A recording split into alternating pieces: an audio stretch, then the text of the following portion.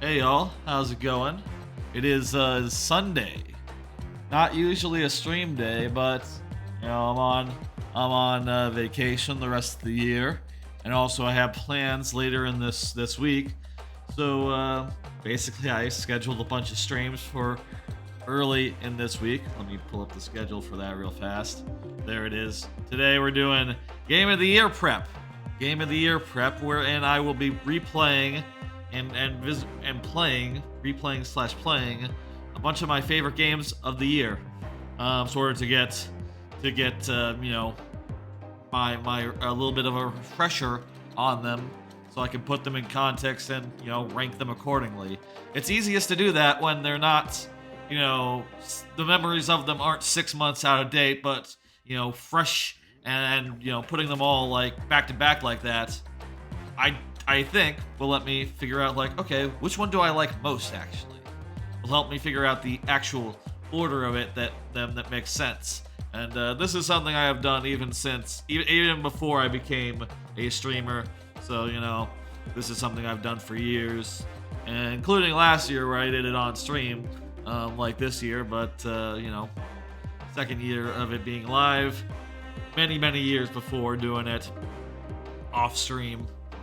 Anyway, tomorrow will be at the stream at the usual time. It'll be a usual stream.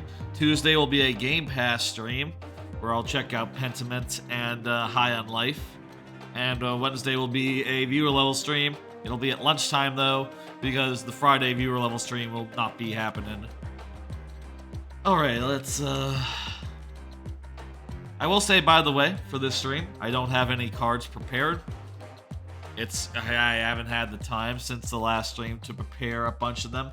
And also, I do think I want to focus on the games themselves today, since, sort of thinking about my favorite games of the year is the whole point of the stream and the whole point of this exercise. And there's really not that much to say about other stuff, other than, do you see that Twitter stuff? This has been a recurring theme the last couple of weeks. But apparently Elon Musk said today, or the other day overnight, he said, oh, I'm gonna raise the Twitter limit to 4,000 characters, which you hear that and you go like, oh, that's the actual end of it. That's the actual end of Twitter. No, that's not how Twitter works. That's not the appeal. Imagine you're in like Tweetbot or whatever, you're scrolling and you see a tweet that's like the whole screen long. You'd be like, what the fuck? Like, that violates the whole fucking conceit of Twitter, honestly. I said this on Twitter, but if I saw anyone who used like more than 500 characters in a tweet, I'd unfollow them. Honestly. Let me tell you about this game for those who don't know. This is Marvel Snap. This is the first game I'll be checking out tonight. Way I figure, I think we can just do, we can go back through the year, one game at a time, or maybe we'll go in random order. I have not quite decided yet, honestly, but decided to start with Marvel Snap. You can see this is a card game. It is. You might notice the UI is a little bit weird.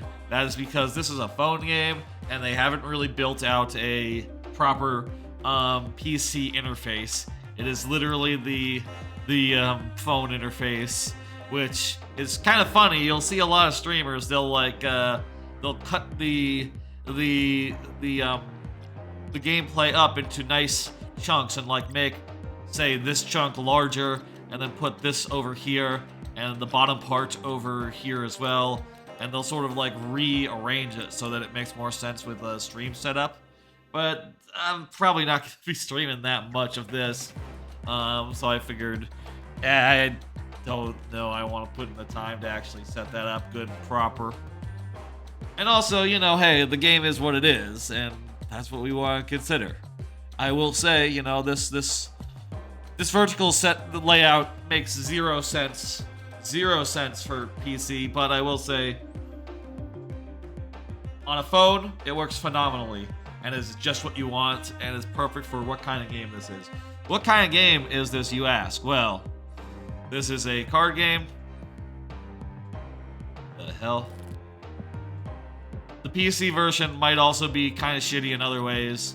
I will tell you, it doesn't usually have the sort of performance, the sort of performance on my smartphone. It's a card game, and basically each deck that you make. Jeez, it's slow. Jeez, it's slow on PC, huh? Oh my god. Snap is not responding. What the fuck? I'll tell you, it works a lot better on the phone. I guess for like a cavalcade of reasons. Do you need like a really beefy PC to run this fucking thing properly? Or maybe it doesn't like that I'm streaming at the same time. There it goes, it finally works. I have a pretty big collection. I have like, I've been playing for a while. I've been playing like non-stop. Want to see unowned? I'm gonna turn off variants. So basically in this game, you're collecting all these cards, and one of the cool things about it is that you really can't pay for cards. The only thing you do is like you do these cosmetic upgrades. Let's see, where's my... How come I can't see the... Oh, there it is.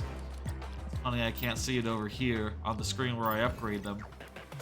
I have 200. Okay, so I have 200, so I can do like one. I can upgrade a purple into... No, I can't. I can upgrade... Jesus, this has performance issues. I'm gonna sort by... Here's what I do when I want to upgrade cards. I sort by quality, and that puts everything that like I can upgrade all on one thing. And I look for a card that I'm actually using, or I've actually used in the past. Let's see, anything good here? And in blue, I can probably do an upgrade of Silver Surfer. Shang-Chi is really good. Silver Surfer is one of the brand new cards. Yeah, let's go Silver Surfer. And you do these cosmetic upgrades to stuff, and it basically like adds different things on it. One of the things that's early on in the tree is 3D. So you can see there, as it tilts around, it looks kind of 3D. Now I will tell you, just as like a point of reference, looks a lot better on the phone and feels more natural. You know, as you tilt your screen, as you tilt your phone, the 3D effect just looks very, very nice. Whereas you do have to drag it around a little bit on the PC, I guess. Or I guess it, you know what? Actually, come to think of it, it just automatically does it a little bit. I'm gonna upgrade this to Epic, which... What? Not responding. Okay, there it goes.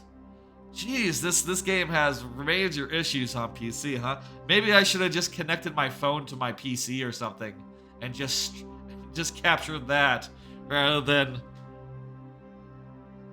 animated. Rather than do this. I will say again, really the phone version is what I'm considering for Game of the Year. This version here, the Steam version, I would say is not a good version, and you shouldn't play it probably.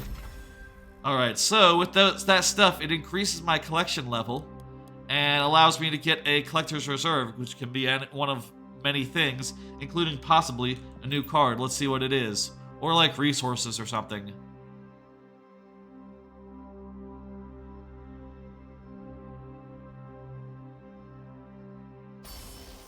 Just resources. But that is enough resources maybe to get to the next thing. And maybe a little further. Maybe we can get to the next collection reserve today and maybe get a new card. When you get a new card, that's the best, because when you get a new card, you know, a lot of the time it'll like give you more possibilities. And also, the first time you upgrade a card, it's cheaper per like upgrade per like collection level than it costs in resources. So the most efficient way to like build resources is to get new cards and to upgrade them to the first step. And to upgrade them, you also need like a currency you get by called these like boosters up here. And you get these boosters by playing in matches, basically, with the card. So you really want to take those new cards into matches and use them. Now let's talk about what decks I have right now. Recently, the other day, I got a again with the performance of the PC version. I recently got the card Brood, which is a on reveal card that adds 2 broodlings to this location of the same power, which is really nice. It's a 3-cost card that spawns 3 other 3-cost cards, which is really nice in combination with this card here, Silver Surfer, which is the new one for the season. Basically, this gives all other 3-cost cards 3 power. So, you know, put Brood together, which creates 3-cost power, and Silver Surfer, and you got yourself like fucking what, 9 power for 3, which is a pretty fucking good deal. If you can combine that with Wong, which causes your on reveal abilities to happen twice at a certain location wherever you play Wong, that would basically be 18 power. I've not actually pulled out that combo since this is a pretty new deck. I'm also not sure if this is optimal. This deck in general, I put it together to basically like have a bunch of 3s, but not that many 3s, and also have you know, a couple of things that would be good with Wong, like White Tiger, Black Panther, Odin as well, and also with Debris, that works well with Patriot. Patriot also works well with White Tiger, and Brood as well.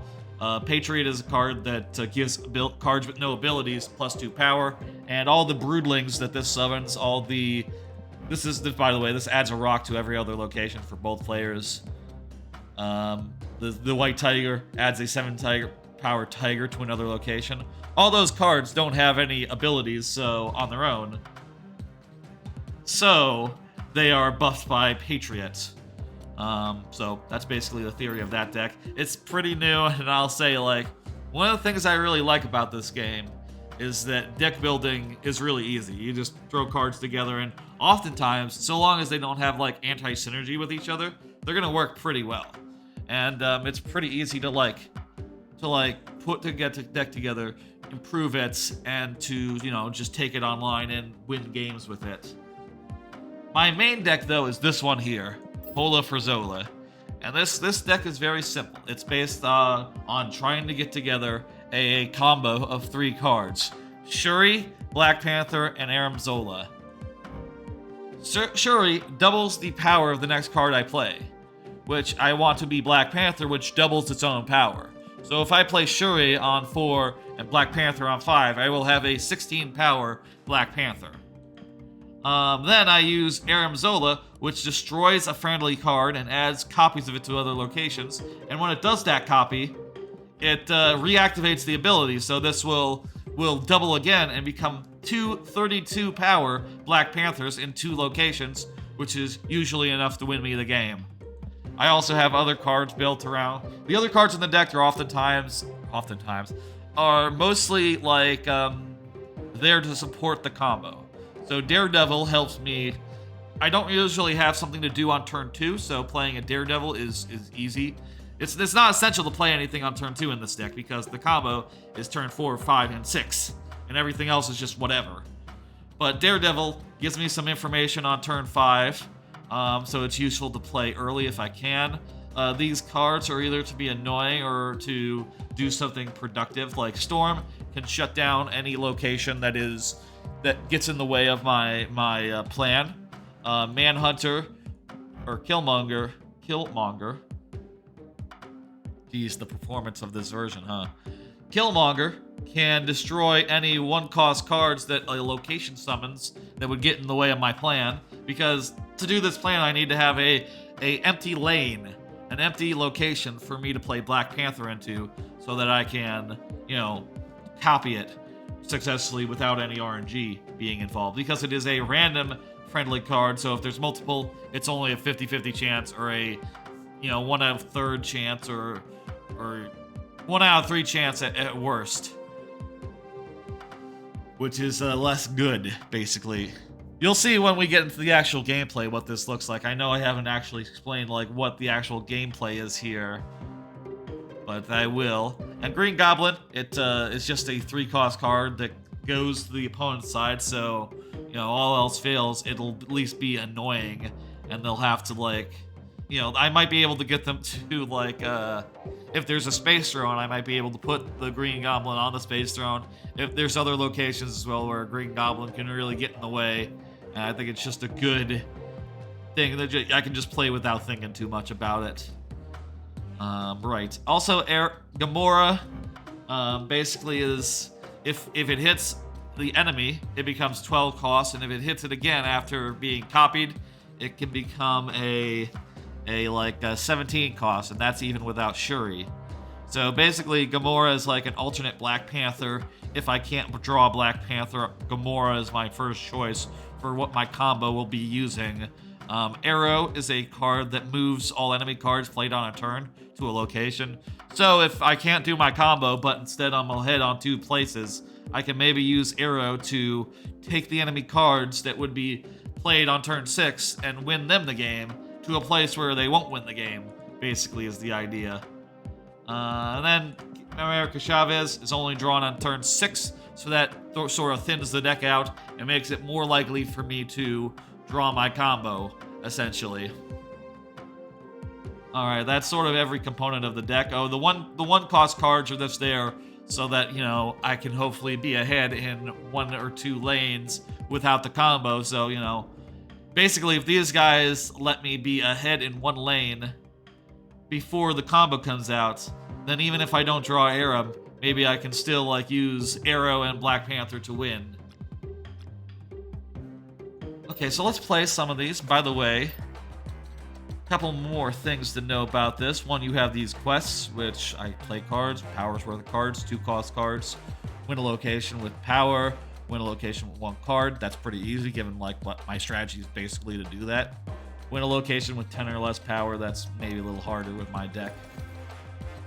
A thing about this game that's really nice as a live game is that every week there's a new location added, and for 2 days of the week, that location becomes a hot location, so it's seen more often, and you're sort of encouraged to design decks around it, or like adapter decks around it, and to like sub out cards that are less appropriate for cards that are more appropriate for this deck. And also on Sundays, it's not a new location, but one of the locations becomes a hot location for a day. Today it is this one, the Baxter Building. Whoever's winning this location at this location gets 3 power, and all the other ones, that one's pretty simple. We don't really have to do much we don't really have to change our strategy at all to deal with that. All I need to do is not play my guy. If I'm doing the combo, I need to play it on not that one, so when it gets copied over, it takes that one. That said, 3+ power is nothing, and I probably don't need to get it at all, honestly, with my deck. I go ahead and choose Hola for Zola. I hit play. Let's see if this fucking works properly. Oh my god.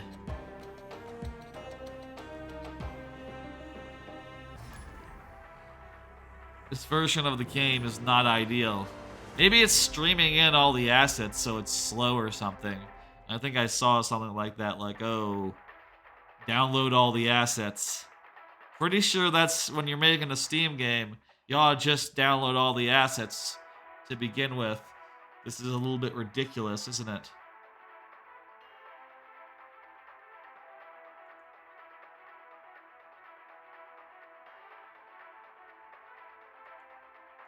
Oh my god.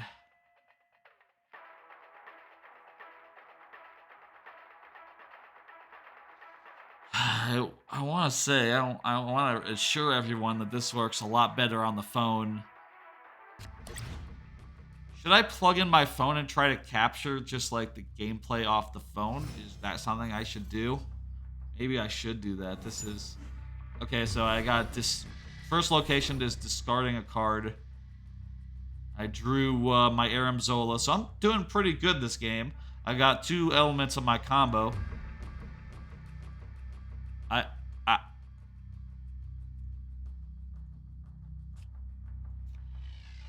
Jesus. I'm gonna play that there. One thing about this game, so there are these 3 locations, right? And the basic goal is to win 2 of the 3 locations. And each location has random effects that you have to adapt to, and is revealed in over the course of several turns.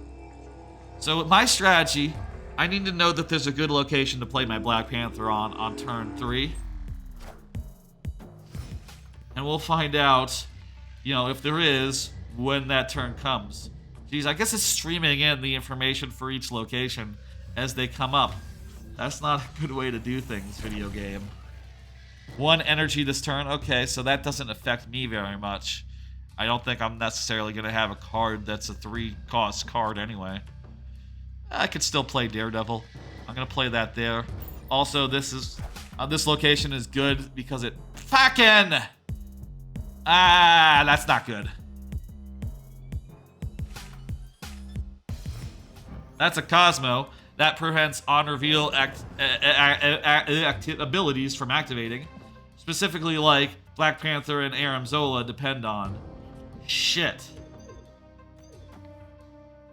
That's gonna mean that my strategy, when the Black Panther is copied over from here to here, it's not gonna double. It's not gonna double up, so it'll be only a 16, assuming I can draw Shuri next turn, actually.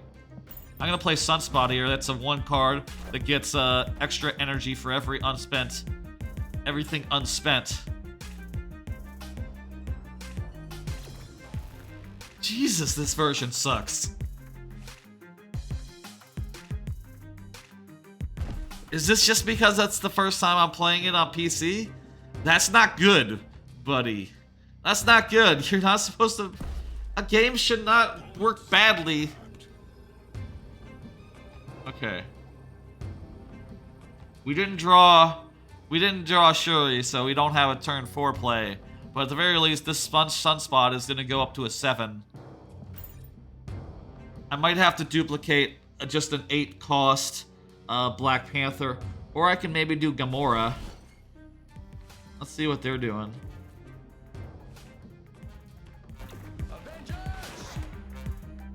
I will also say, just as a small note, I usually play on the phone and I usually mute the game, so I usually don't hear any of the audio. But I do know the music. Let's see, what's he playing? Well, he played on the area that doesn't have the thing, so... Sarah, oh, that's not good. So I can't do Gamora here, that's not gonna work because of the Cosmo. Gamora, by the way, basically if I play it where an opponent played a card, it gains 5 and basically becomes a 12 for 5. But it only works if I play it where they play it. Okay, this becomes an 8. So when I copy it over, this will become a 8, which will take this up to 15. But also I'll be losing this, so that I will be losing 3 off every location, so... And they'll gain 3, so... It'll be 15, and they will have 10. They only need to play a 5-cost card to win. This is gonna be risky, but...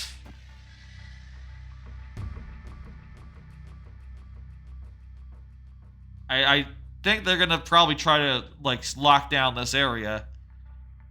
And at the very least, they won't have any abilities either. By the way, one of the things about this game is you can hit this thing up here, this cube, to snap, which basically doubles the stakes for the match. And also the stakes double at the end of the game as well, which only lasts 6 turns. That's important. 6 turns are the amount of turns. This is the final one. Let's just do it. That's not good. That might be enough.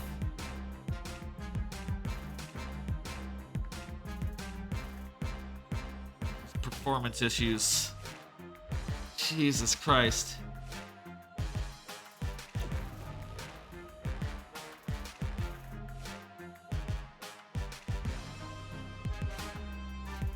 Oh my god. Nope, that's gonna do it. Yeah, Yeah. That was a Silver Surfer deck, by the way. You know, I said earlier, Silver Surfer does that thing. That makes sense. Had a lot of 3-cost cards, and all of them gained a bunch of power.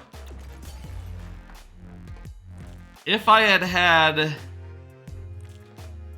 Wouldn't have been enough even if I had the Shuri on turn 4.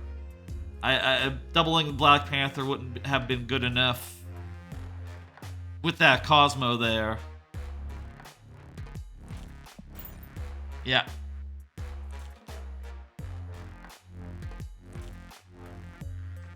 Yep. Jeez, this game has some performance issues. Jesus Christ. Let me look at this thing. Download all assets. Go ahead and do that. Yeah. Wait, did it just finish? Was that it? Not sure if that was the issue, but might have been. We're gonna keep playing. We're gonna do more matches. I'm gonna get this combo off. I swear to you. That's gonna happen. There was a while where I was like, you know, the first, with this deck, undefeated for a bit once I started playing it, but it's been a little more up and down more recently. It's been a little more mixed results. Jesus Christ.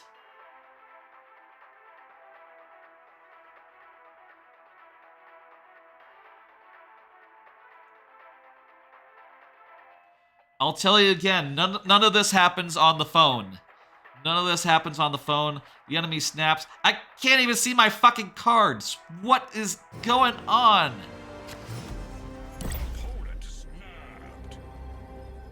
Okay. I got Shuri. I have Storm and Green Goblin. It's gonna give me some options on turn 3. Did I plug in my phone and try streaming off that? I don't fucking know. That's going to give 2 power to each card in my hand, which is kind of a problem with Green Goblin since I want it to be low rather than high. That's going to make it a 3 -1 that I give to my opponent, so that's not really any good anymore. But I can't play this. Let's just play this there. And if they try to contest, the Rocket Raccoon will gain power and become a 4. Which is, you know, gonna be a good amount of power for the cost. We're still ahead too, which is nice. There's the Baxter building. We've gotten 2 pieces of our combo so far. I'm gonna shut down this one. Yeah, I'm gonna shut down this one. That's gonna turn this one into a... This location will now be destroyed and turned into flooding. And when it's flooding, basically we have 1 turn to play more cards to it, essentially.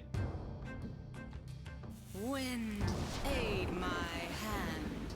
Jeez, the Steam version sucks. Ah, jeez, that's Killmonger. I didn't mention before, but Killmonger destroys all 1-cost cards. An interesting thing about this game...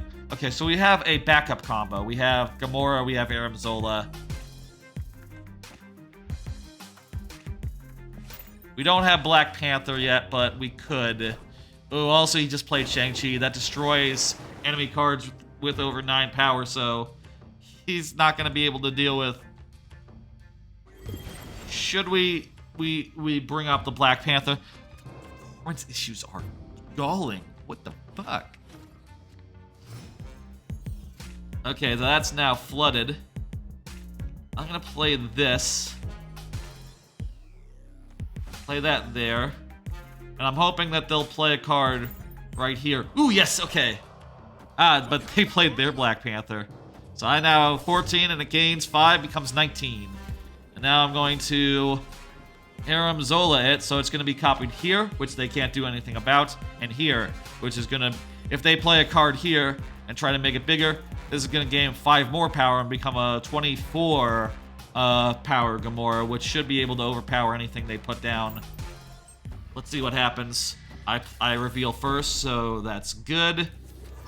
And unless they played Ooh, crap. They played an Aram Zola themselves. Or do we have enough? Ah, shit. Oh, wait, but... This might be close. I think we're ahead. Ah!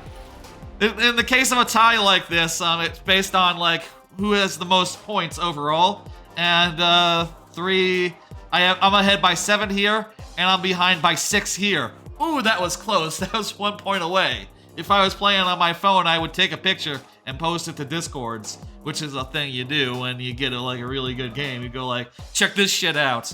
Check this shit out. Oh my god. They were playing the same strategy, the Aram Zola Black Panther deck. So, you know, I didn't draw my Black Panther, so I had to go with the backup there, but, you know, hey, that works out. Again, I don't know what's up with this version of the game with the... Man, I hope next year they put out a PC version of this game that is, like, designed for PC and also doesn't have these issues because, you know, it is a phenomenal game for the phone, but the PC version maybe doesn't pass the smell test, you know. Let's do that again. Let's get another big win in. I'm gonna play my Zola deck more. I have other decks. Occasionally when I get new cards, I like to make them and try to make them work. But for now, okay, so this one, we'll shuffle things into our deck. Let's make that our Black Panther spot, so we only have to use it on turn 5 when that doesn't matter. That's gonna be where we play our Black Panther. Okay, that's gonna destroy the Sunspot unless I storm it. So let's go ahead and just pass the turn and see, you know, what happens. We'll see what this one is. Playing Mojo, that is a card that has 4... If both players have 4 cards, that has 6 power. I'm not going to have 4 cards in any location. That's just not how my deck works. So he is going to be fresh out of luck as far as that goes. That's never going to get activated. The way this game works is basically all the cards are like sorted into various pools. And we basically go through each pool in sequence, getting all the cards in a pool before moving on to the next. At least that's how it works for pools 1, 2, and 3. But there's also pool 4 and pool 5 that was introduced recently, and those ones are just very, very rare. And also they cost more in the store. Okay, so I didn't draw my Shuri, so I won't be able to buff whatever I put down, but... Okay, what are we gonna do here? I'm gonna play Rocket Raccoon here, and then Gamora over here, I think. Oh well, that's fine. Maybe I should have played it over here. I don't know. That's good then, actually. Jesus, I think it's loading the rock texture right now, and that's why it's weird. Again, I usually play on the phone, so maybe if you play the PC version enough and everything gets downloaded, it's all very natural. You know, it doesn't give you these issues in that case. I drew the Shuri, but 1 turn too late. What do I want to do now? I think let's go like this. That'll get us. Ooh, that Claw is a card that adds 6 power to this location. So with that, they have taken the lead in this location as well. But with this Aram Zola, I'm gonna take it back. This is a 12, and if they play anything here, it's gonna become a 17. I think that's gonna be hard to beat. I'm gonna snap. And let's see what happens. I'm feeling confident. I think like we have the play here. I'm definitely gonna get this zone. I'm definitely gonna get this zone with this play. Ooh, that adds 5, and also we'll add that one, and that one. Jeez, the performance. This is gonna be close.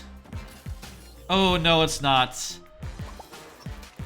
It's off by 3. Not good enough. Dang it. Well, that happens. That happens. Let's see.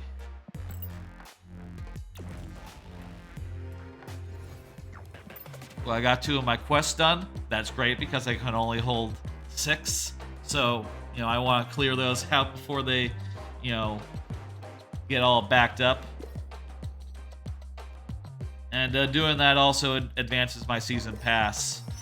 There's also like missions that are part of the season pass. None are available right now because they unlock week by week, basically.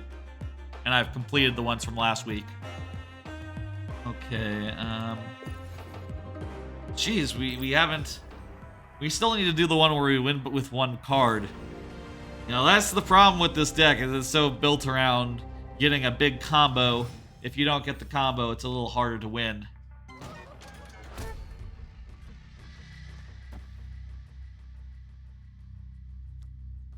I'm gonna hold that back for a second. Actually, no, I shouldn't have done because... Ooh! I'm gonna play my Black Panther here, so that's where the Black Panther is going. I have all the components for my combo! Snap! Snap right now!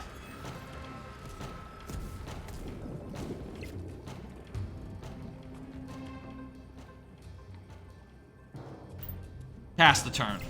I'm gonna Shuri on turn 4 right here. I'm gonna Black Panther here, Amzola. Good to go.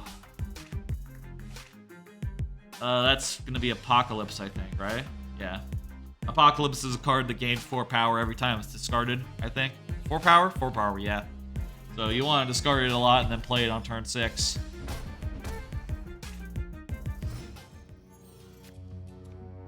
Okay, Shuri here. Black Panther. What are they doing over there? Morbius and Blade. Right, this is a discard deck, so it's not going to come up with anything like surprising, I think. Like a Cosmo or something that's going to fuck me up. So I think I'm clear to just do my combo without really much fear of retaliation. The best thing they could do is maybe like a Hela, is playing a Hela, which basically summons all the cards that were destroyed in a game, or discarded in a game. Oh, that doesn't, that's the fine. Iceman will increase the cost of a card by 1, which can be a problem for my combo if it hits the wrong card, but, you know, it can't increase the price of a 6-cost card, and that's the only one I have yet to play in my combo, so it's all good.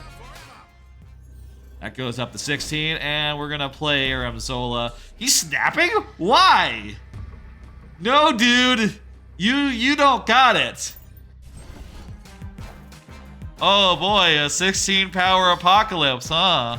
Well, check this out, dickhead. Oh my god, he should not have snapped. Now we got 2 32s. He's done. He's fucked. We just gained 8 cubes. That was a good victory. That's what you want to see. You want to see a good victory like that.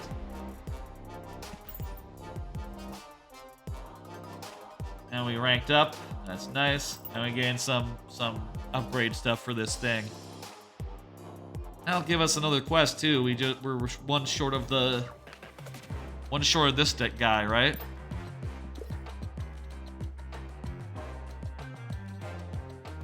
When you have a victory like that, it feels really good, you know, and you kind of feel I really feel like really mischievous, or like, I feel really good, just like, nah, buddy, you think you won? You snapped against me? Nah, check this shit out. It's fucking good. Let's see then. Still do that. Win a location 1. How do I not? Okay. We're gonna do that one more time. We still need to win a location with 1 card, and this is the easiest deck I have to do that with, due to the Black Panther play. I will switch decks in like a minute or whatever. Is this telling me like an upcoming location? Kind of a funny like glitch here. So this PC version, I don't think it's ready for prime time.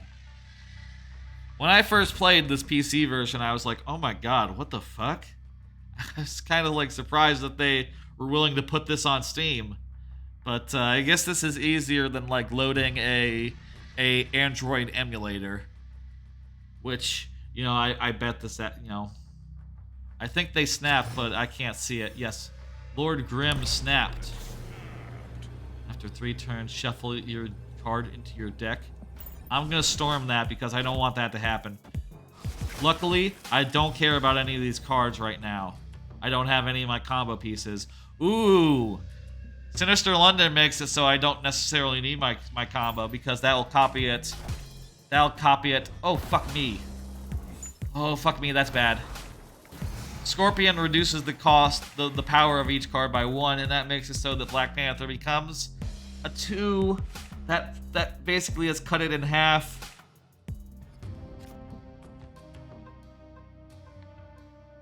I think I'm screwed. Yeah, we need to retreat. One thing you can do, by the way, in this game that I have been doing up to this game is retreat. And that basically is like folding in poker, right? It's like, okay, I've lost. I need to get out before the stakes go any higher. I'll only lose 2, whereas if I went to the end game, the end turn, it would toss me 4. You know, and you want to do this if you know you're going to lose when they snap, because then, you know, once they snap, it's like, okay, I'm doubling in. Are you in? Sort of like poker in that way. It's like them upping the ante, and you can fold if you feel like, okay, I'm fucked. I need to go. That was just like a very targeted answer to my deck, just reducing my card's power in my hand. Like, there are certain things that can happen that will totally fuck me. That's one of them. Another thing is if they play like a Juggernaut, which will move a card that I play if it's on the same lane as theirs, that could make it so that when I play my Black Panther, it gets moved to a lane with a bunch of stuff in it, which would screw up my play. Another thing that could happen would be a armor, which makes it so you cannot destroy cards in a lane. That if they played that in the lane I played my Black Panther, I wouldn't be able to destroy it, I wouldn't be able to copy it, and I would be basically fucked, basically. Okay, turn 2. I'm gonna play this there. No, actually, I'm gonna play this there. This will be my Black Panther lane. I have Shuri. I have turn 3, turn 4, and turn 5. I have 3 turns to draw 2 cards. Okay, well, that's not a problem so long as I don't play anything but for... Okay. I'm just gonna pass until Black Panther comes up, basically, is my plan here. And I'm gonna hope I have 2 turns to draw Aram Zola. I'm gonna hope for Aram Zola.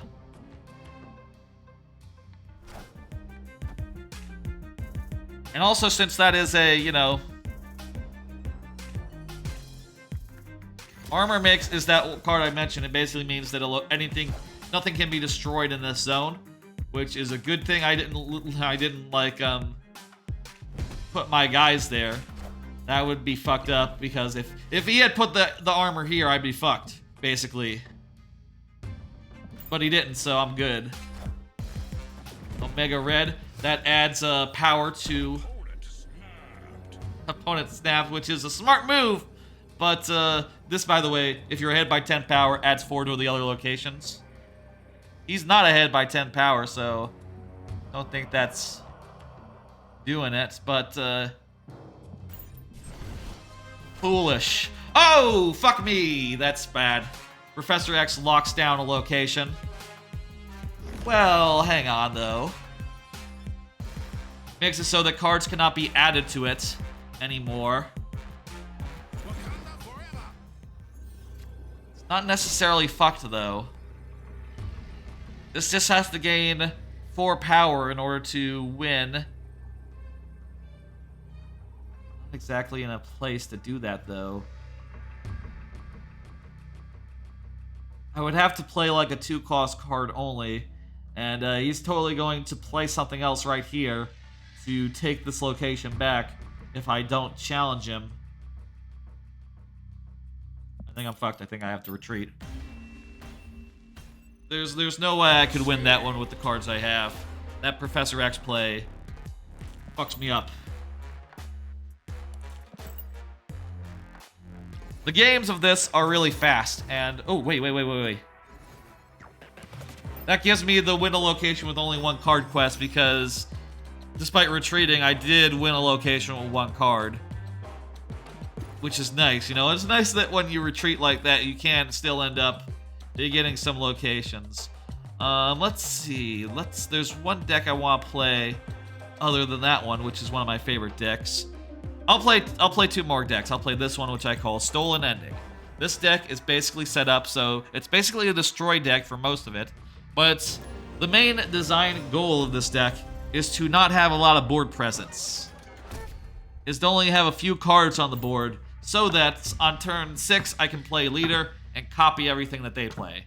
Leader is a 6-cost card that copies everything they play on the same turn, so, you know, if they play a bunch of cards, so long as I'm ahead on turn 5, Leader should be able to be enough to, like, secure the win. Unless they play something that destroys the board or something like that. Or does something very specific that only works for them. Like an Odin. There can be ways where you lose with Leader, but it's fun is the thing. Okay, here I'm gonna play Green Goblin. Green Goblin is great for this deck because it doesn't take up a slot. It takes up a slot on the opponent's side, which is, you know, good.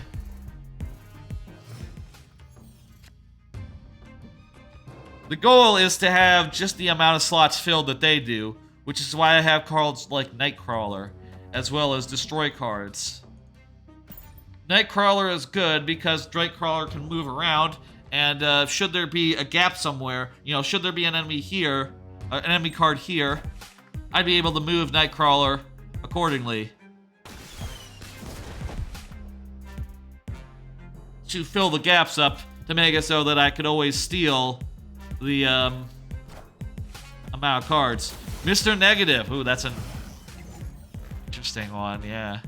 I haven't got Mr. Negative. Mr. Negative reverses all the cards in the player's decks, the power and cost of cards in the player's deck, so he could draw some really fucked up shit and play it for really cheap.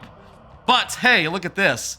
You know, well, actually, I didn't draw my Leader yet, so I don't know if I'm going to be able to play it. But whatever, I'm going to move the cards over here with Arrow. Oh shit, well, they were played over there anyway.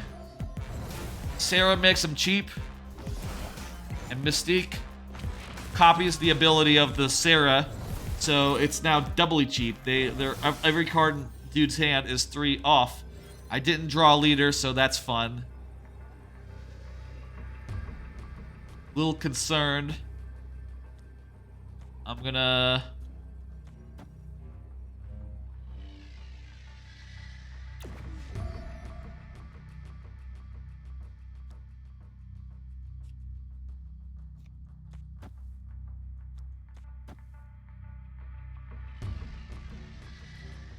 Okay, I'm gonna gobble up these guys, cause the Nova to explode. That'll gain 1 here, and cause these 2 to gain 2.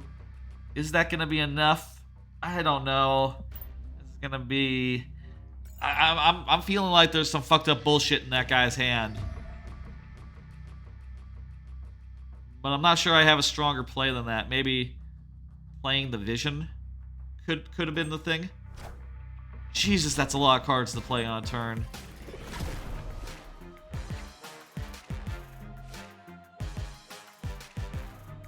Nova, when it dies, it gives everything 1 power. All my cards 1 power, so that can be good. Brood. That's not enough on its own. Ooh, that's bad. Wait, why did he play Iron Hearts on the location that didn't have Wong on it? That can gain you up to 6, so could take Baxter Building back, but does not. What is... Silver Surfer, oh my god, no! That's bad, that's really bad. Yeah, that's gonna do it. That adds 6 to every 3-cost card, of which there are a bunch. Including my Green Goblin. Oh shit. Not pretty. Also, I didn't draw my card, so... My card to steal the ending. Sometimes it can be like this, where you go in and you're like, okay, well, I'm looking for that nice win. I'm looking for that nice, big play that this deck is built around. You don't draw the cards, and you can't do the big play, and it's a little frustrating. I don't believe you. It is a tad bit frustrating, but it is what it is.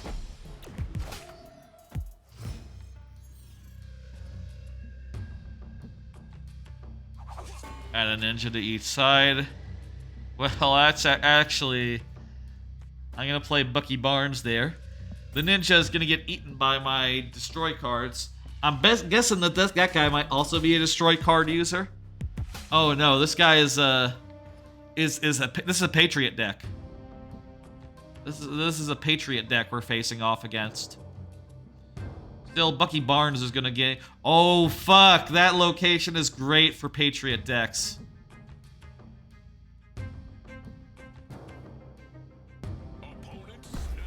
Yeah, the opponent snapped. I saw that.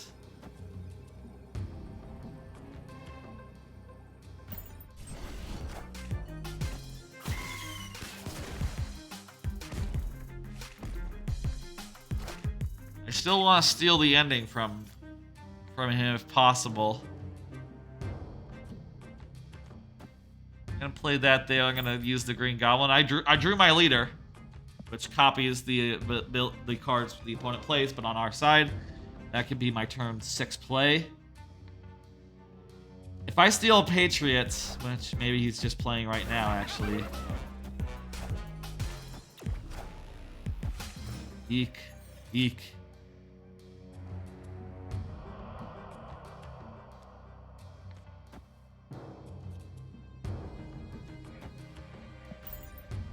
I don't know if we can do it. Let's see what we end up with after this turn. But we can't copy everything that he plays, so... I don't know.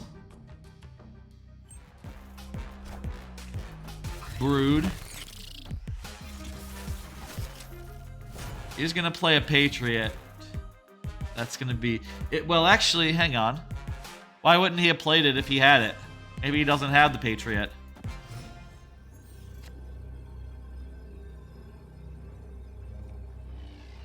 This goes up to 8. And this would take it up to 12. I don't have enough to be ahead in any location.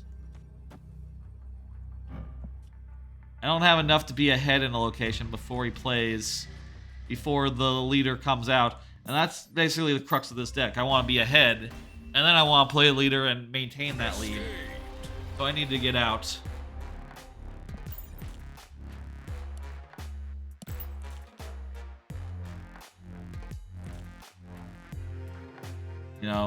I will say one thing about this game. I do think it's pretty early. It doesn't really have anything other than the main mode, which is great, but, sometimes you could use an unranked mode when you're screwing around with a new deck. Sometimes, it'd be more interesting if you could have, like, a draft mode or whatever. And none of that stuff is in yet. None of that stuff is in yet. Maybe next year. Maybe next year. And also, of course, you can tell the PC version is heavily compromised, maybe just a might bit premature. Let's see what J-Man has for us to deal with,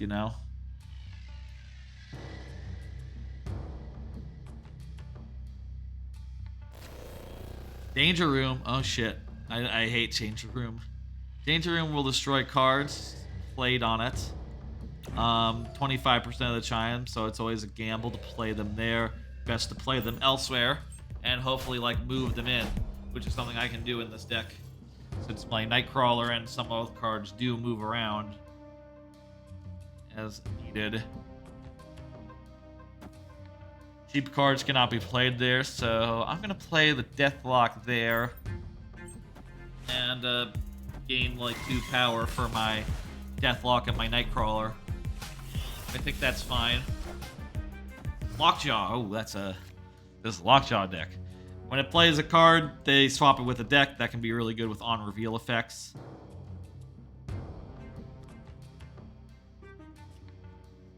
I don't really have a good play this turn. I could play this, but that only puts like 1 more point of damage on the board. Doesn't really combo very well with what I got. This would be losing. This would be losing in any place it can, losing power in any place it can be played. I think I just have to pass. Oh, I don't like that though. Rude came out. Oh, that's lucky. That filled up the board. That area with fucking 2 drops before Lockjaw could get much value. Lucky. Okay, Vision? Yeah, let's drop a Vision on that. Actually, yeah, drop a Vision, and then I'll probably move the Vision around accordingly. I'll probably move the Vision next turn. Ooh, Professor X. That locks down that lane, so now we have to get... Oh, hang on! With the 3 over here! We're totally winning this location, so... Unless he has a Silver Surfer. He would have to take a Silver Surfer to win this, but that would give my guy 3 as well. This is gonna be tight. I think with... You know what? I think we ought to, like, try to win this by as much as possible and just cop... You know what? I don't need to put anything here. I already got 3 ahead. I'm already 3 ahead, so leader will copy anything I need as far as that goes. Best policy is to have as much power on this as I can.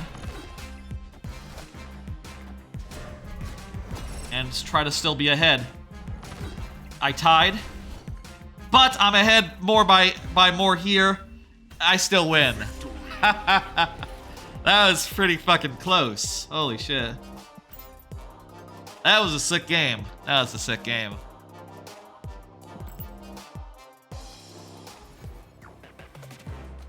That was the correct move in that situation. If we hadn't done it like that, we would have lost. We would have lost. I think we would have lost. I'm not sure. Math is hard. I've gotten enough upgrade points to maybe get some more stuff. So let's go ahead and do that. Let's try to get another thingy, another new collection level thing. So let's see. We have 700, so we can basically do a big upgrade rather than a small one. So let's go down to the bottom and pick out one that I use all the time and upgrade one of those. Let's see. One of the wins today was down to Gamora, so let's go ahead and upgrade Gamora to Infinity. What happens when you upgrade a card to Infinity is that it's you get 10, which is a lot. 10 collection level. Let's get our stuff. This 50 credits, 10 boosters, and fingers crossed for a new card. It could also be like collection currency. It could also be like a new variant, which is basically a version of a card, but with different artwork. It could be a bunch of stuff. Hoping for a new card, though.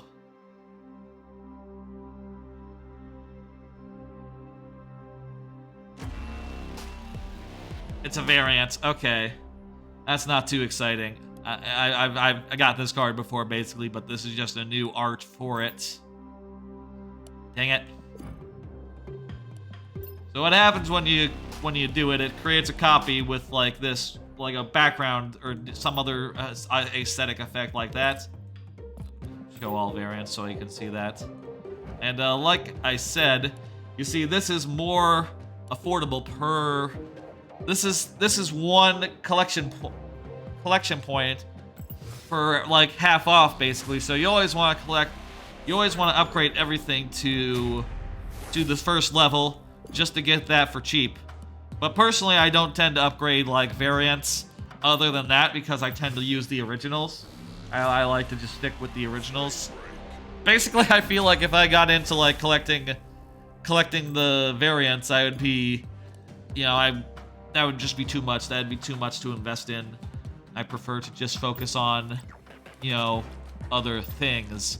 I still have 200, but that's not going to be enough to get me to the next guy. 200 is only going to translate to 4 levels. So yeah, the next collector's reserve is a bit away. Would have loved to get a new card and you know, try to make it work. You know, one of the things is that you need these to upgrade a card. You need the collection things, and you only get the collection tokens by playing the game. So you got, whenever you get a new card, you gotta throw it in a deck and put it to work. And that's always a very fun part of the game. Just the constant like grind and the constant like, ooh, a new card. Let's try to make it useful. My let me show my recent real fast. My most recent, wait, I guess it's putting like the upgraded cards in recent, or like, yeah. My most recent card that I got was a Brood, which you know, is really handy in a Silver Surfer deck. Other than that, my most recent was Tuma, which is one of the more rarer cards. This is from Pool 4, but isn't very good, so it's not great, you know? Before that was Wong, great card. Patriot, great card. Silver Surfer came with the Season Pass this time. It, you know, seems like it's a very powerful card in the right deck. Arrow and Aram Zola.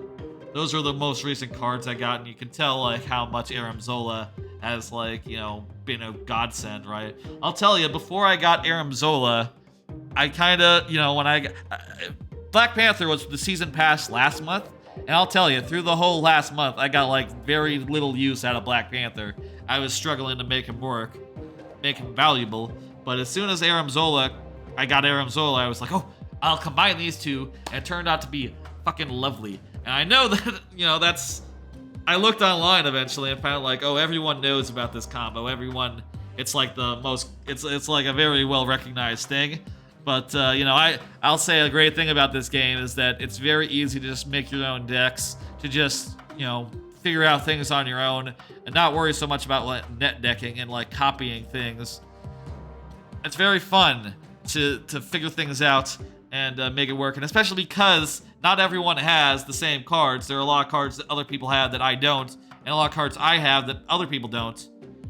You can't really just like copy wholesale someone else's deck. You sort of have to make it your own and deal with cards you have, deal with cards that you don't have, and also cards you do have. You know, for instance, one of the cards that's really rare that I have that is from series the fifth pool, which is the rarest pool, is Shuri. Where is Shuri here? Shuri. Shuri. I got her a while ago, and she's very rare. I got very lucky to pull this from a reserve, and I'm really fucking pleased whenever I get to use her, especially in combination with Black Panther and Aram Zola. She's a fantastic card. This game is fantastic, I think. Oh, also, by the way, I should show you, there's like a token system where you can like get specific cards, not by chance. If you go into the shop, which also lets you pay money for variants, which is another reason I'm not like super into variants. I don't need them, and also I don't want to pay money for them. And also has a token shop. Token is currency you only get through the chests, and every 1,000 of them you can get another card. And basically every such and such hours it refreshes, and you can pin a card if you want to save currency for it. I currently have the Taskmaster pinned, which is a 5-cost card that copies the power. On reveal, it sets its power to the power of the last card you play, which is really handy if you have decks that play a bunch of really big cards, like, you know, my Black Panther deck. If I can copy a 16 power Black Panther onto the Taskmaster, that's almost as good as, you know, Aram Zola. So I'm figuring that basically I could put Taskmaster in my deck and have an alternate win condition to Aram Zola, or, you know, it's not as good, but it's nearly there. And that's I think I'm gonna make my deck more solid, getting this guy. Anyway, that's and you can also see there's like some bundles here of like variants and stuff and crits and like all this stuff. I'll tell you that I've not really engaged with that. Mostly my purchases have been the battle pass, which, you know, as a game I am playing every day, it's worth it to me. And you know, so long as I'm still playing and still having a great time, I'll get the battle pass every month. But you know, if I ever drop off or like it ever becomes more infrequent, I think I would stop playing for the battle pass. Anyway, that's Marvel Snap. It's a phenomenal game. I think it's not quite all the way where it needs to be, and I will say when I go on a losing streak, I can get very salty, and that doesn't feel good at all. But when you pull off a big win and it all comes together, there's no better feeling. It's definitely one of my favorite games of the year. Let's go to the next game now. Oh, you know, I don't think I mentioned at the top why the stream was a little bit delayed. I was having issues with the Logitech, with the Logitech's G-Hub software. That's why the stream was a half hour later than I expected it to be. But was able to get everything working after restarting my computer. So that's why. That's why it was a little later than I said it would be. Anyway, let's go to the next game. I was thinking we would kind of go through these in like reverse chronological order, if that makes sense. Sort of reverse chronological order, but also like focusing on the top tier of games first and foremost. The games that I think are among my top tier, the ones that are really in competition for my top 10 list. So let me go ahead. I'm gonna mute this game. I'm going to pull down this game. Where is the... There it is. Snap. And I'm going to pull up the Xbox. Because we're going over to... I'm not quite sure. Let's go to Vampire Survivors. Let's do some Vampire Survivors. I feel like that's the next thing. Yeah, let's do Vampire Survivors. Vampire Survivors.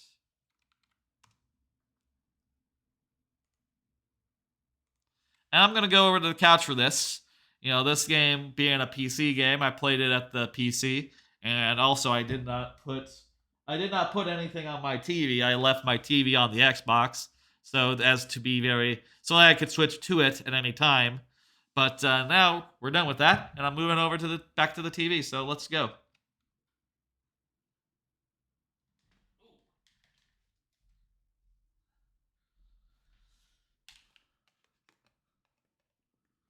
Oopsie daisy. Let me grab a drink of water and turn on my controller. Let me turn off the. Hang on, 1 second.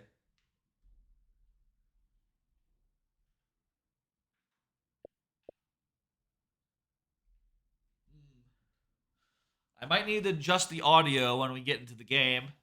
Let me check some things. Let me launch it. Make sure there's... Well, if there was HDR, y'all would know because it wouldn't come up. I'm going to grab a drink of water.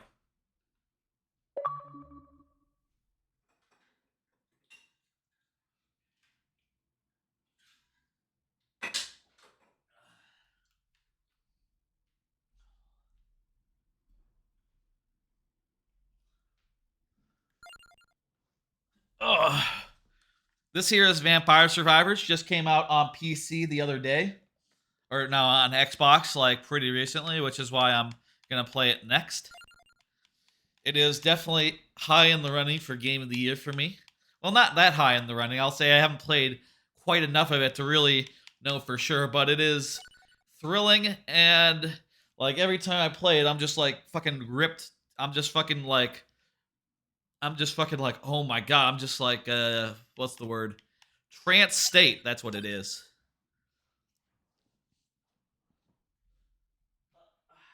I recently got the fusion, what's it called? The the ultimate upgrade system. Started getting some of those, and whenever you get some of those, I also got the thing that tells you like where items are on the map, as well as like guys you can unlock. How's the audio, by the way? Audio good?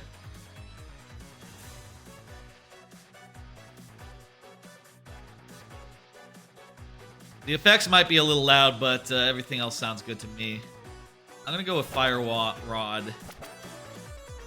So this game, basically you don't have to do anything in this game.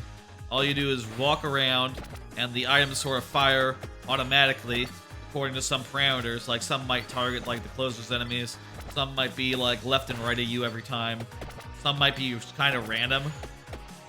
And you walk around and you kill enemies and you get gems, and you pick new upgrades, and that just sort of goes, and you have to survive 30 minutes.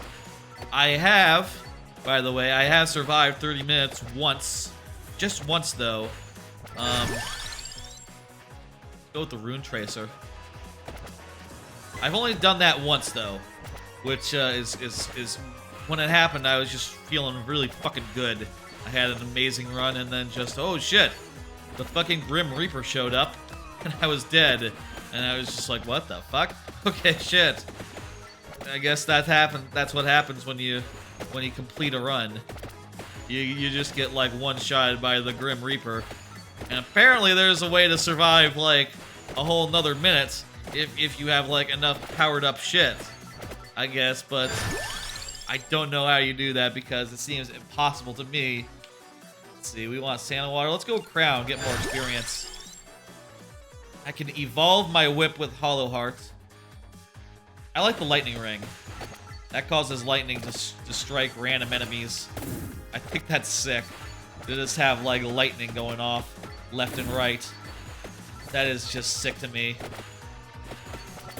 Another thing is that these torches, they contain items like health.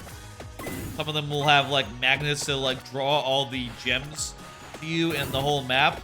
So even if you're like not like, you know, collecting everything that you could get, if you get, ooh, I love this. I love the duplicator. It basically gives me more projectiles for, it gives me more projectiles for everything that I have. So you can see there now I'm firing more fireballs, more rune tracers, more whips, more everything. I also have one of those just equipped by default. So, you know, by default I have a little bit of doubling going on. Big swarms of bats have so much things. Do I want more lightning? Yes, yes, yes. I love lightning. Look at this shit.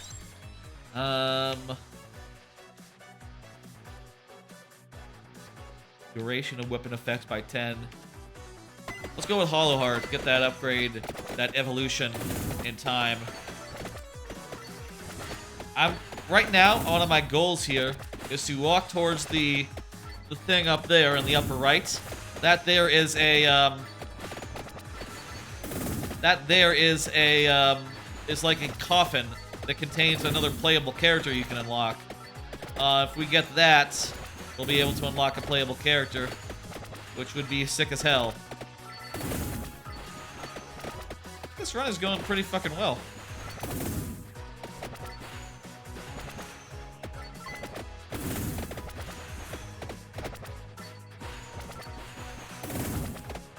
This game, I'll say like it's simple, but it is just like pure goodness. It's just like pure, like, we want the King Bible. It is just like pure action, like, it's just like pure, it's like just the purest gameplay experience you can imagine. Just like killing enemies left and right, surviving, and just like, ooh. Just surviving by like moving around just a little bit. And also, you know, if you get like one of those things that pulls in all the guys, just imagine like how much, I'm leaving a lot of gems behind as I'm going towards the guys, so like I get one of those things that pulls all the gems into me, it's gonna get me a ton of experience. And I'll give you a bunch of levels up like really quick like. things can get out of control in this game really fast, I will say. So, you know, sometimes you might end up just being overwhelmed just by sheer numbers, which, you know, with how powerful you are, how much shit you're putting up, that's just how it's gotta be.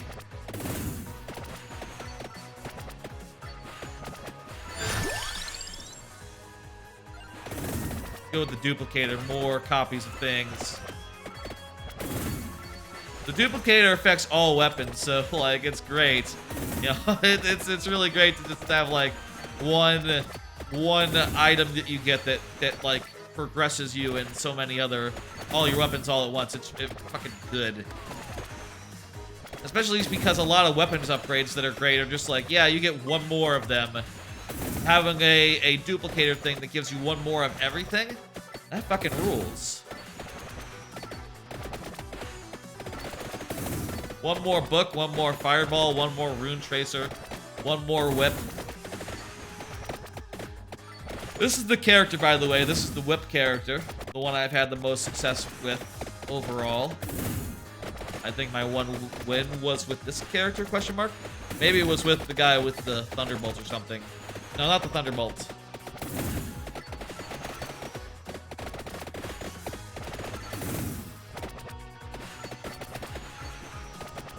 But, yeah. Health. I could really use one of those things that sucks all the money in on me. That would be ideal right now, given I've left so much on the ground as I've been walking towards the guy. No, that's fire. Look at this. I get this, and suddenly I'm breathing fire. Shields from damage. Get more health. You can only have 6 weapons and 6, like, status effect items, so you sort of want to be a little bit judicious in, like, which ones you're getting, which ones make sense for you, and how you want to build it out. And also, you unlock more of them the more you play the game and the more achievements you do. I think this game might be the sickest game of the bunch. Like I said, though, I feel like I haven't played enough to really put it all that high on my list. Personally, I think this is trending towards, like, the below everything else in my top tier, pretty much. Like, maybe number 6 overall is where I'm thinking this will go. It does fucking rule, though. It is fucking the sickest game that it is probably, like, the sickest one of the bunch. And I do understand anyone who's, like, says that this is their number 1 or number whatever. I understand completely. It's fucking, once you pick it up and once you play it, it's like, oh my god. It's just like a pure gameplay. It's just like the purest action game you've ever played. Do we want whip? Do we want more health? Let's go whip.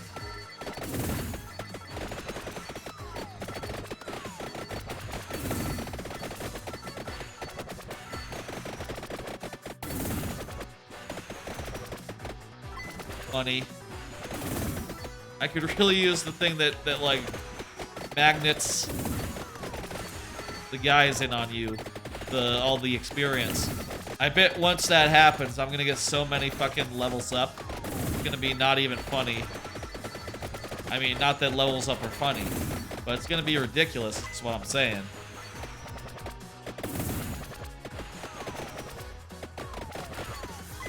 Money. Garlic is really good. Garlic creates a damaging field around me. That would be the last of the items I can get, though. Let's just get more fire rod damage. I think that's going to be a better move. I also already have the King Bible, which is kind of similar to Garlic, except that it turns on and off repeatedly. So it's just a little bit less reliable, but also I think like stronger overall due to the fact that it's not always on.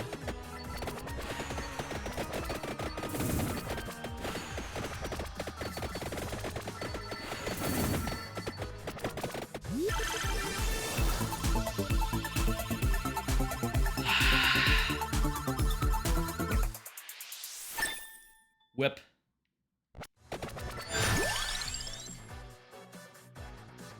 I can evolve the thing. Let's get Spellbinder. Yeah, sure. That sounds good to me. Eventually, it'll evolve my Bible if I keep at it.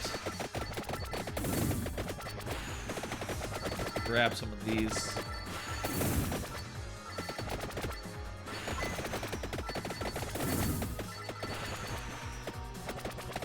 The ebb and flow of this game is really good too, because, you know, there'll be times where things feel like they get tougher, where the enemies are suddenly like, oh, they're feeling all very tough. And there's other times where the enemies will feel more swarmy instead, where it's like, oh, these enemies aren't very tough, but there's a ton of them. And having that sort of like,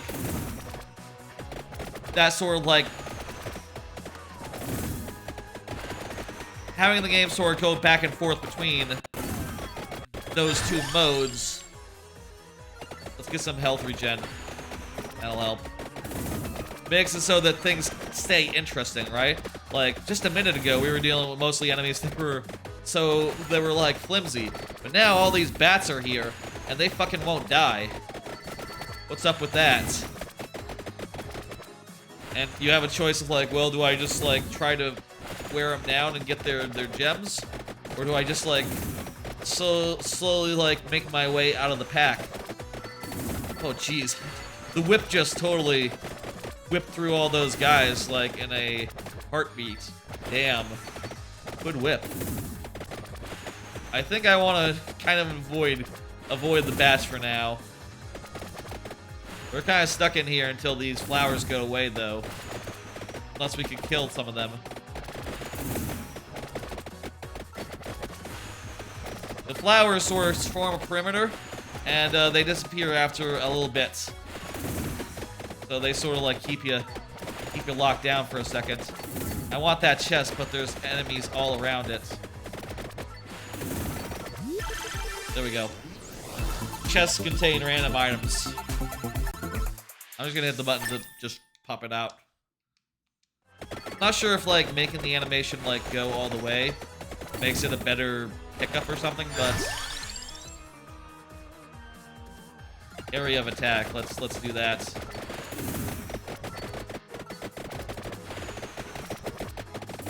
This is quite a cluster. Oh my god. Oh, he just barely got a way out of there. That's nice. What is that? Oh, that destroys everything on the field. That is sick. Oh my god.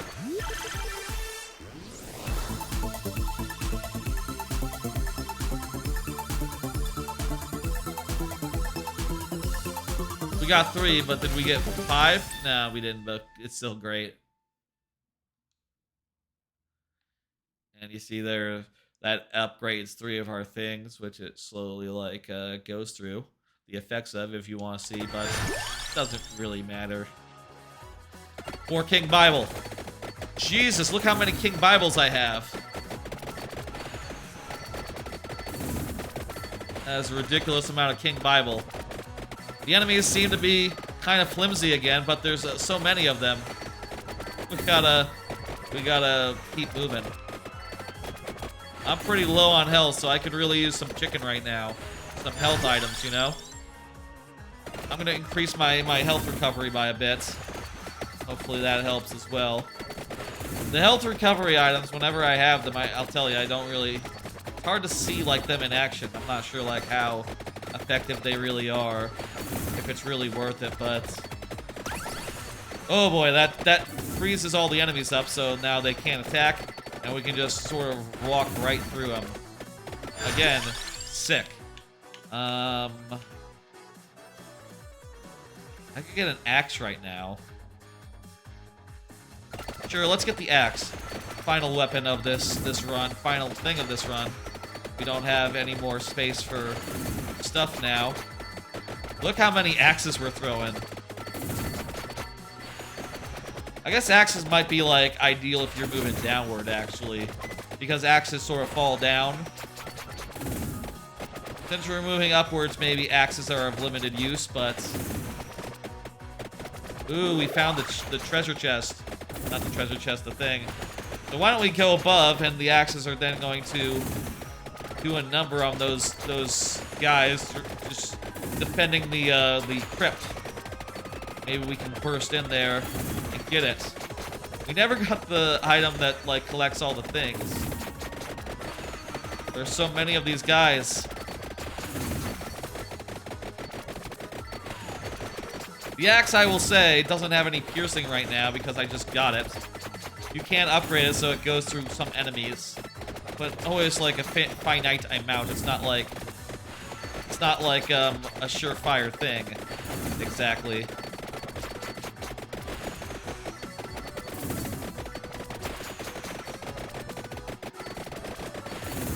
Oh my god! No! I got swarmed. But you get one revive eventually playing the game. Or axes, I guess. Ugh, shit. I was trying to go for the chicken, but nah, it wasn't happening. There were too many guys there. Still, I got a total of that many enemies, which gives me a new character that I can unlock. That's pretty good. I got 2,000 now, so I can either use that over here to power up guys, which, you know, these are refundable, by the way. What is skip?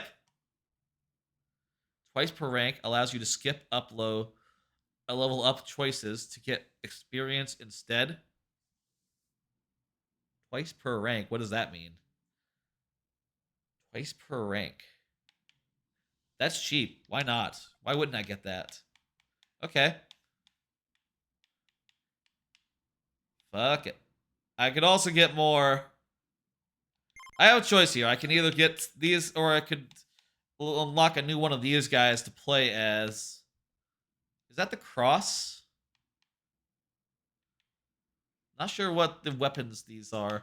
Wait, why does it say max weapons over there? What is this? Oh. You can constrain yourself to one weapon? Why would you want to do that? That's funny. Okay. Maybe there's a reason for that. Like, if you focus on one weapon, think about how good it would be. Okay, shit. Let's try with 2 weapons. We'll do Poe. And we'll try to get, like, a Bible, as well as the garlic that you start out with. I'm gonna real quickly do some power-ups, though. Let's start with that. Let's see. Just get more damage. Yeah, we'll just stock up on damage. Never actually stocked up on damage, which, you know what, come to think of it, kind of silly. That seems like a good thing to get. Also get a little bit of recovery, and we'll go 2 weapons on Poe. And we'll do the latest stage. I haven't actually gotten to the amount you need to unlock the last stage in this level, so I've never finished it, never did enough in it. Here's what I'm gonna do. I'm gonna try to get the Bible. Oh, that's the pickup item that brings all the things in on you. I don't want these. I want the Bible. Okay, I'm gonna do skip. I don't want these. I want the Bible.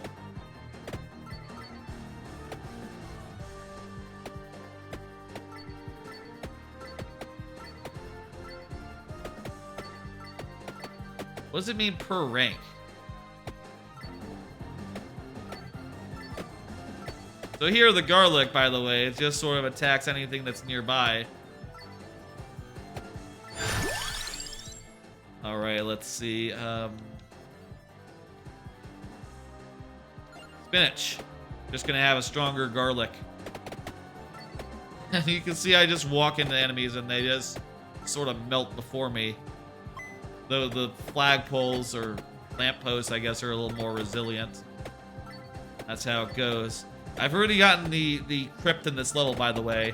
I've done the crypt in every level except for the first one. I say every level, there's only 3, but you know what I mean. I've done the the crypt in those levels, essentially.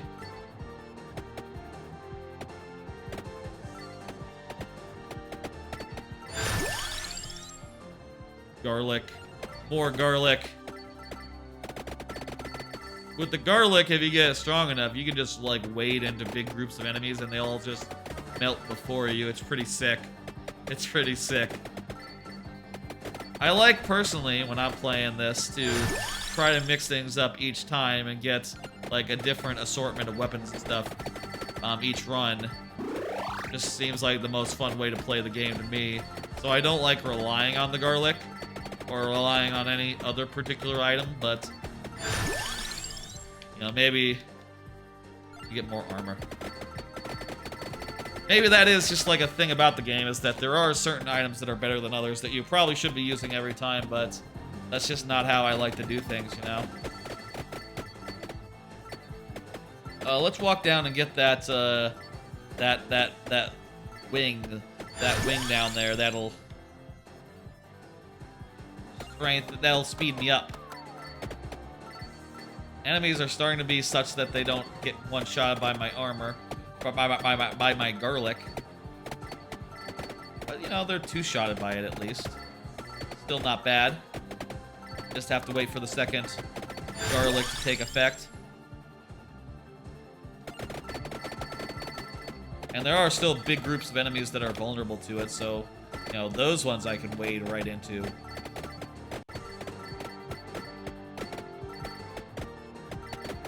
Like these ghosts. They're just fucked. Let's get more base damage.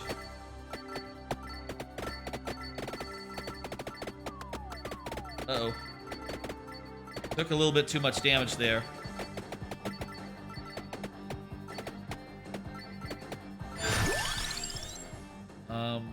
King Bible, we finally got the one we were looking for.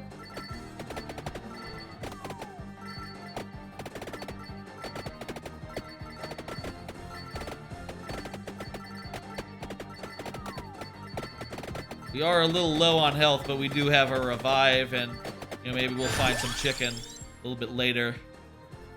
We definitely want to evolve the Bible if we can, given that it's only one of the ones that we have. Let's revive and, you know, exit that area. Just walk out of those guys. Really like to get some chicken or something, you know, get some health back. Peek. Hits there.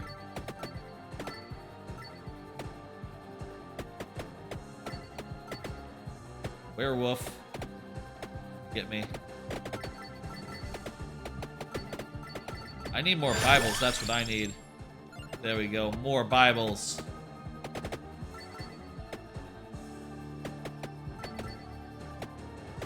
Walk left.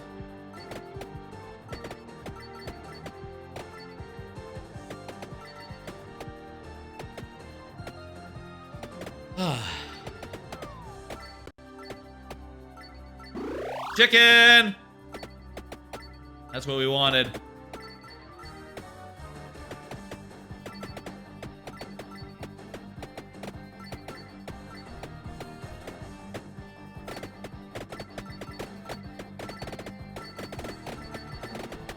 I want to kill this guy, this big werewolf. I am a little concerned about all the other guys hoarding.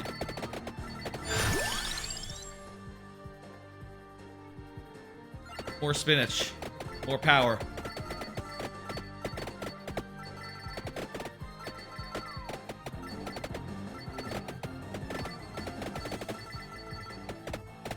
Hitting this will cause it to go off the mine carts, and that'll kill any enemies that are in the way. More garlic, that's nice. To level up. Let's see. I want more armor.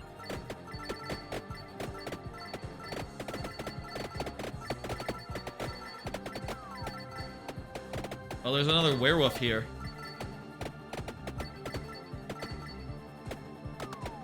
Ow, ow, Ow.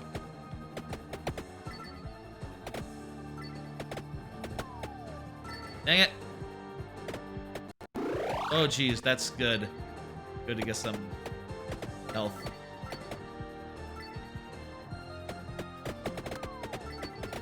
I can't really activate the minecart while everyone's on it. Ah ha ha ha! Fire! That's sick. More garlic. Yeah. The gold coins effect doesn't actually help you any, because, you know, that only just lets you get more currency for, like, the out-of-game stuff. You know, like the between-game upgrades and stuff. But it is, like, if you have, I guess, a really good run, perfectly good thing to pick up. I would imagine that there must be some, like, really powerful evolution with it. I'm sure with some other item, weapon, that would make it, like, worth getting.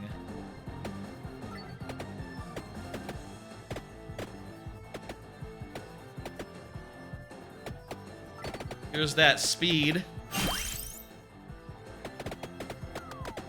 Oops. That guy's... These are some tough motherfuckers. Kind of hard to stay in their range and keep on attacking them without getting hit myself.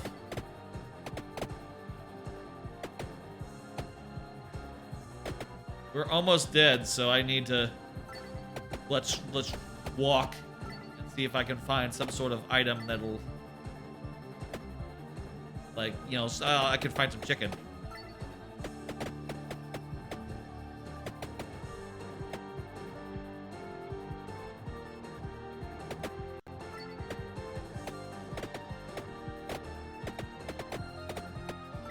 The only stage I've beaten, I think, was the library. I've beaten the library once. That was the stage I survived 30 minutes on. That's the second stage, though, so, you know, it's kind of funny that not the first one. It's the one that I beat. You don't have to beat a stage, though, to unlock the next one. You just have to survive some requisite amount of time, which increases each level. Oh, here's a thing that's gonna bring all the money I haven't collected in on me. There we go. It's taking a bit to come at me. So, like, more of it will be coming, I'm sure. Taking a bit, though, huh? Anything I haven't collected should be flying at me. Is that it?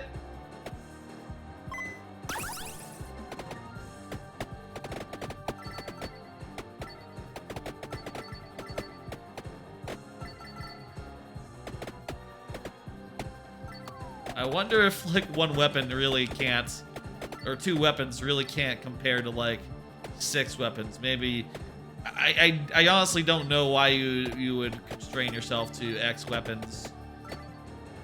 This doesn't seem like ideal, actually, even though these are 2 of the best weapons. I feel like you want more than this. I'm really close to dead, unless I find some chicken, like, right soon. I'm surprised that not more money came flying in on me. What happened there? Is it still on its way? Am I, like, too far away or something? I'm not sure. Yeah. Got me.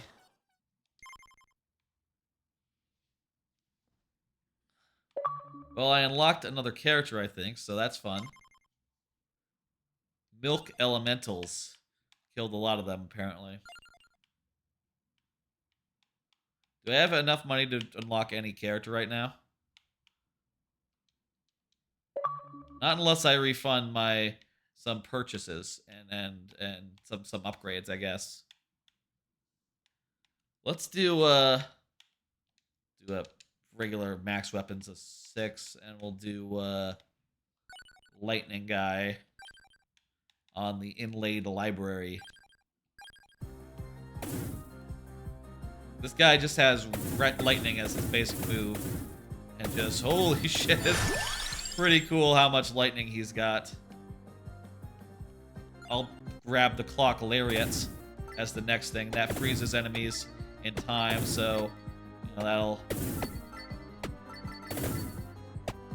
that'll prevent them from moving and make it so that he can run at them.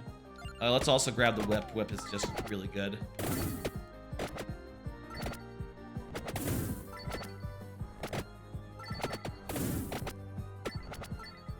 I need more lightning. That's what I need. Like a duplicator would be really great for lightning. You know, just more lightning bolts striking. Can't go wrong with that. Yeah, there we go. A duplicator right there.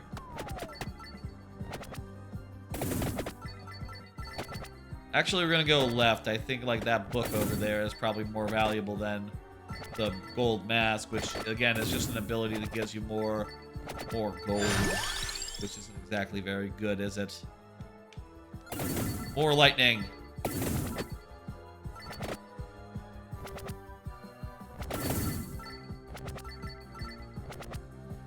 Woo! We got all these elemental guys. These are like mud elementals or something. There's like a bestiary that I unlocked. So all these enemies, they have names. I don't know them off the top of my head. Let's see. Effects last longer. Yeah, we'll do the empty tome. Reduces cooldown of weapons by X amount. We're also just walking towards an empty tome, so you know, once we get there, that'll just be a free level up for that ability, so might as well get it right now.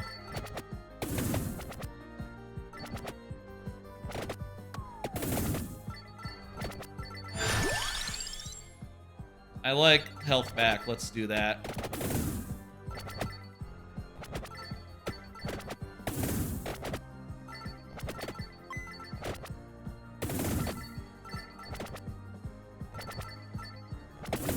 The Dewey ass game. That's a thing from a podcast. Don't worry about it. Bunch of Medusas and like green guys coming in. Eek. Ah. Not that. I'll kill some of those.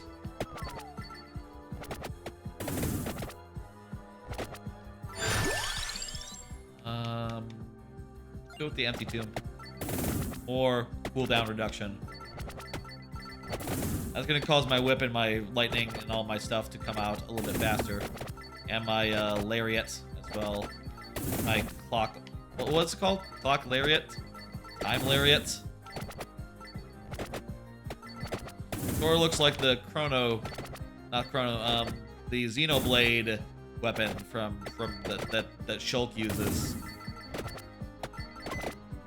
In that series, in that game. I don't think Shulk is in multiple Xenoblade games, and I don't think... Is that weapon in multiple games? I don't know. I think it might be. Couldn't tell you. Like, zero interest.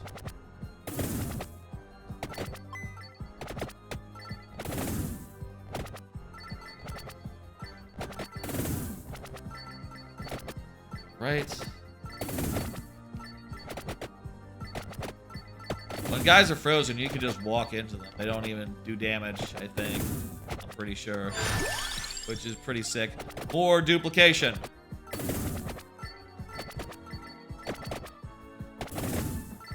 You think duplicate... I'm not sure duplication is actually affecting the clock lariat. You would think either it'd be like 5 rays of it or something that go out, but it doesn't seem to be affected in that way. Maybe that's like a balance thing. Maybe that'd be...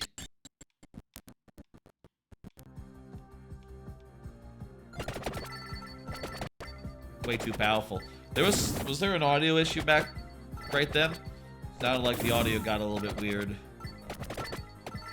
Sounds alright now though, so whatever. What was that? More luck? I just picked up some luck.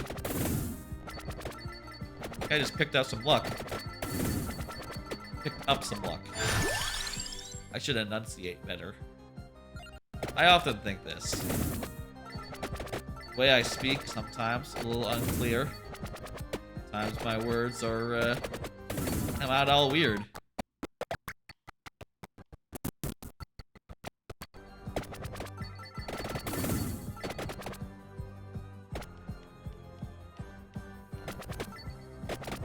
Well, so long as the sound effects sound synced, there's no reason for me to, like, futz around with OBS and to, you know, take it down.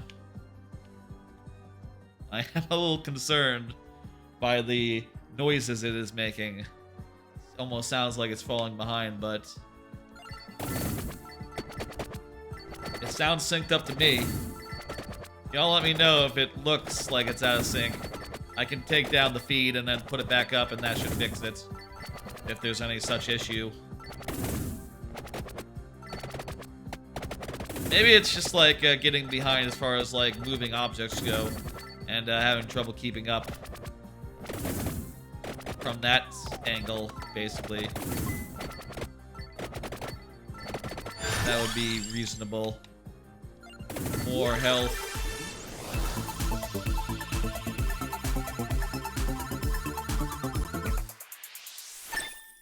Alright, got more recharging health. Recharging health is good, but it doesn't help you kill enemies. Not really. So, we do have to, like, consider, you know, like, whether that is actually helping us that much. Right? Like, if we have a million enemies coming at us and we can't kill them fast enough, all the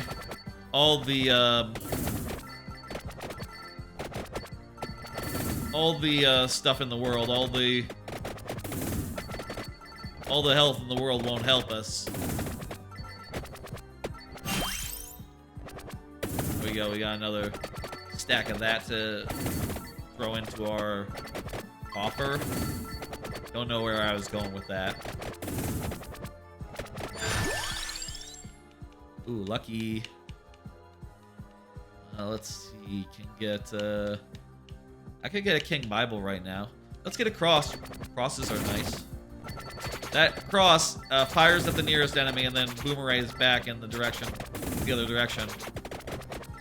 Honestly, it's kind of a counterintuitive weapon, but if you're in like big groups of enemies, whichever ways it does, it's gonna like hit someone who's really nearby, and then it's gonna clear out a path opposite from there. It's not bad. It's just, I don't know. Spinach or rune trade? Let's go spinach.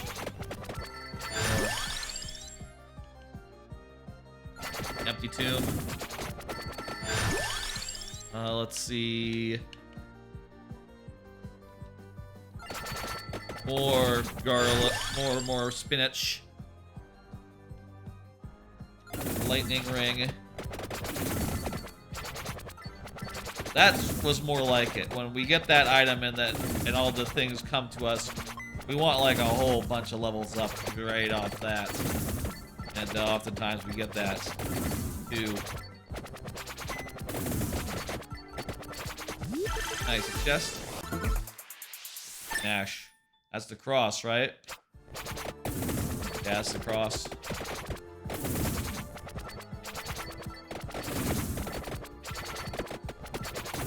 The cross is kind of weirdly counterintuitive, but whatever. As long as it's doing damage somewhere, it's good. So long on this map, if it's fired to the left or to the right, it's probably doing something good somewhere. Going up or down, though, less useful.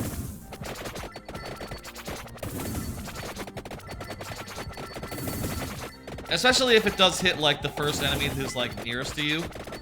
If it does hit them, then at least you got that going for it. I'll say this.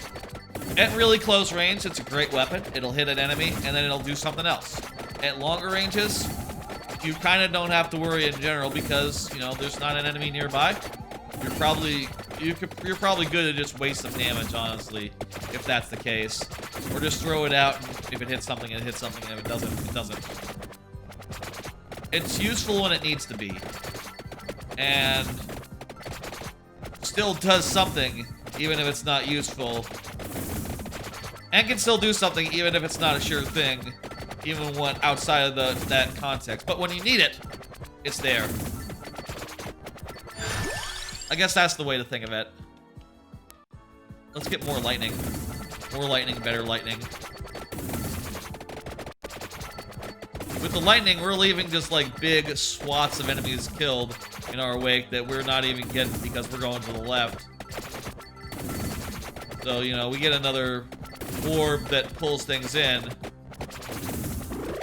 We'll have a lot coming to us. Also, now that we... Where's the book?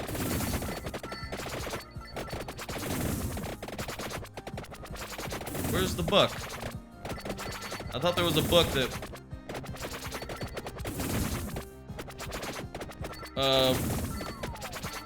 I'm confused. I thought we were going towards a book, and I don't see it.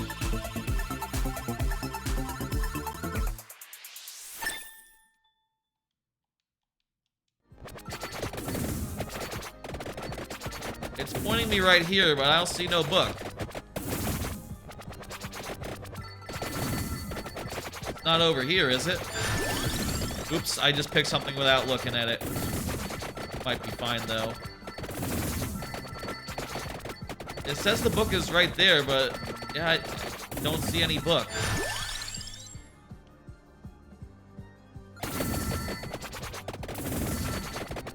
Book here? Book. Yeah, I just don't know where the book is. Where's the book?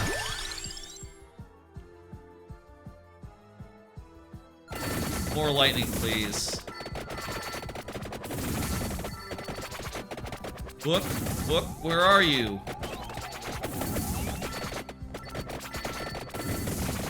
I do not see the book. Dang it. Well, let's return to the right. As we're going back to the right, maybe we can get like the other item that's on the far side on the right. Though that's just for gold, so it's not like really that big, but by returning in that direction, we'll be running across like a bunch of fields of like blue bits that we have left behind, so we should be able to get lots of level ups. Let's get some armor. Resist some damage. Let's get Peachone. I usually don't use Peachone, but it might be good right now since there's tons of enemies now. And, you know, I'm kind of really killing it already. Let's get more time stop.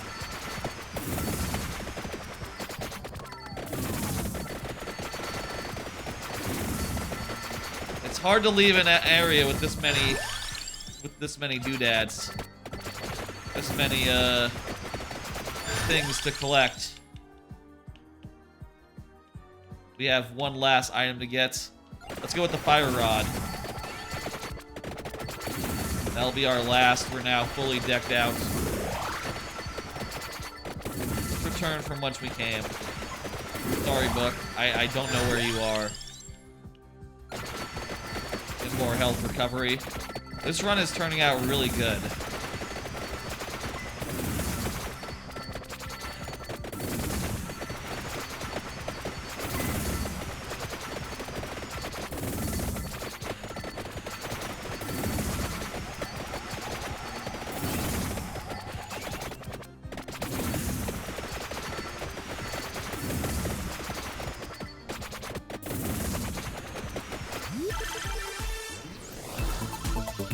And I think, by the way, this will be the last run of Vampire Survivors, and we'll go to the next game. What's that? Is that the duplicator? Evolved Lightning Ring. Projectiles fire twice. What? Ah! Ho, ho! Ho, ho, ho! Whoa! That's a cool effect! Look at that! Oh my god, that's ridiculous. I wonder if this is like killing the bitrate, but it's worth it. Fire rod.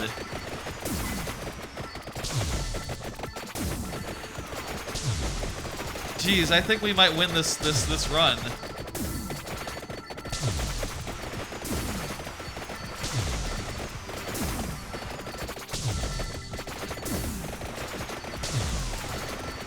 This is so sick.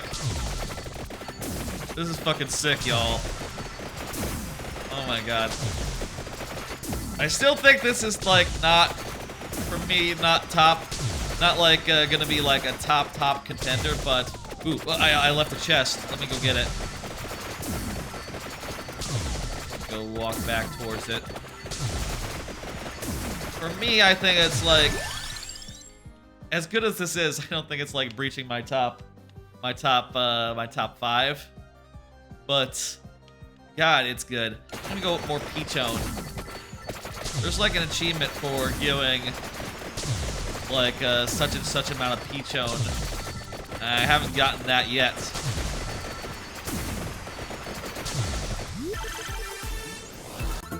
Just go, just do it. I don't care. Oh, I should break that chandelier while I'm here. Ooh, I got more luck. Fire! Breathing fire. Let's walk over here. More move speed, please. More cross.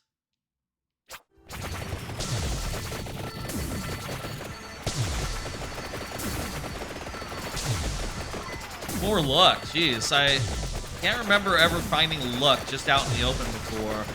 I don't know what's up with that. I've never seen that before. I understand there's DLC coming for this game in a couple of days. I don't know what's up with that. I'll say like I haven't played that quite enough of it, I think, to really like go into DLC. Nice. But, you know, hey, I bet it's gonna be really fucking good. I'm taking some damage I probably shouldn't do, but you know what? I just got a bunch of chicken, now I'm full up. I am 100% fine.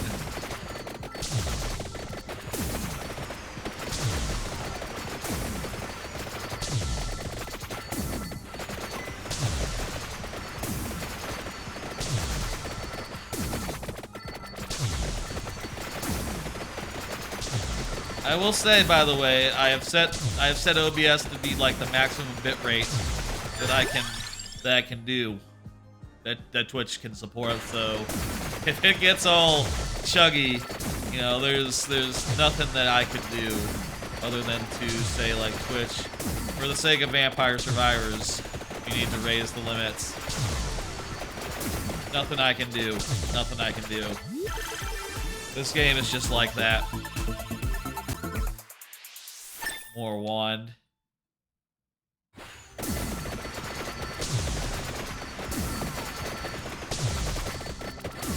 my god, this is sick. Oh my god, look at that crowd. My strategy here is to walk into the frozen bunch. The more clock lariat, please.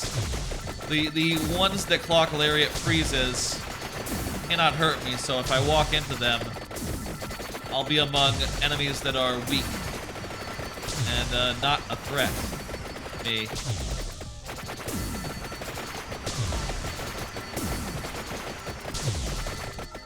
This will help me a lot in surviving.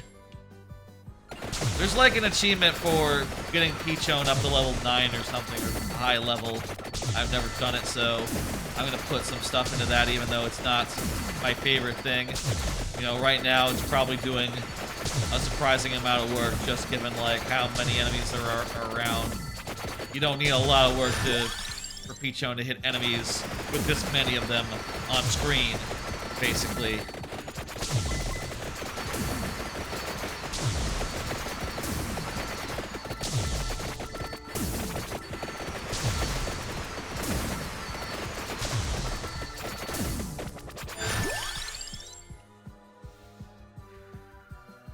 Fire rod.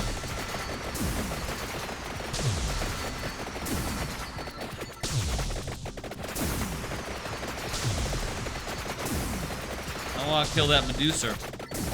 That Medusa. These guys, they can't get fucking close to me. These Medusa heads. They just keep leaving like piles and piles of goodies. We're halfway through. Halfway through. Just halfway through. Let's go with more crosses.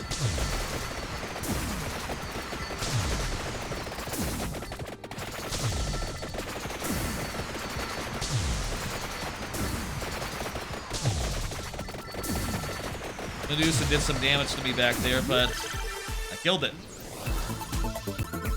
And get B and get the thing. It's just gonna be a cross. That's cool. More cross, more good. More cross, more good. That's a weird thing to say. Let's see. Spinach. And a peachone, please. And, ooh, let's do more spinach. And wings.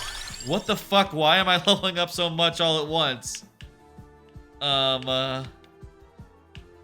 Whip. Jesus Christ. Peachone. Peachone. Give me a whip. Wings. What happened there? What is going on? What is this? What? Peachone? What are you doing? The effects on Peachone are really fucking apparent now, aren't they?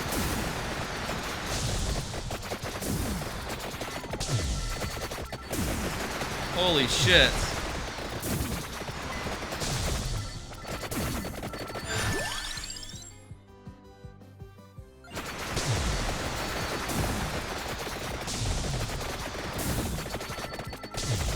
At a certain point, I'm just like mostly moving around, just looking for the gems, rather than like avoiding or killing enemies, because they all just melt before me anyway. Fire Rod, more Fire Rod damage, please.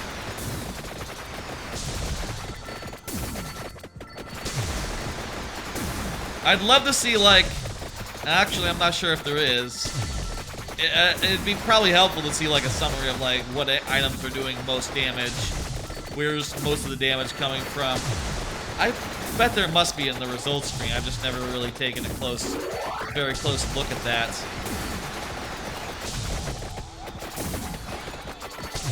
Eek! Okay, I want to be a little bit more careful about wading into enemies. If I'm not cautious, if I haven't killed them first, they can do a lot of damage to me.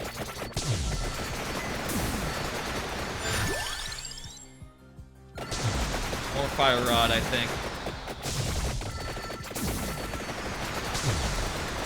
You do have to worry about whether they're dead or not before you go in and get their gems. Else you will take a lot of damage. They're all frozen, so they're all free pickings. Fire, that makes them even more free pickings.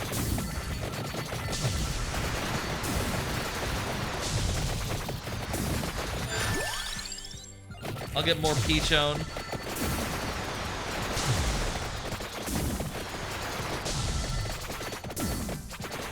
Oh, this is sick.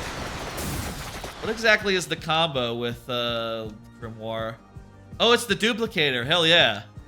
That makes sense. That's just a good pairing to begin with, and yeah. The fact that it gives you the Evolve 4 version, that's even better. That's sick. I wonder if all the evolutions there's like synergy between like the power up and the item, so it makes sense to just like, you know, naturally be using them together. We're back at full health. We got some chicken.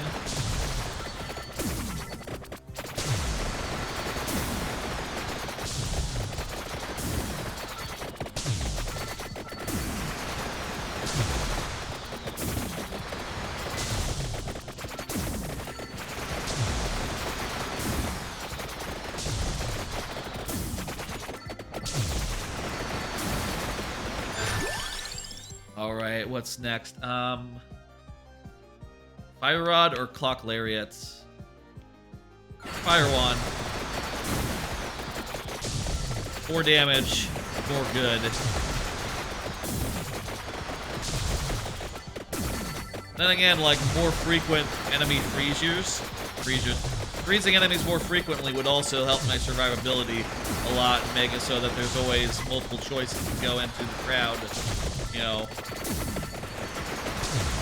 to like wade into the crowd where they're not going to hurt me.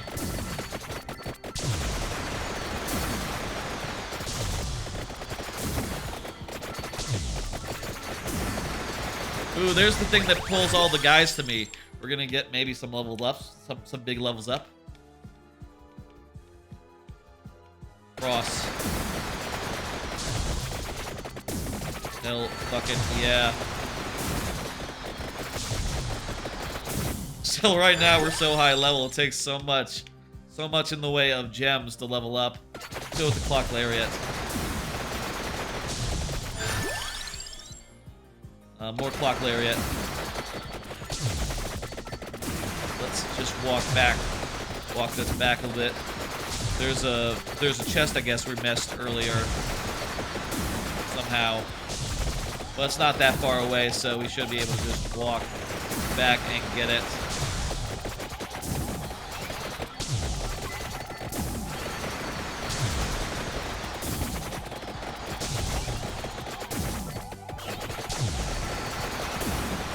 Looks pretty close from like how the arrow is going up and down a little bit as I go up and down. If it was farther away, they would be a... Woo! Skulls flying at me all of a sudden. There's the chest. What is that? Evolved Fire Wand passes through enemies. That is sick. They're meteors! Oh my god. Oh my god. I wonder if we can level up our boomerang, our cross into something. It depends if we have the right pair, I guess. We might not, but we might do. Who knows?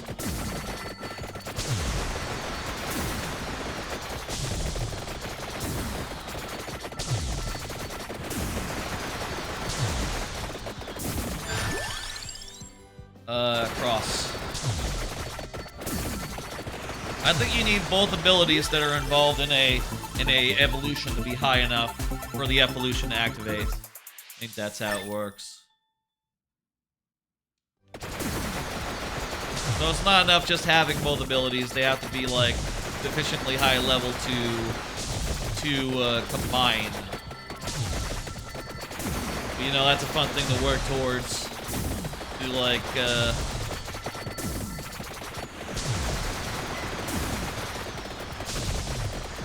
put points towards, etc.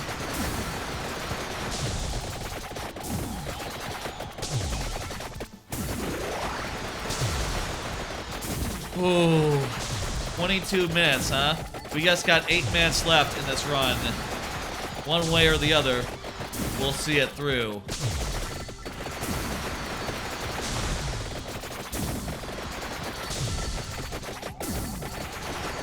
It is the most exhilarating game I think I've played this year. This one. Oh, we only have a couple things. We only have 2 things to upgrade now, so it'll be in one or the other, I suppose, from here on out.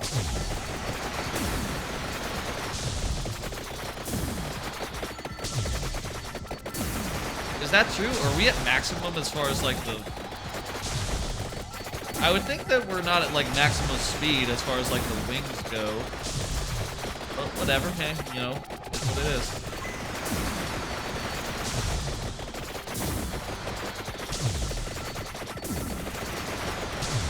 Whatever, however that works, I'm not exactly sure, but you know, I take it to mean that's what's going on when I only see like 2 choices on the level up. It's just that we must be like reaching the end as far as like the end of the line as far as like things we can continue to upgrade.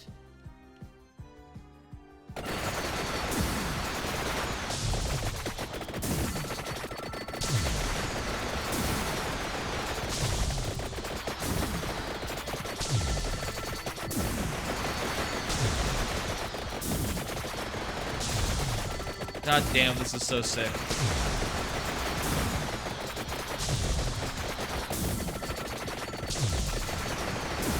The library might be easier than the first stage just because there's only 2 directions you can go. So it's very simple to just like, you're either going left or right. That's it. Limits your options just a little bit in a way that is probably like a little bit helpful. My health, ah! I have a revive though. It's getting low, but I have that revive and also,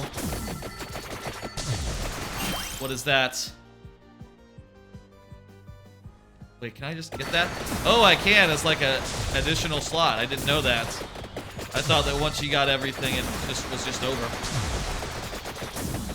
Once you filled up every slot, I thought that those ones you grab just wouldn't do anything, but that's sick.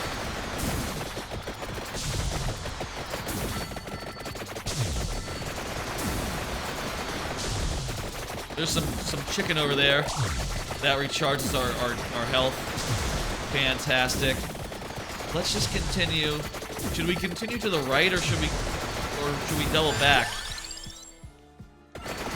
If we double back, we can maybe pick up anything we missed along the way going to the right. But maybe we'll find an item that will just pull everything to us. And we won't need that at all. There's a big guy there. A big, like, goblin or some such.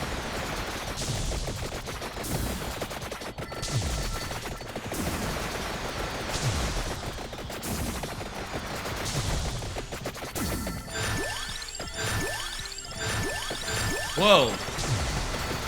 That was a lot of level ups.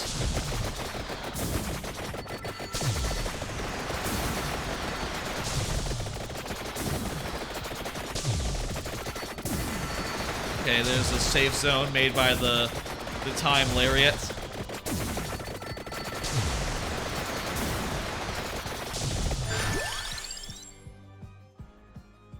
Oh, I guess I'm all out of choices, so now it's just like, hey, you want money or do you want more health? And I'll take the money if I'm not dying at all. Yeah, more money for me, please. Let's go. We got 5 minutes left to survive.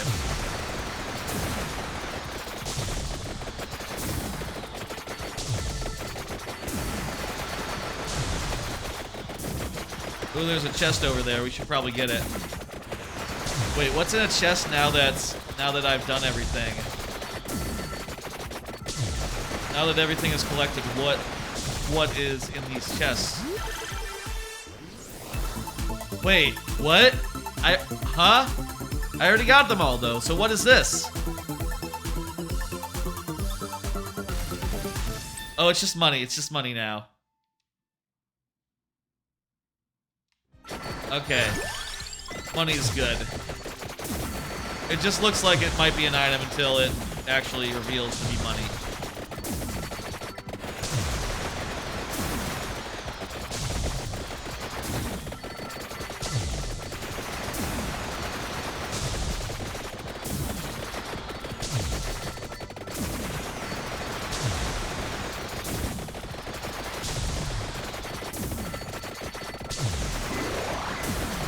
That. I don't know what that was, but whatever. God, there's so many enemies!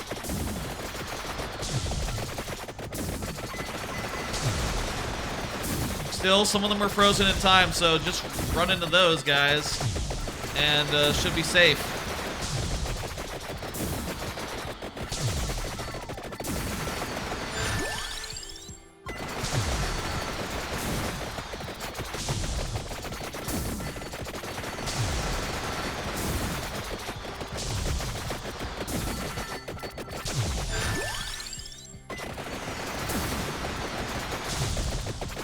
God.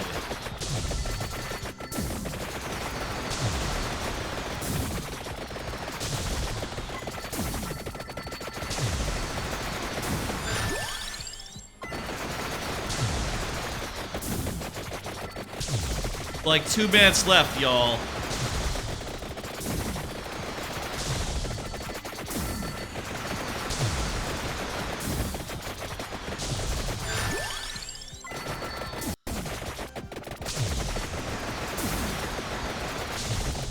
A little low. Next level up, maybe get some health back.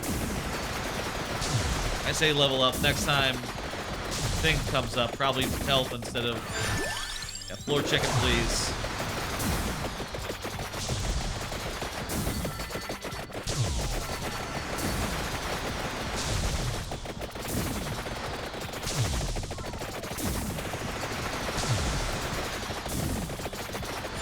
These are all the big guys, too.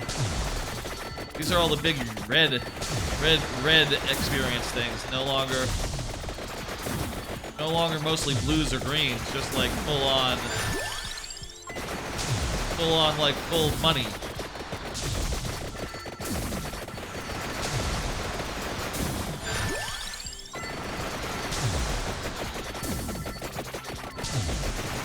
Chest.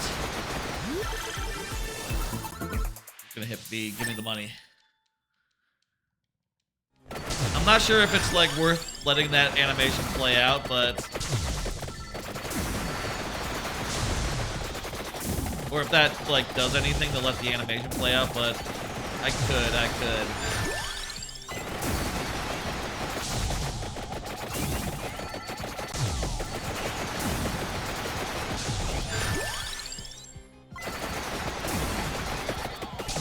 Oh God! I'm so low! No! 30 seconds left on the clock. Holy wow. Oh, it does say like how much damage each thing did. The whip did the least. Cross did up there. Peachone pretty high. Thunderloop was higher than the rest, and Hellfire was far and away the best one. Even though technically it had the least time. Well, I guess that's the evolved version of it. God. Oh my God. Oh my God. Well, if it's any consolation, I've already beaten the library once, so that's not the hugest loss in the world. Have I even beaten that with that character even? No, I hadn't. I beat it with the Antonio. Well, I will upgrade that. I'll upgrade cooldown.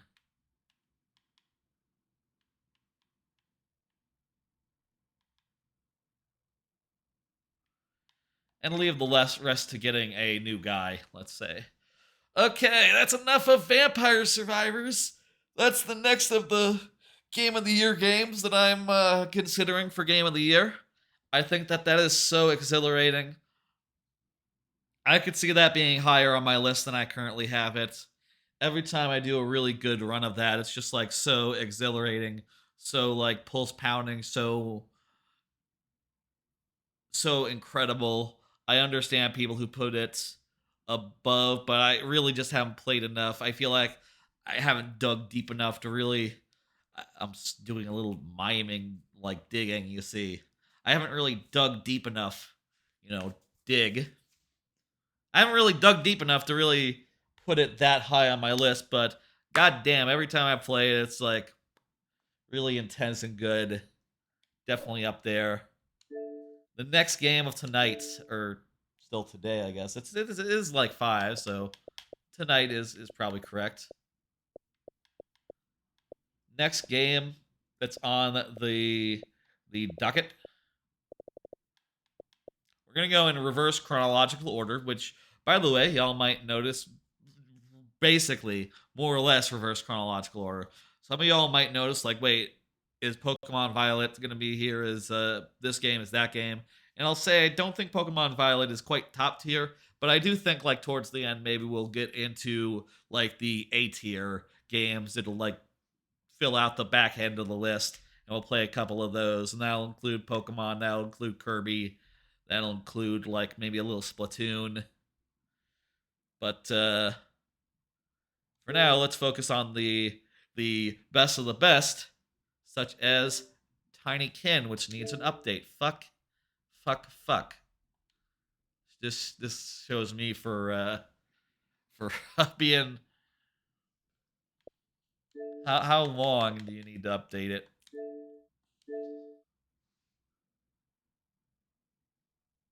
Probably not that long. Like a minute. I'm going to change the game. Tinykin.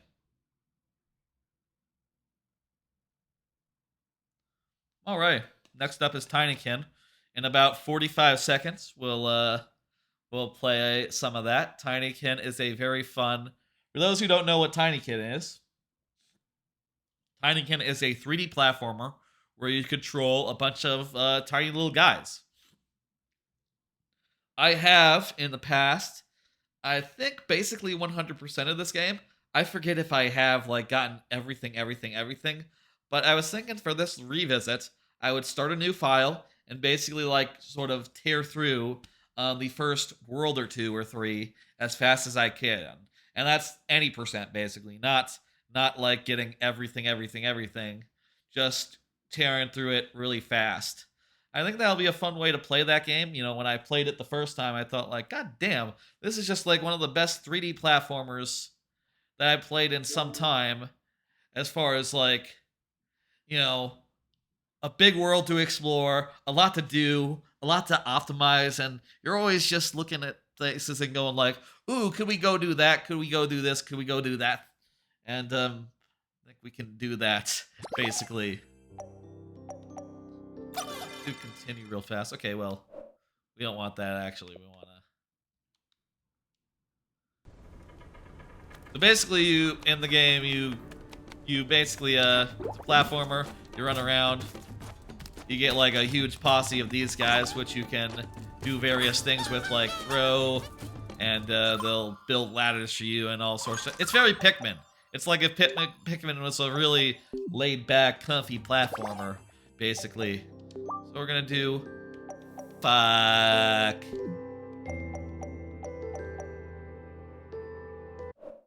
Hang on, can I make a new account? Let's see. I don't want to erase my progress, so... is there like a profile thing or something? Let's see now.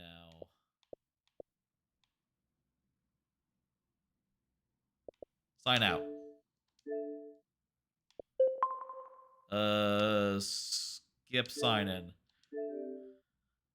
God damn it. Fuck it. Add new.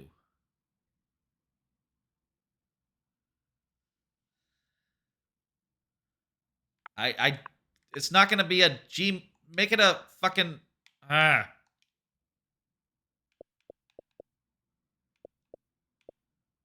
Can you not just add like a guest account? Really? You can't just add like a guest account?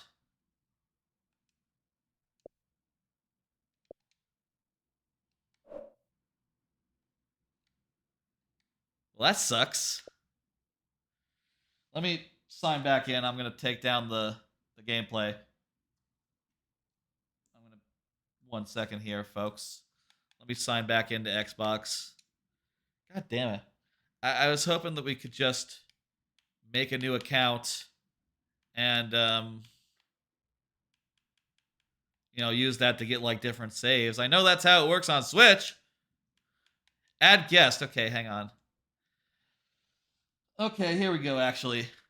I just made the Master DS1 as a guest.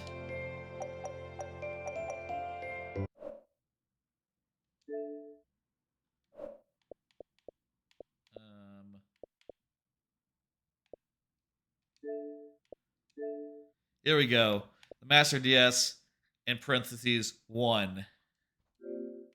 And let me quit this and relaunch it. Does that work? Does that like give me another save, like a fresh thing? Please let it do that, because otherwise I don't know what we do. I don't want to get rid of my 100% clear game.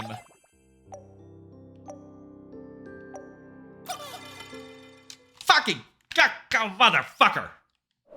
I thought I signed in as the other one.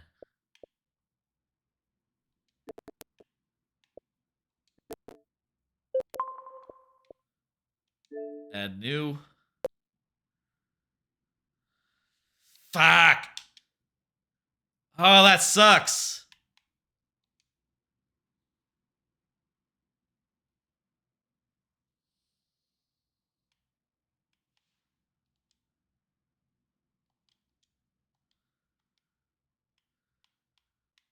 Really, Xbox? There's no way to do that.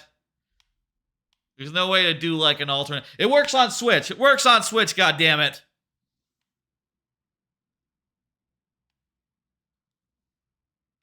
I'd have to fucking put in another email or some shit.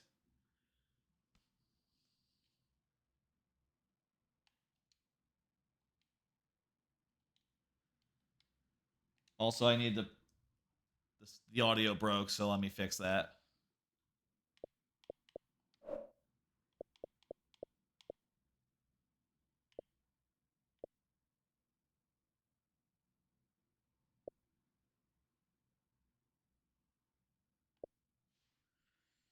One second, I'm gonna bring it down again. Just make extra sure.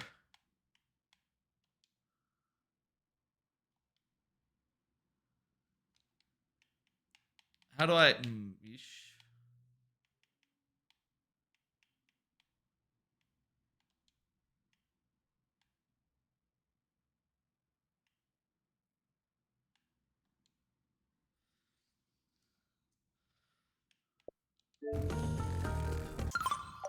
Was there not a save system? I thought there was a save system in this game. Am I misremembering?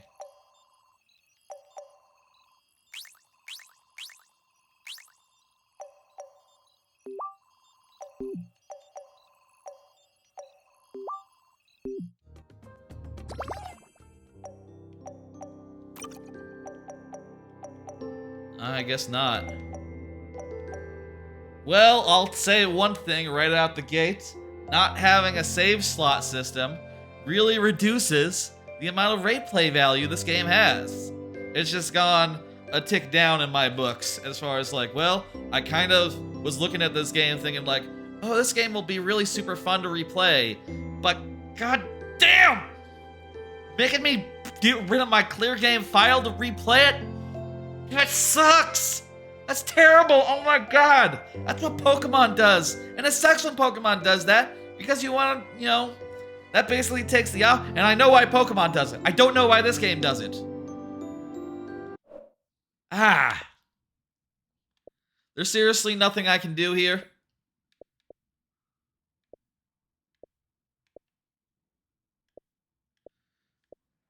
Should I just, like, restart?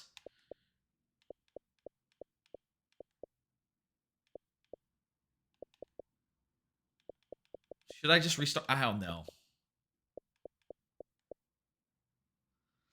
Oh, one more try. One more try.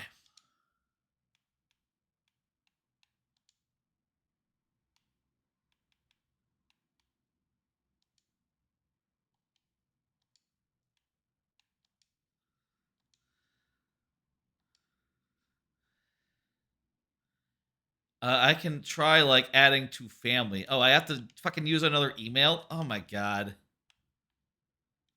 If I have to add another Xbox Live account to actually, like, do another fucking, another, like, account, that sucks. I don't want to do that. I just want to add, like, a thing that's, like, me too. That's, like, just local. And then I can have just all the other saves that I want. Really not an option? I should Google before I give up. I should Google it.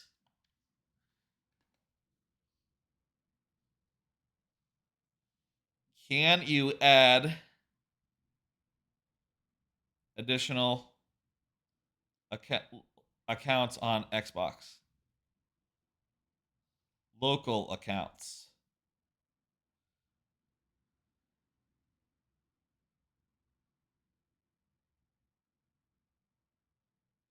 All accounts made on the one have to have a live login. That's ridiculous. That's terrible. Why did they change that? That sucks. Fuck.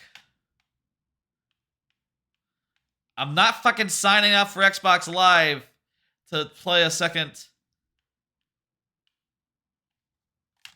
Fucking cock. Have multiple save slots if you're making a game.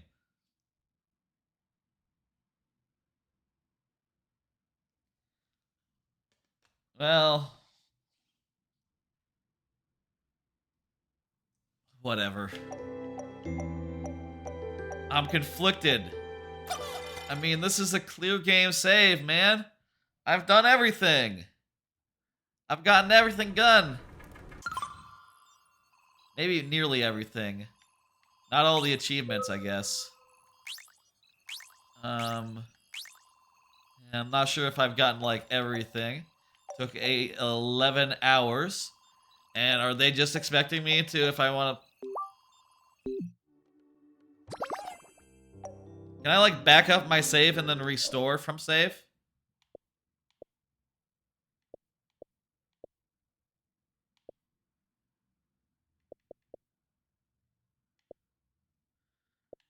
Yeah.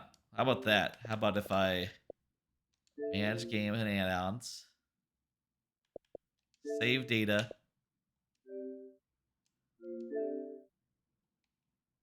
I can't like back it up and then restore it or anything. There's no like options to do that like individually, is there? I just want to show y'all what the game is like, but I can't restart it without losing all my progress. That is garbage. That is... Oh, I hate that.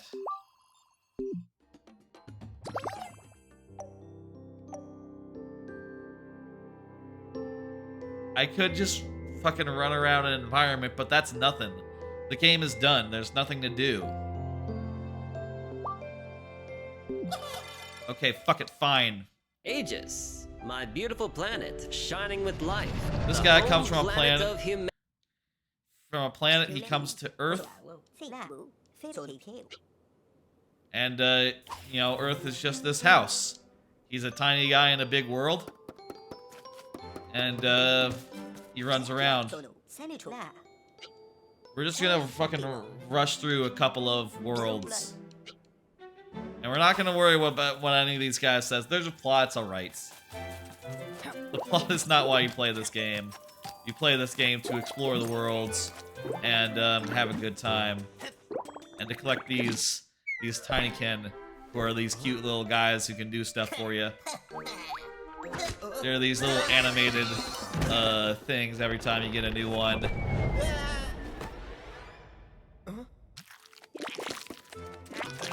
I still can't believe they changed this like that. Why? Why, I ask?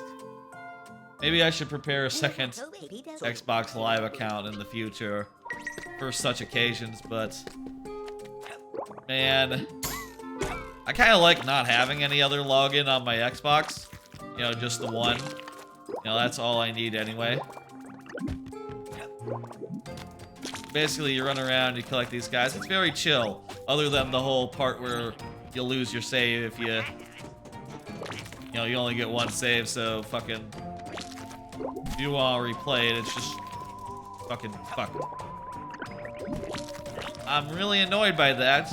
I think in the competitive field of Game of the Year games, such a fault really counts against it.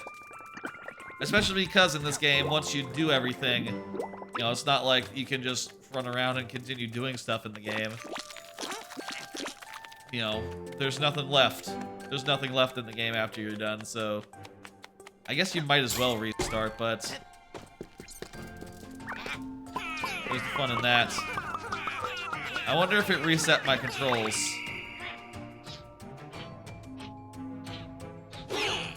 I had the controls customized a little bit. Switching at like 2 of the buttons. So I might need to adjust it accordingly.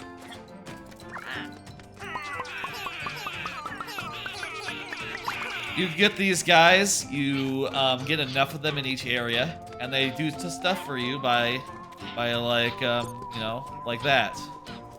It's very Pikmin, just in its basic ideas, but the gameplay, the game is still very different from Pikmin in just a lot of really substantial ways. Because, well, Pikmin is a very tense game. It's almost a survival game. Whereas this game is the opposite. You don't have to worry about anything. There's no bad guys in the game. You're just running around doing stuff. And, you know, the more stuff you do, the more accomplished you'll feel. And there's a lot to do in every world. A lot of the stuff is optional, too, so you don't have to do everything. But it's more fun to do everything. And you'll get stuff for it, too, like additional, like, more hover time. You know, the more stuff you collect, the longer you'll be able to hover. Yes, there's they're building a rocket ship, basically, that'll take them outside of the world, you know, this house. This is a museum guy, he's gonna... And that's the nectar guy, he's gonna give you more bubbles. Here's a soap board.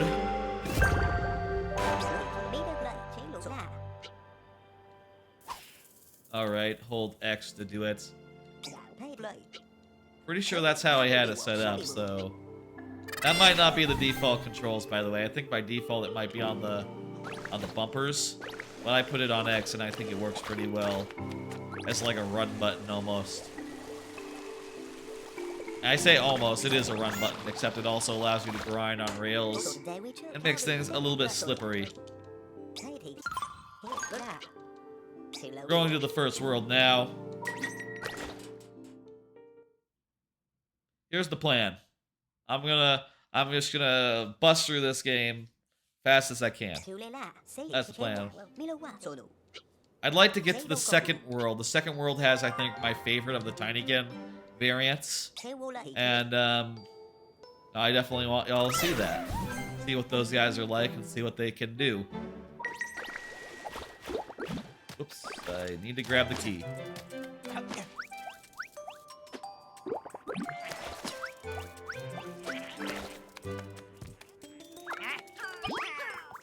Grab that with that. I forget what the bumpers do by default. But I think the bumpers are how you slide usually, but I put it on X. I put it on X. Xbox X, by the way. This is on Xbox. I mean, of course you know that because it was the whole thing.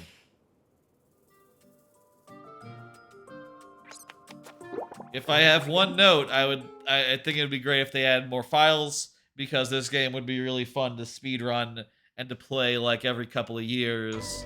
You know, similar to like a Banjo-Kazooie, a Banjo-Tooie. It absolutely has that kind of replay value.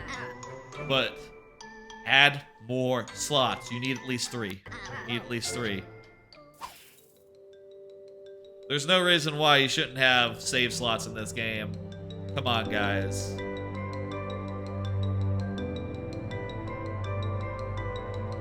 So you see here they got like a little city in the bedroom, and you know, it's all built up and shit. And a little city, there's like a church over there.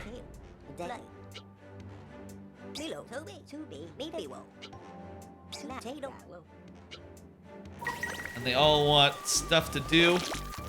They all want to... There's like a whole big mission here that we're gonna have to get through in order to move on. We can also collect a bunch of nectar.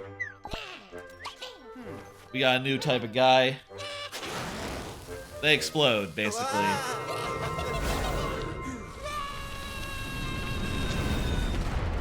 And throw them into stuff that blows up, and it'll blow it up for you. Oh, that guy just automatically blew up as part of the cutscene. Funny. Didn't know that's how it would work, but oh, hey. I probably wasn't keeping track the first time I got one. First time I played it.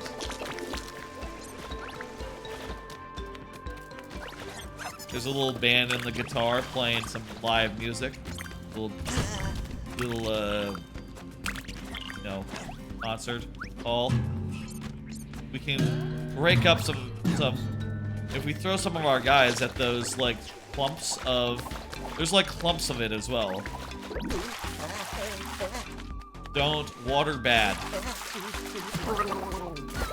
You don't want to go in water.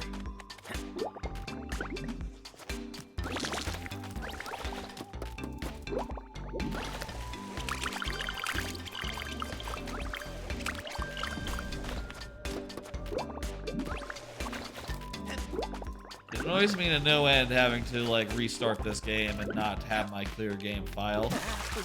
But I guess maybe I'd have to get used to it anyway if I ever wanted to replay the game. The only thing is, like, I don't want to fully replay the game right now. I just want to, you know, get a little taster. That's the point of tonight. Today's stream. The point is to, like, put all these games in perspective, put them all one next to each other, get them all fresh in the mind. There's a little side quest here involving, like, lighting all the candles in this church.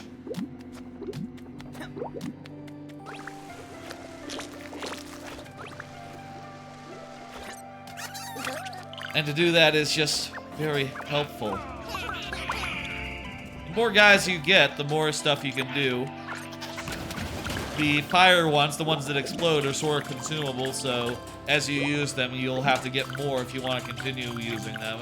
The ones that pick stuff up are, you know, it's more of like your maximum is important. Unless you got guys that are out doing a task and you need to have multiple guys doing it. You know, you need to have a bunch of guys doing the same task. The more you collect, the more you have available to you to just do a bunch of stuff. Just nice. This is just a big lump of them. A big clump of them.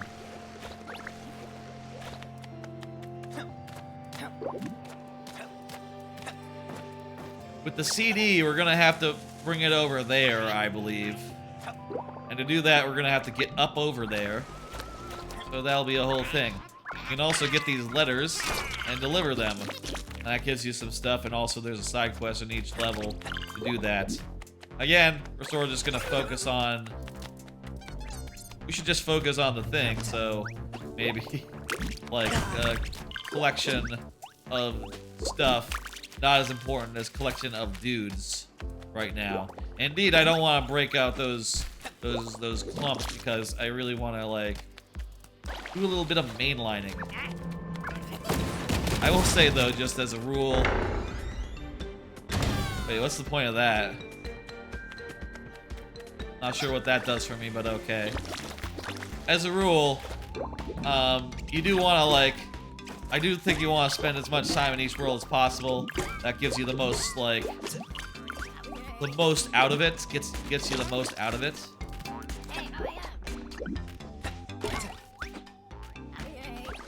Also, check this out. You can sort of grind on the edge of objects as well. Get extra speed.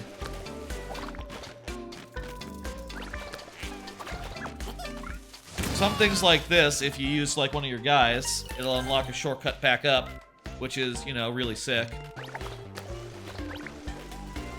Really makes exploring really rewarding.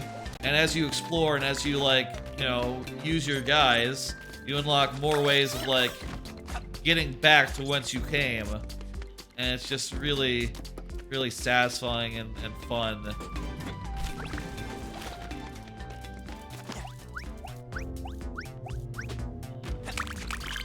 There's all sorts of hidden nooks, and you know, since you're always finding these you know, egg sacs, these egg sacs of Tinykin, you know, they're always just adding to your numbers and giving you more options as far as like, you know, stuff you can blow up, stuff you can move around, etc., etc.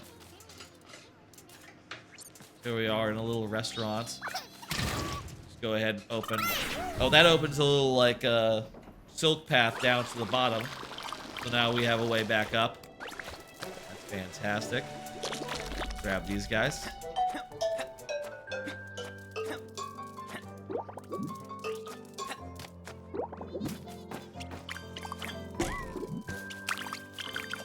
What's that do? What's that can do? Some of them require multiple explosions. What did that do? Not sure what that did, but okay. Oh, also you can hold down the soap button while you're climbing to climb faster. Just a nice little thing. The run button, it also climbs you faster. Climbs you faster, that's a weird thing to say. These guys to make a little ramp. I don't have that much in the way of bubbles anymore, so... Or I say anymore. I only have like one bubble. Towards the end of the game, I was pretty used to having like a bunch of bubbles. So, you know, that's fun. The more bubbles you go, the farther you can glide. And that does give you access to stuff that otherwise you cannot do. You get bubbles by like, by collecting the nectar. That's what the nectar is for. You get enough nectar in each world, you get another bubble. And that lets you go farther, basically.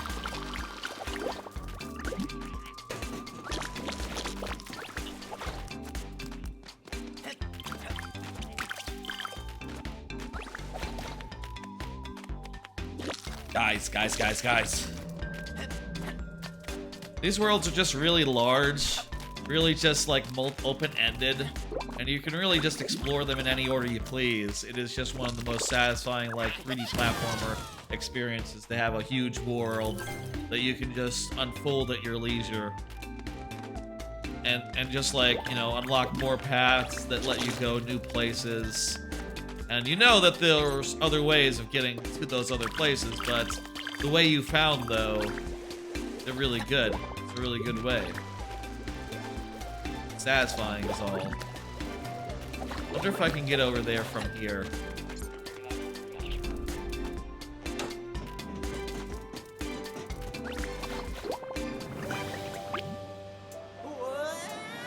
Oh, also I splat, okay. I cannot. Not quite. That's not high enough. There's some stuff under the bed. Can we get onto the roof of the church? Maybe? Maybe that'd be the thing. You can open like a little path up there onto the couch. I didn't open the door of the church. I can't remember how I got in the first time. I guess I went in the side door.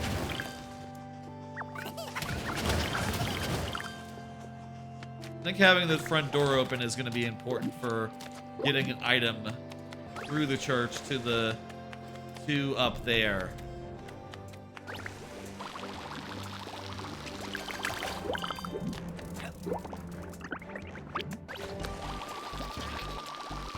Indoors, I'm going to want to go up that thing.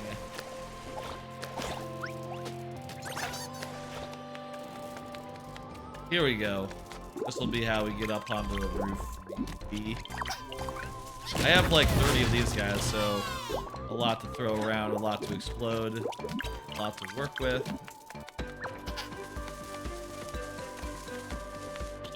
Can I get over there with what I have?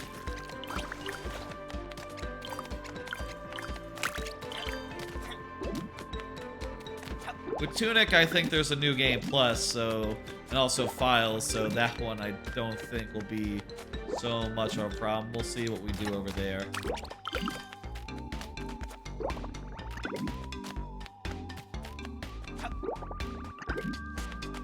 In days past, like when I used to do this, like off stream, during December I would usually spend, this December as far as video games go, replaying all the games that I loved, oftentimes in full.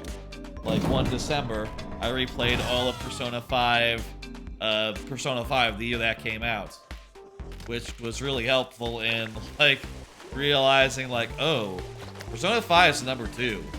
That was my realization there, because it's like, yo, this is extremely good. Even a second time, I'm able to spend the second time in 1 year, I'm able to enjoy the hell out of Persona 5 and get all the way through it. Yeah, that's significant, you know, that matters. And like how much I want to play a given game when put against like all the other best of the year games is, I think, important. Okay, now we have access to here.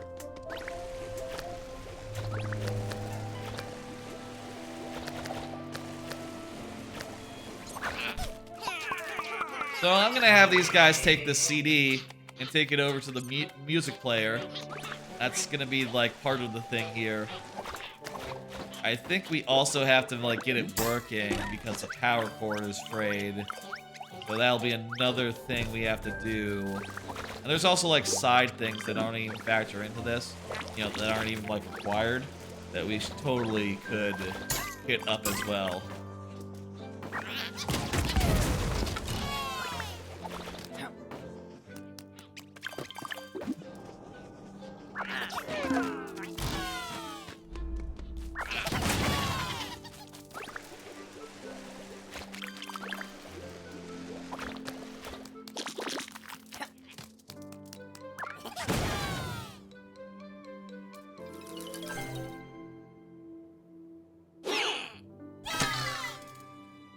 Alright, that's in there. We can pick that up and just have one of our guys run. As we run around, you'll see that guy have, just be carrying that around as we go. You can also see now... Can I just use a guy to collect that? Hell yeah, I can. You can also see we just unlocked a way over here. You can see some other nectar things that are just in the air. You can sort of ascertain that, like, yeah, also, those are also paths that we can open up should we get over to where they start from.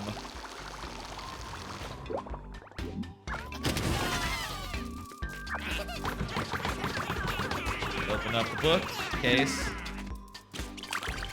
Get a bunch of doodads. A lot of Rubik's Cubes here in this kid's room. I guess I can relate. I got a bunch of them as well, though mine are all of different denominations, you know, different sizes.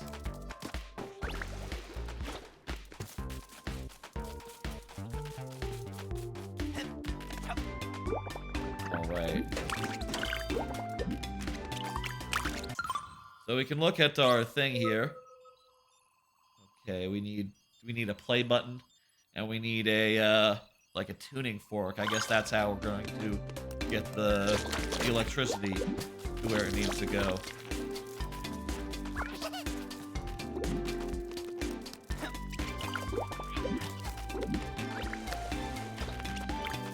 I guess it's been a bit since I played this the first time. You know, that's part of why having this little refresher is great. There's a little photo. Do I have enough to do this? Yes, I do. Just enough. I'm gonna use this camera to take a picture of a guy.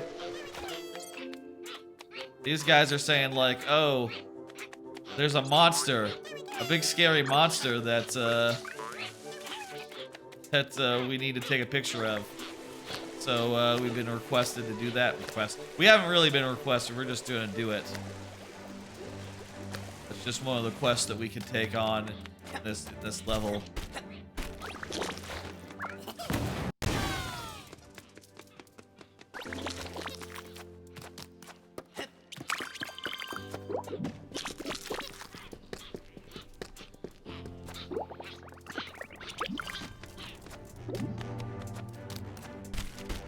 They need the door to be open though, so I need to do something before they can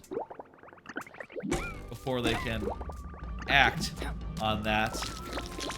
You see they're sort of waiting out there. That's because I need to go in here and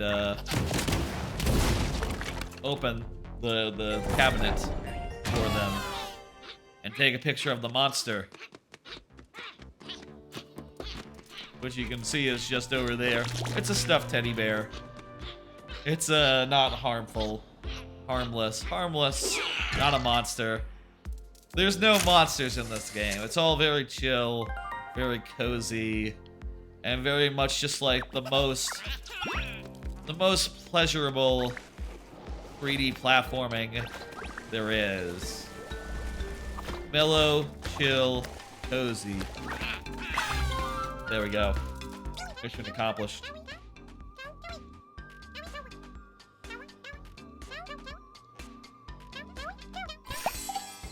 Alright, we got a medal that's just for the museum.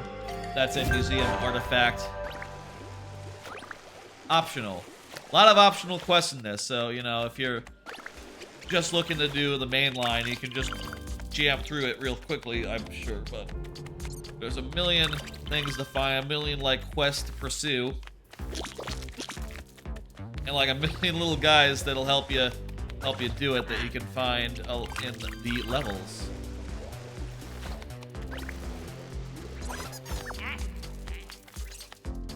That name, Gasper, oh. He just says boo.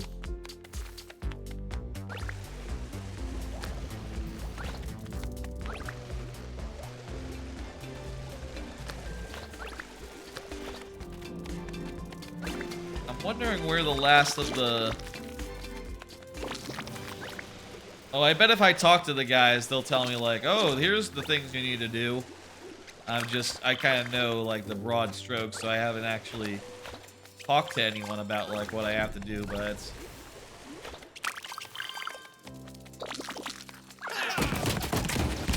That's, like, a whole part of the game. Gotten 656, well, just 10 more, and that's a, you know, lucky number.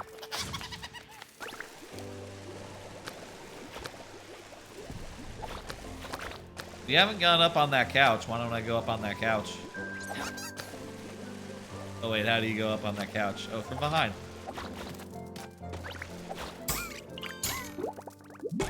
I do think this is one of the best 3D platformers I played in a while.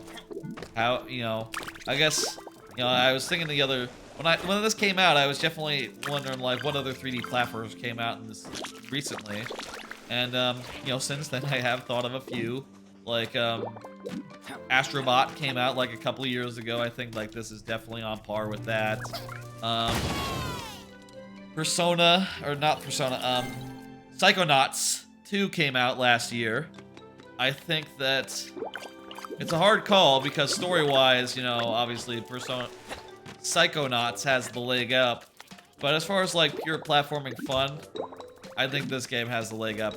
Creative Worlds, that's Psychonauts, but you know, I guess it's hard to compare these two games directly, but this game is like right in that upper echelon for me. You know, right up with all those 3D platformers. And honestly, I do see myself playing this more often probably than Psychonauts 2, if that counts for anything, just because it's so much not about the story, but more about the gameplay and the pure sheer joy of exploring these worlds and collecting. And the fact that you collect the little guys that give you like more gameplay options, oh, that is just like supreme. I think like no 3D platformer has ever had a more natural collectible in the world that literally gives you such a thing. That reminds me, I'm going to be participating in some sort of Game of the Year type thing in a community, and we have a category for Best Collectible. I need to put Tinykin in that list. Tinykin are absolutely one of the best collectibles. Tinykin. Let me put that in there. Tinykin. And I'll put in parentheses Tinykin. Just a wonderful thing to collect that, you know, just materially increases your options as you collect them.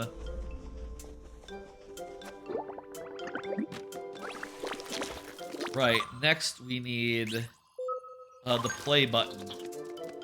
Where exactly is that going to be? Now gotten over here. That's fun, a new area that we've gotten to. I think I didn't just think to jump from the couch over to here the first time I played. I got over here in another way, which I don't remember exactly how, but it's fun to know just like, yeah, you could explore this world in many ways, just like making connections all over the place. It's all very free and loose and fun and good.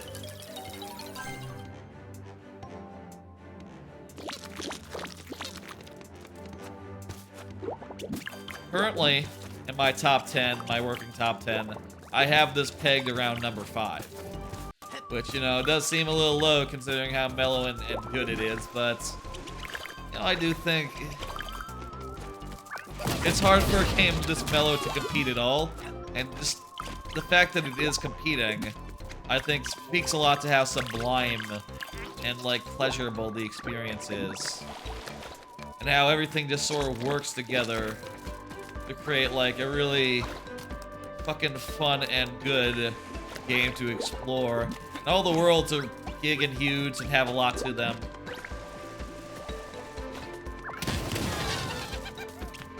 I would say that some of the types of Tinykin aren't as good as others. There's definitely, like, the best kind. Like, the next world, you'll see the green Tinykin, who I think are the best Tinykin that exists in the game. But later on, you get the electric ones, the blue ones. I think those are kind of just whatever. And you get the yellow ones, which I think are... they're alright. They're middle of the road. Maybe if there was, like, one more type that was as cool as the green Tinykin. I found a nose. Maybe if there was one more as good as the green Tinykin,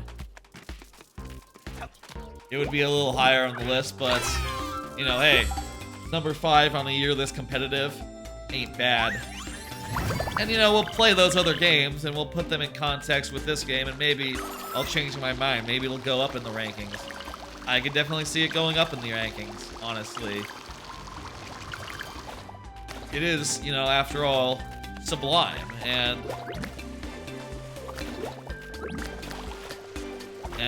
you know, sublime, pretty positive word, is a pretty positive descriptor.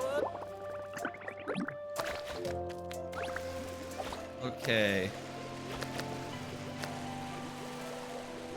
I bet this guy is gonna...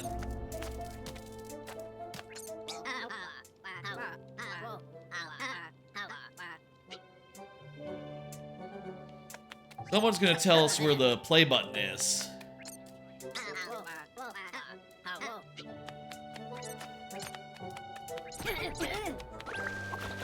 Now, where exactly is the last thing we need? Yes, I put the circle in. Doesn't seem excited anymore, this guy. I guess because we already did the thing. He's a little less on the ball, on the point.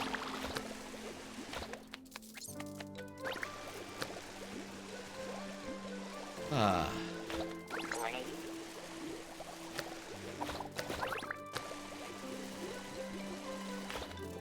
Now this guy, we get pollen.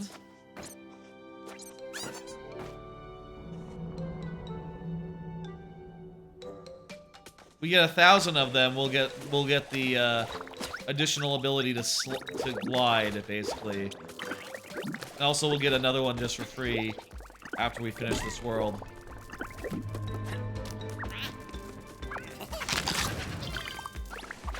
Let's turn in that envelope, that letter. Why not?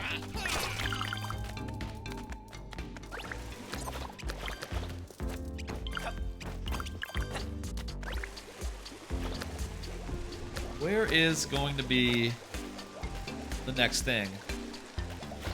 I would say, you know, one tiny thing about this game that could be a little more ideal. I think there could be like some sort of hint system, some sort of like clue. You know, when you're trying to get all the pollen, which, you know, I'll say like you probably shouldn't try to, but if you're trying to get all the pollen and there's like one left in the world, you know, out of thousands, it's kind of hard to find. And it can feel really frustrating and like, aggravating. To just be looking around a world for hours on end, trying to find the last of the pollen. I say hours on end, obviously I only spent like 11 hours in the game, so it's not like that many hours, but I guess probably a few of those hours was me trying to look for one piece of pollen, so, you know, that ain't great.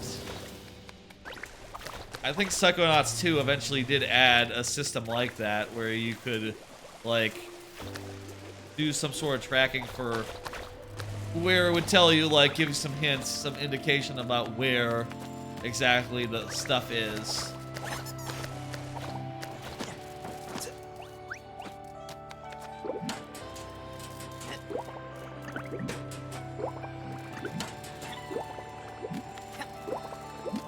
And I'd say it's stuff like that which holds it back from being, like, higher on the list for me, right? Oh, here's the button. No, here's the person who's gonna give me the hint.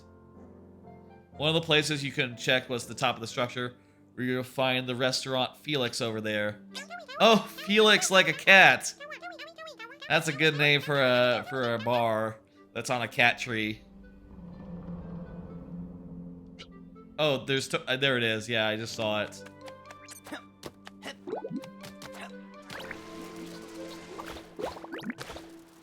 Once we go over there.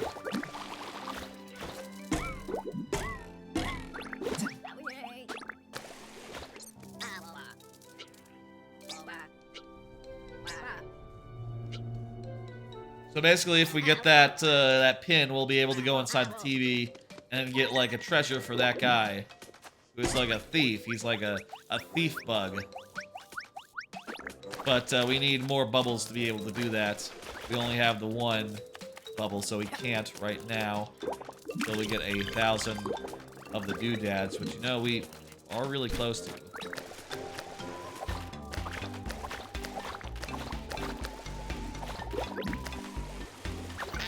And we got so many reds, we might as well spend them on getting more of the stuff.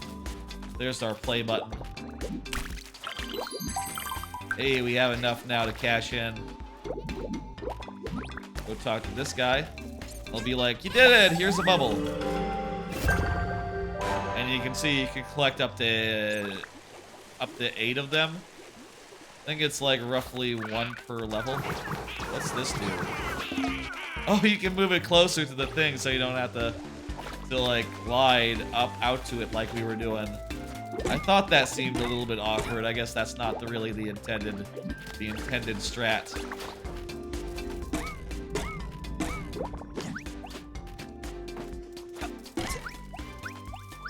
We now have everything we need to finish this level, but let's get the treasure just to show you another optional quest you can do. You can see each world has 3. Well, I don't know if every world has 3. Maybe some of them have more.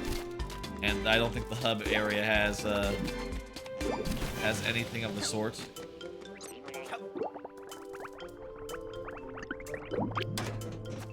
Alright, there we go. Grab that. The more you get, the more you'll be able to glide, and you'll be able to do some challenges once you have, like, sufficient. They'll basically, I'll say this game you don't require anything to do the critical path, or like anything more than you just get naturally. But there are secret areas that will ask you to have more, which makes them that, you know, makes them good to get. Okay, let's see. What are we doing in the TV?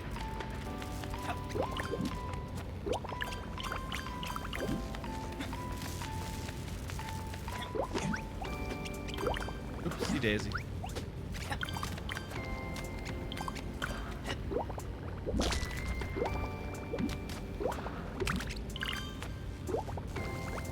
Okay, what's up? Whoop, whoa, whoa, okay.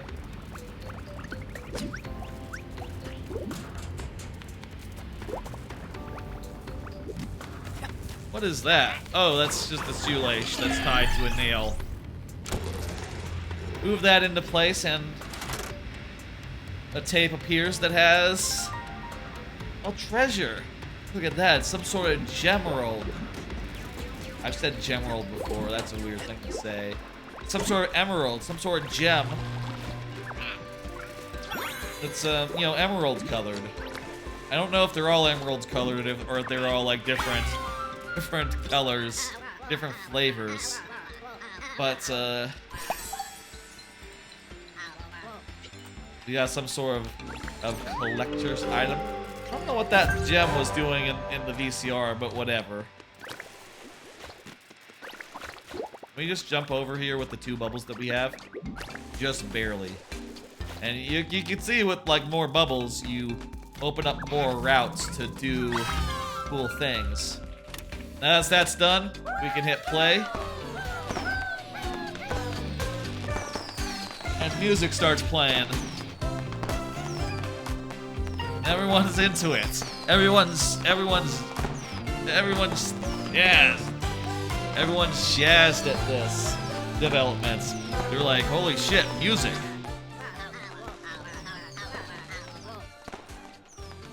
Holy shit. Even the ants can hear it. Now the voice of the creator can be heard, studied by all.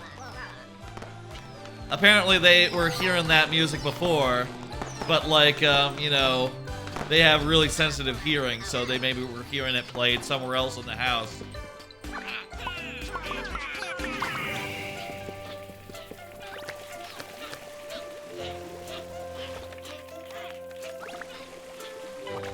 I want to show you the second world too, so we're gonna do that one now. I feel like the second world is like the height as far as like new abilities that are just fucking rad.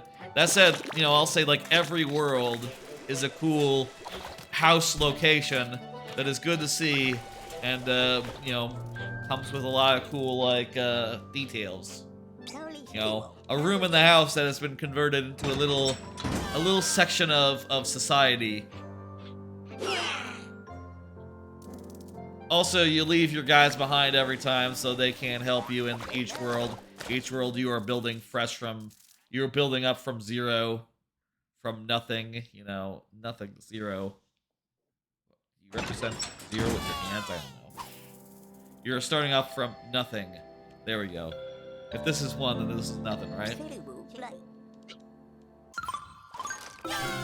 We don't need to see any of this, it's fine. We got another piece, it's a whole thing. This is the guy we traded the soap bubbles to. He's gonna give us one for free. This is sort of like the tutorial one, so if you didn't get enough nectar in the first level, you'd get one there.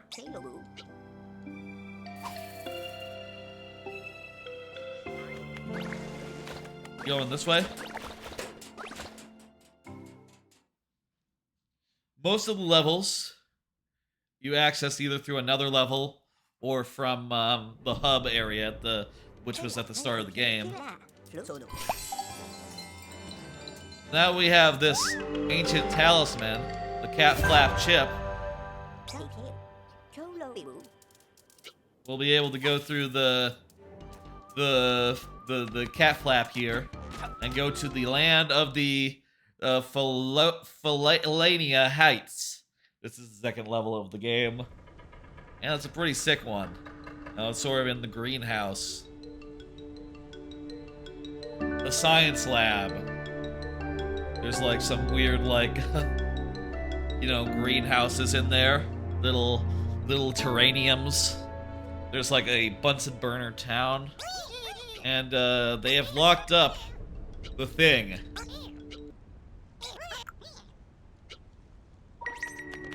You need to go get the stuff, but first, what's this? It's green.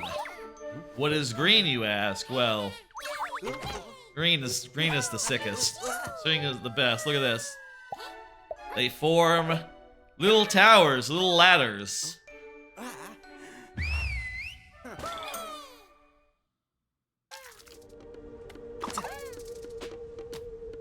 And look at this. You can throw them like this. And they'll form like little...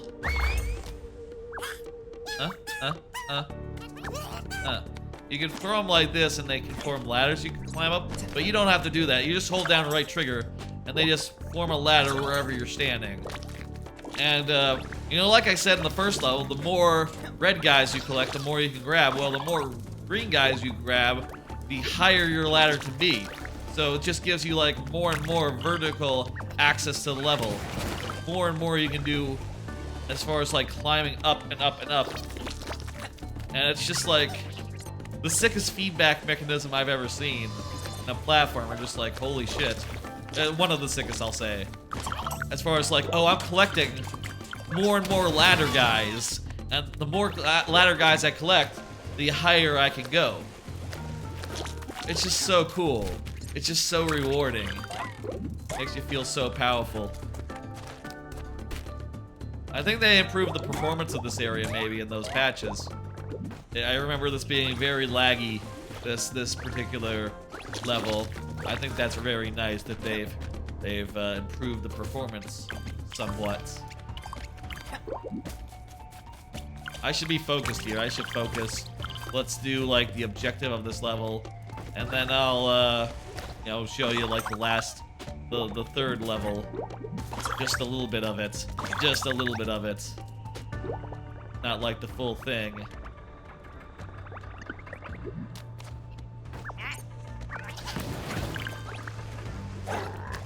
There are still many games I want to get to tonight. Play a good deal of. And, you know, get them fresh in my memory for Game of the Year deliberations and stuff.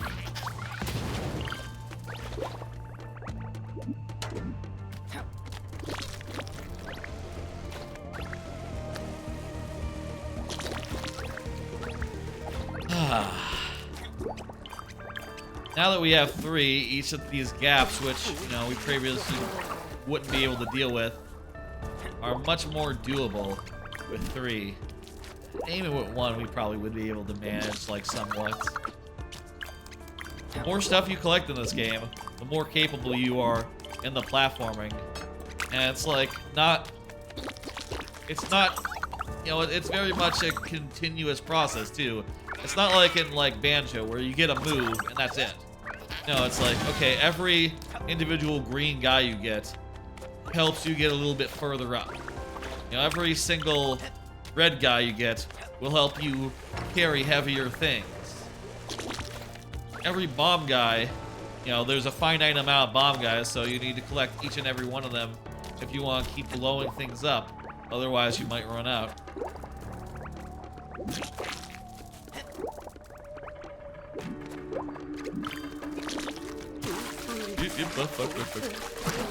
Water is deadly, though. And you can see here there's another side quest for letters. Probably not going to get them all, but whatever. Do I have enough to get up to do this? Yes, I do. I have just enough to climb up these guys. That feels really good.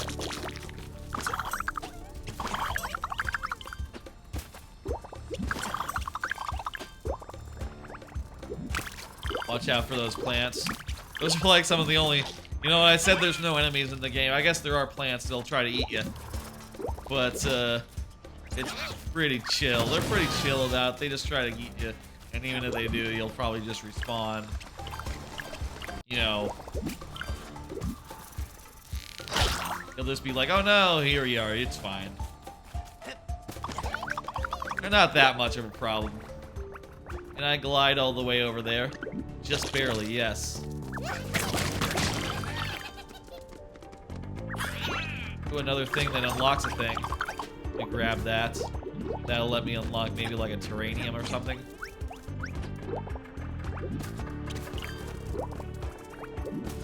Again, probably not gonna get all the nectar this time. Probably want to just do like the main critical path, which I can see here. Oh, I just need to get a key from a single terranium, I guess, in this one.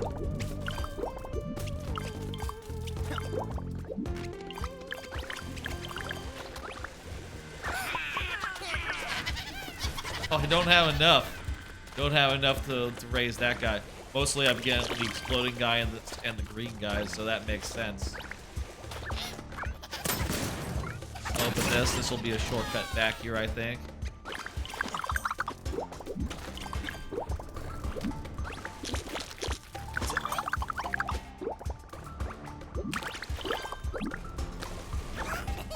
Oh, there's some guys in there. That'll be just enough, I think, to actually do this. You know, if I hadn't gotten those letters, I might have enough guys to have done that without doing that.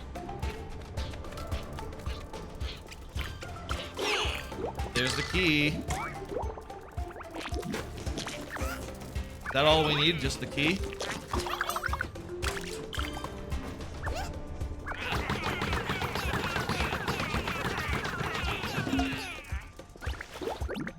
Is all we need the key here? This is not the key. Off Rocker's key from the bottom of the thing. Try turning it in and seeing what happens. They still might not be cool with me, just like...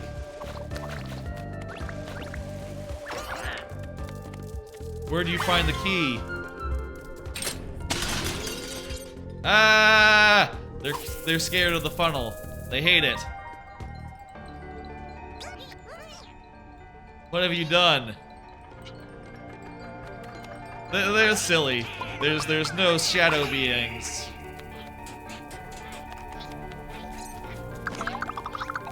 Oh, we need to open the gates, do we? For that. There we go, that's enough. Beautiful.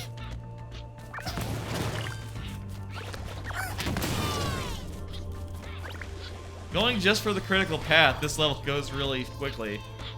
You know, I'll say, like, usually when you're playing it, you want to do all the side stuff, you want to find, like, all parts of a skeleton, you want to get all the letters, you want to get enough juice to, like, enough of the nectar to get another bubble.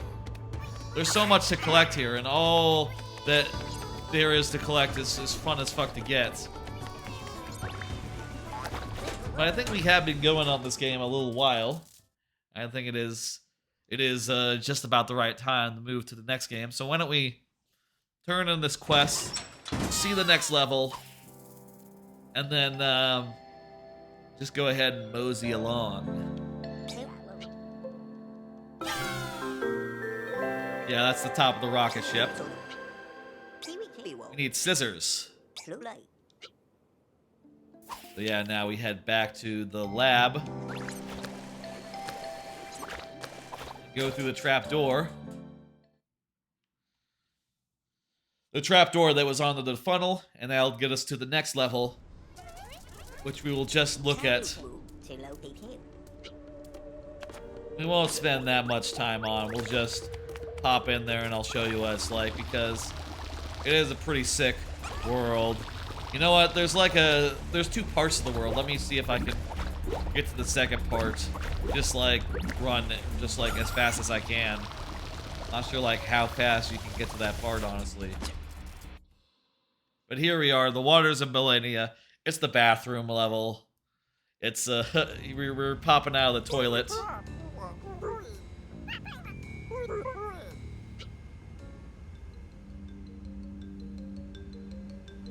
We're popping out of the toilet here. Whole city here. And we need to go to the second half of the level.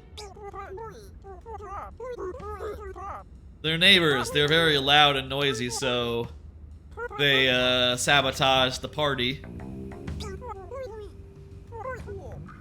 The other half of the level is through the air vent, and basically to get the scissors back, we'll have to put back on the party. Let's grab some guys. We're just gonna... Here's what we're gonna do here. We're gonna get to the other side. We're gonna look upon the other half of the level. There are these new guys. They are electric inducers. You know how in Pikmin, in Pikmin 2 and 3, yellow Pikmin can sort of like hold hands and connect up wires? Actually, I don't know if that's a thing in Pikmin 2. That might just be Pikmin 3. You know how in Pikmin 3, yellow Pikmin can connect wires together? That's what the blue Tinykin can do.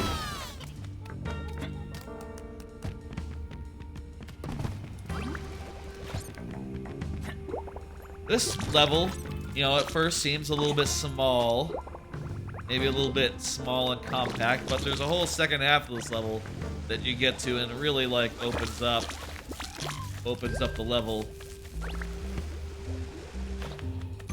I'll show you how these guys work, the blue guys. Lay them down, they create, like, an electric trail. They connect up fully. If they connect up fully, it's locked in, if they don't get all the way, or if you use them poorly, you can call them back and be like, hey. I don't have any guys to carry, so I can't go up there quite yet. There, now I have 3 guys. Don't have enough greens to actually climb up to there. But I do now. Not enough to go up there.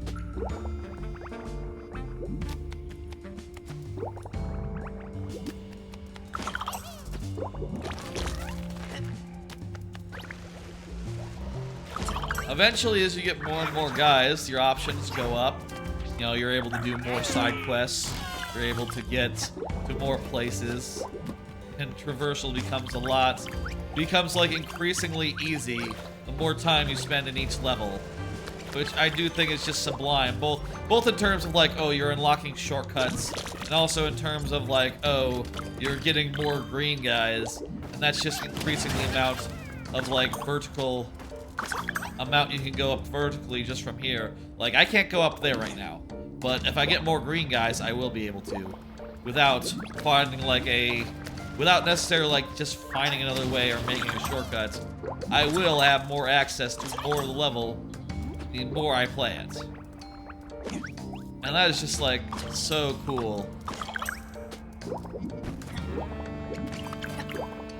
I would put this, if you were asking like how I rank this among like various platformers from the recent times, I would say I would put this over Hat in Time easily. Like, it is so sublime and fun and good to explore. It's definitely a better game than that. Over the weekend, the other day, yesterday, I finished off Super Kiwi 64. I definitely think that this game is a lot better than that one. Super Kiwi 64 is great, and I think it probably is going to make like I could see it as being like number 9 or number 10 on my list. My list is kind of a little empty as far as like the lower tiers go. As far as like number 10 and number 9, I don't really have a lot of options, I think. So I could see it making the list, but what is this? It's down the sink. Oh, just a bunch of guys. Okay, and a letter.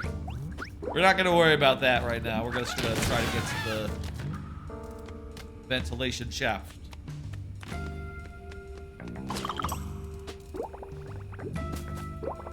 It's definitely up there. It's definitely way up there.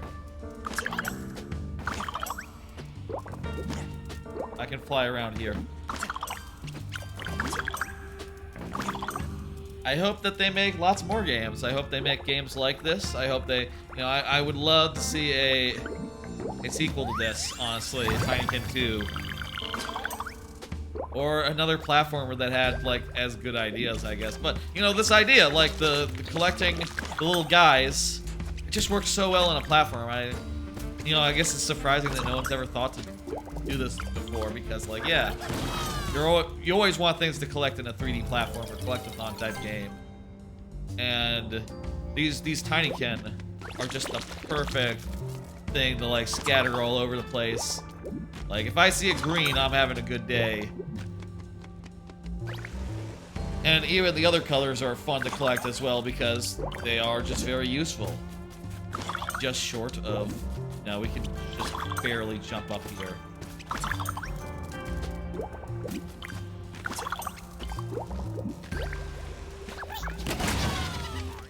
Okay, we can open this so long as we have enough, I wonder. Okay, it's saying that 12 is just plenty. It's easy to miss with these and end up with inefficient like use of them, which I think is kind of weak. It's kind of unfortunate. I think like the blue Tinykin are definitely like the least good of them, which is a shame because in Pikmin when you have like you have to make a trail using yellow Pikmin, it works great, and you just throw them out and forget about it. But having to like actually nuance it in this game, I think, is a little bit unfortunate. And you can see here, here's the other half of the bathroom. For some reason, the toilet and the bath are in two different rooms, but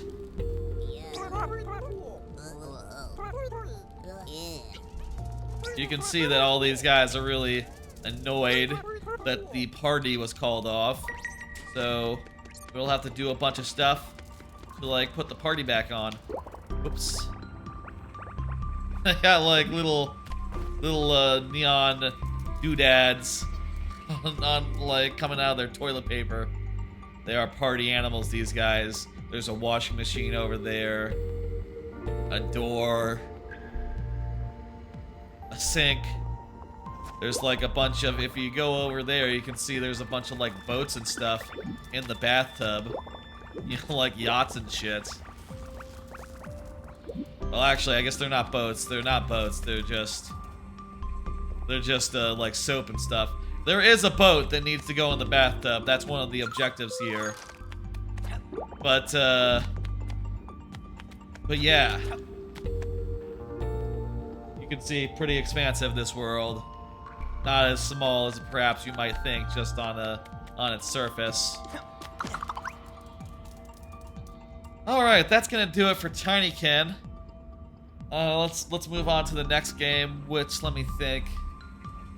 For Tinykin was Neon White. Neon White was the next one in sequence, so I'm gonna take down the gameplay. I'm gonna return the Xbox just to the home screen. I'm gonna switch over to the Switch, which is the version of Neon White that I have.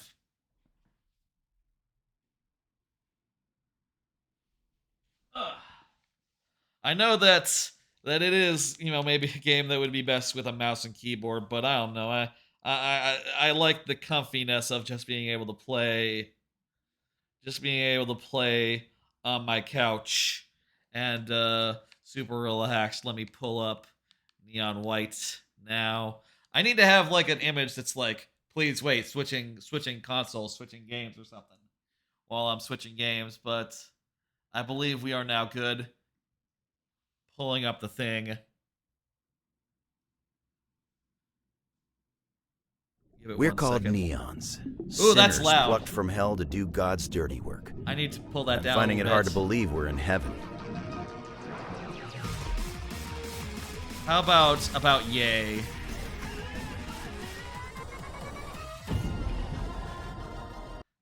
So this is Neon White. I've been talking a little bit about like where I'm coming at these games going in, and I'll tell you, I kind of think Neon White is like right up there. I think that currently, if I had to pick a game of the year, I would pick Neon White. Neon White would be my choice.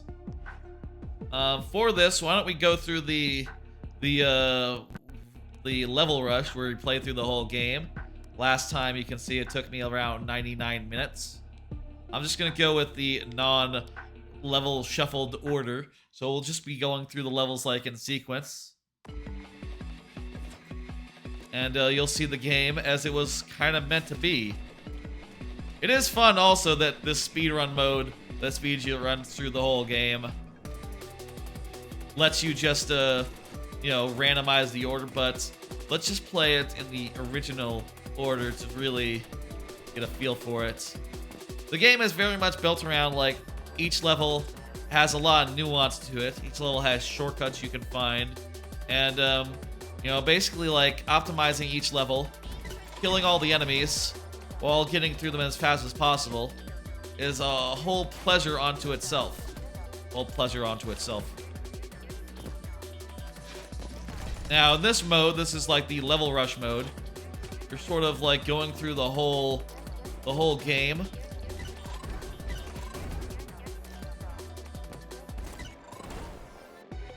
And, you know, each level, you want to defeat all the enemies while getting to the end as fast as possible. Each level also has these cards, which when you discard them, they each do, like, a special thing. Which, you know, basically, like this one, it lets you double jump. Other ones will let you, like, glide around. and like strategic card usage is really important and adds a lot of like, and if you like, you know, there are cases where you can use them in unintuitive ways to like save a card or save time or take little shortcuts.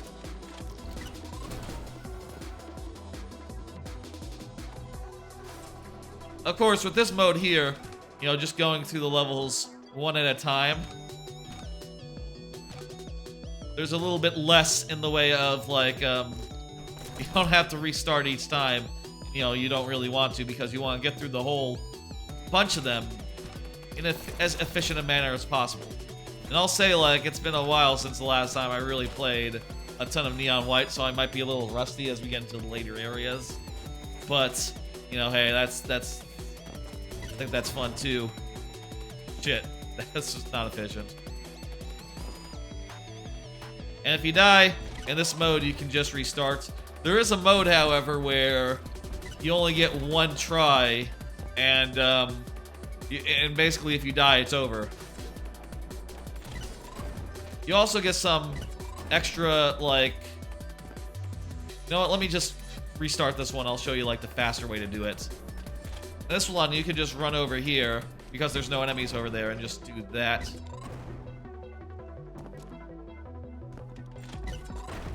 Also, I learned this watching a video. If you use like 2 of the grenades at once, you can get like you get like more momentum off them, which is pretty cool. I didn't know that. Here you can jump around here and avoid, like, you know, take a little shortcut there.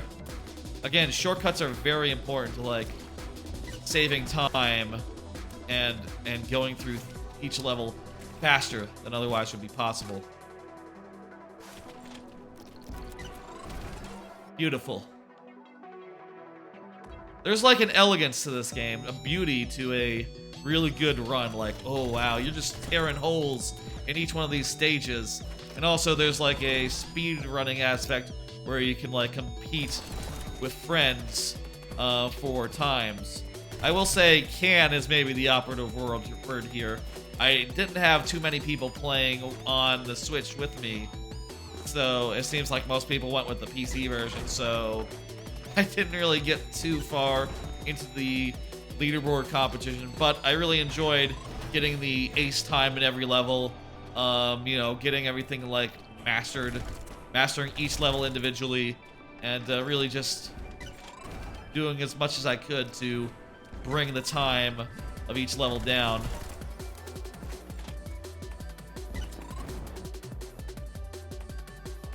It's a really satisfying game. It also does have a story as well. You know, there's some storytelling around like, oh, you're in hell. And, you know, it sort of proceeds in a visual novel way. And ultimately, I think I did come around to liking all the characters and storytelling a lot. You know, as a group of like, the characters are all kind of scummy in their own ways. They're all sort of assassins. They're all sort of dude bros. They're all sort of like broken people, and I think that, you know, they're definitely the sorts of people that like, that could become very popular online, right? Like, in the same way that like the Fire Emblem folk did. I think they kind of missed that mark as far as like hitting the mainstream as far as meme goes. But I definitely know there are people out there for whom like, oh yeah, who just really loved all the cast and how like broken each one of them was in different ways. The music is also really good here. Really is good at getting you into that like trance. That trance state you need to really like get down each level as fast as humanly possible.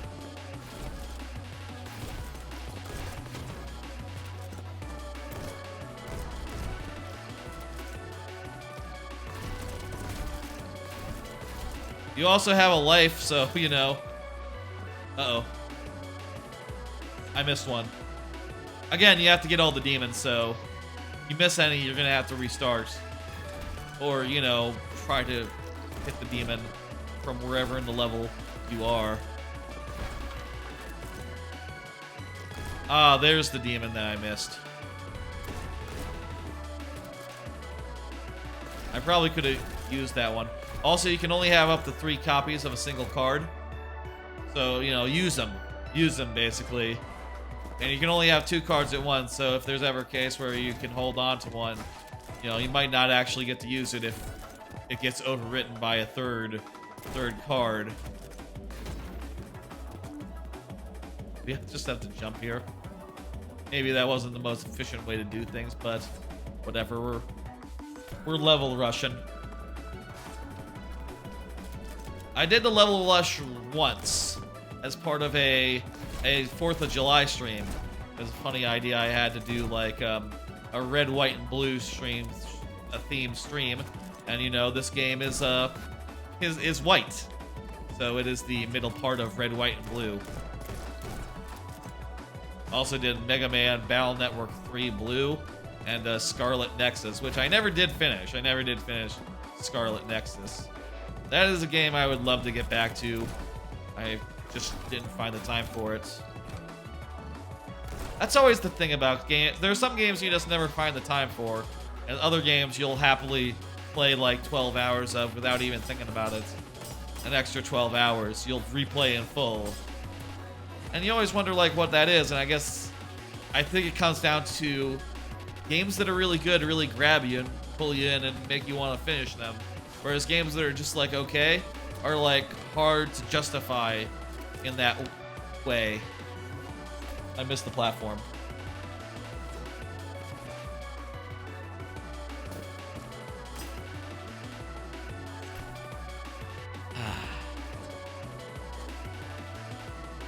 Obviously, since I'm playing on console, I can't exactly like always aim good. You know, I'm just using the right stick and all.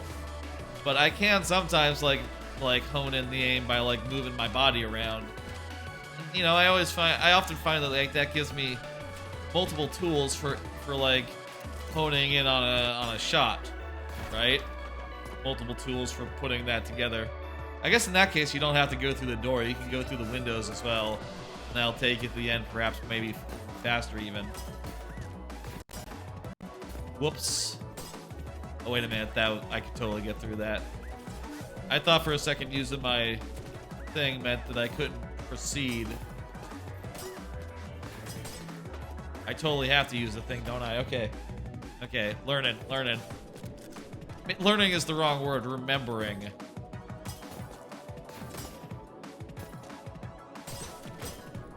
I can use my katana, but I can only use that a limited number of times. And also, it, you know, is weaker, I think, than all the guns that are like consumable and of. Let's find a shortcut there. We can do this faster. We don't really need to go through that window. Oh, yes, we do, because we used the thing. We don't need to do this, though. Watch. If I shoot these guys... And then... no. Wait. Shortcuts are hard to figure out on the fly. Let's just maybe do it like the old school way.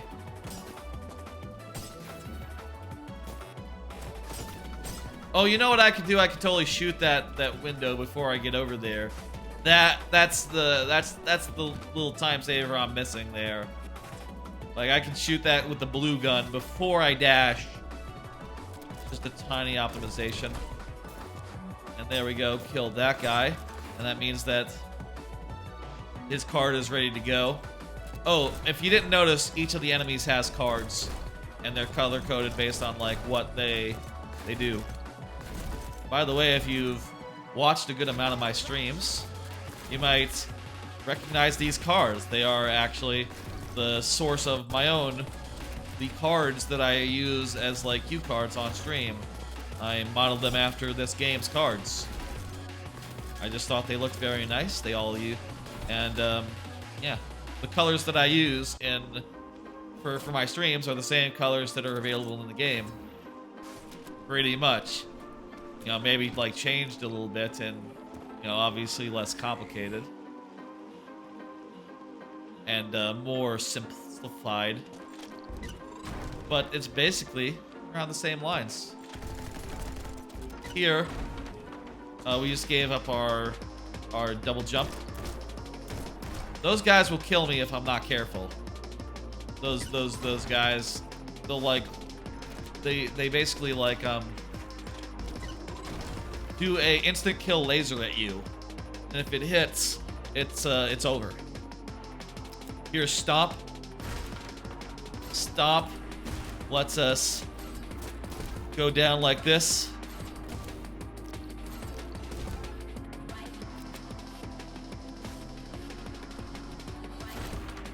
There's actually, hang on, there's a shortcut I can do here. I just did this level recently.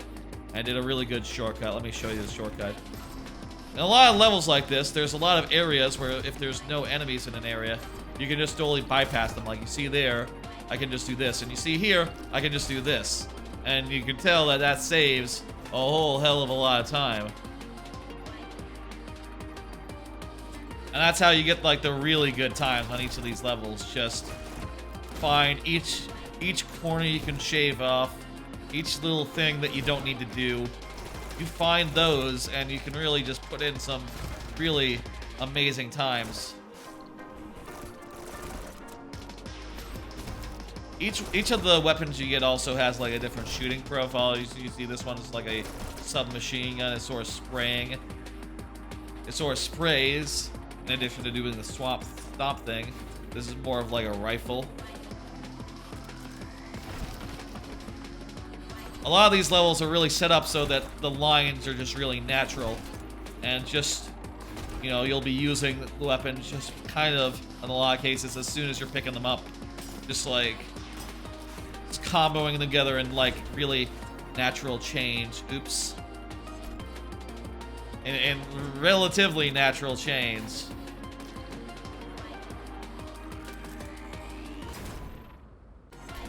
Okay.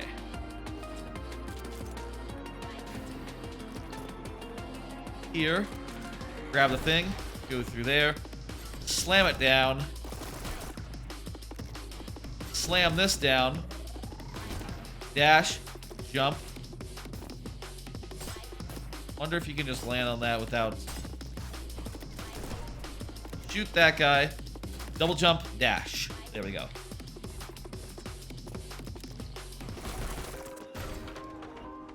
Did I need that guy's thing? I hope not. Nah, here's another one. Got a bunch of dashes here. Whoops. Well, that works. Okay.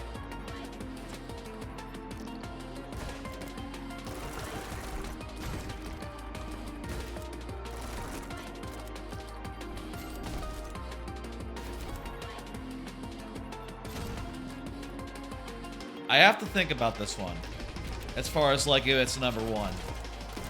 The weird thing about this is I do think like number one is kind of in flux for me, but number two isn't. I think that no matter what's number one, I think Marvel Snap gets to be number two, but it doesn't get to be number one.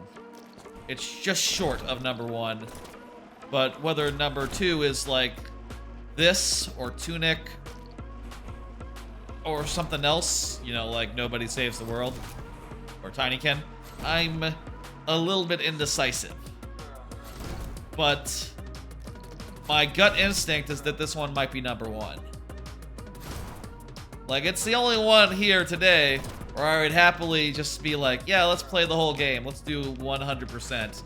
Let's play every level that's in this thing, other than the bonus levels, which, by the way, are also really sick. The bonus levels are sick as well. They are amazing, incredible, very cool bonus levels. Oh, by the way, below my name right now, there's a count of how many demons are left in the level. That's how you know if you've got them all. If it wasn't obvious, you know, if you're watching along at home and you never played the game, maybe you wouldn't understand like how I know, but that's how. There's a thing that's telling me right behind me, basically. I have given thought to green screens, but It seems like a little bit hard to do in my situation, my setup. You know, having the desk and the two different places where I play games, or you know, talk to the chat. I would kind of need like 2 green screens, and to have them set up in a way that they didn't, you know, intersect, which would be kind of difficult. I also think this game does a great job at like introducing new weapons and abilities as you go, and like keeping things fun and loose and good. Crap, I missed a couple. Okay. And like using the abilities in a variety of fun ways that like keeps you that levels that are fun to route, but also like really satisfying. And you know what I need to do there? I need to use 1, 2. I need to use them on the guys as I'm going down. I can also just like destroy that guy without doing a stomp. 1, 2. Fuck. Need to make sure to land on him.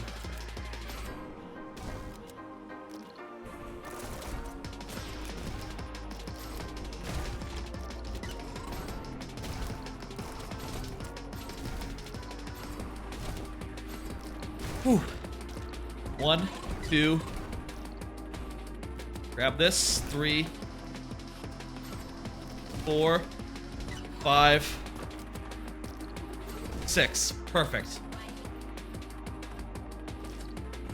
I would describe this as a beautiful game. And definitely, if I were to say, you know, obviously, you know, all my games in my top tier, none of them were at the Video Game Awards. I would say that they were all snubbed, but, you know, I might say that Neon White was the most snubbed. At least Marvel Snap won, like, Mobile Game of the Year, which, you know, is a category full of no-hopers, so of course it's gonna win. Like, what, Apex on the Apex mobile version? That's not really a phone game, is it? That's not gonna win. Fucking Diablo Immortal, the game everyone hates, that's not gonna win. Of course it's gonna be the one people actually like and actually love. But at the same time, you know, it's definitely not nominated for, like, the real category. The real one. Wait. Okay. I did that wrong. You think there's an enemy over there, or can I just jump over here? There's 5 left in the level. I'm 1 short, aren't I?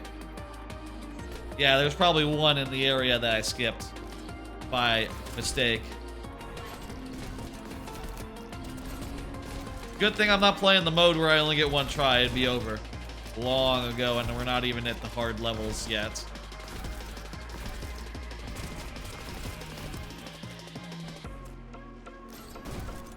My health is a little bit low.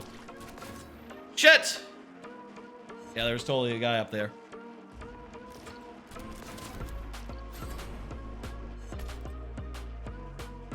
This level's giving us some trouble. Yep.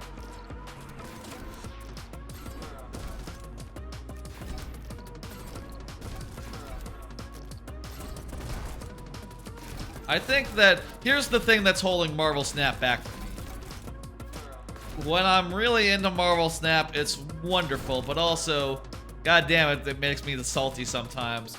It makes me like, it makes me really mad and really frustrated, and just because every match is like 3 minutes long, I always feel like, oh, I can do like 1 quick match before bed, and it's never just 1.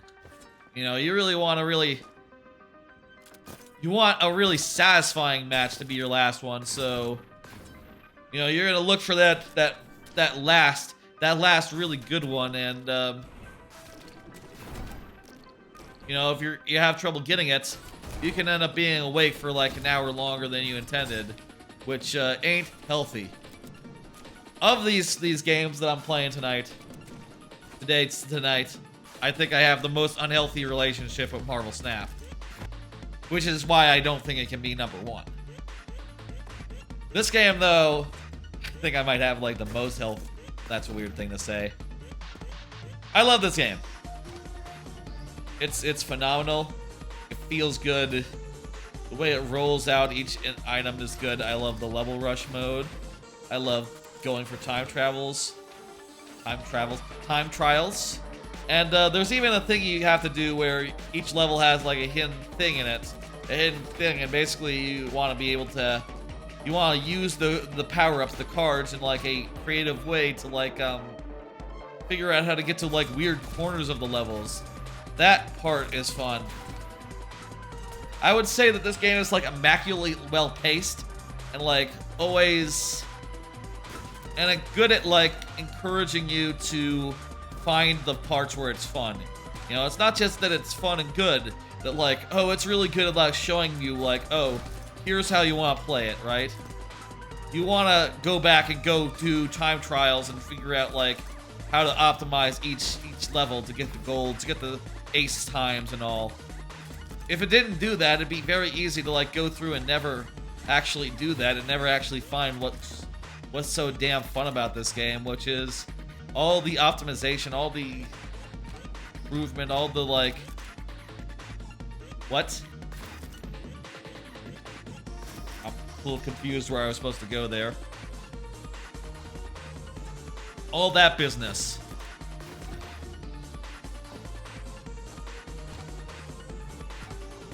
I will say, by the way, I slept in a good deal before this stream. That's probably a little bit also why it was a little late. Well, that's not true. It wasn't just that. It was that there were technical issues, but slept in pretty late. I definitely do want to pull that back a little over the next couple of days.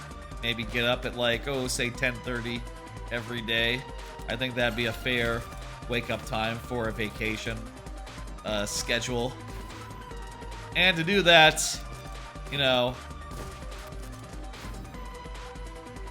And to do that, I'm definitely gonna, like, probably start being a little more strict about that. But for now, you know, hey, it's good to be well rested. I do have a big trip planned for the weekend, though, so you'd be ready for that. There we go, that's this level. This world, things suddenly got, like, a lot more dark in this one. Oh, shit. This is the first boss fight of the level, of the game. Let's try to get through this in one go. Follow this guy around and you shoot his doodads.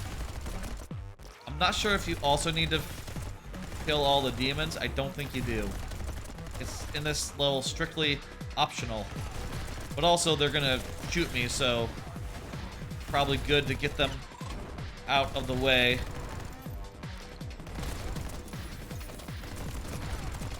There's also health you pick up in this game. I don't think we've actually seen any before, but there are health pickups, so we don't have to like just exist on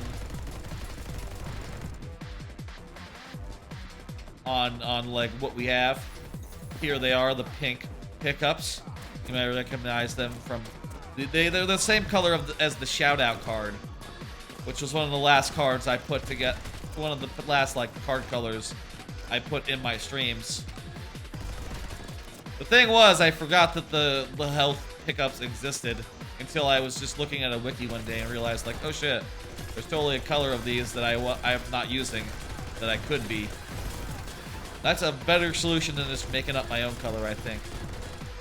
Not that making up my own color would be a problem, because, like, yeah, it's...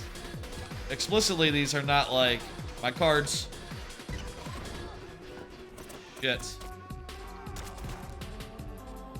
Can I get up there?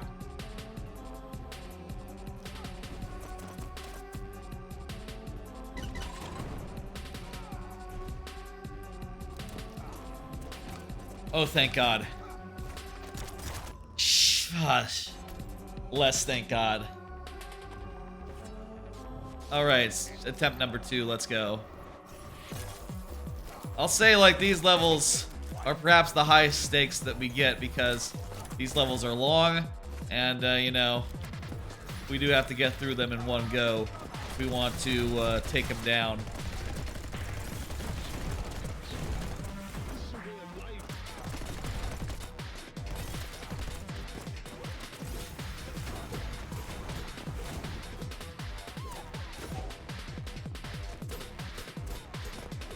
I'm all out of gun.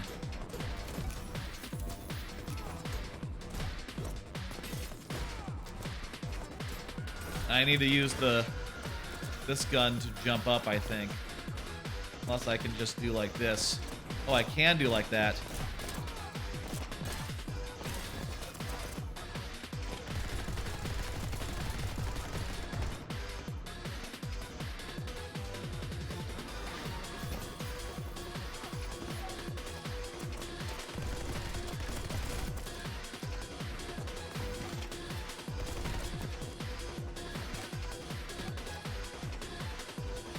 Shit!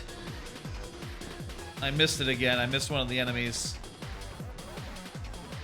That can happen, you know. In first person, it's easy to overshoot an enemy sometimes. Oh, geez. I was able to recover. Also, hey, here's a free jumperoo. You can recover in some of these levels, though. You know, at a certain point, you know, if you're going for time, you do want to restart if you fuck up like that. That's just the best thing you can do to get a better time. I don't think it's a problem that it works like that you can just overshoot. That's just sort of the nature of first-person platforming. I don't think it's a bad thing. In fact, if you forced me to choose whether it's good or bad, I would say good.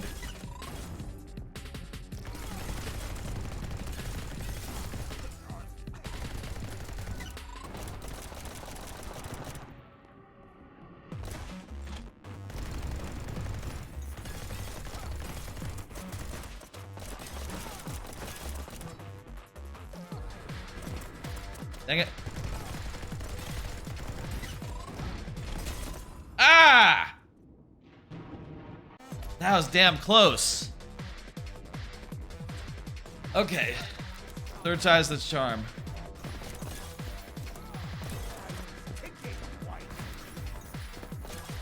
By the way, that's neon green. I am playing as neon white.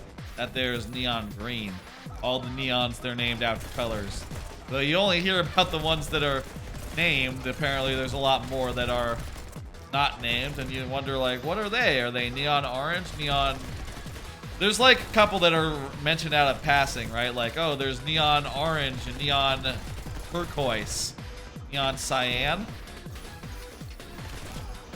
I think neon blue is like one who is dead.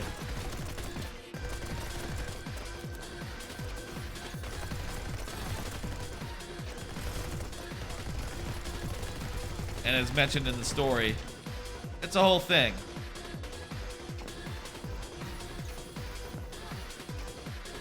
You know, the story is.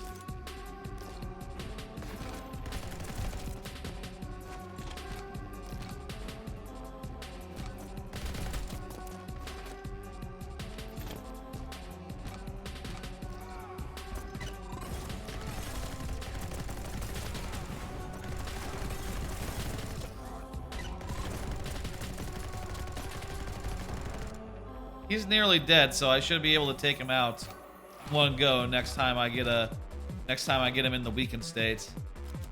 Last time he wasn't low enough where I could do it in one, which, you know, kind of a problem for me.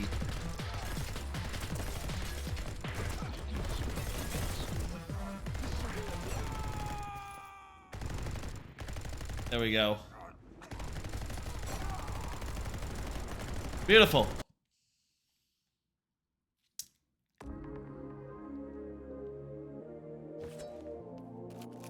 Now we got Fireball. It's Fireball. Fireball, it's a new ability. It's a shotgun. And also you discard it to like shoot forward in the direction you're facing. Pretty sick.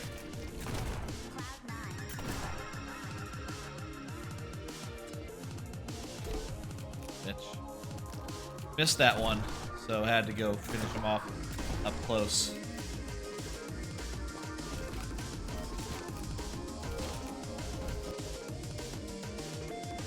Cloud 9.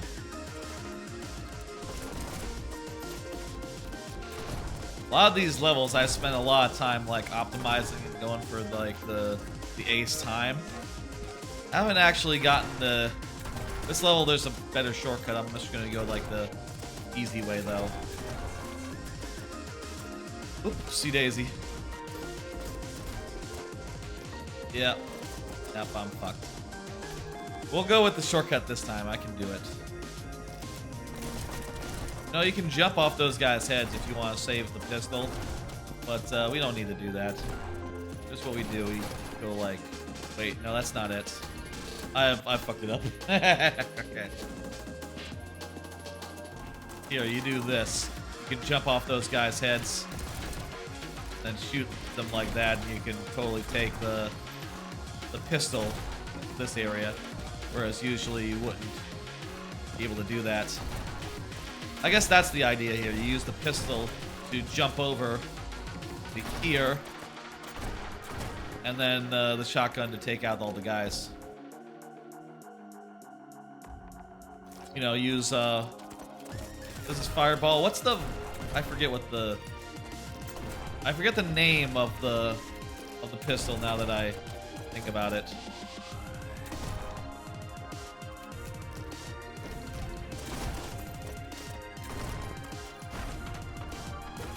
Oh, here I could have totally not gone this way. You don't have to go through that whole area because there's nothing in it. You don't have to go through this whole area because there's nothing in it other than, you know, the weapons. So long as you kill the guys that are outside, you can totally bypass those areas and get a really good time.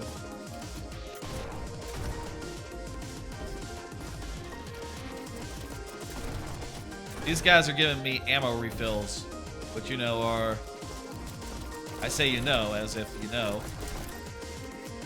which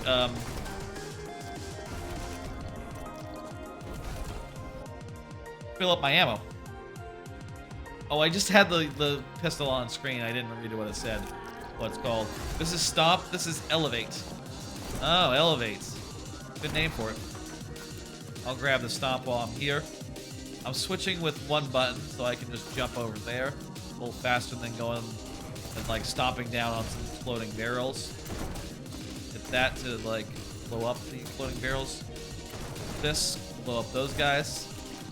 Fireball up, dash over.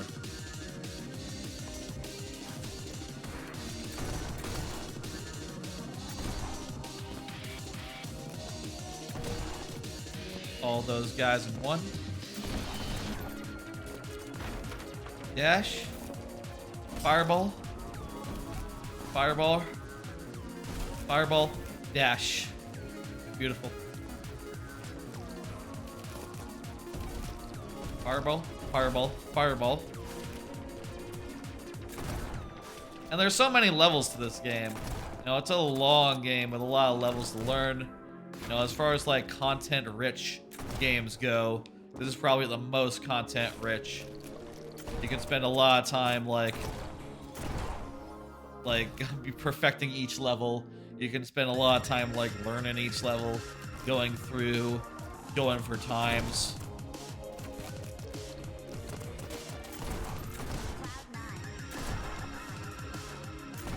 And like really just finding all the shortcuts each one. Here I can do like this. Take off the stomp like that. That was really slow, but you can imagine if you did it like first time really quickly, you could get like a really good time. Grab that. Stop. Oops. I think I needed to elevate there to actually get up the thing. Yeah, a little bit of elevation helps a good deal. Stop.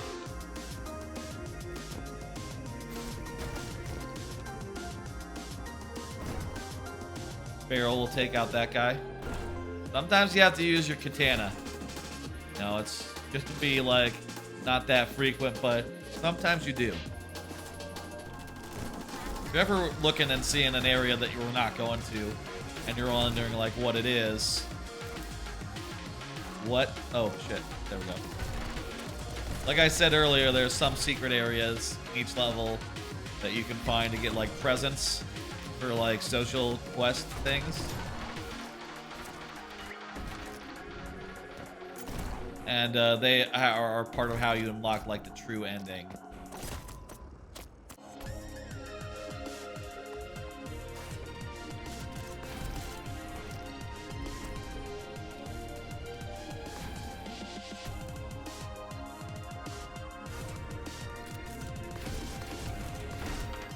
If I had one criticism of the game, which, you know, I'll say is one of my favorite of the year, I do think it would be, sometimes it would be good to have a little more feedback on, like, killing an enemy, right? Sometimes I feel like I kill an enemy, and I'm not even sure if I did it, you know, because it's behind me or something.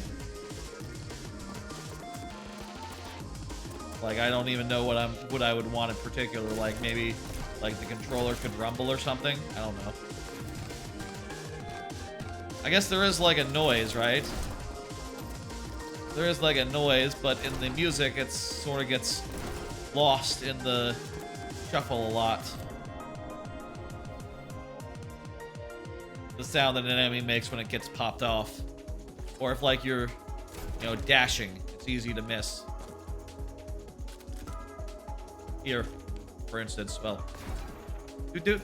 I guess it does make a doot-doot noise, but some cases it's just weirdly easy to miss because other stuff is going on, I suppose. So these guys, if you kill them, they cause a shot to go off, and that can be used to kill enemies, or if you step in front of it yourself, it will kill you. It's, I believe, just a one-hit kill on them. So, you know, don't get caught, basically. These, like, mine guns.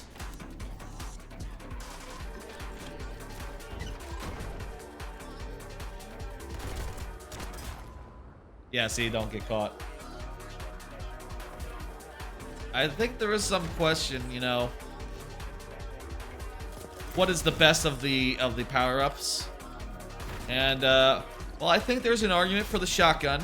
There's an argument for fireball, but I think the actual answer is either the rocket launcher or the one that, the Book of Life, which is something you'll see later in the game. Well, obviously the rocket launcher, you haven't seen that either. But the Book of Life is also up there as far as like a really cool end game thing.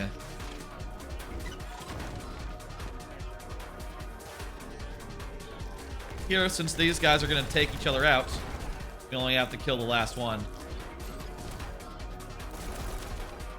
And the rest will just sort of chain themselves away. Beautiful. Wonder if this will be faster than the first time I did this. Overall, you know? Here, shoot these. Bounce. Shoot. Shoot. Shoot. Go through there. Oh, you could totally take out these guys without... Yeah, we're gonna do it the smart way this time. There's totally a great shortcut you could do here. Fuck, fuck, fuck. Okay. Gonna do this level the smart way. The short way. Yeah, once we wasted our fireball, missed our with our fireball, we were kind of fucked there. There we go. So here, what we want to do is go up here. That'll destroy everything over there without us even really trying. Everything is set up to die over there.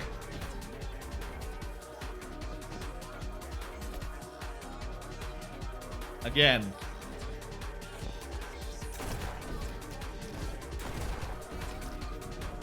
Kill it. Yeah. Too many shots. Ran out of ammo.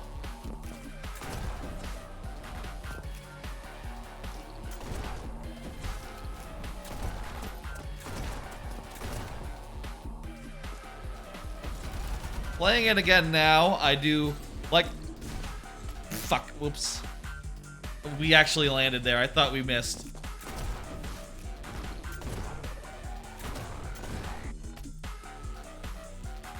Playing it now, I do realize that I think it could use a little bit more feedback as far as like sometimes you kill an enemy and you don't realize and you're not sure. And be good to, you know for sure. But also, you know,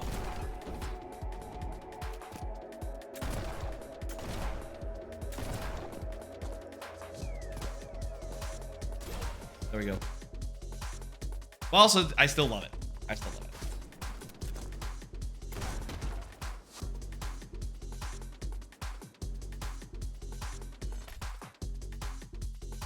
All right.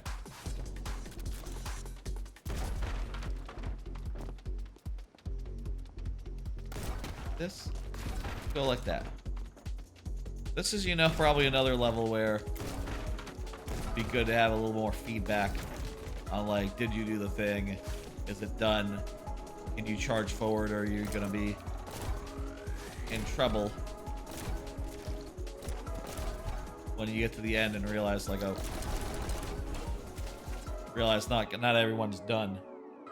Still, like, when we pull it up, it's sick as hell, and if you miss one, I guess just, try again, but this time be more careful. Like, there's so many cool moments here in each level, and cool bits of gameplay based around, like, oh yeah, you're jumping and you're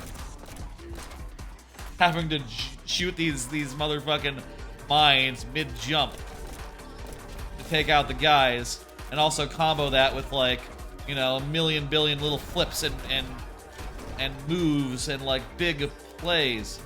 Jump. Take out that. Jump midair.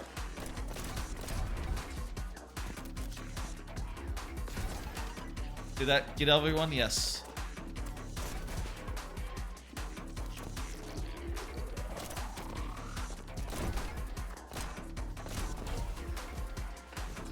We got it, and into the goal. Ooh. Fireball.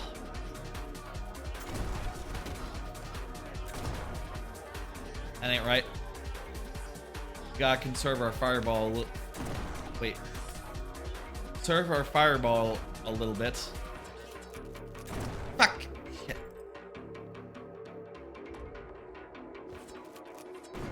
Switch to our sword. Grab a bunch of ammo. And shoot these as we're falling. There we go. Here we can just go around, and like before, these guys will take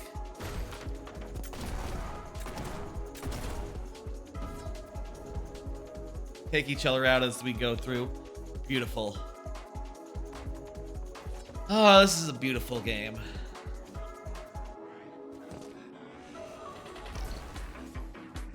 It is close.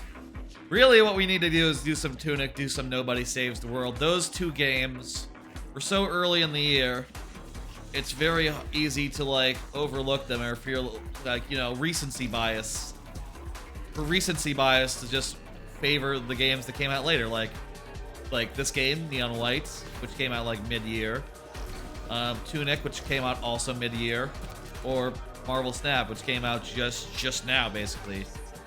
And I just started playing Vampire Survivors, so that's also very hot on my mind. That's part of why I do this at this time of year. Why I do all this recap. Because it's helpful to counteract recency bias and, like, get fresh opinions on it. And remember, like, oh yeah, I love this, but this part of it, not great. And there's always going to be parts that are not great, and it's those parts that you can really like, you can really like get down on as far as like determining game of the year for like making that final decision, right? And for y'all doing your list, I would encourage you to do the same. Like, go play your number 1 game, go play your number 2 game, go play your number 3 game, and think heavily and think about like, okay, which one would I like to play again in full right now? If the answer is not your game of the year, like, maybe it should be. Maybe your game of the year is the one that you would just be down to play no matter how long it is. Or maybe that's not it at all, you know, like I said. I mean, I replayed that year when Persona 5 came out and it was number 2. I did replay it all in full, but I also replayed all of Mario Odyssey, I'm sure. That is my favorite of that year. That was the winner. And indeed, like, it, you know, being willing to replay wasn't exclusive to that game. Though I will say that is part of why Breath of the Wild ended up at 4 that year, because I really didn't feel like replaying it all in full for some reason. I don't know, I felt like it really had its... I heard recently someone who liked Elden Ring, right? Basically saying like, well, they don't really feel like the urge to replay it, and that being a knock against it for them. That's sort of how I felt about Breath of the Wild. I didn't play Elden Ring, so I really can't speak to that, but that's sort of how I felt about Breath of the Wild that year. Just like, okay, well, I tried the hard mode and it turned out to be, I don't know, like, just not what I was looking for. Not particularly fun. Surprised me, really.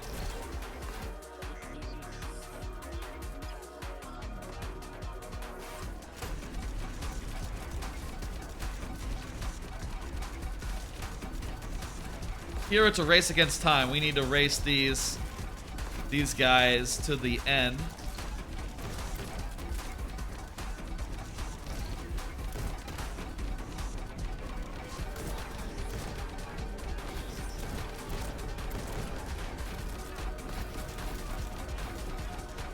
I didn't jump.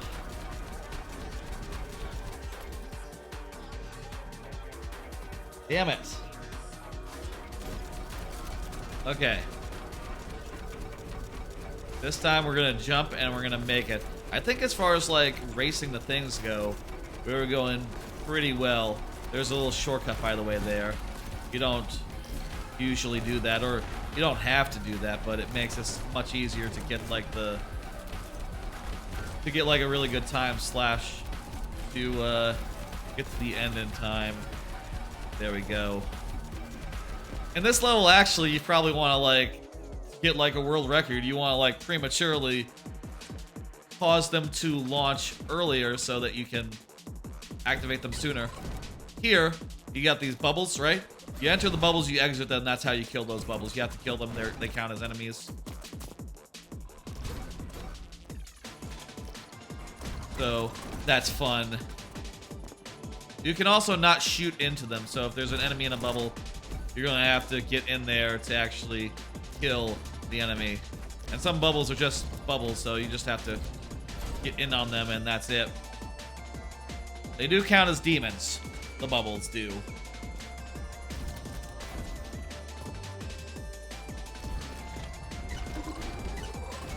Do those two, dash through there. There's a shortcut here, but let's just play it normal style. Get some fireball. Fireball. Dash. I love how everything just changed together so well in this game. It's phenomenal.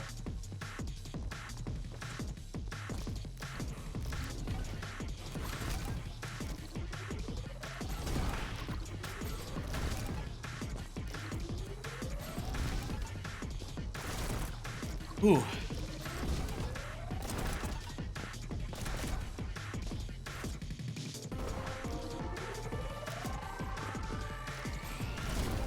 Good, okay. Ooh, that was close. You guys nearly got me. Pop some bubbles in this one. That's why the level is called Pop. Because you pop bubbles. Huh? No, I missed it! I missed the bubble. Sometimes it's hard to judge. You feel like such a doofus being like, oh shit, well, that's done. And I guess that's not just the cases where you're like, your body is off. You know, sometimes that's cases where like, oh, you know, I tried to shoot a guy and I fucking totally missed it. I whiffed it horribly. You know, it's not just cases like this where literally you can't tell exactly where your hitbox is. I would say though, I prefer being in first person for a game like this than in third person. You know, recently I've been playing and I played through Uncharted 2.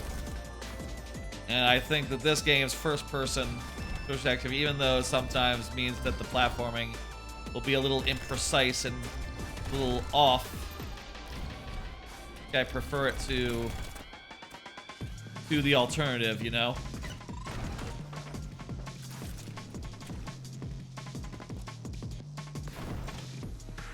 And also, like, a lot of the time you can, you know, you very surely know where you're going so long as you know where you're aiming.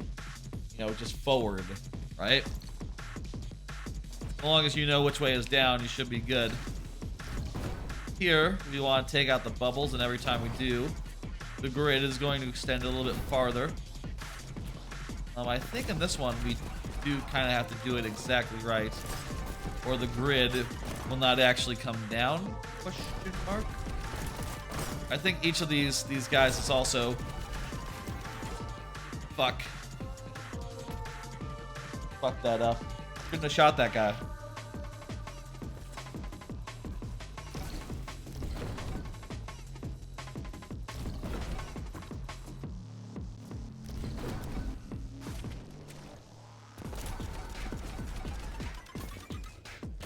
These platforms, by the way, they break as soon as you stand on them. Well, most of them do. Anyway. The ones that are made of glass do. So you want to sort of be like, you know, judicious about using them, I suppose. You know, you could also just have gone to the end and just shot the guys. That would have also done it. These guys are fuckers. They're mimics. You shoot them and they just, whenever you kill them, they cause a rage of bullets out in every direction. They're strong bullets too. They'll kill you in one hit, and also they'll kill enemies in one hit too. So, you know, you can use that to your advantage very easily.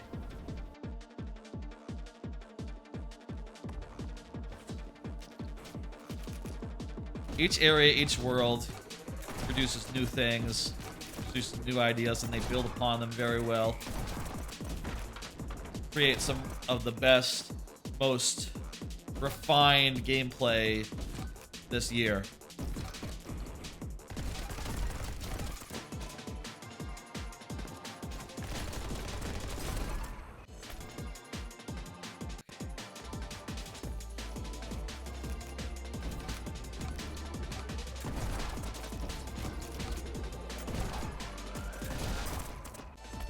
Next, I believe, is going to be Tunic. Tunic is going to be the next game up. And then Nobody Saves the World, and we'll go back and we'll check out some of the ones that are maybe in tier A. You know, the tier. Okay, I did it again. The next tier down from the top tier, which is like Kirby, Splatoon, Pokemon Violet.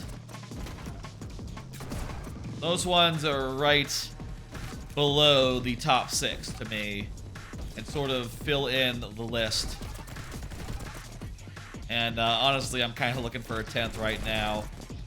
Could be that game I played the other day. Could be Super Kiwi, but honestly, I think I can do better. One thing I am thinking is that, you know, like I said, Tuesday is going to be a Game Pass game, a Game Pass stream. I'm going to check out Pentiment. I'm going to check... What?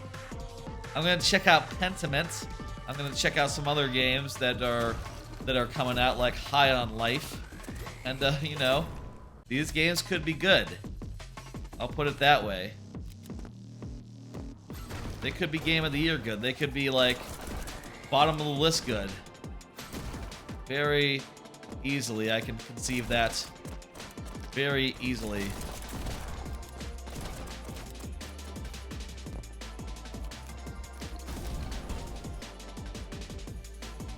Beautiful.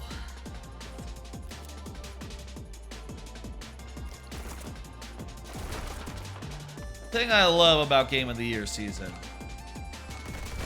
is that you get conversations that any other time the rest of the year just don't happen, right? Most of the year when a game comes out, kind of want to compare it. Geez, that guy jumped the bullets. Never seen that before. You kind of want to compare games in isolation. Say like, okay, this has really good music, really good gameplay, really fun, and really great characters. And that's all you need to say. But when Game of the Year comes along, you have to say the things like, okay, but which game has the best of each? Which game is better than the others? And suddenly, you're invited to start comparing games, whereas I think most of the year, best practice is to just talk about games as an isolated thing, you know? Say like, oh, this is really good and you should play it. This is also really good and you should also play it. I think if you're doing like a Game of the Year feature that doesn't have that aspect to it, I think that's just not as good. I think that's just a weakness. I think that you ought to be brave and directly compare and contrast games. That's part of the fun of Game of the Year. And if you're just focusing on like, oh, let's just talk about the games that we loved, you also have to talk about. That's just not as fun to me. Anyway, this is the last one of the last, really the last one. It is the rocket launcher Dominion. It is, I would say, the best weapon in the game as far as like the main basic weapons go. It is sick as hell. You do wall jumping with it. You can jump off all the walls in the world. Feels really good. It destroys these panels that you've had to do fancy stuff to destroy before. And it has an ability, which I haven't, it has a discard ability here. This is Zipline. So it's a rocket launcher, and also it will, like, grapple you to places. It's a rocket launcher and a hook shot. It's sick as hell. I was saying before that, that Vampire Survivor is probably the sickest game of the year. Neon White is not that far behind. It is also just incredibly sick and full of, like, really good design, really good, like, focused gameplay, and, like, levels that are really fun to tear apart and open up and, like, bust holes in it.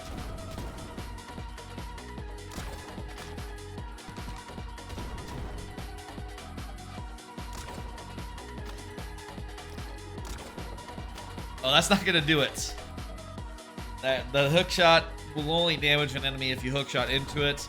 It's not like a splash thing like the Dominion itself. Gotta remember that. Not to try to do that again.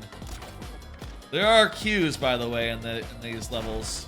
You can see all these, like, cyan points. They're totally not subtly telling you, like, hey, aim here for your hook shots. This is where you want to go.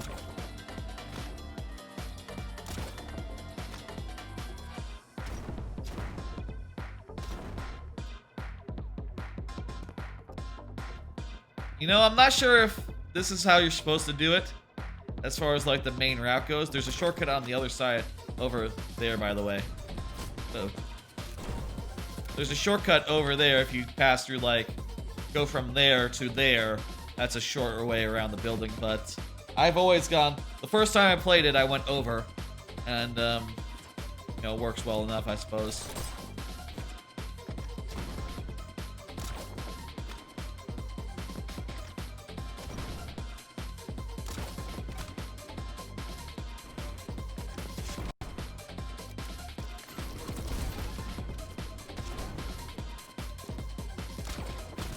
Okay, did that kill it? Foot didn't. Okay, I guess it doesn't kill the rocket, not on its own. Uh-oh. I need a rocket. I shouldn't have blown it. Okay.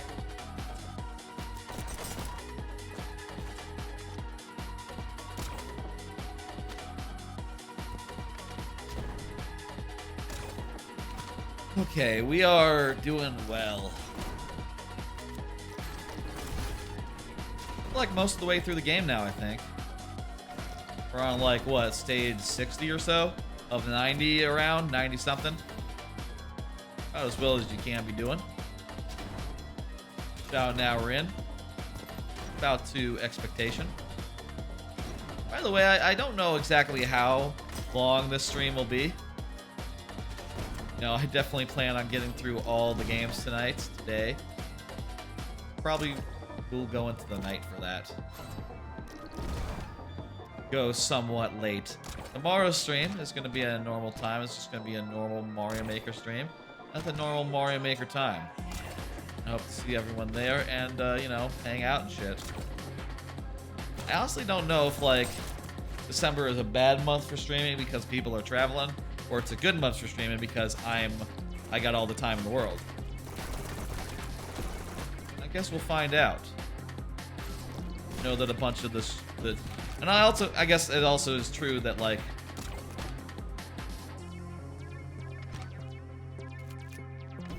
use this. Fuck, that was... I can't kill these guys. Don't have enough. Don't have enough. That wasn't the answer there. Stomp here. I think here we want to switch to the...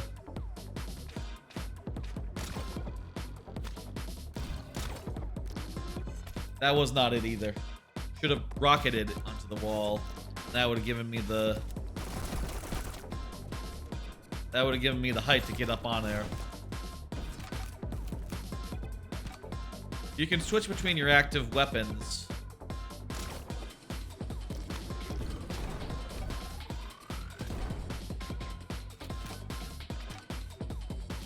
So, you know, in most cases, you don't have to.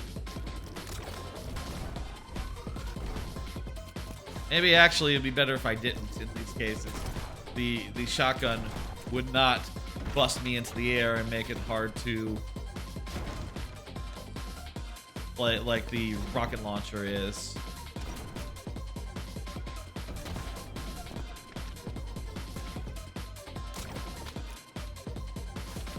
Usually I think that, like, other than like one level, you're not required to switch weapons and do anything fancy. Beautiful. Yeah, we're at 69 of... level 69 of, nice. Like 90 something, 96. That's nice. Of these games, this is gonna be the only one I actually, like, complete in full. Which... well, mostly in full. I think there are some levels that aren't included in the level rush. I can kill that guy. No, I didn't. I need to. I think I got him. I think I got him.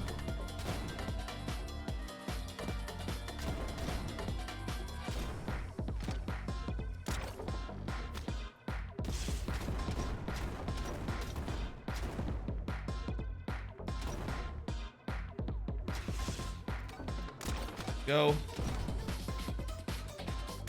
I can hook shot to these balloons and that'll work. Did I miss him earlier? Oh no.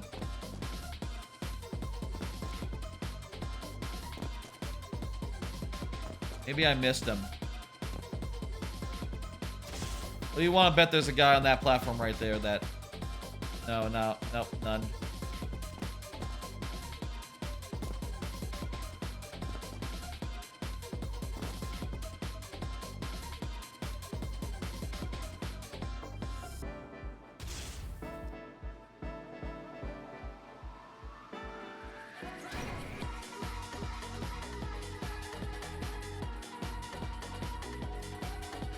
At this point, it's going to be faster to restart. I might not be able to get back up there with the amount of rockets that I have. Though I do have a lot, so maybe I could just climb a tower like that. You could also just look at the number and make sure that the number is going down right. It's just that I'm not looking at the number usually, so I don't know like what is the right number for the number to be at.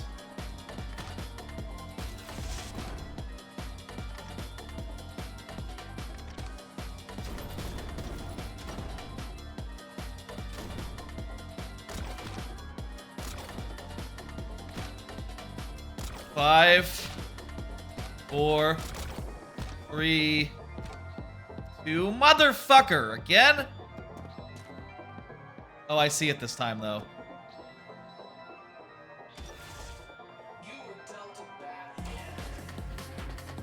There we go. We were dealt a bad hand, but it wasn't that bad a hand. We were able to muddle through.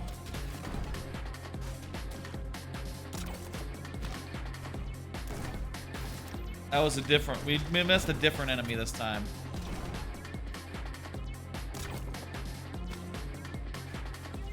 Here, I think you can do this. That's a little shortcut. Isn't that nice? Saves you just a little bit of time.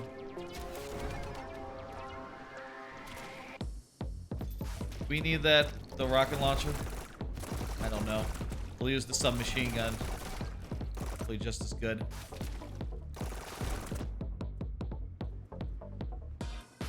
That's okay.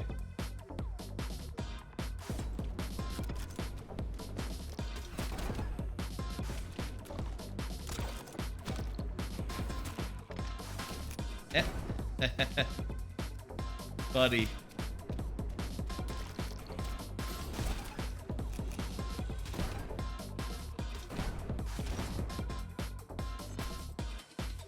If I run out of ammo and lose the card, by the way, is a big factor in this.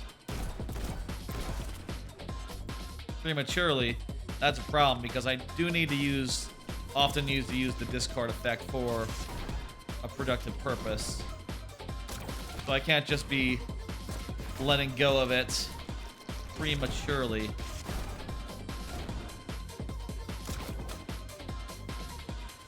Here, take this shortcut again.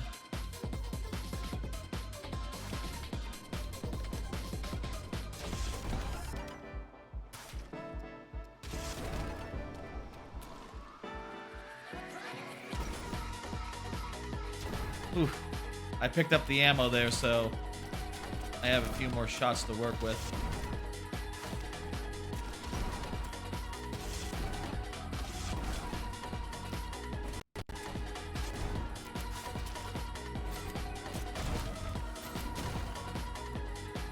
What? Huh? Oh. I need a hook shot to the end right there. That's what we need to do. Okay, I reacted poorly.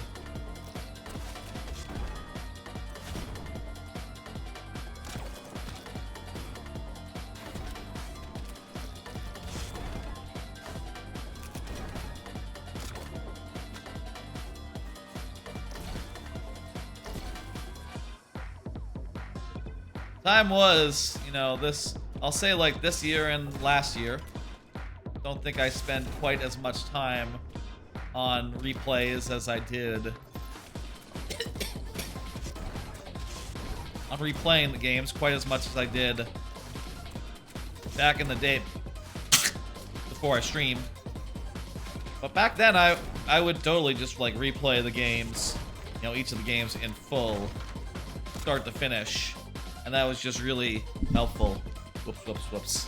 It would also take all month though, and I do have other content in mind for the rest of the month, as far as like other streams I could do, other such things. It really doesn't make sense to focus so much on Game of the Year prep. Also, I do have like I do want to get my opinions together like soonish. What am I doing? need to have the rocket available, so can't be using the grapple. Premature grapple is my problem here.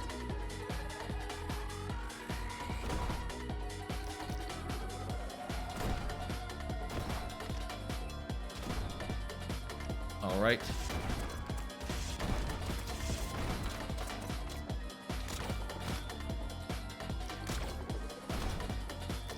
Beautiful.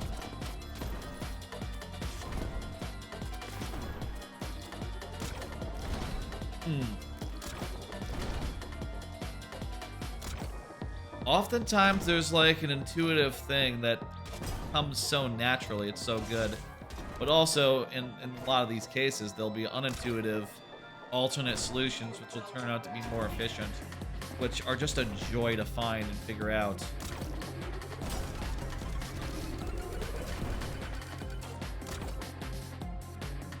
Beautiful.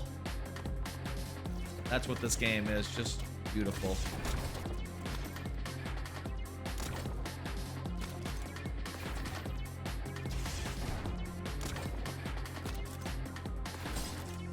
Whew. Just like some of the change of like chaining these abilities together is just so fun, and you wouldn't think that a first-person shooter, speedrun first-person shooter would be quite so wonderful, but god damn if Neon White isn't just one of the best, coolest ass games that it's fun to get swallowed into. Where the fuck are we going?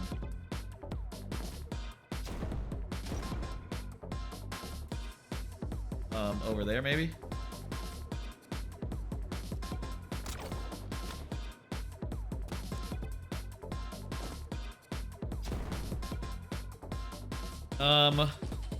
Oh, up. Let's see where we wanted to go. Okay, I will say sometimes the routing is not super clear. It almost reminds me of like Trackmania sometimes. And, where like in some custom tracks, it's not clear like, wait, where am I supposed to go? But that's rare, and, you know, you do figure it out after, like, one go. You know, it is usually pretty easy to get it on the second try. Or, you know, after a couple tries. I guess if ever there was like a... Oh, well, honestly, it was kind of...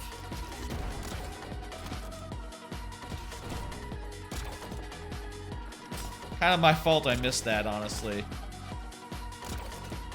They were kind of right there.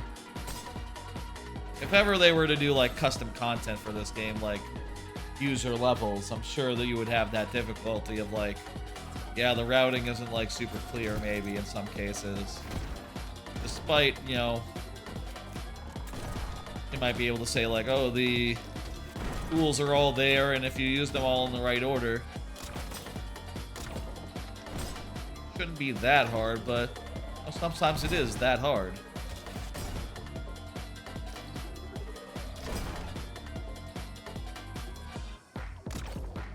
These glass walls are cool. They're destroyed as you like platform off them, so you know you can only wall jump off them once. A rad idea to just slip into this level.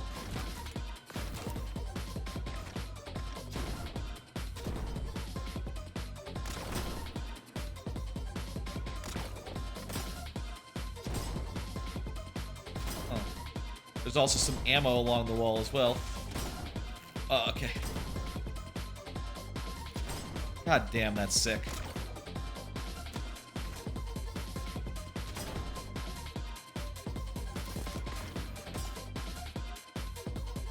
Ooh. Alright, I think that's, basically, sometimes when the music changes and the areas are different looking, we're going into, like, a new world or something. Might be a new something to find, new enemies, new whatever. I think, though, we have now gotten past where most of the new guys come in.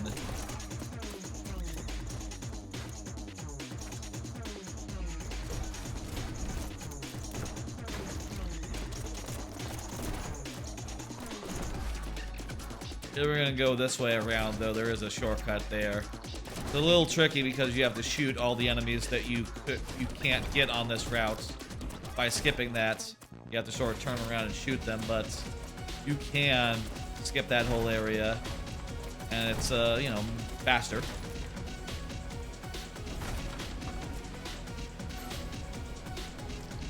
Huh? Got a triple jump here, so we gotta use it.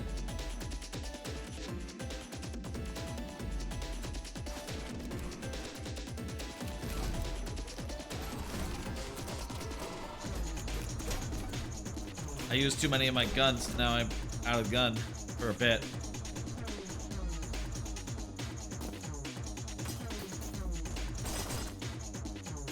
For a while, I have been thinking, like, what games had good soundtracks this year? And kind of been drawing a blank. But, you know, listening to some Neon White music, I realized, like, oh shit, actually, it is Neon White. Neon White has the most, like, definitely the most, like, idea and personality to its music. And probably, like, the most effective as far as, like, oh yeah, it's supposed to, like, get you into the mood to, like, get you into a trance, right? It's the perfect music that it doesn't restart as you change levels. It doesn't restart as you restart. So it really is just really effective for, like, the main thing you do in this game, which is, like, go for those times, those fast times. Crap. I stopped too far away from the giant head. These enemies, that's not what you need to do. You need to shoot that guy. You need that stomp.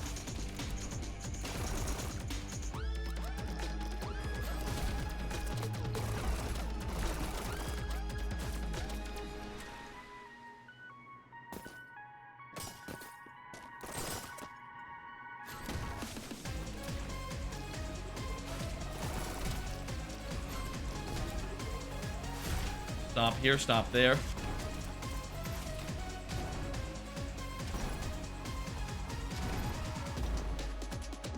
I've never done the hell mode. The hell mode basically is like this, but the whole game, but with, like, limited lives. I think that would be probably beyond me, honestly. It does even give you, like, a few freebies. Like, it basically, like, 3 times throughout the campaign, you can cash in, like, a extra special Canna. Where the fuck am I going?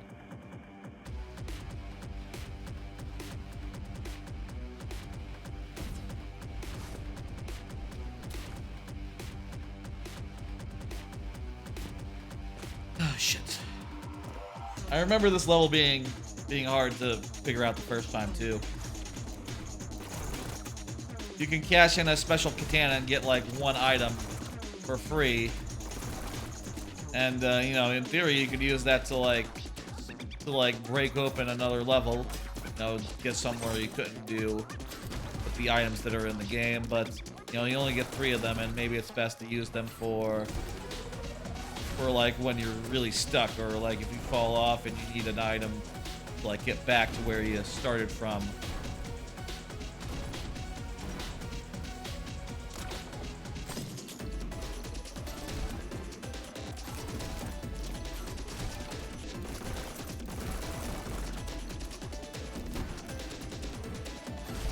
I will say, you know, replaying the game, playing the game again, it's helpful to remember all the things that, you know, all the good and the bad things about it.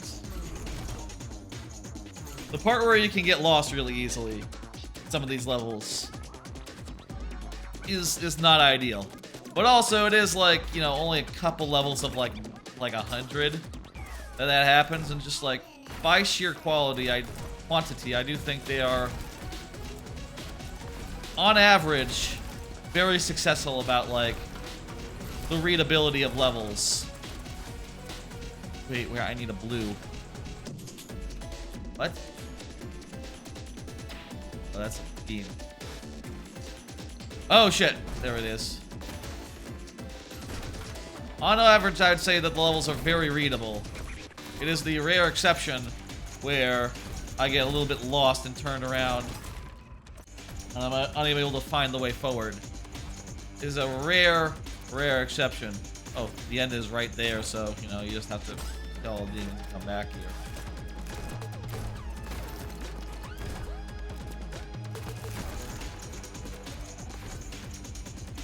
Fuck. Ooh.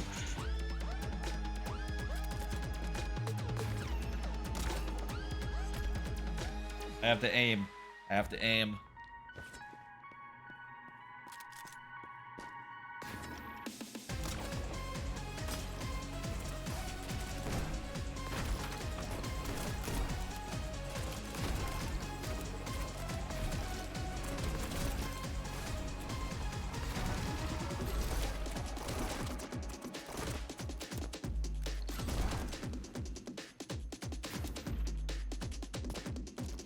Eh? What? Oh shit, over there.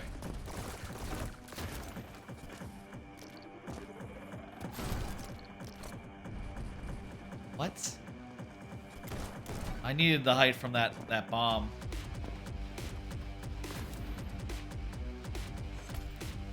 Shit. I think that was a shortcut I found. I kind of got confused. And did it all the way wrong. Missed the guy. I guess I could get it on the way back. Nah, I don't think so.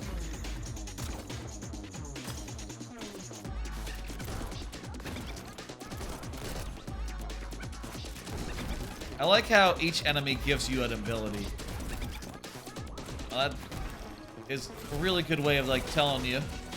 You know, you learn them and then you say like, okay, I see a blue guy there.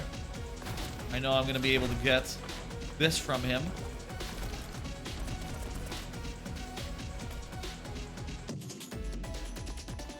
And that helps you to chain stuff together in a way that is really satisfying.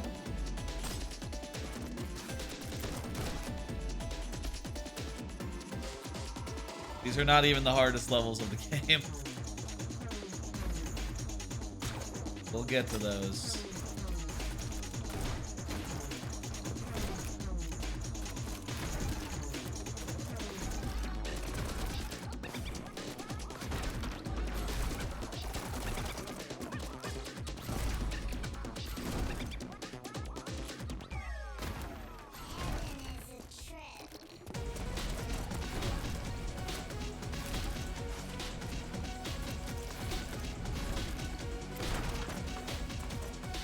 Ooh.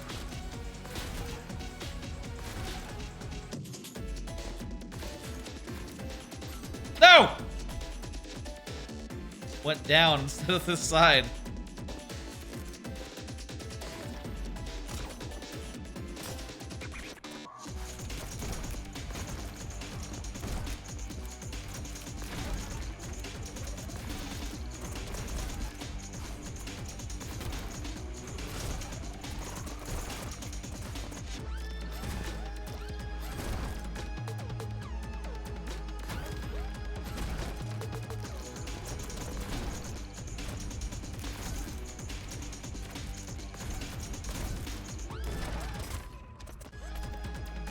Damn it.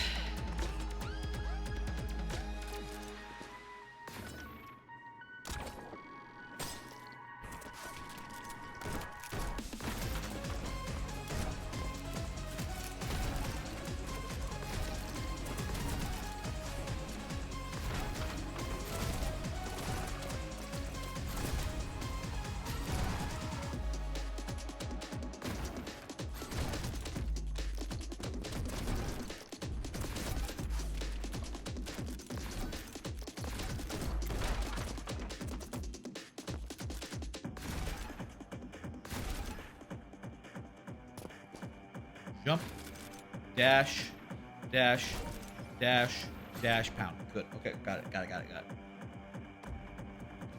I will say, right now, about 3/4 into this level rush, my instinct is telling me maybe Tunic over this. Maybe Tunic over this. There's a lot of rough edges to this that I did put out of my mind. A lot of rough edges here, as far as like some levels are a little less clear than others. Some levels are, you know, not ideal in other ways. I do think that all counts up against it a bit. Now, that isn't to say like it's obviously still one of the best games of the year to me, but is it the top dog? Thinking the answer might be no. Might be a strong number 2 or a strong number 3.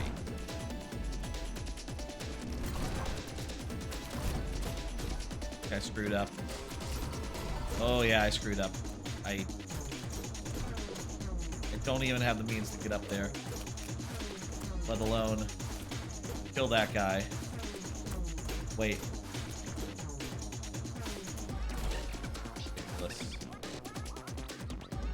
I died.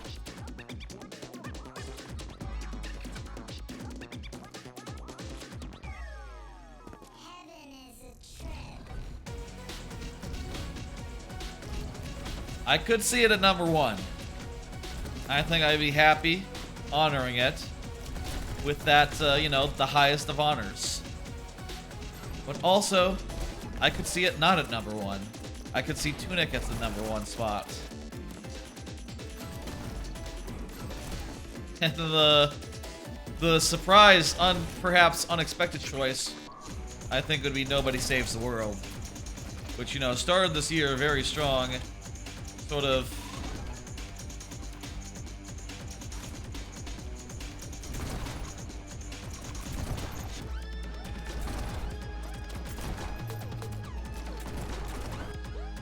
perfect, good. Sort of Nobody Saved the World, very strong start to the year. I feel like been thinking about it less and less as the year's gone on, but maybe when we play it a little later today, we'll get a new perspective on it and find out where it belongs. I will say of Nobody Saves the World, I have not done the new Game Plus in that, and that would be perhaps, I think, a really great thing to go through in figuring out the list.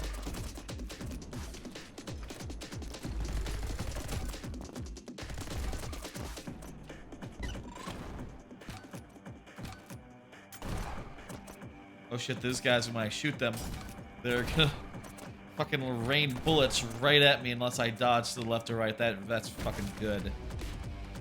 I missed a demon. Okay. 1, 2. Get all those guys. Stop here. Get these guys done. What am I doing? There's like less than 20 levels left.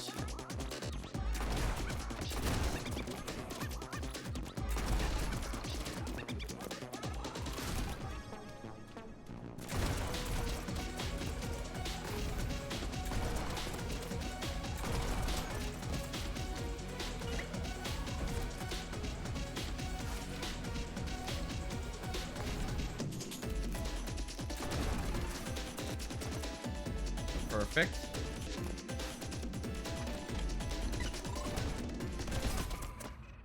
Fucking shot that right as it was looking right at me.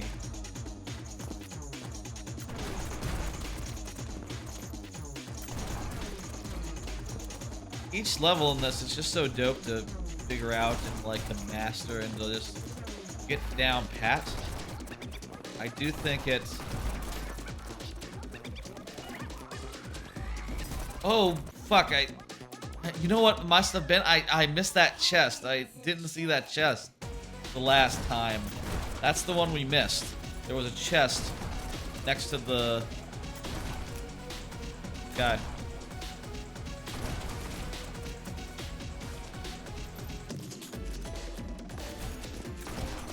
A mimic, I mean. There.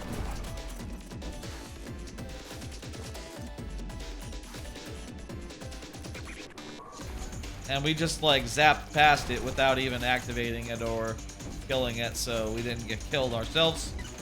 Also, we weren't able to finish the level as a result.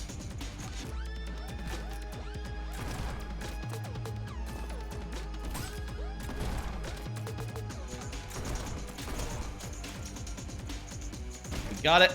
Perfect. Oh, that's beautiful. Here I'm gonna want to put a grenade in each one of these little abodes. So we're gonna grab a lot of grenades and leave them as we go. 1, 2, 3, more grenades. 1, 2, 3. There's a Godspeed in the air. The blue is called Godspeed, by the way. This is Purify, the grenade.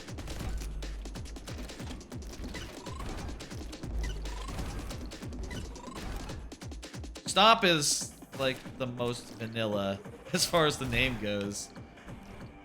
It's you know, it's very descriptive. Stomp is, whereas some of them are more lofty, like Purify.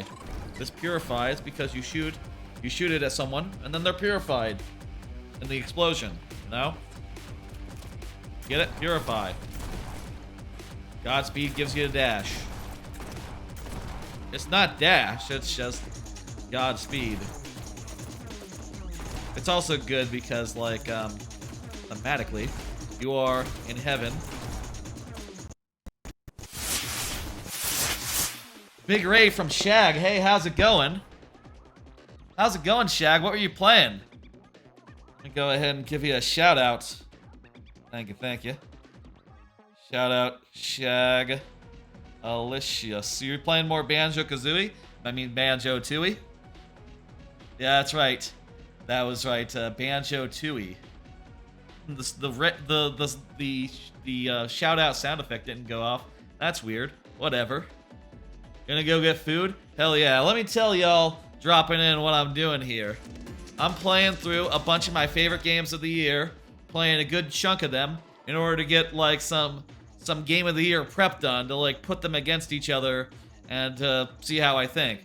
Previously, earlier today, I checked out, started off with Marvel Snap, played a good amount of that. Then did some Vampire Survivor, got in a few really good runs.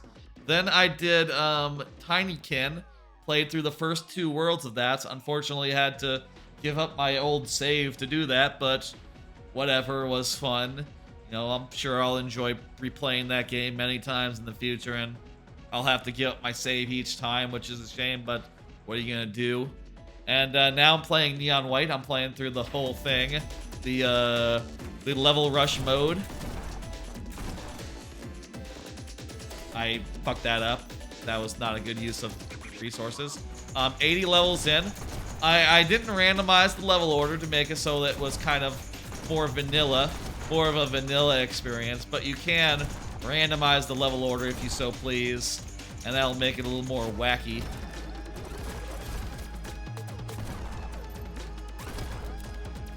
To sum up my thoughts so far of each game. I ran out of ammo again. Sum up my thoughts so far of each game, for those just joining. Marvel Snap is wonderful. It's got so much going for it as far as like the mechanics, the randomness. I think it's a really great card game that's learned all the right lessons from Hearthstone. And is... I just jumped out of bounds. What am I doing? And it's just really great as far as like monetization and customization and all that goes.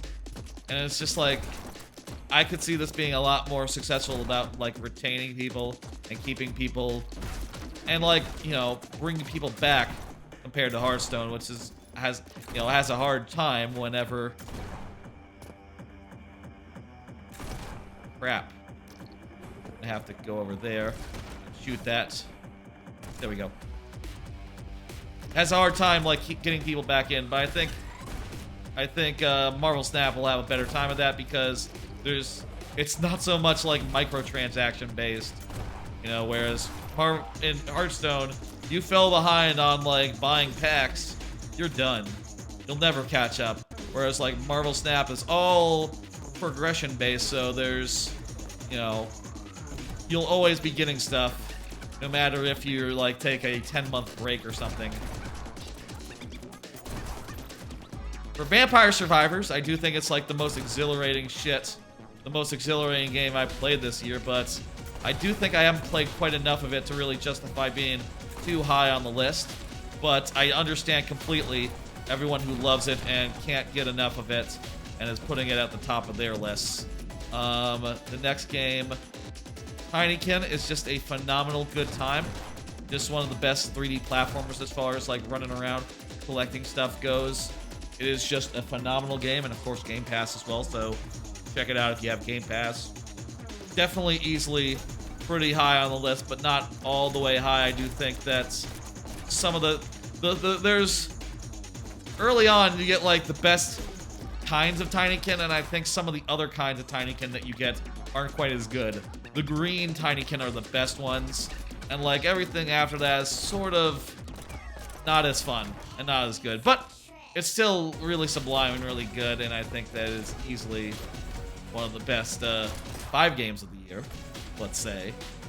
And as for Neon White, I've been playing, and I think it's phenomenal how like much variety and like how each level is just like carefully designed to be speedrun, to be like breaking apart and like be shortcutted to hell. It is just a wonderful time, though I do think there are definitely flaws as far as like there could be some better feedback sometimes when there could be better feedback as far as like sometimes when you kill an enemy, it's hard to know like, oh, did I get him or did I miss? You know, like if you're dashing through an enemy, like say this, it can be hard to know like, did I kill that enemy or is that enemy jumped, causing the trip mine to hit me? Wow, that's funny. Funny thing for him to do. It can be hard to like know for sure if you're doing it right, but you know, when you do it right, it's the most satisfying thing.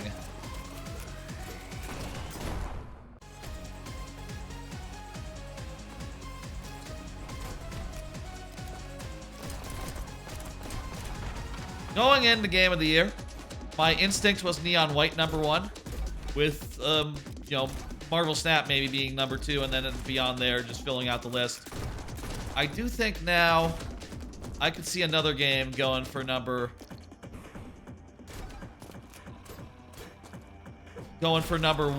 but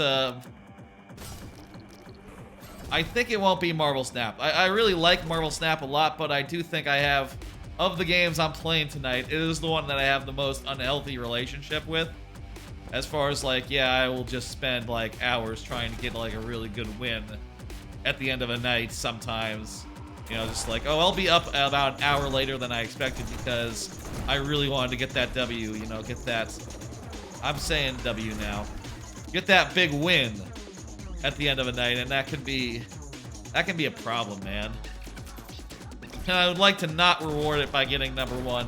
I think #2 is fine, especially because I don't think it has quite hit its prime yet.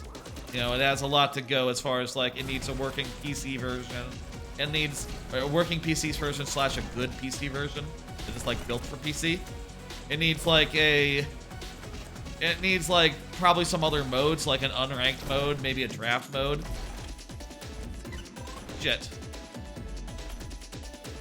And once it gets there, I think it could be like worthy of #1, but right now, I think #2 is as high as I can put Marvel Snap, personally, but for my #1, I was thinking this, but maybe, crap, maybe, I'm kind of leaning towards Tunic, now playing a bunch of this, but you know, I still have to play some of that, and that'll be one of the next things I do. Tunic. And then Nobody Saves the World will be last of the top tier games. The ones that will fill out my The ones that'll fill out my top 5, basically. In this level, when you step on these, like, green flower things, they explode and kill everything that's on them, so you can, you know, you don't have to worry about enemies that are standing on them, basically. And also, if there's, like, exploding barrels, that will cause you to even go even higher when you're jumping off them. This game is sick. I would be happy if this game was my number 1. I think I'd be happy with that as a choice, but Tunic, though, maybe just edging it out.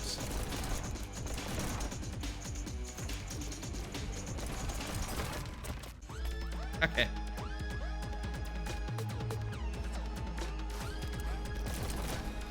Game of the year, big decision, you know? You gotta think about it. Think about it and go like, okay, well, what about this game? Is this game better than this game? I don't know. Go over the choices in your head. You know, compare them directly as best you can. Play them. I think that's an important part of the prep process, and that's what we're doing today. And then make your decision.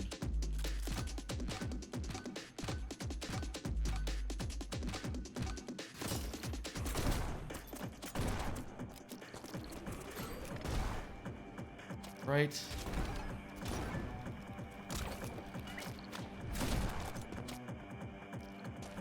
Dash over there, shoot these guys.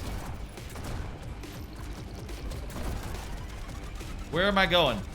Oh, I see where I'm going. Beautiful. By the way, oftentimes, if anyone here has seen my stream before, oftentimes I'll have a number of cards that I will roll out throughout the entire stream. This is one of the last levels. All right, here we go. One of the last, like, major story levels, I guess. I'll have cards that I pull out throughout the stream that have stuff on them. Don't have any today. Didn't take the time to prep any. Those sorts of things are a matter of prep, and, you know, doing a lot of streams this week since I have the time off, and I'm mostly just focusing on getting live and doing a bunch of, you know, everything.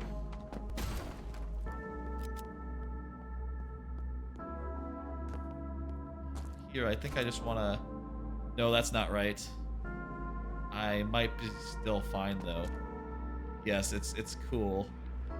I'll go over here. This is not the intended way, but it's close enough. Right?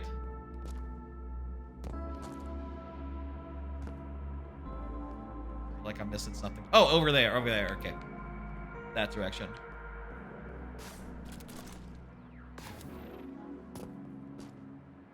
This level is right before one of the major boss fights of the game. So, going into that in a minute here. I've heard some weird sound, like noises. Hope that's not bothering anyone. Don't know what's going on there. Just that capture card being a little weird. So long as it's not like latent. No, so long as I'm not hearing any like delay between the audio in the game and the audio on my screen, I feel like we're mostly gonna be fine.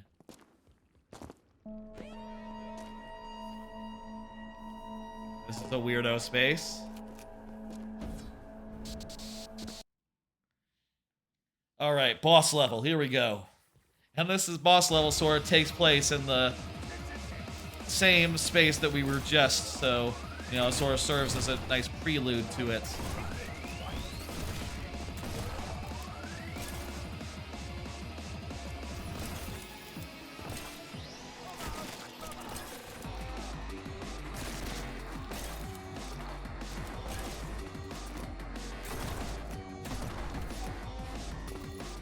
Yeah, he's gonna pull up some crystals.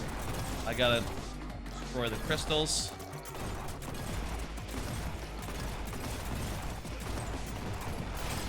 And shoot him. I'm playing on the Switch, by the way, if you're curious.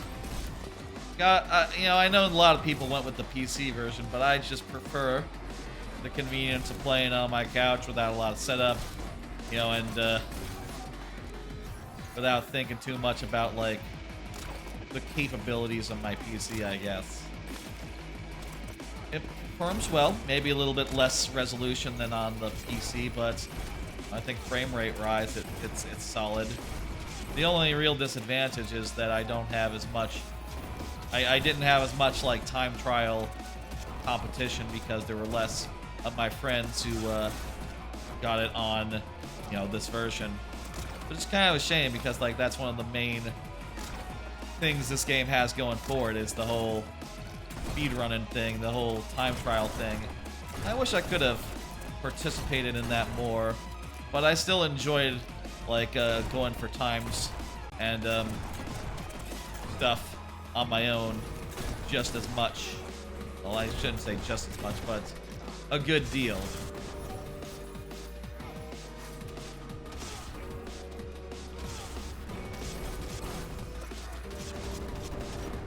Shit. This is going pretty fucking well.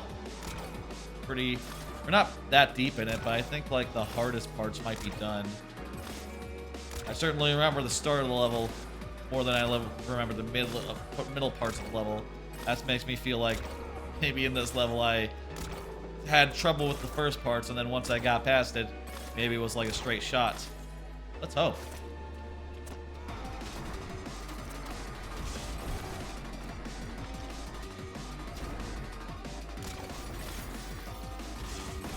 By the way, audio is good, everything is good.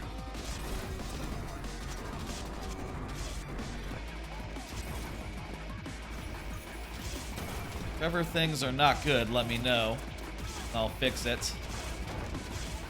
But I think this is about right.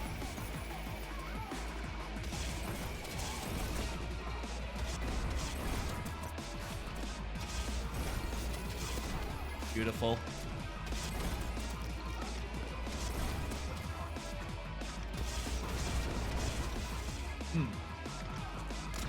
This level being mostly rocket launcher is also rad because that's, you know, probably the best traditional weapon in the game. And it's just so fun to use.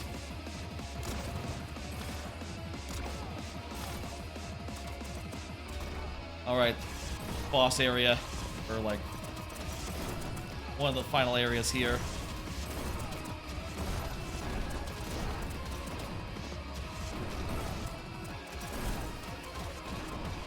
Okay, one last area, actually. We have like 72 rockets. We can just spam the motherfuckers. Since every time we go do a crystal, it's replacing our rockets.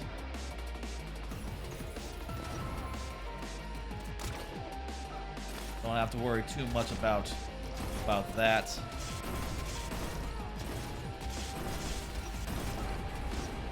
It is definitely the coolest shooter of the year. I'll say that.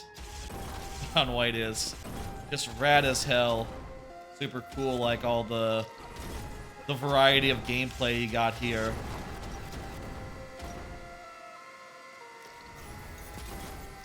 Just like super dope. I'd be hard pressed, you know, as much as I'd see issues here as I replay it and find like, oh, a little more feedback would be good. Sometimes it's hard to judge like your space where you are in 3D space, you know, from first person and all. I think you'd be hard pressed to say that this isn't the #1 as far as shooters go. Like, what else came out this year as far as shooters? Alright, we got the Book of Life. Look at this shit. Book of Life is, you point at a guy, an enemy, and you hit the thing, discard, and you just zoom right to it. It's cool as hell. Works at, like, super long range. Ooh, it's good. Let's go.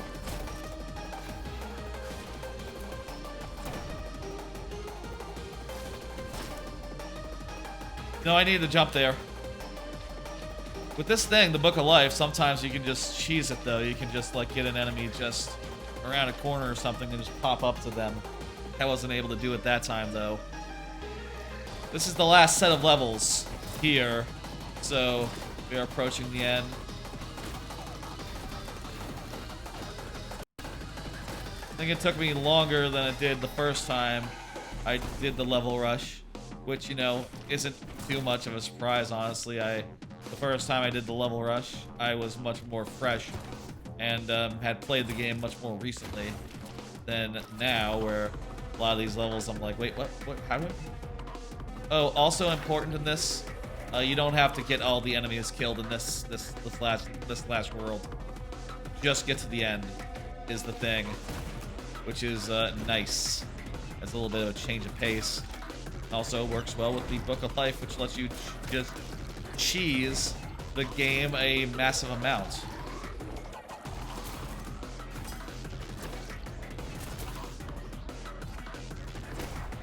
Definitely the best world.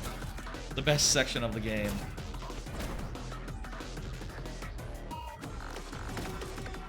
And like, yeah, again, you can just... There's a lot of cases where you can go outside the beaten path and just cheese the fuck out of it in some really fun ways.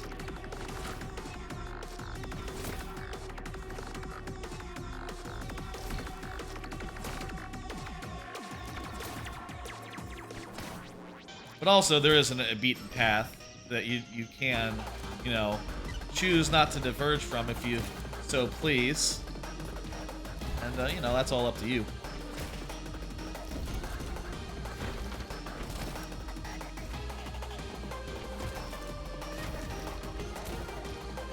God, this is so good.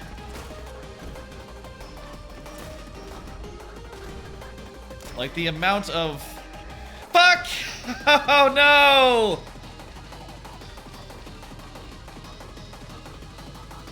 Oh, crap. The amount of, like, on-the-fly, like, decision-making you need to make is so good.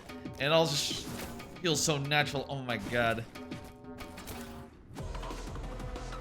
Like, if Vampire Survivor is like this, but, like, spontaneous, this is also, like, super, like... It's similar to Vampire Survivors in that, like, oh, you can get into a fucking zone here. And that's just incredible as that happens, but, you know, unlike Vampire Survivors, it's all, like, carefully orchestrated, carefully composed, and extremely put together. Intentional. Every moment of this, every part of the level, every facet, every little shortcut you can find feels like it was intended from this jump. Here's a little shortcut you can do.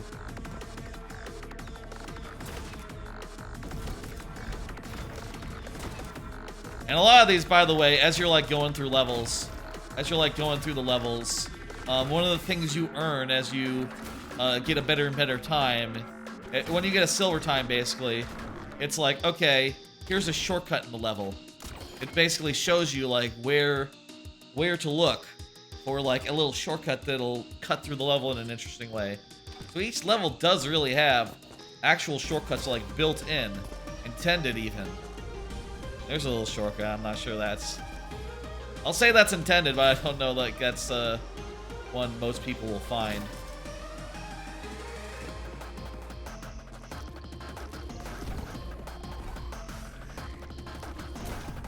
Beautiful. Where are we going? There we are.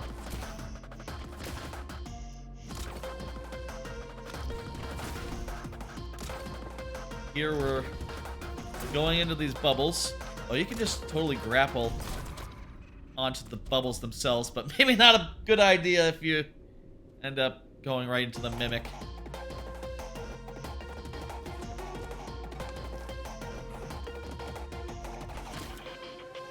You get more height if you book a light someone from below. Like that. Here. I guess the intent is to, or at least the clearly suggested route is to go like that. We'll go like the regular route. Though we will do this again if I can. Nah, didn't do it. So here, go like this, Go like this. Aha. That's how you're supposed to kill those guys, by stomping them. So you don't have to. You can just run away from them. Again, not everyone in this level you have to kill.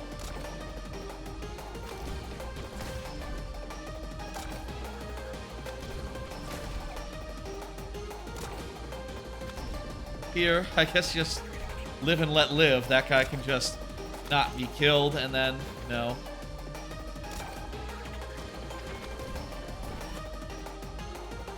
You get to survive. Whew.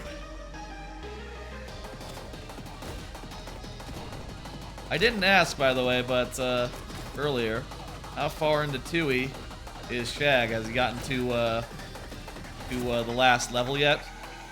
Last time I saw he was on Hellfire Peaks.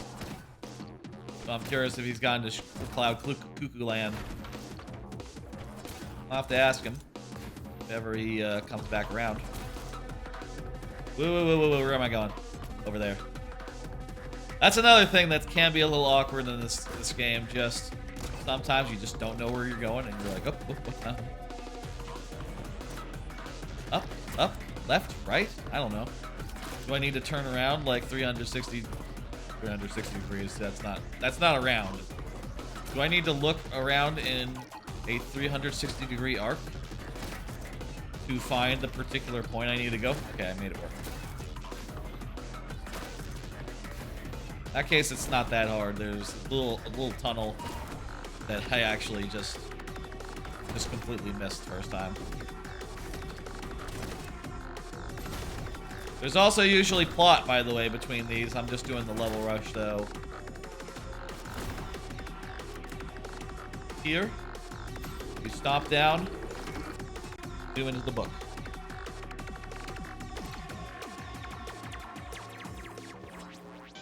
Couple of levels left.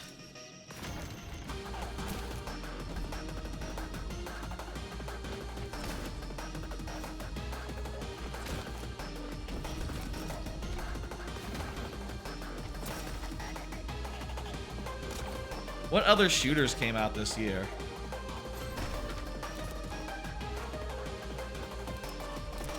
Well, Call of Duty always comes out. Splatoon came out this year. Yeah, this is better than Splatoon 3. That's for sure. I don't think that's even a question for me.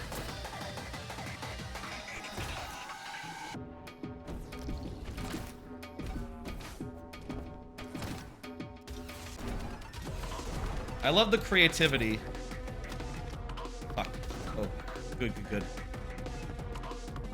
Uh-oh. Don't really have enough ammo. Crap. Okay. I love the creativity and like how much it combines this thing, how well it flows. It is the most like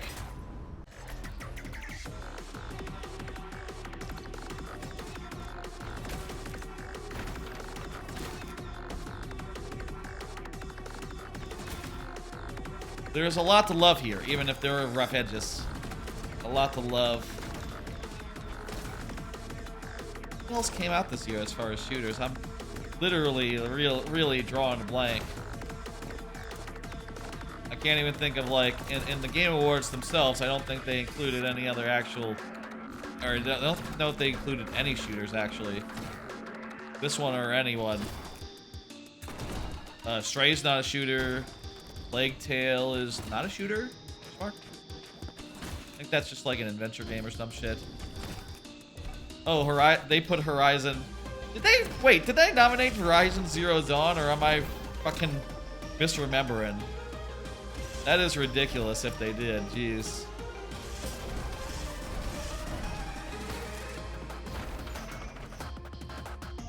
Yeah, that's a weird one to put up in the thing. Certainly, I mean, I haven't played any of the Horizons, but I would hazard a guess that's a lot better. This one is.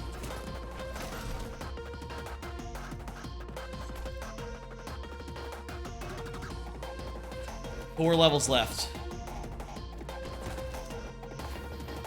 This one is perhaps like the most has like the most unintuitive moment in the game, and the thing that, like, other than shortcuts and stuff, is never required, which is like switching items is required here if you want to continue, if you want to do it right. Want to do it right is a weird thing. If you want to not lose. I can just ignore those guys. What am I doing? Here, you get the Book of Life, then you get the dash, and you need to use the Book of Life and then the dash in that order.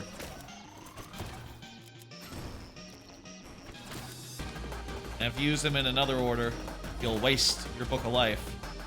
So you have to swap between them in order to prevent that.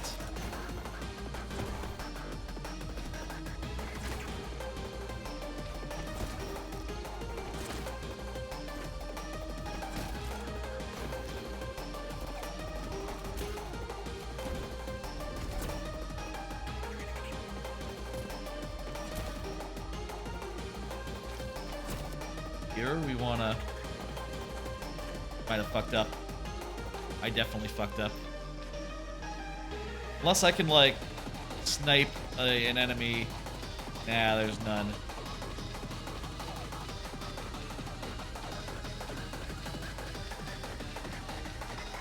I'm sort of mashing the book button, hoping to, like, snag something all sneaky like. You can get some shortcuts in this world like that. Just by, like,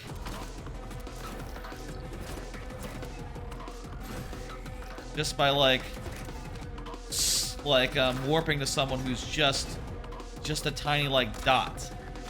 Just, like, so far away you can't even barely see them, but, you know, you can target, if you can target them, you can target them.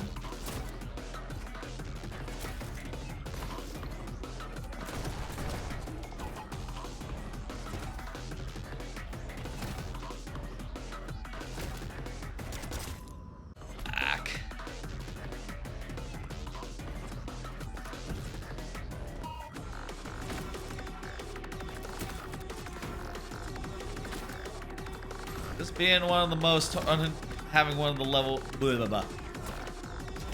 You know, this having one of the most unintuitive little moments, I guess it would be one of the harder levels, but, geez. There is a way to, like, save a weapon and get through that without necessarily doing this whole rigmarole, but it's been a while since I knew how to do that. That's definitely how you get the gold time on this level, though. Go.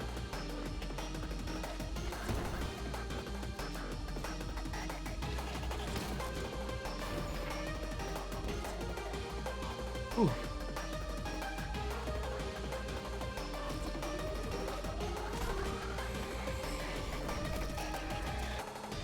Here in this one, it's a while until you actually get a hold of the thing. The book. You're like sort of just, you know, katana and shit till then. Huh. There's the book.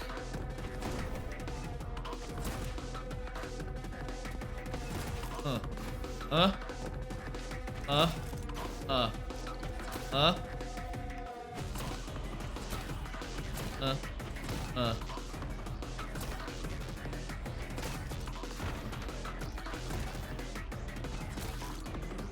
Alright, we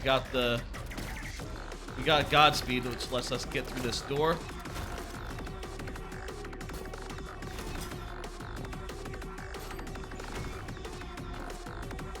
Woo! Alright, how many levels are we got left? 3. I think this is gonna be a big mimic level.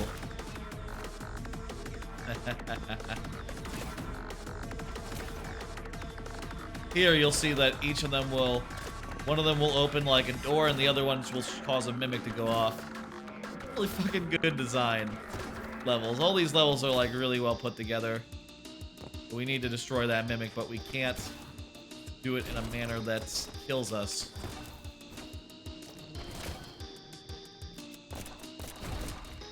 Gun, that's what we need.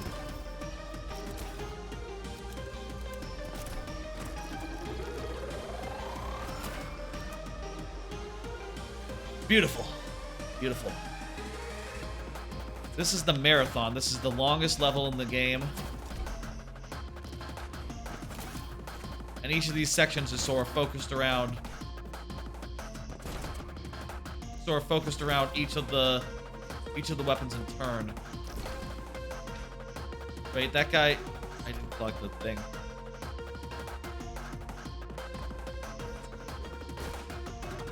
Now, I think in this level is probably like the most prone to some cheesy stuff. Like you can see in the distance the purple lines, but like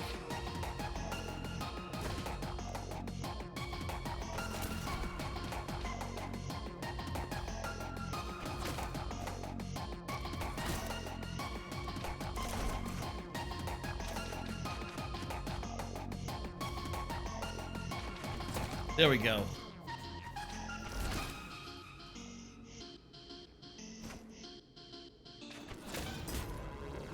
But if we warp to it sometimes, we're going to be taken out by the purple line that's, you know, pointed at it. So we can't be too cavalier, but sometimes can be pretty cavalier. We can't warp into those guys, though. The mimics, they're off limits. I don't know what it is, but sometimes you can do it. Sometimes you can warp into those guys and avoid taking a hit and go through. But not all the time. A little bit inconsistent, but maybe. We'll see. There, that's what we need to do.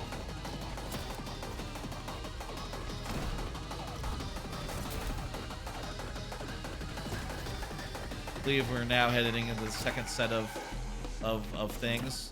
These ones are built around Purify.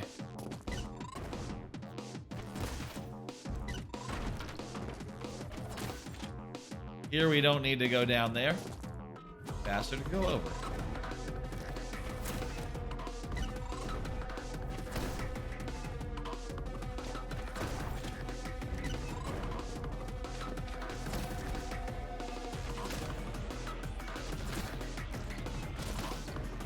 Now heading into the stop section. This is all the stop.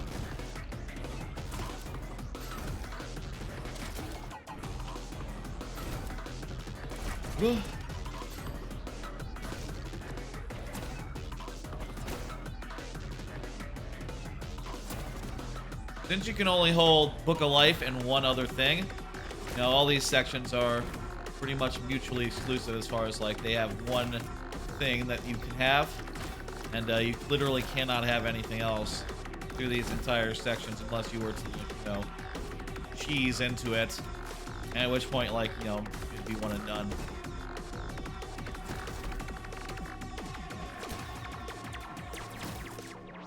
Okay, we're into the Godspeed section.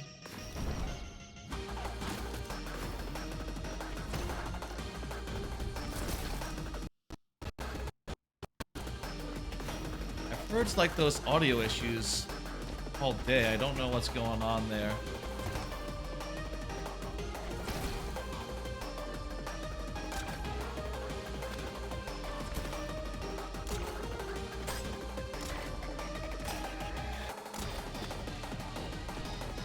Oh, thank God.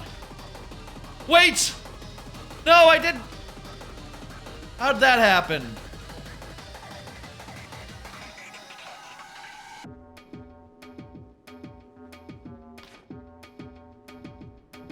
The thing was on top of the guy and I didn't grab it. How did that happen? I'm gonna mash the button just in case I can snag like something I can't see and dash to it. Nah, couldn't. That was some bullshit right there. That should have worked. That should have worked. The hitboxes should have been... The hitbox to the card, if I destroyed the enemy and popped into the enemy, should have been such that I got it. You know, I must have just been skewed just enough where I didn't get it. But that sucks. That ain't great. Especially in a level this length.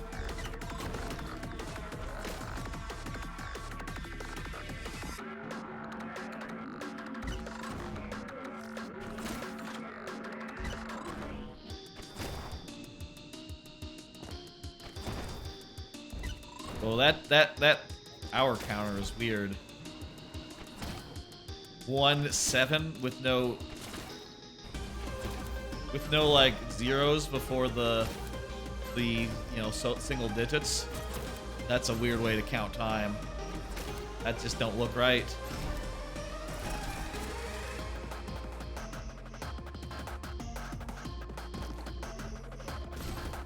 Kill that guy.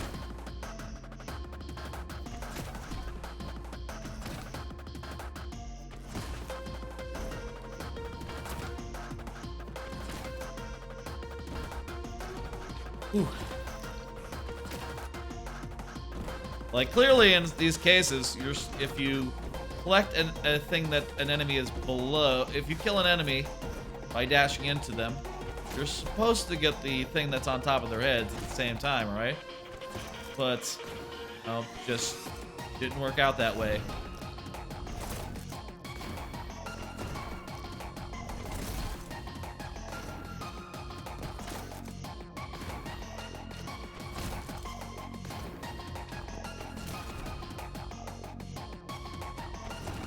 Alright, back into the last section here.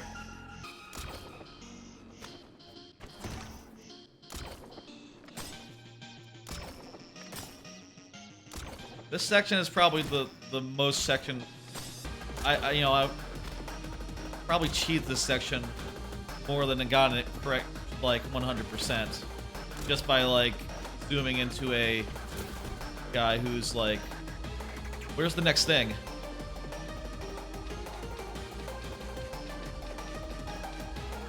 Oh, I see. There's a guy on top of that little platform there, huh?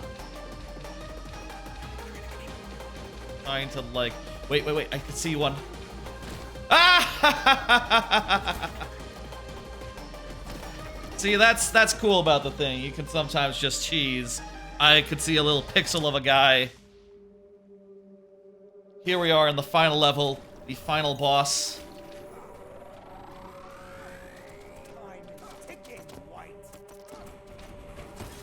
A final challenge for the Book of Life.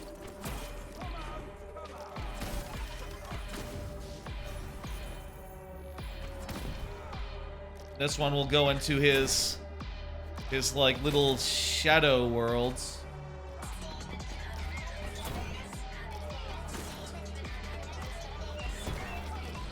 And follow the path that presents itself. In the game, there's a bunch of areas like this. They're like side levels that you do like as like loyalty quests, as like a loyalty missions for your buddies, your friends. And those, I guess this is sort of like his version of those, his final bosses.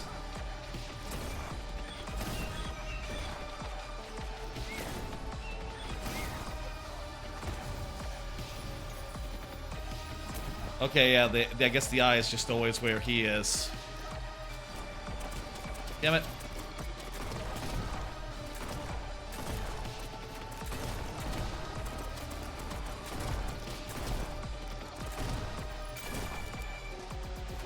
Whew.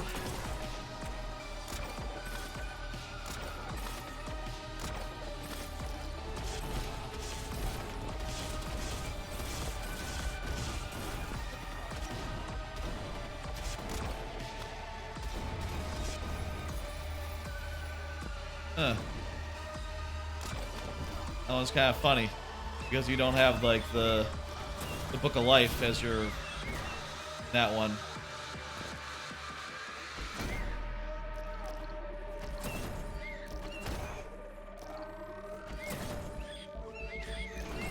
Good thing that those guys are losing the tracking every time I do the attack the guy.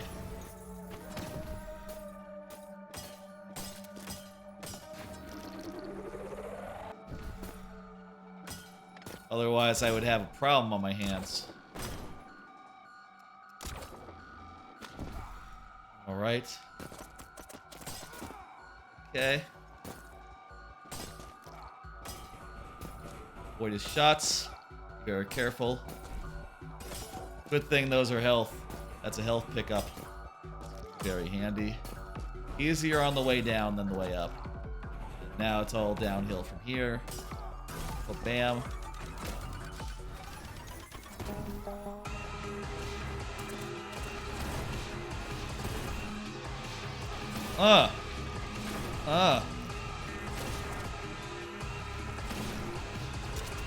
Fuck. You hit there. Yeah!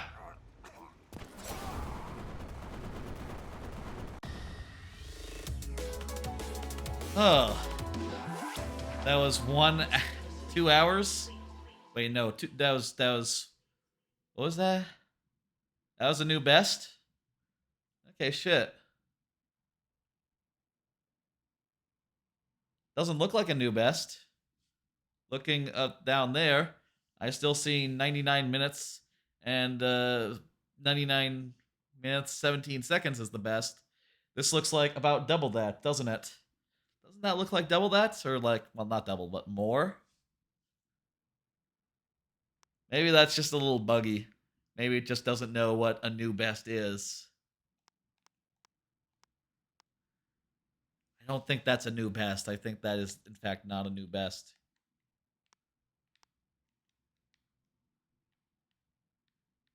Because the number in the leaderboard and the number up there is not the same.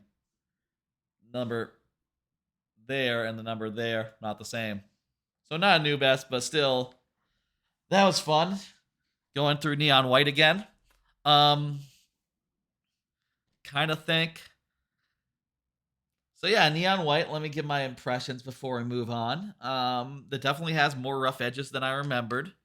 I do really like the story aspect to it as well, so, jot that down.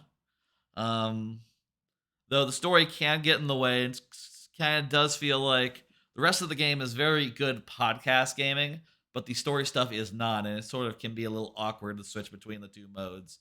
And be like, okay, well, I have to clear out a bunch of story. Let me go read through it and pause my podcast and spend like 10, 20 minutes reading through various conversations, as good as they are and as much as I like the characters. That is a little awkward. I'll tell you right now, I'm leaning towards something else winning Game of the Year over Neon White. It can be a strong number 2 or a number 3, though. I could see that. I'm sort of leaning now towards Tunic, which, by the way, will be the next game. But first, let me go and take a quick break. Let me go to the bathroom.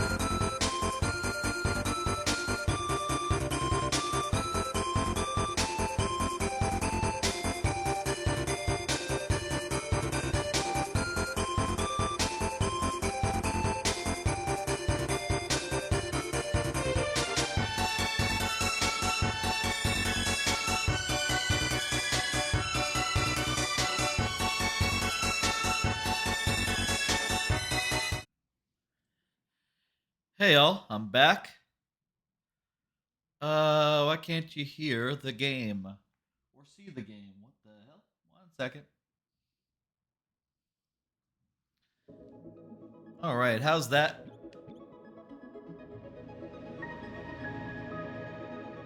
Let me see about load game. Alright, I have 2 files here. Well, that's great. I can just delete one or otherwise do a new game plus. Can I do like a new game plus or... We'll just do a new game. I had to update Tunic before going in, so that's why the break was a little longer than expected. I also grabbed some of these. Look at these. They're rolled gold, but they're pretzel sticks. Like the kind that Snyder used to make, or usually makes. They're rods. They're rods. And they say they're original, and they're limited edition. Look how much salt is on them. That's what you want. That's what you want from a pretzel rod. Lots of salt. I have one.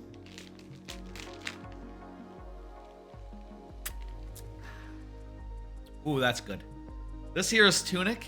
It is a... I think that volume could be just a little bit louder. Let me compare against the... That sounds good to me. This here is Tunic. It is a sort of like an isometric, kind of Soulsy game in which you explore a world and you know, explore and shit. There's a lot to discover and a lot to get. You start off with just a stick, and you might notice you're not able to read a lot of the things that are in the game. It is written in a weird language, similar to like a Fez type thing, and that is, you know, part of the charm. I'm gonna assign that to X.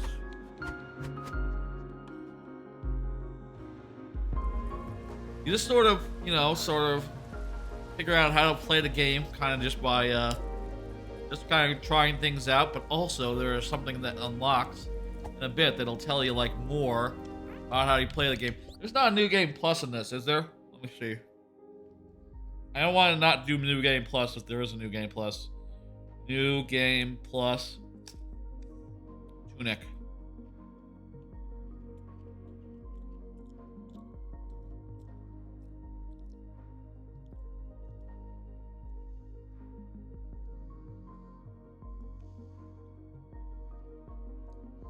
Oh, that means, okay, to do a new game plus, you have to, like, finish the game, and then you have to activate new game plus. Alright, so we can't just go to a save file and hit new game plus, please. That's not how it works.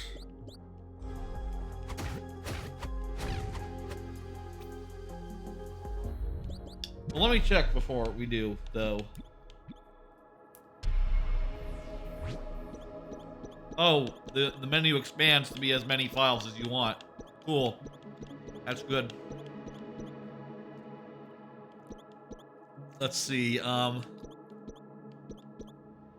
take it this is the latest one. So if we just go to the ending real fast.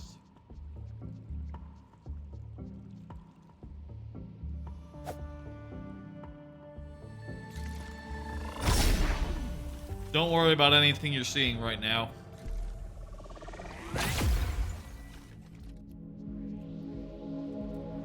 We just go to the ending. Will that let us, like, reach... Is this it? I forget where the ending is. No, this is not it. We go to the ending real fast. Will that let us new game plus?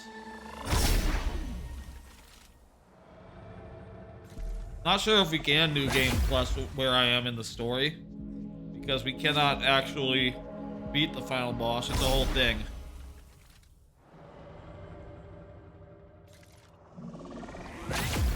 Oh, that's not it. One of these fast travel points leads to the final boss. I forget which one it is. I can check the manual, I guess. That's a whole important part of this game, is that you're collecting this manual, which I don't necessarily want to show off too much of.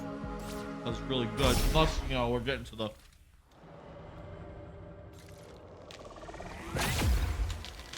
do you start the New Game Plus with the manual, or what? I wonder. A lot of this game, like the things in it that you won't know, come down to like hidden knowledge. Well, maybe it's the central one. Probably the central one to come to think of it. There you are. I'll share my wisdom. That's the happy ending.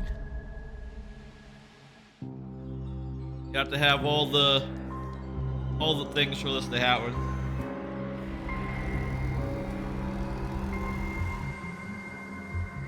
We're gonna make peace with her.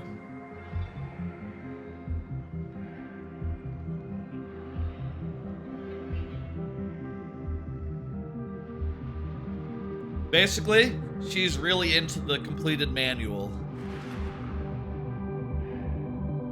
I'll show that off later as we get into like New Game Plus if we can.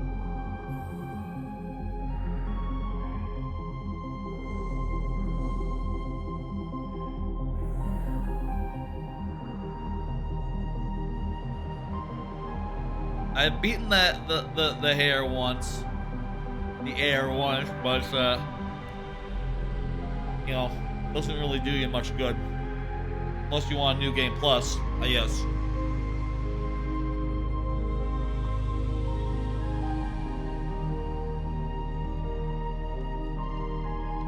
Look away! Look away! Look away!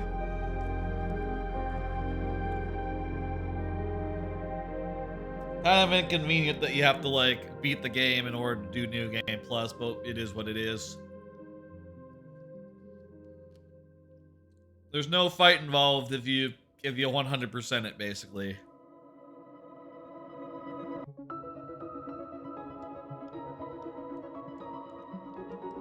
I'm hitting buttons. I'm hitting buttons. Let me New Game Plus now, please.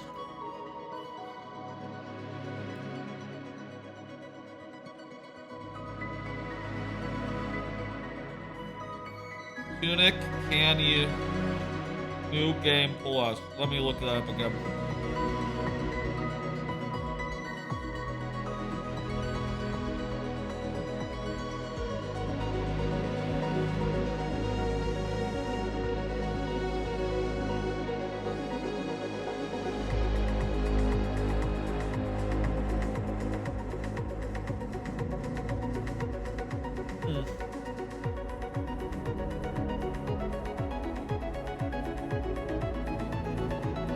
I'm not sure if I can do New Game Plus.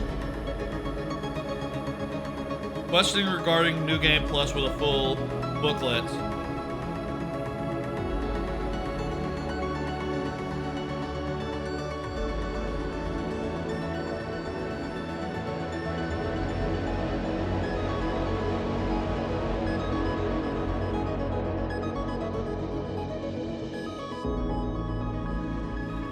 Oh.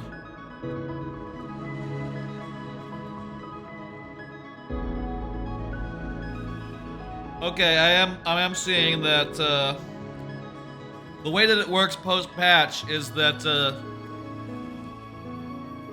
there was that thing where I said I could say, share my wisdom, yes, no, and if I say no, it goes to the boss fight, and you can get the bad ending that lets you do New Game Plus. Well, I honestly probably don't have it in me to actually refight the final boss right now. Like, I'm too rusty to do that. Way too rusty. So unless this is gonna tell me right now, hey, go into the New Game Plus. Okay, here we go.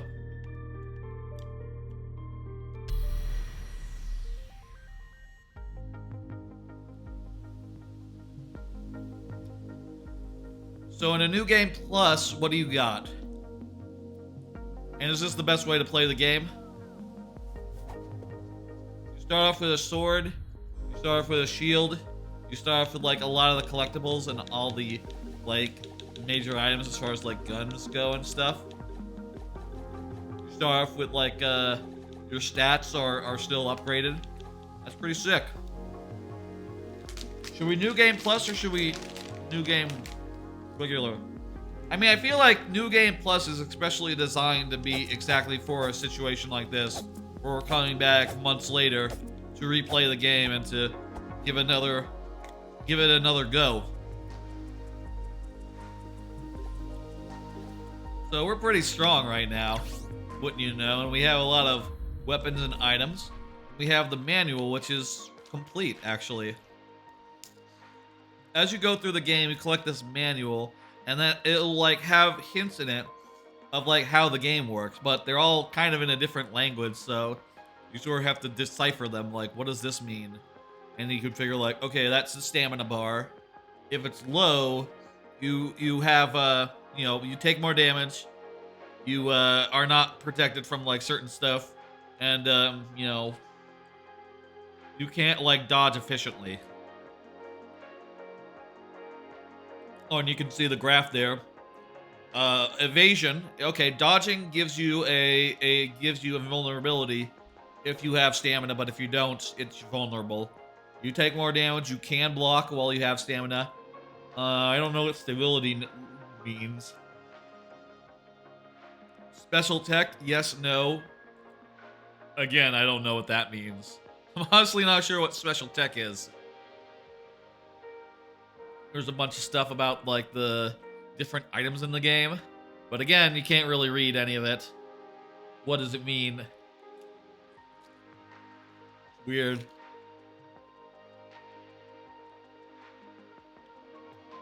The manual is just sick as hell. You know that people are printing like recreations of it in real space. And that's just cool. That's just really cool. As you get more pages, you might see something on the page just like, oh! And suddenly get something that like, oh. Okay, yeah, so that's how the moment of safety works. Checks for dust. The dust is the indicator of when you're immune. You can only attack even without stamina. Stability. Flinch, knocked over. Okay, I guess that's like, you can get knocked over or something. Face your adversaries with L. Focus and evade, we can focus and block. You want to hold down the A button, this is important. Hold down the A button to run.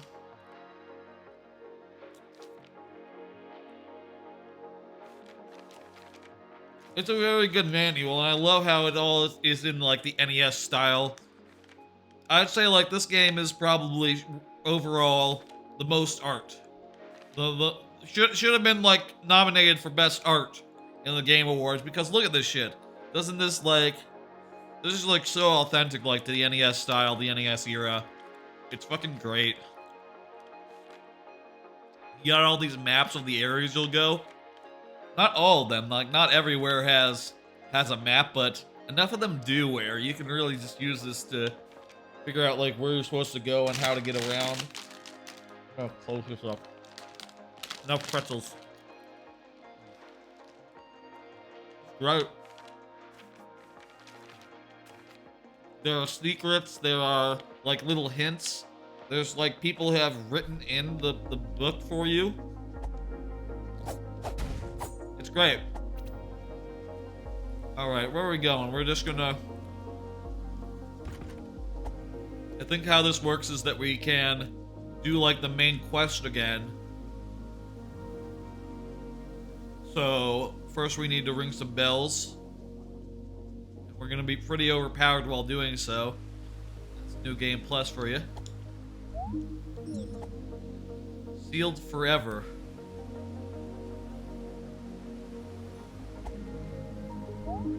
Okay, there's the key.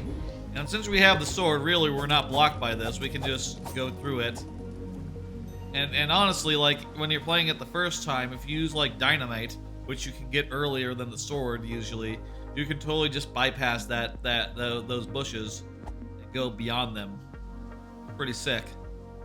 Like, the amount of, like, I think speedruns of this game are gonna be I say are gonna be like fantastic to watch. I really can't wait for them to get into a bunch more GDQs. Was Tunic at SGDQ this year? I forget. It should be at AG. I don't know if it's at AGQ either. Oh jeez. There's fucking evil foxes in this world. That's right. I guess that's a new Game Plus thing. Usually it's just easy guys for a while.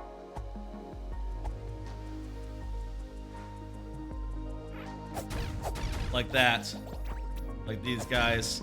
With my stats as they are, those guys, they don't stand much of a chance.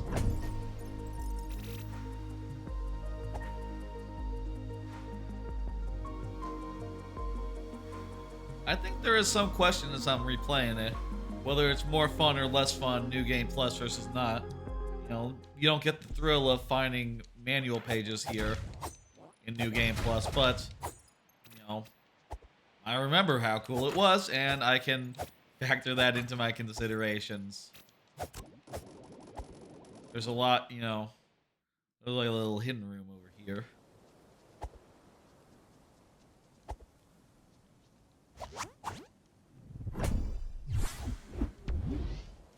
Find like a little upgrade item here.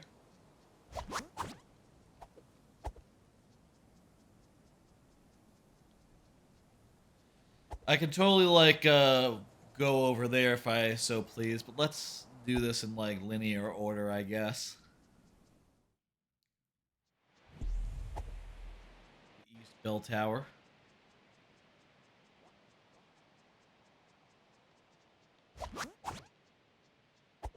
We can't go around this way, so we'll have to come around the other way, I suppose.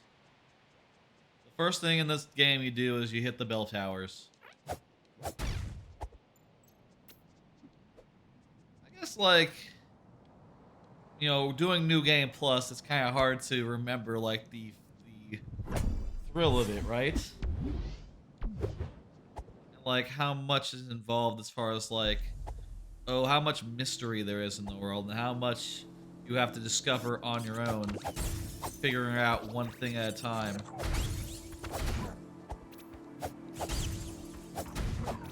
Still, hey, you know, definitely a way to play the game, and I want to play the game that way.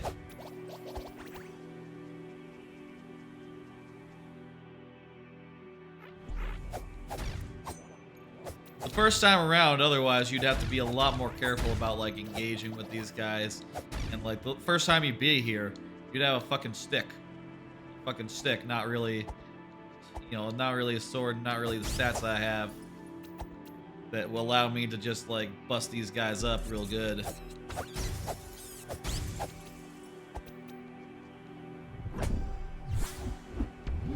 Little health potion.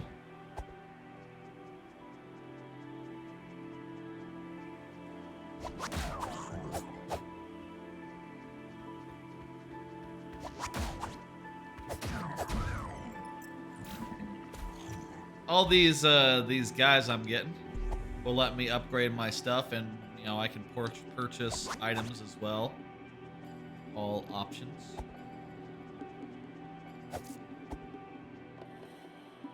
Price of them all go up over time, and it's sort of a thing that you have to figure out because when you first play this game, you know these are just the bonfires or whatever. You might realize eventually that if you hit left bumper, you can totally like go to your upgrade menu. That is not intuitive. That's not something that just naturally happens. But once you figure that out, it's like holy shit. And there's a page of the manual that kind of hints it really bigly. And once you realize that, it's like holy shit, I've been playing the game all wrong. And suddenly you start having to be able to do those upgrades, and well, that helps a ton on. That helps a ton in.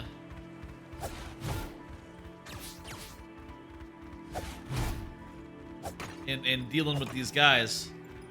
How am I gonna deal with this guy? Let me pull him over to me. Kick his ass. There we go. You guys can come over here too.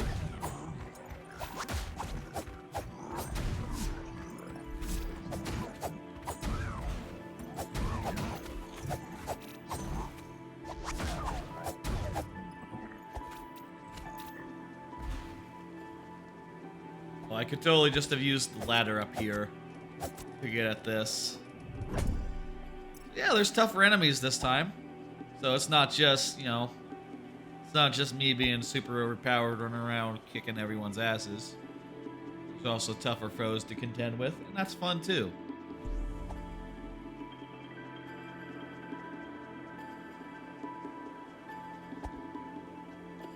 I'll say of this game, you know, I haven't played that many Souls-like games, and this has just enough Soulsy bits in it that work really well for me. You know, like the challenge of like slowly grinding up stuff in order to deal with like overcoming with like big adversaries. You know, what we're basically collecting here is the equivalent to souls, and you lose a bit of them when you die, and you can run back and get your ghost. So, you know, you don't lose that many. You only lose 20, so it's not like the biggest deal. But it is like Souls adjacent, and I'll say like I really got into this and really find like the amount it doesn't tell you, and the amount of like, I remember when people talked about Souls games, they said like, oh, it's obscure on purpose, right? They said like, oh, the fact that it doesn't tell you what to do is actually intentional. And I'm not really sure that that was true of those Souls games. You know, I feel like if you look at like more recent ones, I would hazard a guess like, oh, they have probably put in a little bit more, tried to make things a little more clear as they've gone on. I don't know, it's like, no, it's our intention to be unclear. I think this game is like that, but intentional insofar as like, yeah, you know, you're not supposed to know what's going on. You're not supposed to know what you're doing. Puzzling out how to play the game is part of the experience, part of the fun.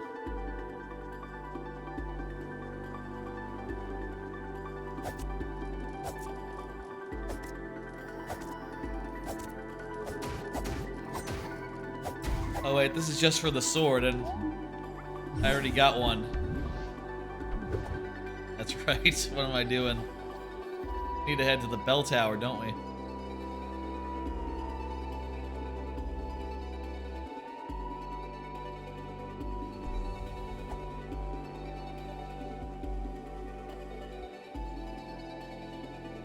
I wonder how...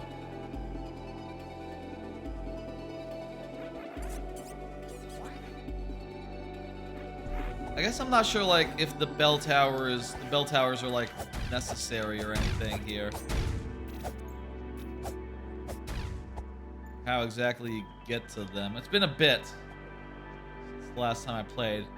I think I need to go over there. So how do I get over there? Like through... You know what, that sign maybe... I bet that sign will tell me. Now this points to the hero's grave. I bet you if I climb up here, that'll be the starting point. Oh yeah, with the sword we can go over here, which, you know, whole thing. You know, I'll say, like, playing this game, I remember having some frustrations as far as, like, difficulty goes. There's some real difficult parts, but also, you know, through, like, a combination of figuring out, like, some killer combos and some good tricks, you can make your way through a lot of the, even the hardest combat scenarios. And also, you know, you get enough stats, that also helps you a lot.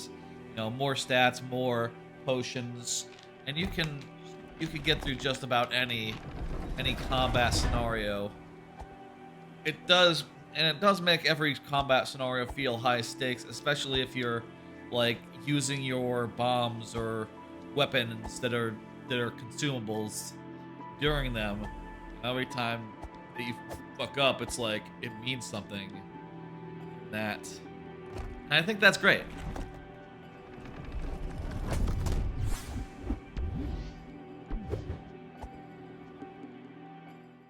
Honestly, well, my thought right now is that, like, all these games are perhaps closer than I would have reckoned. You know, closer in terms of, like, Game of the Year Ness.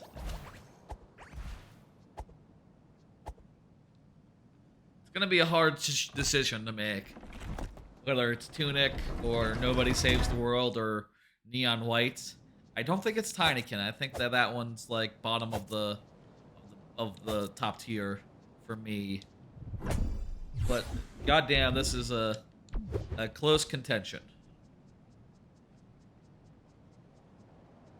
I like the way the health works too, since you know, especially since there's like a thing that makes it so that you can use the potions for mana instead of health, and that can really be a fucking game changer in some of the fights later on.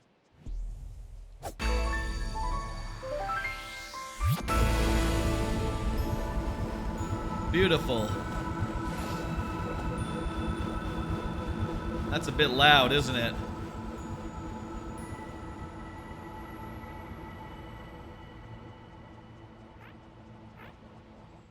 So now that we've rung that bell, there's another bell to ring to the other direction. Like the other side of the map, basically. Go over there and beat a boss. It's kind of funny playing through it New Game Plus. You be a lot more relaxed. A lot more like chill. Which is not the way it was originally when you're playing it, you know, the first time. It's a lot more tense, a lot more stressful. Whereas this time it's just really, it's kind of light. It's kind of light. I think I might prefer the stressful version of it. Honestly, the one you have to take it a little more seriously, but what are you gonna do, man? I guess I could play it fresh if I really wanted to. Like from the jump. It's a little late for that. A little late for that. I'm doing New Game Plus here. If I wanted to do it not New Game Plus, I had to make that decision like a half hour ago, didn't I?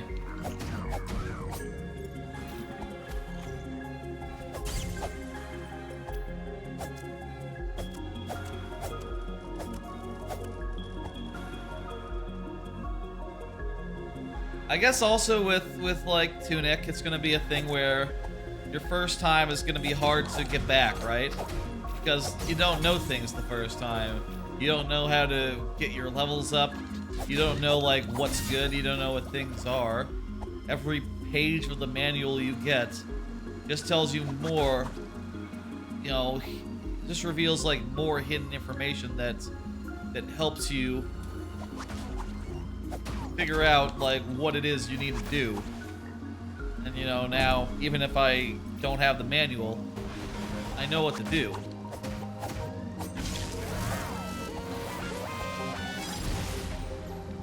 Even if I didn't have the manual, I know. And it's hard to go back. It's just true. I can't like grapple over to the treasure chest, can I? No. That'd be convenient if I could.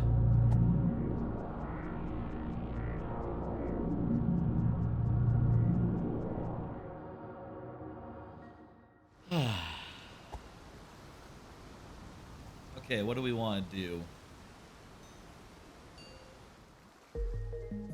You seem to be underground. Oh, hey. I also love the thing that this game does, which is hide shortcuts in plain sight through like isometric trickery. Like a backdoor will just be like, oh, it's you go over here and then go over here and then go over here and you can get to this area.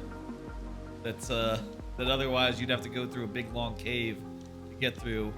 It's like hidden information is very important. Though in some cases you might need an item to get in the back door anyway, so isn't as much as a sure thing as you might think.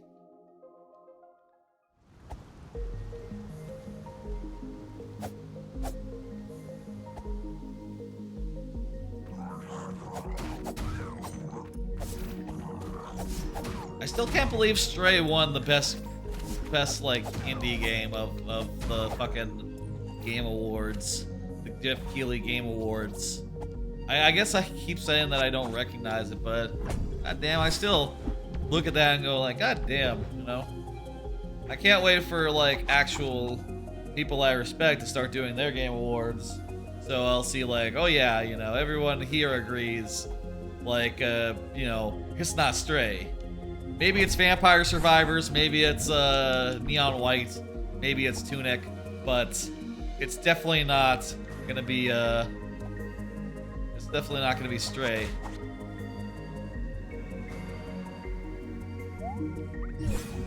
Hey, I got a thing, but I already have one. There's like secret codes in this game that you enter by like, I'm not gonna say how, but I entered in a secret code. I already have that manual paid, so it doesn't really do me any good, but still very, very cool. And that's where you get a little bit of the like Fez like aspects where there's secrets upon secrets to find in this world. And the final one is like the most extreme version of that I've ever seen in the game. Like, holy shit, man. It makes me wonder, are speedrunners out there memorizing the code? Or what? There's like a door up here.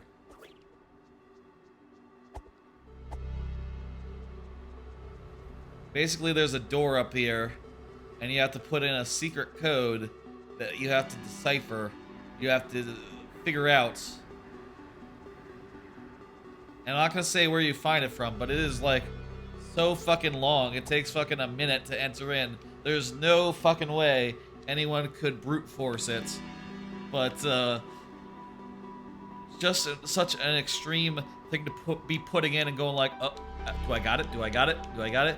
And like only to find out like a minute later if like, oh, did I make a mistake? Oh, there it goes. There we go. Oh my god. Amazing. Also, by the way, there's a little shortcut behind the thing. Check this out. This leads to a later area of the game.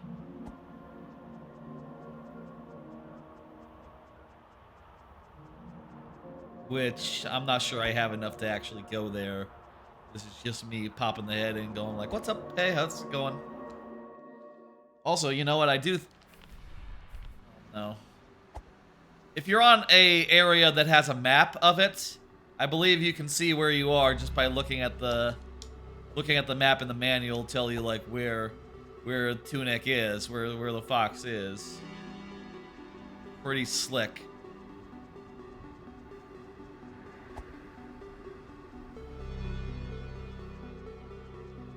I want another pretzel. It's like 9 p.m. Been streaming for, oh, damn near most of the day. And I haven't eaten that much since breakfast, so another pretzel will tide me over.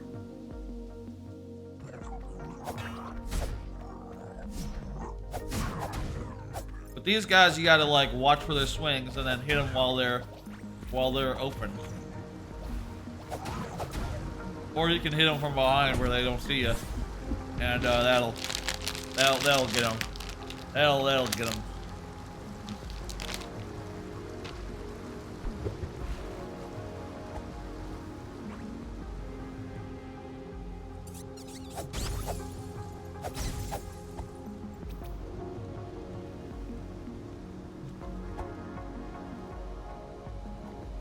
I need to go to the other side if I'm to undo that bridge.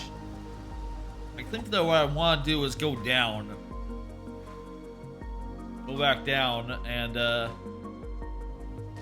there's like a whole passage that'll lead to the next area. Wait, that looks like way down.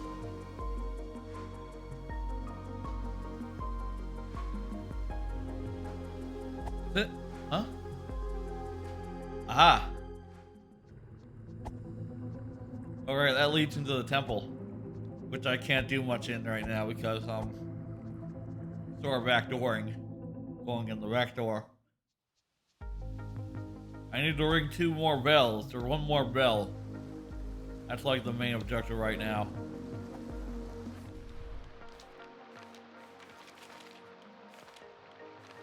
So you see here, I'm in Overworld, the overworld. You can see there's a little near the mountain door. There's me. So I need to go down to West Garden, and then that'll be where I do the next thing. Well, how do I get over there from here? I think I can go through the Dark Tomb to get there. It says so, actually. Let me see. Yeah, West Garden, Dark Tomb. Bringing the West Bell. I could also maybe use my grappling hook to do it, like to find a way back there, but I'm not 100% sure about that.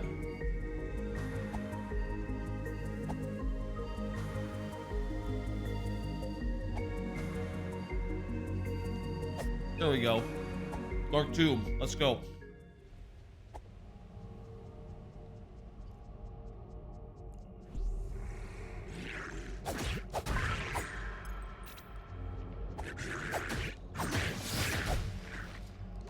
Take a lot of damage, huh? I mean, that's fair, right?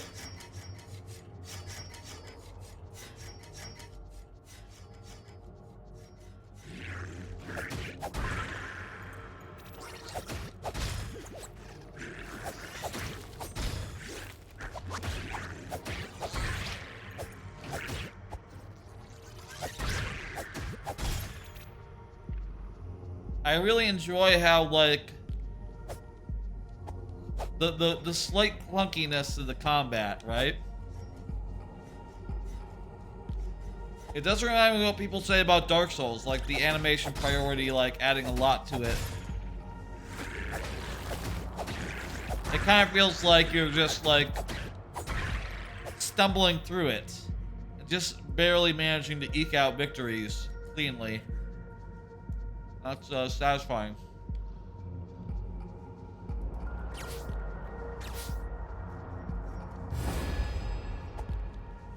Ah, the skulls.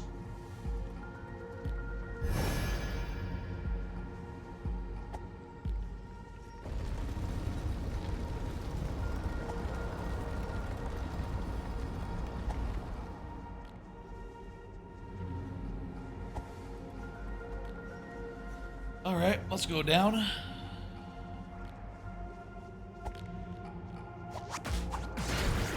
What the fuck? I pulled the turret and the turret started blasting. I pulled the turret into a weird spot and it started blasting everything it saw. That's funny. Sometimes you can do stuff like that in the game, like make the enemies behave weirdly if they're like brought face to face with another enemy or something. I like that, making the spikes kill the bad guys. You know, the skeletons.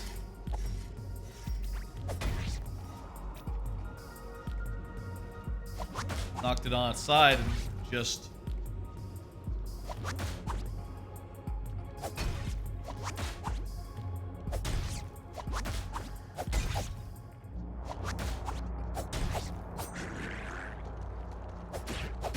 could have left one for these guys. Also, like, even if I do take damage, at this point I have so much health potion that it's a little trivial, isn't it?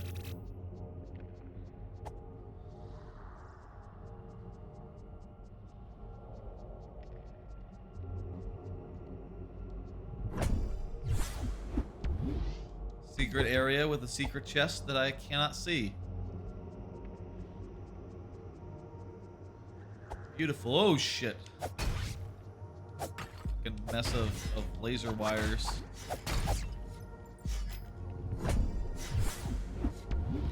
What if I just started blasting? That worked.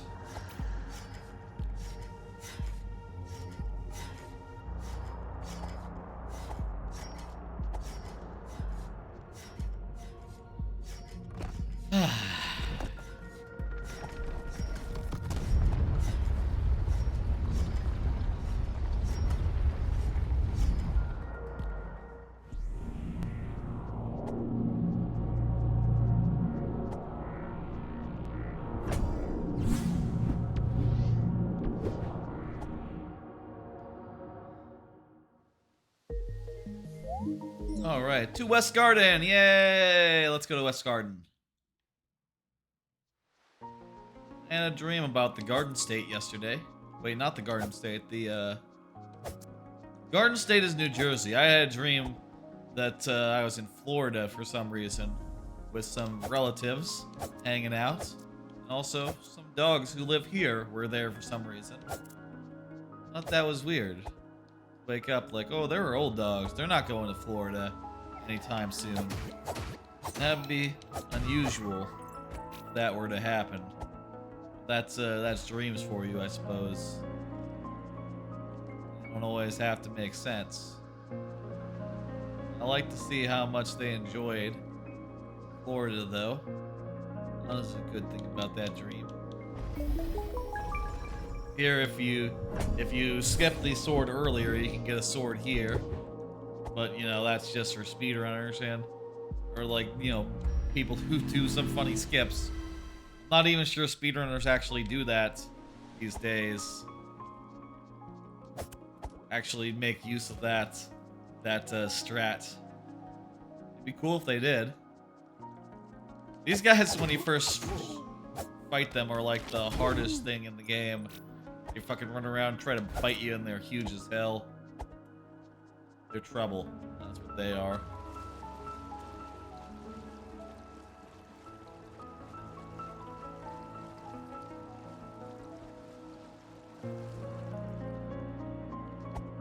I'll say this. You know, I played a couple of Souls-likes that were pretty decent. Pretty much, I was down to play them, right? Like, Star Wars Jedi, for instance. The first one of those. Definitely on the Soulsy side. And I enjoyed my time with it. I thought that every time I killed an enemy with the lightsaber, it felt really good, which is really what you want from a Star Wars game where you play a Jedi. So that was, you know, ideal.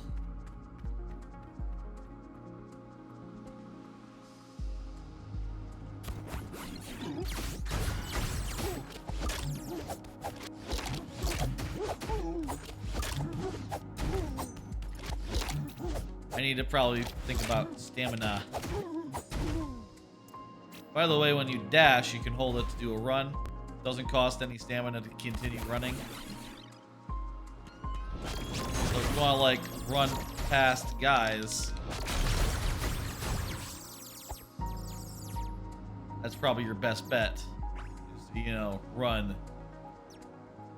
But this is the most I've gotten into it. The most I've understood, like, oh, you know, not giving you information can be a choice. And it can be an interesting choice. And it can lead to some really amazing moments of revelation. Especially in combination with the manual, which is fucking brilliant. And I'll say, like, revisiting it, it's kind of a bummer that you can't put that genie back in the bottle. You can't say, like, oh, what was that? You know, I can't put that genie back in the bottle. I can't have that fresh experience. There's basically nothing in the game I don't know about. Unless they added anything in patches, but I don't think they did.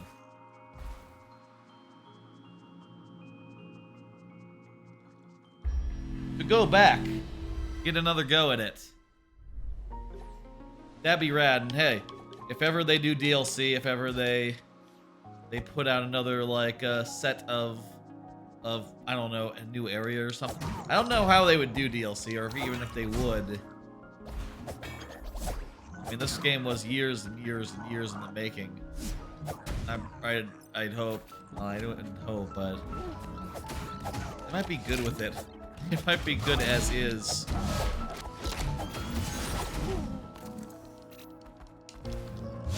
Ow, ow.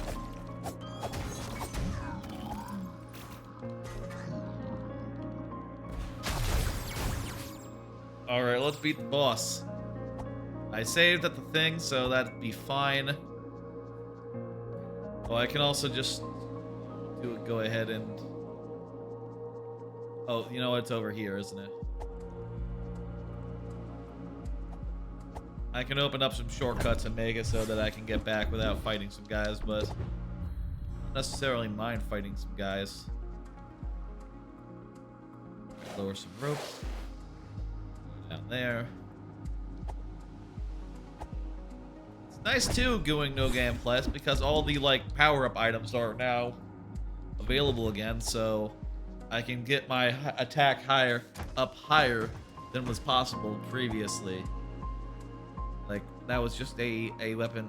That was just an item that gives me more opportunity to upgrade my attack, so I can totally now go to level 8 attack. Pretty sick.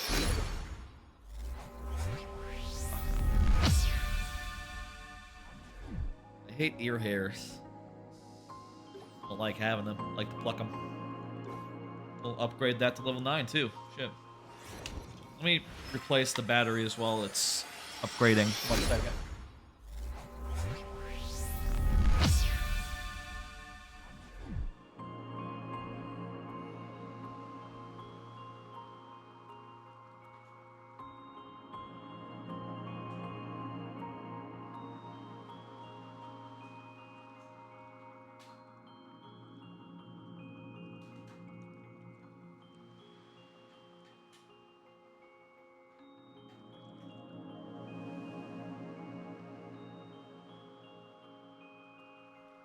All right.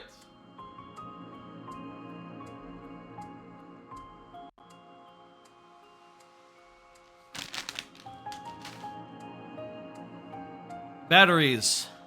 Fresh and good. Let me turn out back on the controller. There we go. Just gonna do a little checkpoint here. I can also hear what I can do. So I can let me equip this coin. Here's a thing that you can do. Take these coins, cast them into the wishing well. You know, I forget what they do. I forget what they do, actually.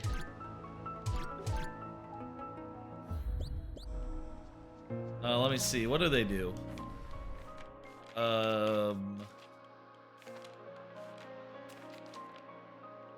Page 20. Page 20 has the answer. Oh, they do that. I don't know what that means. That doesn't mean anything. You can't. There is, by the way, a way to decode the language. People have done it. But I will say one thing that's important is that you never actually have to. It's not, strictly speaking, required to beat the game or to find, like, 99% of the secrets therein. But people have decoded it. You can find, like, a translated version of the manual. That is an option.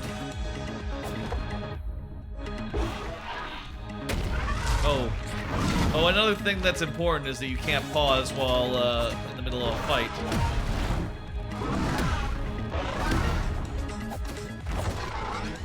But also, we're kicking this guy's ass. Our stats are so high. Yeah, shit, man.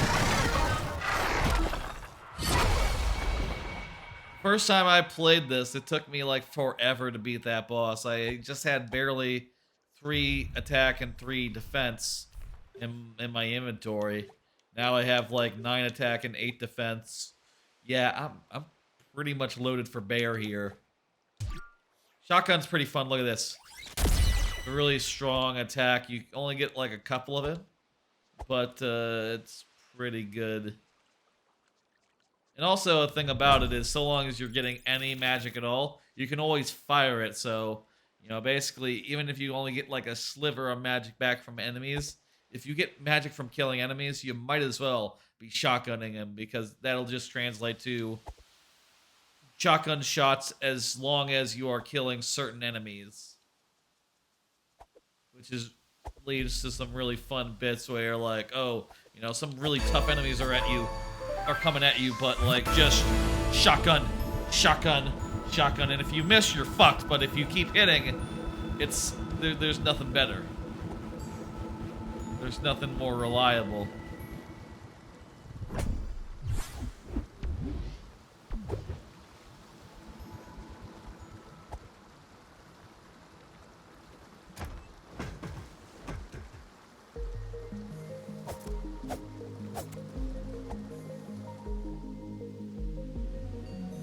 Oh, you know who lives in the windmill? Well, first off, there's a rotating beam that looks quite weird. But in the lighthouse is a ghost fox who has things to sell you. I'm good on all that though. I'm good on all that. Wait, what is that? Upgrade item? No, that's not upgrade item. That's this. That's not an upgrade item. It does a thing. I forget what. It raises some stat. Maybe your stamina or something. I mean, it's green. That would make sense. Green raising stamina.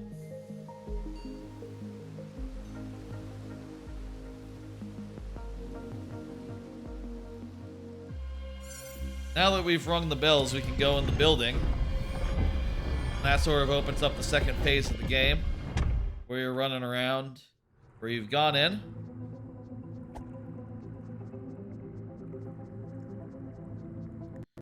You're in the temple here.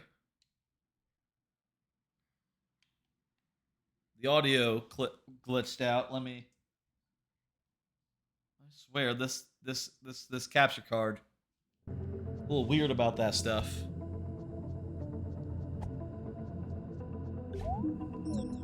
You need to get 3 MacGuffins from other parts of the game. 3 MacGuffins. And you can sort of do it in any order you please.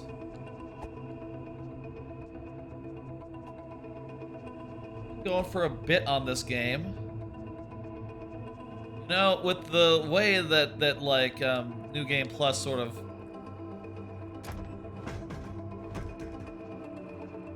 pretty fast, right? I could probably just go run to them right now and just knock them out real quick, like.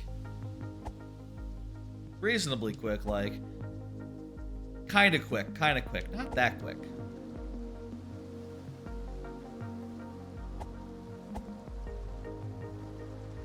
I'll say again, mark of a really good game is one that whenever I'm given the choice to play something else, I say like, yeah, we can do more. We can do more of this. I could finish this again. You think I couldn't finish this again? I could. I'll do it right now. That's not what you need to do.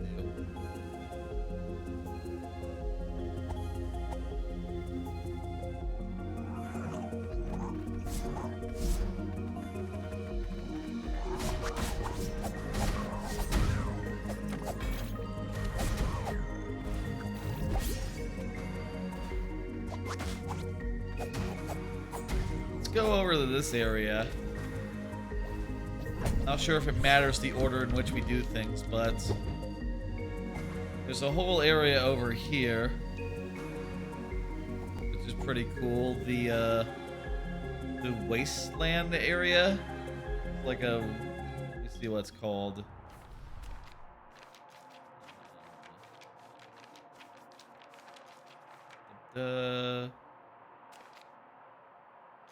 This is the quarry. That's what this is that we're heading into. Let's do the quarry.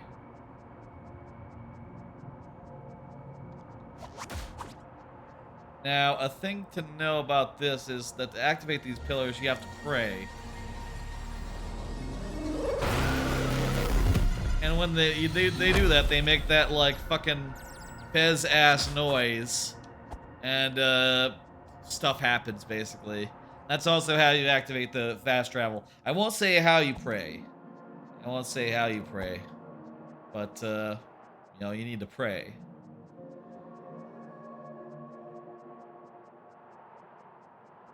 Finding out stuff like that, you know, it's like Fez, you know. It's just not, you can't put it back in the bottle once it's out, once you know. But goddamn, I can still appreciate and look back and go like, goddamn, that's cool. But like they played around with things that much.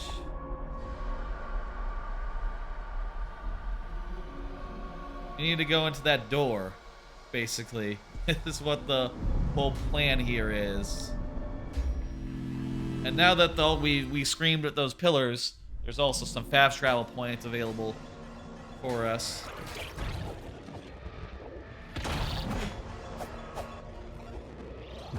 Oh, there's some bad stuff over here. We don't want to be too close to.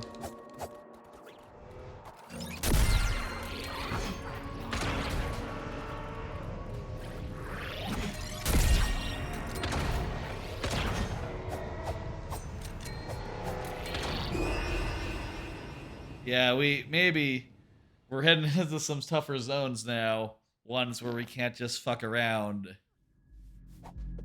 Oh wow, this is the first time we've died this whole fucking thing. Well, it is, you know, new Game Plus and all, so that makes sense, but first time you die, you see this cutscene where you see like, oh, my lady.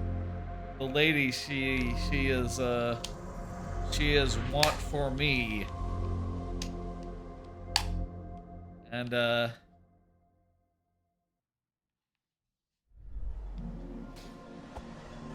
you know, and then you revive. Want to deal with the snipers first. Also, that stuff does lower our maximum health until we go to a shrine, so we want to avoid being in the radiation zone as much as possible. Pull that guy over and attack him. The grapple, I believe, is free, so we want to be using it. No, it's not free, but it's cheap. It's cheap. We can use it a lot compared to, like, the shotgun.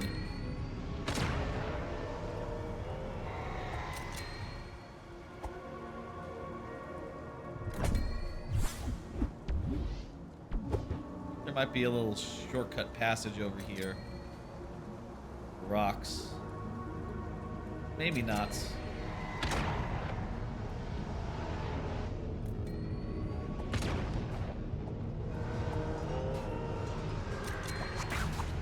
Pull that guy down and kick his ass. Yep, there we go.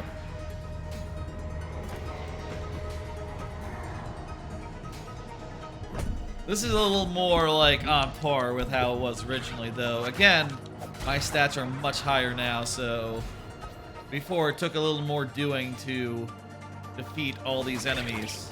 It wasn't quite this like frictionless, I suppose.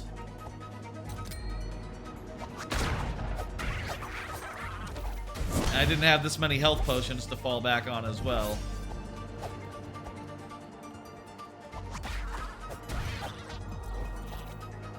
Maybe like once I pinned them down, it wasn't just like one hit and they were down for the count. No? I mean, that's how New Game Plus is supposed to work, though. It's supposed to be easier.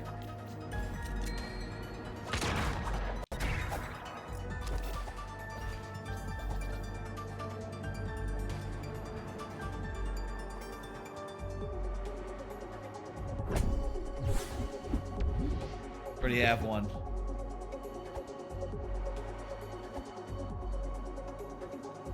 Since I already have most of the items of the game, I guess most the things that are going to be most valuable are just going to be like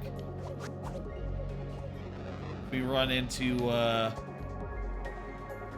like upgrade items, right? Those are always going to be good to get since you know, they let me upgrade my stuff higher. They're kind of actually pretty cheap to use. Kind of surprisingly cheap, honestly. I forgot how cheap they were to get your health up. I guess, you know, some of the things I didn't fully upgrade as best I could were stuff where, you know, it's like, oh, well, if you want to have more potions, heal more, you're gonna have to pay out the nose to do that. So right now, I totally could get another attack, another defense. I could get both, actually. More attack, more defense. But not more potion effectivity. I could get more health, but not really, and also attack. I have to choose. And I choose attack over health. Kind of not running out of health right now as it is.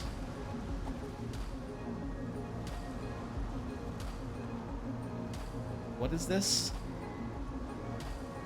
Seems like a secret area, but it's not going anywhere. I need to like trying to like run against the wall here. I guess that's just a secret passage. I don't know. What about from this end? Oh, that works. There we go. Frick.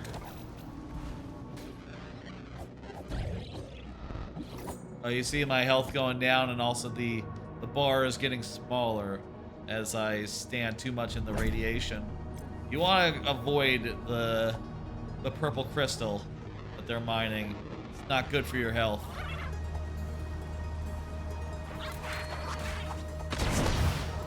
Oh, did he just shoot his buddy? Oh, bad luck.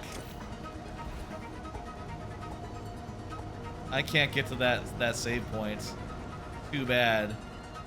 Too bad.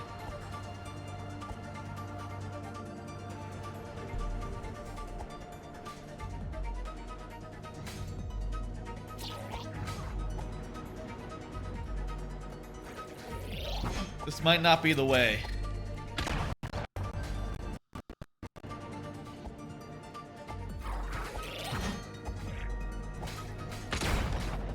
Out.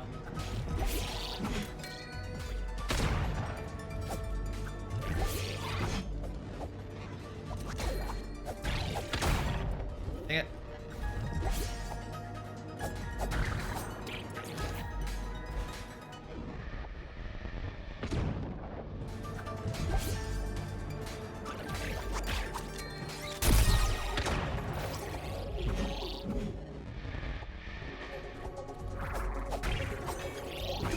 Ooh, my health was really low by that point. Ooh, I'm not sure if I was going in the right direction there. Honestly. That might have been incorrect. We can get ourselves some more health now. Now that we're back here. Well, not more health. Let's get ourselves more attack. I like attack.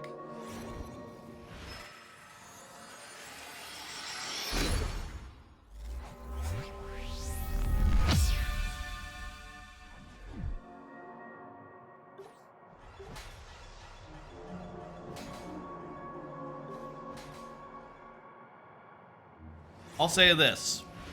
In this area here, we are starting to see some of the higher difficulty stuff that I remember in this game. Maybe a little less scary than it once was, though, since I am, like, so leveled up and all. And also, I'll say, like, even the earlier areas used to be just this challenging. But there are places here still that absolutely have that like intimidation factor to them left in the new Game Plus, which is, you know, ideal. You know, you don't want it all to be easy as pie. You want some stuff to be easy as pie, but not everything. You know?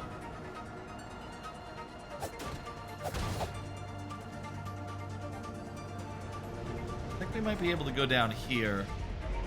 Yeah, down here. Look at this. Little isometric hidden route. Oh, does this lead anywhere? Well, I can get a chest at least.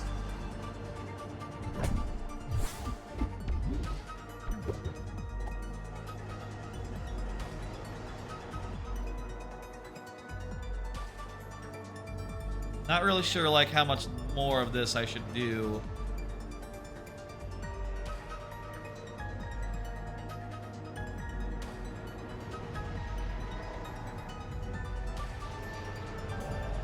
How much of it would be reasonable without, like, you know, giving away the whole game, you know? Wait, here's the secret passage that leads over here. This is where we need to go. Okay. I think they're probably also... But the guy blew himself up.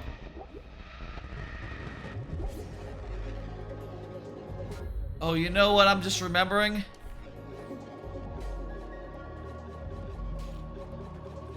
I don't remember what half of these do, but... Put on the gas mask. The gas mask is gonna make us immune to... Or, I'm not sure if immune to, but, gonna let us survive the horrible exposure.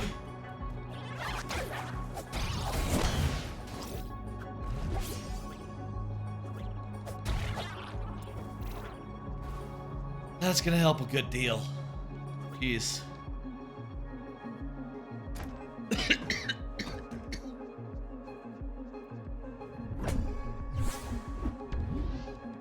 I did say at the start would consider doing other games, you know, more the A tier games as well, but we have been going pretty long.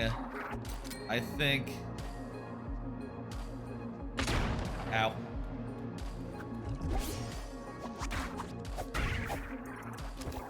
I think we ought to just you know, do a little Nobody Saves the World.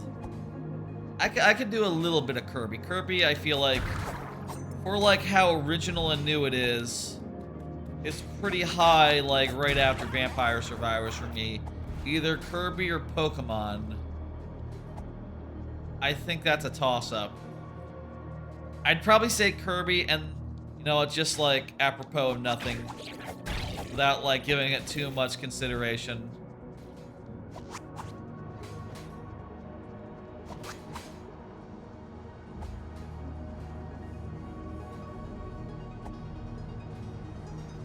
I'm gonna say, just like snap decision here. I think Kirby goes above Pokemon. They're both games that like sort of take the series and take the basics of their series and sort of shape them into new dimensions. Kirby takes it into 3D for the first time, and Pokemon goes full open world for the first time. But I would say like Kirby is a bit more successful overall. Maybe not that much more successful, but you know, well, that feels mean actually to say it like that, but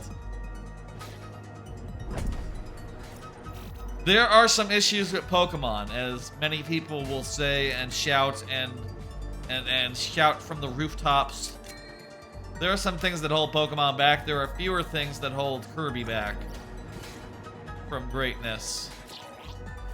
You know, Kirby and the Forgotten Land just fucking works, and if they made like 100 more games just like it, you know, that would be. I don't think anyone would be surprised by that. I don't think anyone would be against that. Forgotten Land just works so well, you might as well just do 1 million of them. All right, we got one guy chasing us, but he's gonna give up. We're faster than he is, after all. And we're going inside, and you know, I don't know if you know this, but enemies typically won't follow you indoors. He's gotta get back to work anyway, that guy.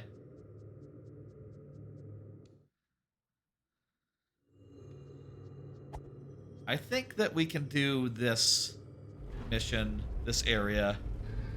Maybe there might be... We should at least do this area. I'll say that. I'll think about doing the other areas, because they're not...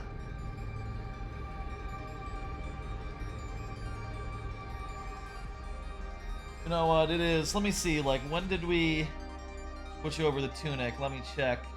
That was like a little over an hour ago, huh? Yeah. Let's do this area, and then let's go to Nobody Saves the World. I think this is a fair taste of what Tunic is. And again, you know, you're not really getting this part of the experience as much, but, you know, reading the manual is a big part of it, though. You know, I don't think that this area is in the manual, so we're just gonna have to do our best. This area is we actually entered this area earlier from the side there, from the bottom. There's the Dark Tomb from earlier. Under the well, that's where you get the, I think, the shield for the first time. At least that's what the tip seems to suggest. Lantern. Some of these are in English, some of them are in some other language. It's sort of, you know, I think very intentionally the experience of getting a manual that is half in like Japanese or something, a language you cannot decipher, with just the odd English word to be your guide into like what it is saying.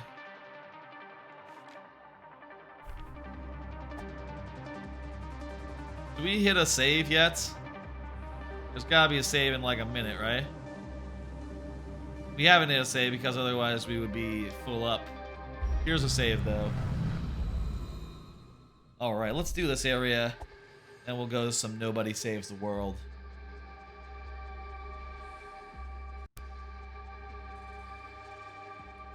Coming out of Tunic, I'll say this. When I first played Tunic,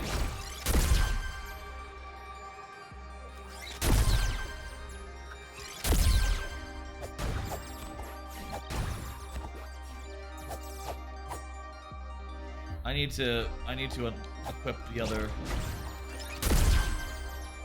So here you can see I got like one tiny bit of magic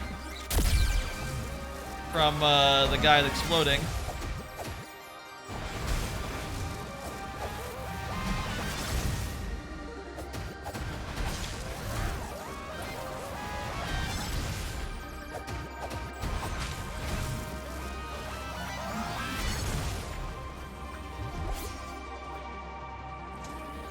Just a tiny bit of magic from a guy exploding. That gives me enough, like,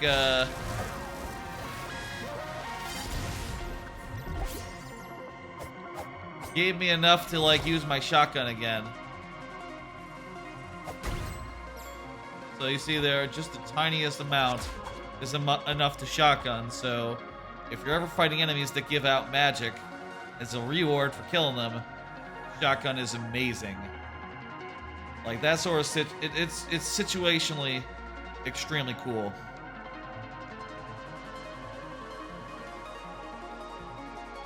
Let's turn this on. I'm sure this will be good. Oh crap, it's a boss. Mini boss, really. You know, there's also a stun system in this game where enemies will... Oh jeez, second phase.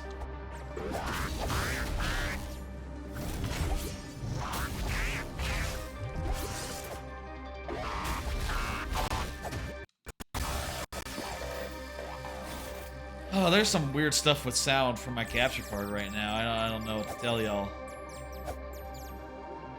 Wish it would be more normal. Also, what the fuck? Never seen this before. There's a piece of debris in the way of going forward.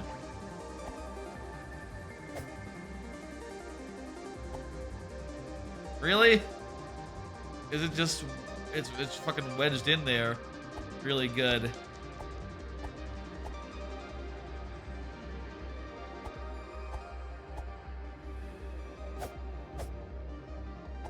Jeez, it's just stuck. It's just stuck. What the fuck? I've never seen this before. Can I, like, shotgun it out? No.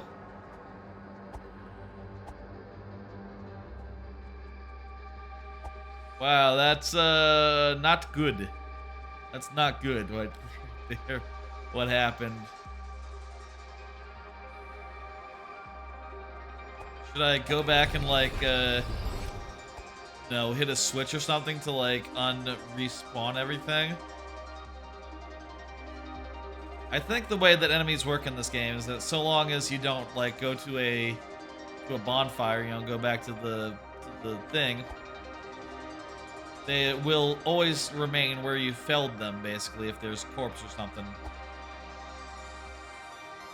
But if you go pray, everything resets, so I think that's what we have to do. It also recharges our health, our potions, our everything. You know how it is. You've played one of these games before.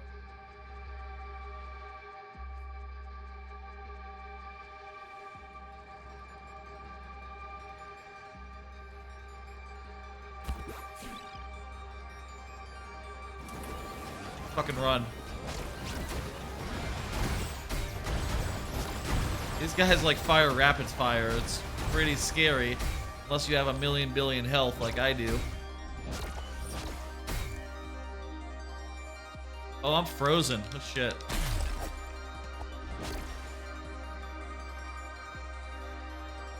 Should to be just a little bit cautious.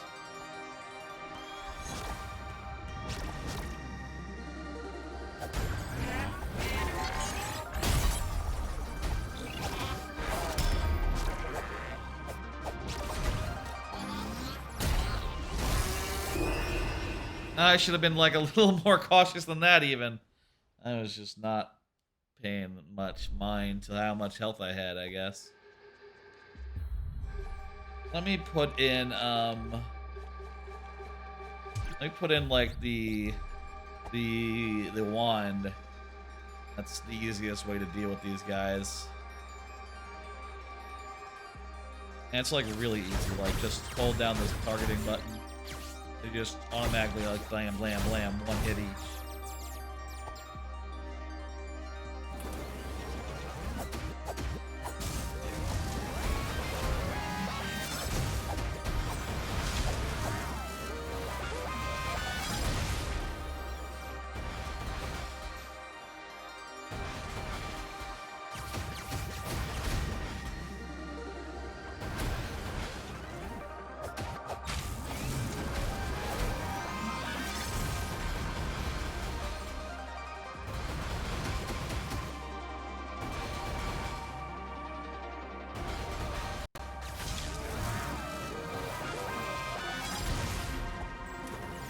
And we can just leave that one. Oh, it does, the shots do home a little, I guess. We'll just heal and go into this fight. By the way, it hasn't come up yet. But if you grabbing your ghost will do a little stun to nearby enemies, so it's really handy. Oh my god, if that thing is where I think it is.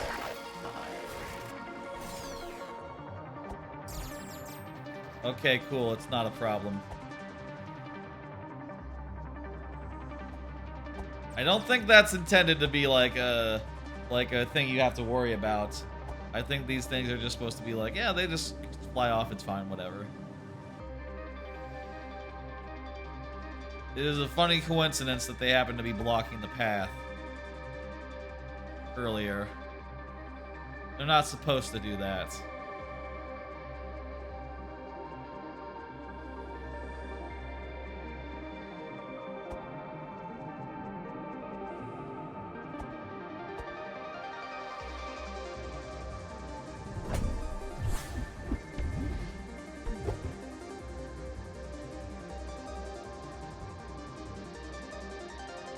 If we're counting the, like, how likely would I be to replay it right now, or replay it in full right now, factor into these games, I think Tinykin is probably the lowest. Now, I don't know, I'd be, like, down to just crank through the rest of it right fucking now. Vampire Survivor, I haven't even beaten it once, so, you know, take that as you will. That's part of why it is, like, you know, below everything else for me right now, Vampire Survivor. Though I fully understand, like, anyone who puts it at number one, that makes sense, but not for me, not just yet. I think that Neon White, I have my problems with it. You know, I definitely remembered some things that are not great about it when playing it tonight. But I still played it all the way through and had a great time.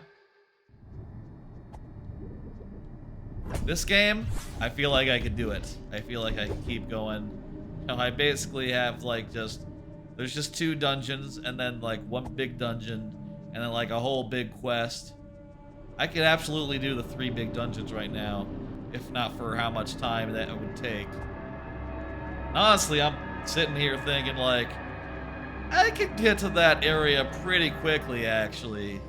Like, there are some shortcuts I could take.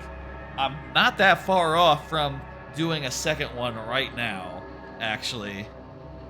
And the third one, how long could that take? I don't know.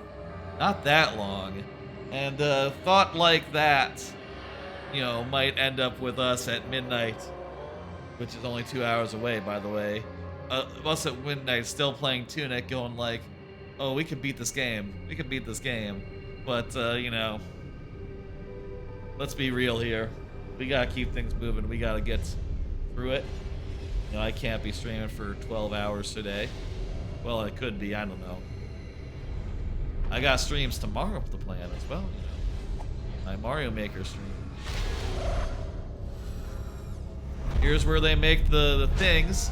Oh, wow, they take a fox lady and they put her into one of those pillars. That's how the pillars are made. There's some weird stuff you find out deep in Tunic. This chamber is filled with white lava, or like purple lava. Fucking cool ass aesthetic. We got some firecrackers. We don't have enough to like do a defense upgrade, right? Yeah. We just need some money for that, though. We can do it.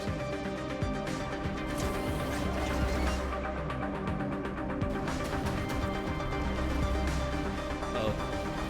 These guys are scary, but they're weak to shotgun, and also they give you some magic back, so you really just want to shotgun these guys to death. Hang on, the sound might be a little hot here.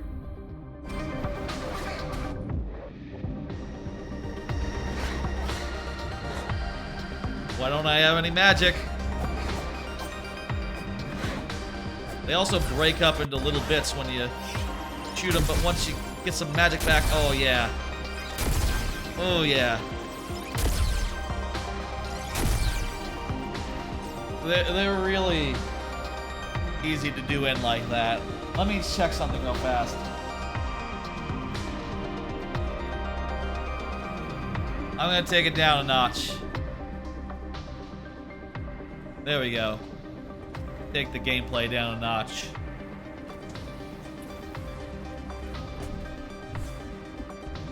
I think it was a little hot before.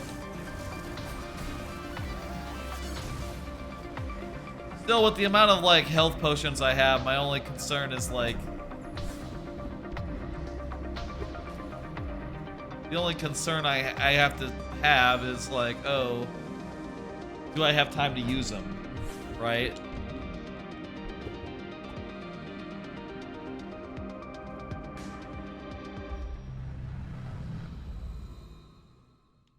Here's a place where you have to fight two of these fuckers? Yeah, two of these fuckers at once. And also some of these guys, holy shit.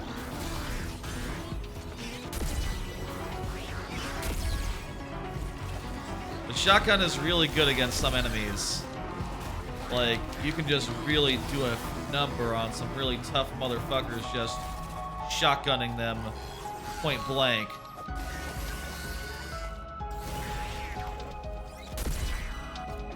And, you know, it's better the closer you get to them, because more of the shells land.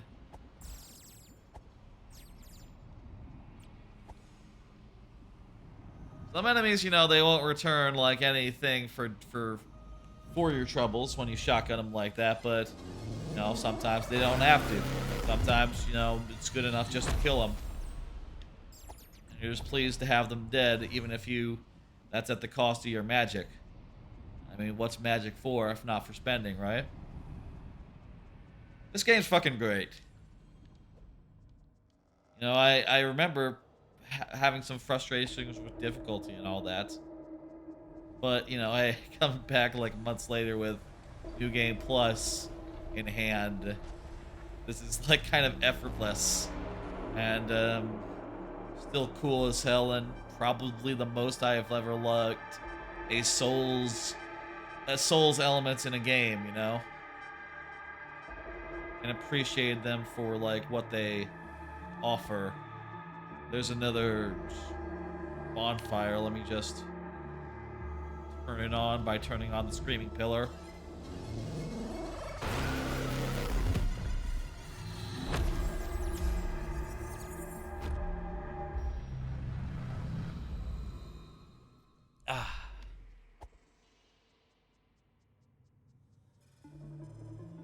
Let's go beat this boss. There's a boss over here. He's like a big tough guy.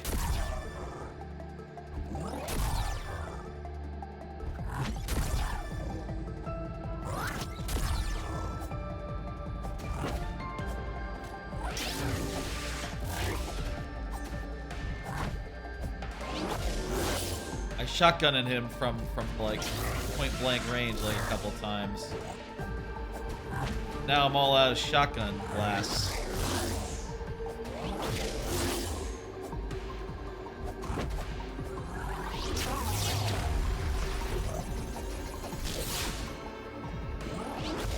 Back up and drink some potions. Drink some potions.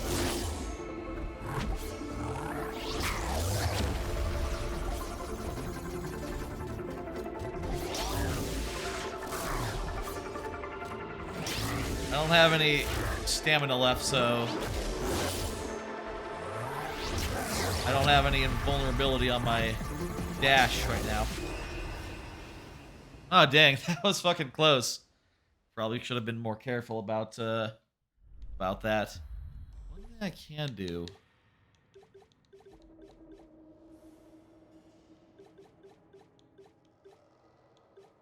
I forget. I think that's like some sort of time slow ability. One thing I could do is I could, here's what I'm thinking.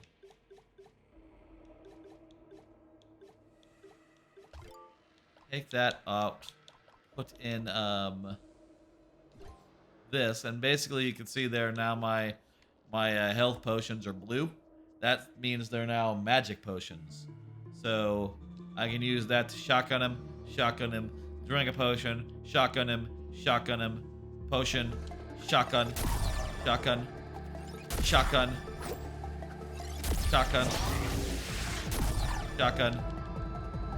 potion.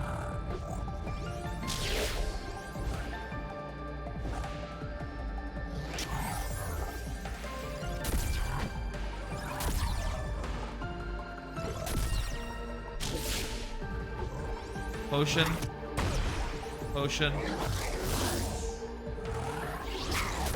Shotgun. Potion. Shotgun. And he's dead. That worked. That's another way you can use the potions. That doesn't necessarily make your health make it easier to heal. You can instead use it to deal a bunch of do a bunch of cheesy ass damage by just like becoming like a shotgun motherfucker. And stuff like that, I think, is, you know, the hidden flexibility, the hidden range of the system, I think is so cool. Honestly, I feel like we could go get the other couple of MacGuffins, actually. This is the fast travel zone you might remember from earlier when I was in New Game Plus, running around that.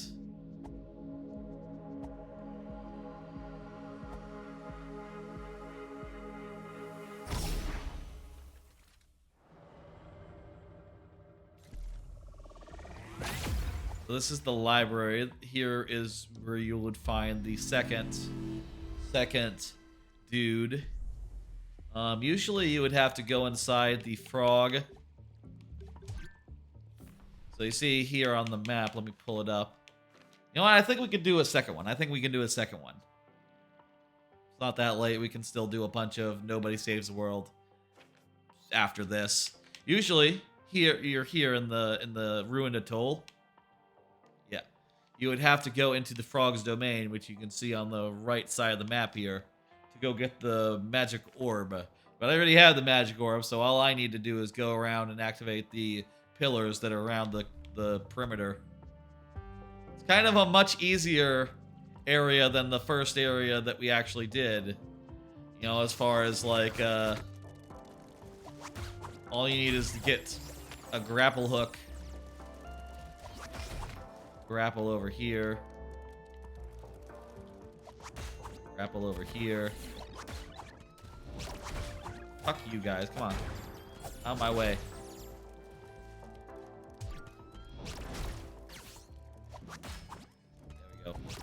Doesn't take any magic to grapple to a grapple point. Only takes magic to pull enemies towards you. Oh geez, some of them are running around this area now.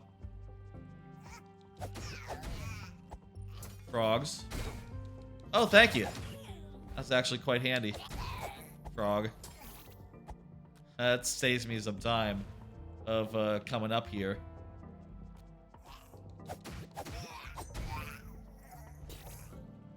Okay, let's do this. This won't take so long. Honestly, we could do all three. The other one is also not that long. Let's do all three. Okay, fuck it. Fuck it. Again, good sign of a game is one where you're just like, yeah, I could play the whole rest of it right now. That's a good sign. That is just like, to me, one of the clearest indicators of like, oh yeah, that's like, if any metric you can measure for Game of the Year-ness, amount you are happy to play it, amount you are happy to keep playing it, that's a pretty good metric. That's a pretty good thing to like look at and go like, oh yeah, well, if a game has a lot of that, you can easily see it as Game of the Year.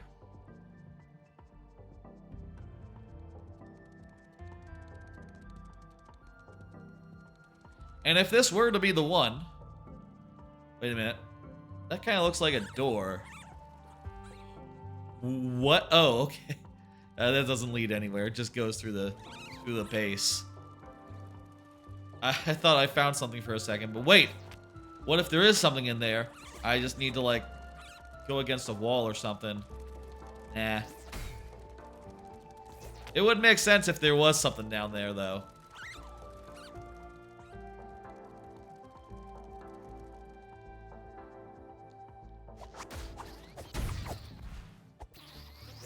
Kill a crab. Alright, here's pillar number 2. See, this doesn't take too long. Just gotta scream some pillars. New Game Plus in here. Come to think of it, I might have done a little bit of New Game Plus at one point. After defeating the game first time. I think I did a New Game Plus, and, you know, just to get up to the point where you're doing like the after game stuff, the post game stuff. Wanted to get back to that point. It doesn't take that long to go through it a second time, or in this case, I guess a third.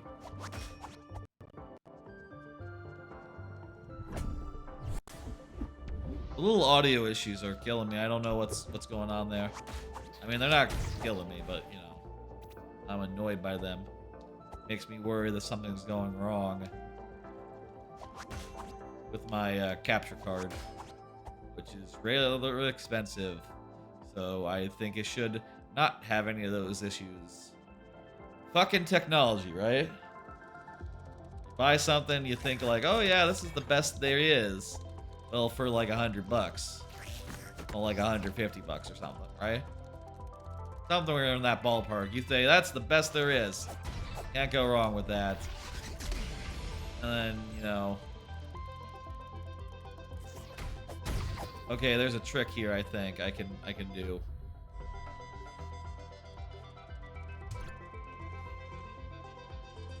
Just equip the grapple as well.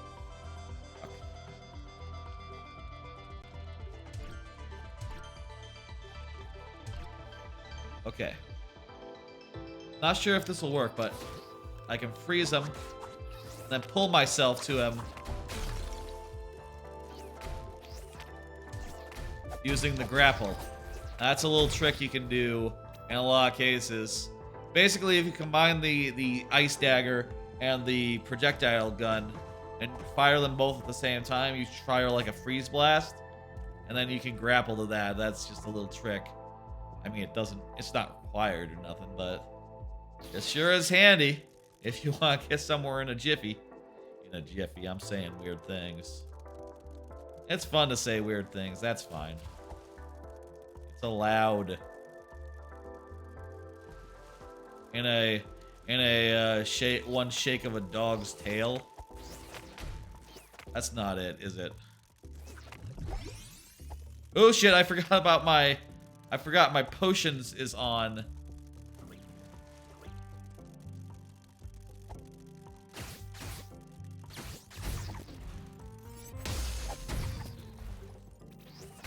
Oh shit, oh fuck.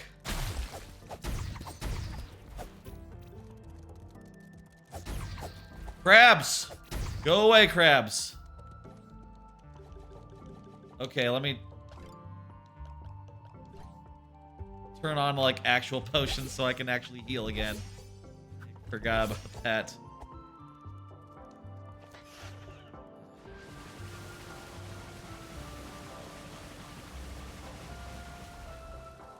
Alright, we got to the place where we can go up here and do this third one.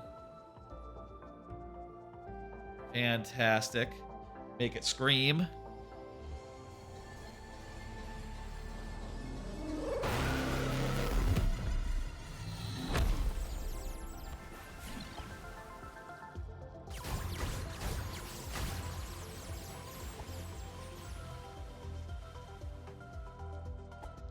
There's some really hard areas ahead as well. Like really fucking challenging places that you find and you go to as you know, go from this section of the game where you're looking for 3 MacGuffins to the part after that where, you know, some stuff happens. Holy shit. Why is that guy so strong? That's a strong crab.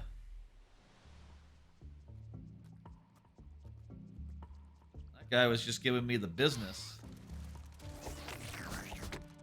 I don't know what you're supposed to do against that crab. I guess that's a new game plus crab. What is that? Oh, it's a bird. It's Twitter bird. Oh crap, I killed the bird. And another bird came out. I guess maybe angry that I killed the bird.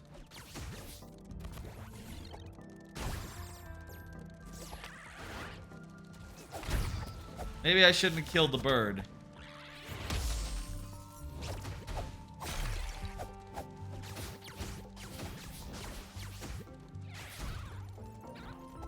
There we go. We killed that bird too.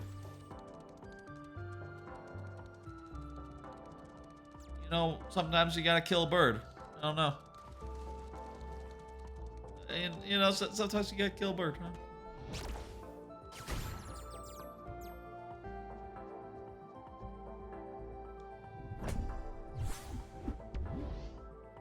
I already have one. Okay, let's see. There's that big crab again.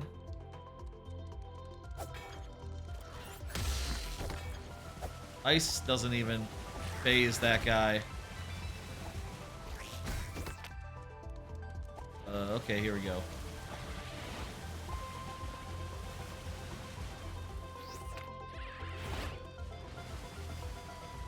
Let's boogie, let's run.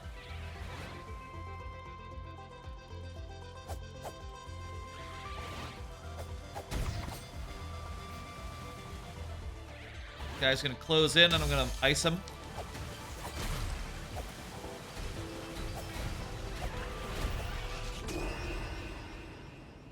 It's gonna die. That's just a, you know, that's gonna get rid of the guys that are chasing me around. That's actually a good thing. I actually want to die. Well, no, I mean in the game specifically. I wanted that to happen. That's fine.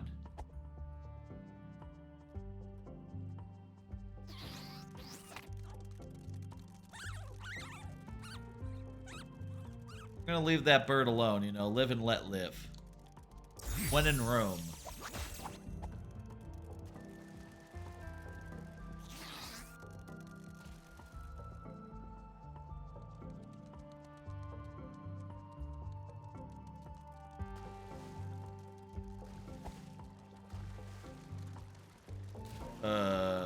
There's a bunch of crabs over here. Swimming through the water. I don't like that. Okay, crabs. Too many crabs. I like how irregular shaped they are. The low poly style of this that's like very simple shapes, but all very well put together, is very evocative and cool. I think this game has a lot of style to it, even though it might be easy to say to miss that, right?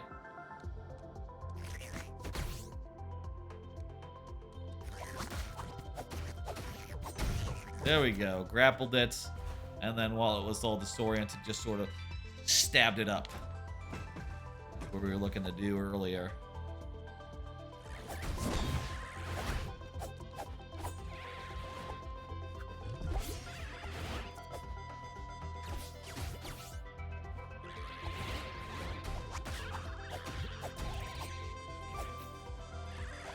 Grab him, and then sword him. Bit of a combo does the trick.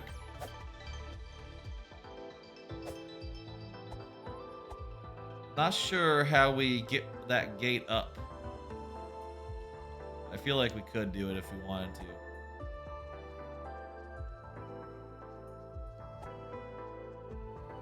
Okay, we do this.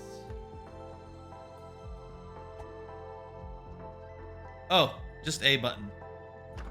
There we go. Now we have a shortcut if we need one. Back to here.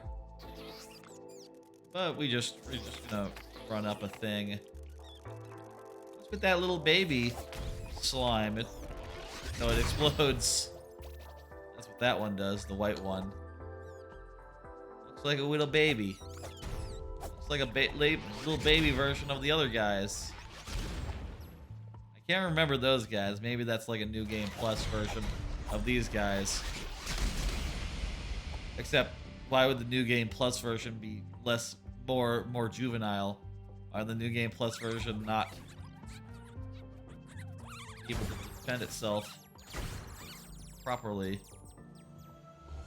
I feel like I shouldn't summon the big bird.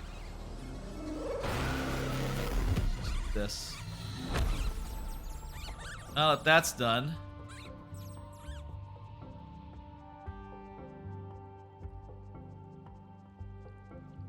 Can we get back to the main items? Looks like this way. Oh my god. The last pillar was just... Oh my god, we were here earlier. We could have just fucking gone to the right.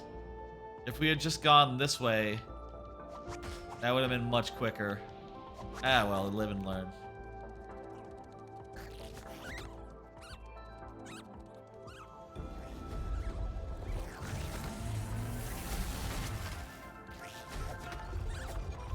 Oh my god, you guys. Fucking enemies. You know what? Probably explosions would work against those guys, wouldn't they? Probably explosions. I haven't used explosions in a while. They're kind of like vaguely... Use one.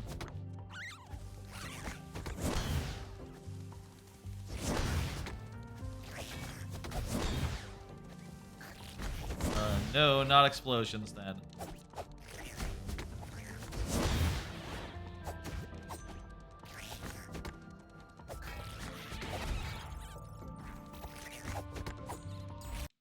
Must be a way to kill this guy. Can I just grab his... Oh, I can just literally grapple his shell. That does it.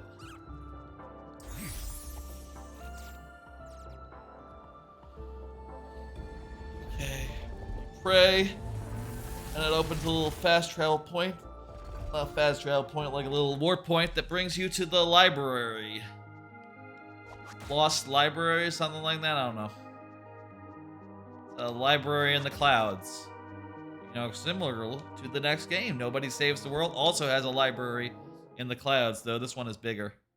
Not that it's a competition.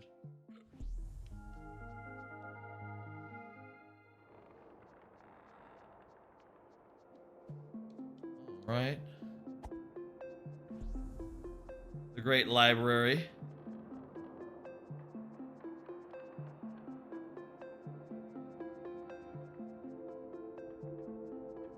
Oh, that's the hero's grave. That's not a save point. That's just the hero's grave. Hero's Grave. You know, it's a good idea to remember where those are. I'll just say that. We won't actually get to that part because, you know, that's like multiple things away. Even if I say we can do this and maybe the next thing really quickly, we cannot do this and that next thing and the thing after really quickly. That'd be silly. Honestly, it's probably silly to think that I could. I'm probably verging on silly already, honestly, with how much I want to slip in here. Oh, look at that poster, that chalkboard drawing. It totally says that there's a little lady inside each of these framing pillars. Look at that. I never noticed that before. Oh wait, there's also a chest behind there. I don't know if I saw that before either. It's kind of hidden. Look at that. Lady, it powers the things, and also that opens up both a save point that we can use, and also a fast travel point back to the fast travel nexus. Here we have a boss. The boss isn't that scary though. Let me think. Well, what can we use against the boss? I'm not sure shotgun is the best approach here. I think let's just do this, and we'll do. We don't need this anymore. Let's do this. We'll do this, and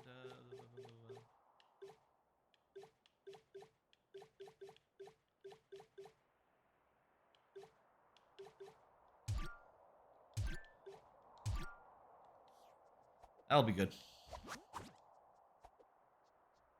This is like the librarian or something? Yeah, that's the librarian. Okay, grabbing him doesn't do much good. But shooting him, that's easy. Can't go wrong with shooting him.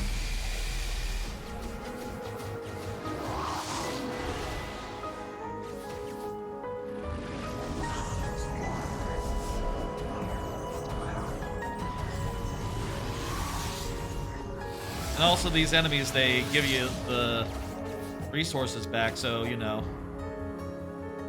you'll be able to continue on magic even if you don't have potions of magic on your hand to fight them.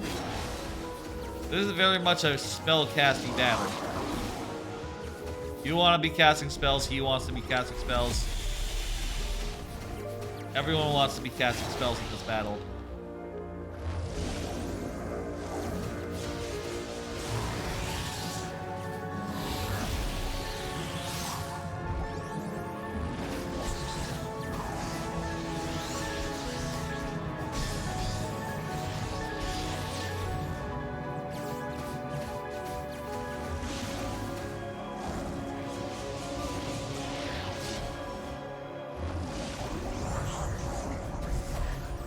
Ah, fuck. That was close. That was a close fight. Maybe we don't need to really cheese him with the thing. Maybe it'd be better to have potions of health rather than potions of, you know, whatever. Especially considering that they do have... I think we can... Let me, you know what I'll do? I'll put in the shotgun.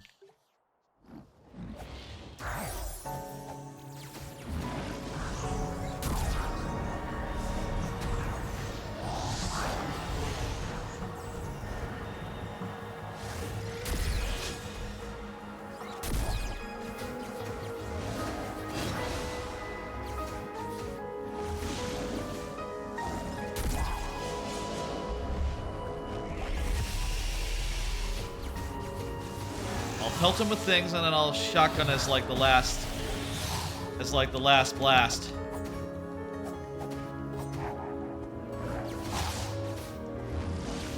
I can get a free bunch of shots if I do it like that. Range, I gotta consider range as well, I guess.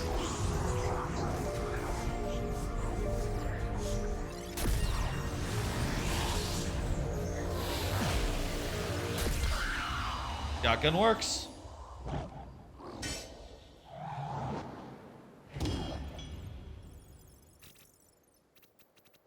I didn't know that there was a purple denomination of the stuff we've been collecting. Apparently there is.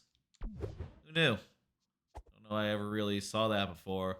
Picked it out of the you know, background.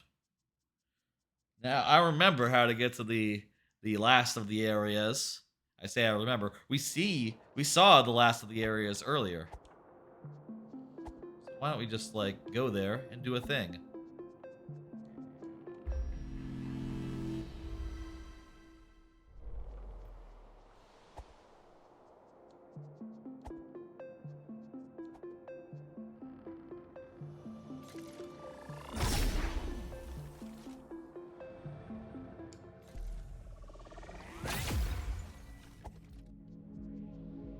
I'm definitely coming around.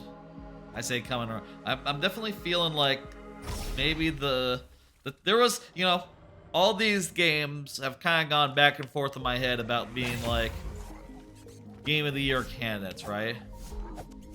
I felt a way about a game and I've been like, maybe Nobody Saves the World will be it. Maybe Tunic over that. Maybe nobody over Tinykin. Then like this came out, that came out. When Nobody came out, Nobody Saves the World, that was sort of the first one of them. I was like, oh, that's it. And Tunic came out, I was like, oh, fuck me, this is it, actually. Then Neon White came out, it's like, oh, that's it. Tinykin came out. I never for a second said, oh, that's it, but, you know, I said, well, that's not it, but it's up there. That's what I said, actually, about Tinykin.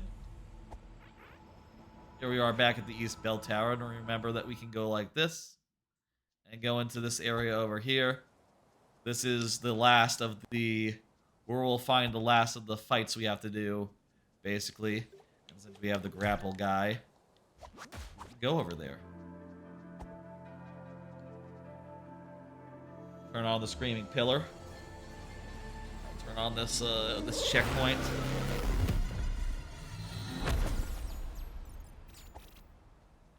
No, we probably have enough now for a... Yeah, we can totally get a... Let's get some more defense. Attack and defense both in the double digits. That's cool. Never had that before.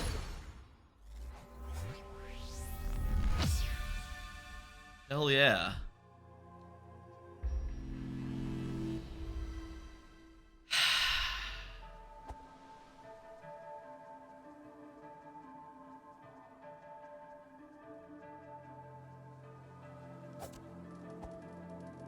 So here we have to go inside this little fortress.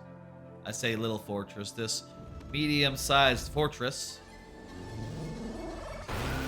And the gates are closed, so we're gonna have to take the back door.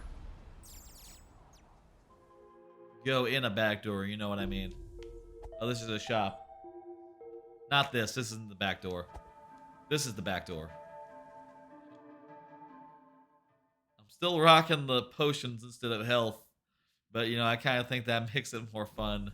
Especially with how much health and how many potions I have.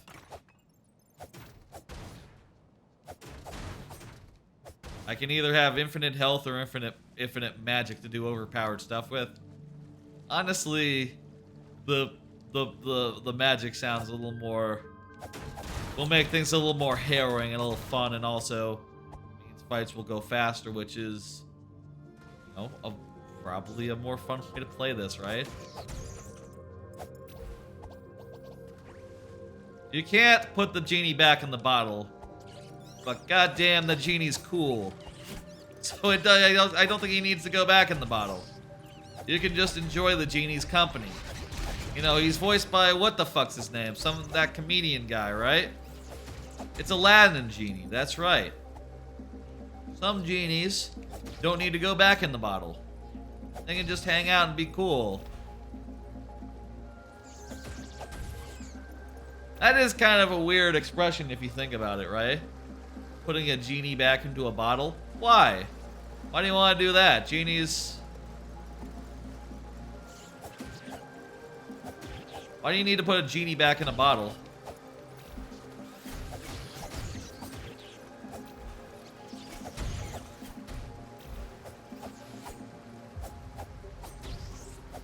I mean, I guess part of the thing is that they want to be free, the genies, or at least Aladdin genie did. I guess I can't say that about genies in general, wanting to be free. Oh, I never got that before. The bell, whatever that is, I have no idea, actually. Huh. Found a new secret thing. And by the way, since it's worth noting, I believe there is a map of this area. Not here. Let me see. If you ever wanted to like know your way around here, you could check.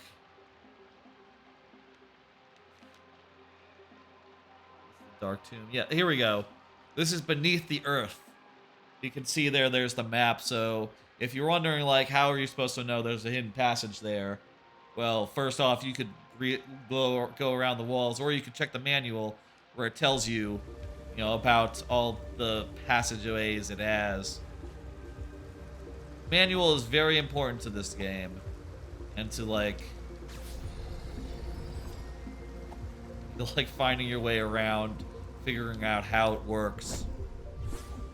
Once you get that genie out of the bottle, you're gonna say like, "Oh wow, man, I love you, dude. I love your references to topical '90s things. That is strangely quaint in retrospect. Like, oh, you're doing an impression of that guy from like '90s television? Okay, yeah, I don't know, Dan Quayle or something. I actually don't know who exactly does the. It's all sorts of data references you wouldn't know if you weren't like living in the era.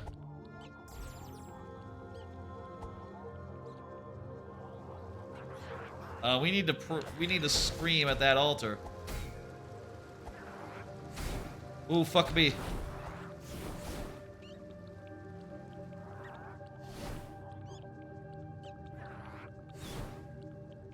I don't like this. I'm gonna back off. Oh god, they're just coming right after me. Eek. Okay, I'm shotgunning them. Fuck you guys. I got more where that came from if anyone else is following.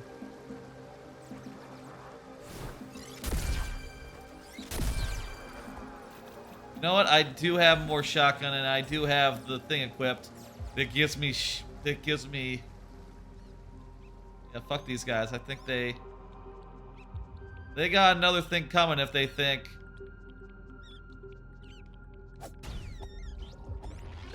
they're gonna get me.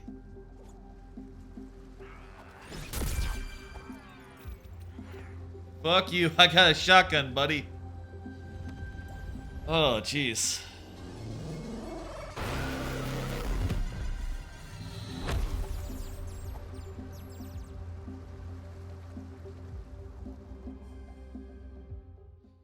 Alright, here we are in the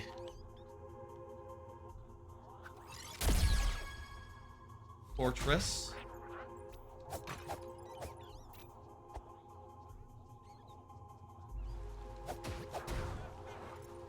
Also, these guys aren't that scary so long as I can just sword them a couple times. Go down right quick. I need to do a couple things before I can use that save point.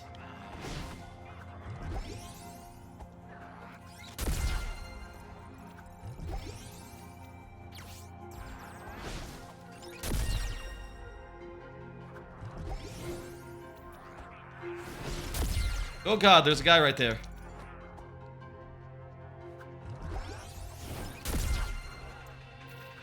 Using other guys as a shield, that's cowardly. Okay. Fuck! I had just enough health to clinch it out. Let's activate the save point. And there's not that much of this area left after that.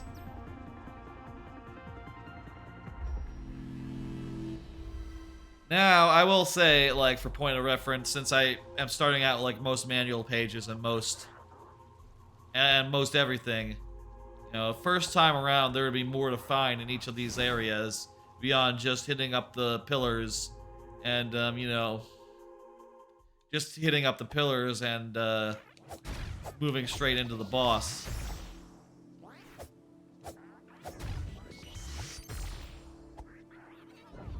But I have done all that stuff, so, you know, I can move right into the boss right off of, you know, previous steps. Need to go up here. Hey, prick.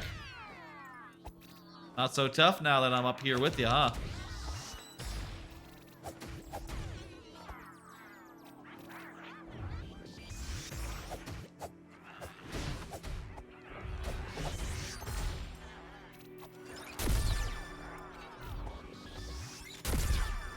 I don't really need to shotgun blast him. What the hell? My controller turned off. 1 second. I'm gonna switch out the batteries again. These are brand new, so what the fuck?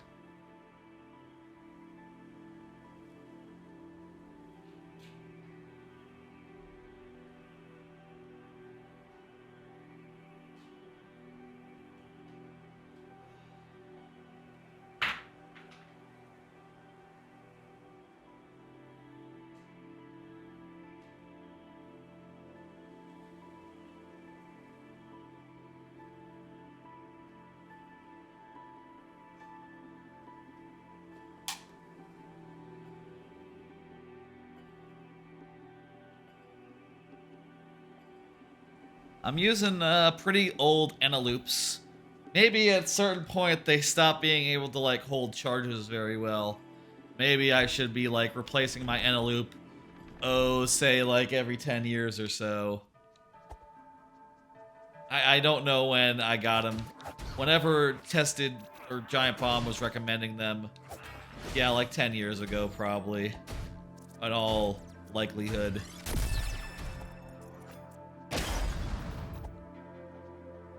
I like in this game how you can roll, and that, you know, takes you out of fire. Takes you out of fire.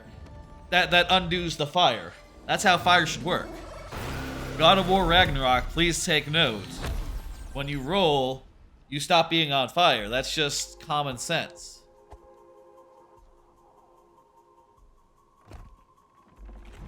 If anyone is wondering, by the way, where God of War Ragnarok is in this here feature, this here stream, that is not top tier for me. I didn't like that game that much.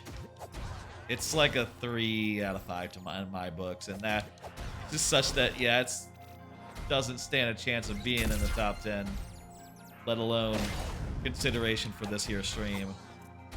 I'd sooner play like 5 hours of Pokemon, or like I'd play through I think that Super Kiwi 64, the 1 hour $3 game that I played last Friday, I think that stands a better chance of getting my top 10 than God of War does.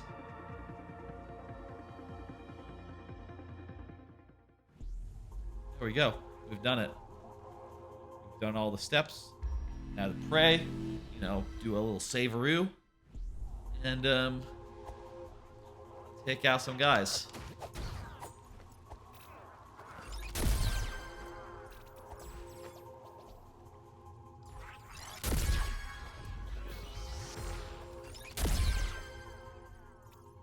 Now that that's done, just gotta pray twice, and we'll open the door and get the final of the 3 things. And you know what? We'll end on the cutscene that happens when you turn those in, because that seems like a pretty good stopping point. Really, I could have just done one of these, but these other 2, they don't take that much time. No, these ones are a lot shorter than that first one that we did. I think the intended order is kind of to do these 2 first, and then the first one that we did Probably ought to be the last one that you really do. But hey, you know, it's an open world. It's exploration based. Whatever you run into first, that's gonna be your first one. Regardless of difficulty or... This is like a big fucking mech. He has a little weak point on the butt end. Siege ending.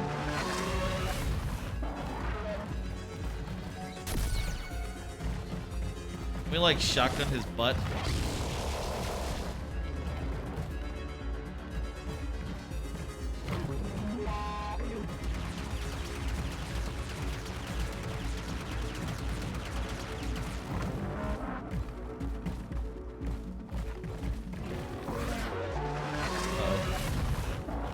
Rock stopped me from rotating around. I got held up in an attempt to flank him.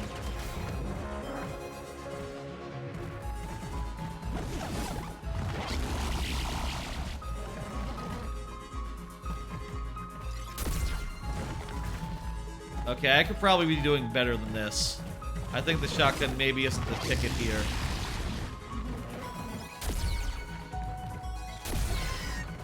Yeah, this is not doing enough damage.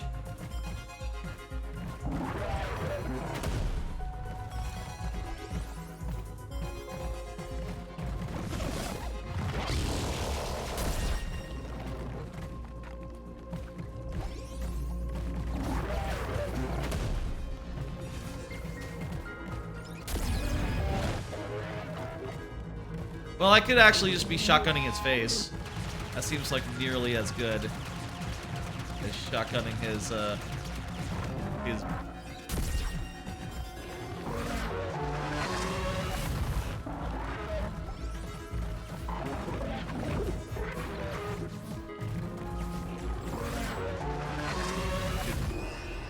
thing. Let's go in with a slightly different strategy. Yeah, let's change things up a bit. Ooh, also we can get some more defense if we so please. Let's get more HP. Ooh, NP is good too. I'll get more HP.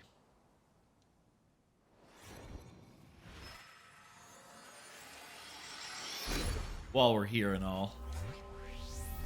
Double-digit HP, that's good. You want that. Okay, here's the plan. We're gonna freeze them, and we're gonna sort them. I think we can only freeze his butt. You have to flank around to freeze him.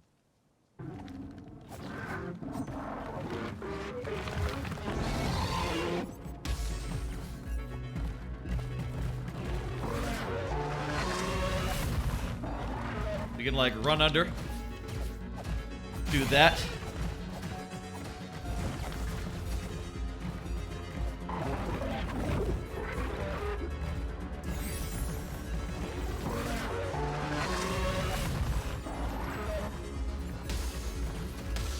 Damn it. Fucked it up a couple times. Where am I? Oh, that was me. I thought that was my corpse.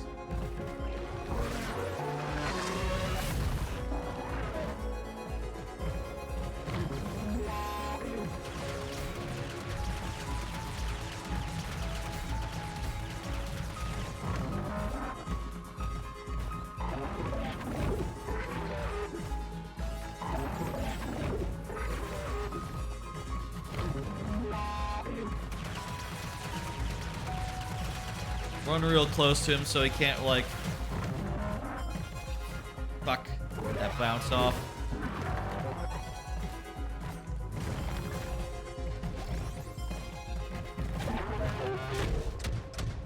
Oh shit, there's totally his weak spot right there while he's lobbing those guys. Okay, let's do health potions instead.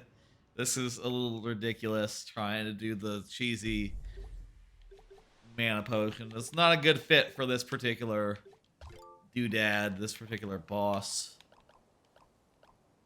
What does the bell do? I haven't got that one before, so let me go to the back of the manual and see if there's any helpful things. That is, the bell is muffling bell. Oh, I guess that must be like stealth or whatever. Like that just must mean that enemies notice you slower. Sure. It's not gonna help with this boss, but whatever. Put in the shotgun. Shotgun's fun.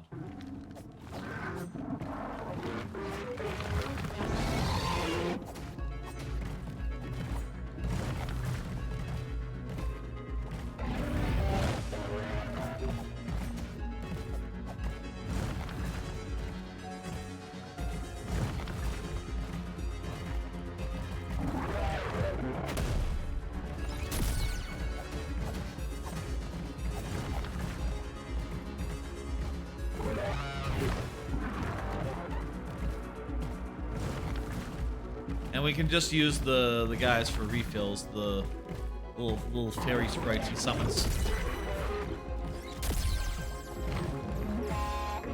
Give us some more energy.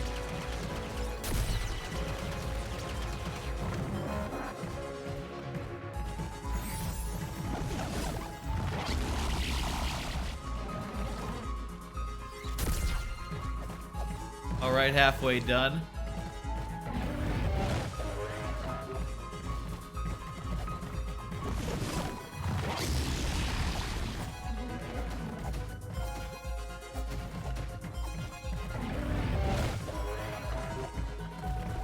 Heal up. Heal up. This boss is kind of weird because it doesn't, like, shut you into an arena. You can totally just fucking run off if you so pleased.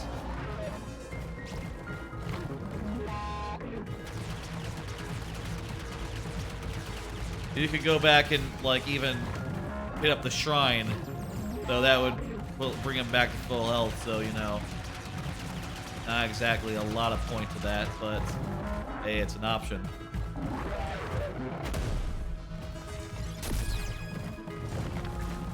Just gonna shotgun his gonads. Robot gonads.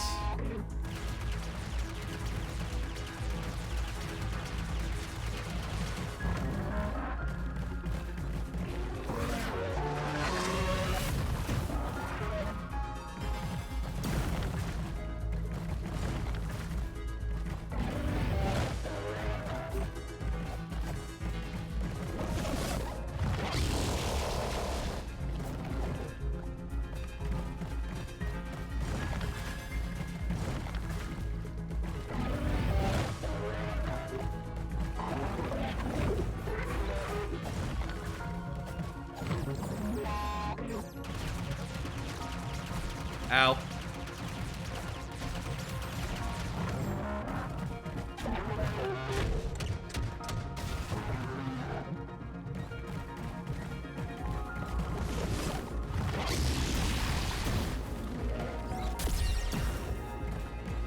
Oh shit, that wasn't him. That was his little balls.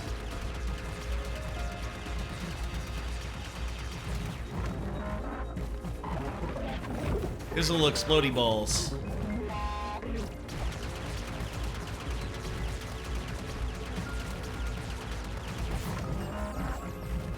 Killed his own guy there. Not smart.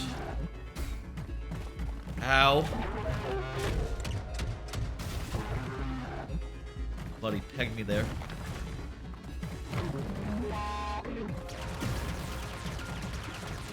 Damn, legs are in the way of me getting at his gonads.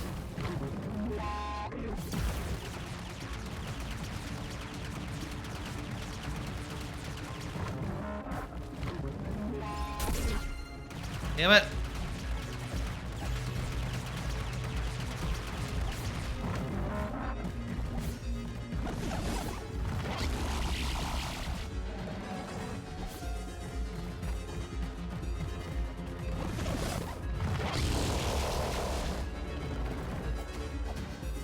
Okay. No, I could just kill him by, like, attacking his face at this point. He's pretty weak.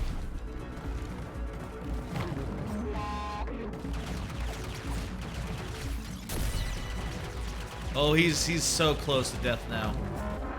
One more whack to his face ought to do it.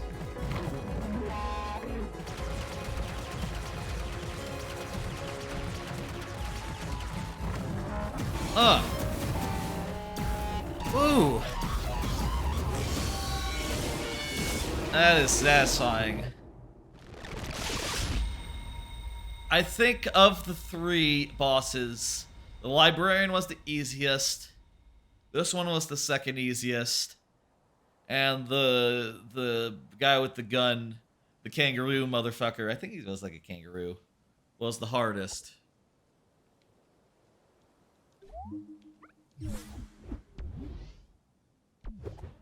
That's like the key that you use to unlock the thing.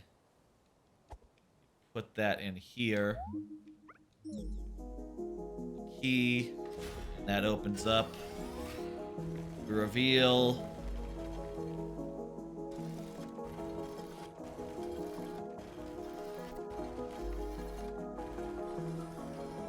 Ooh.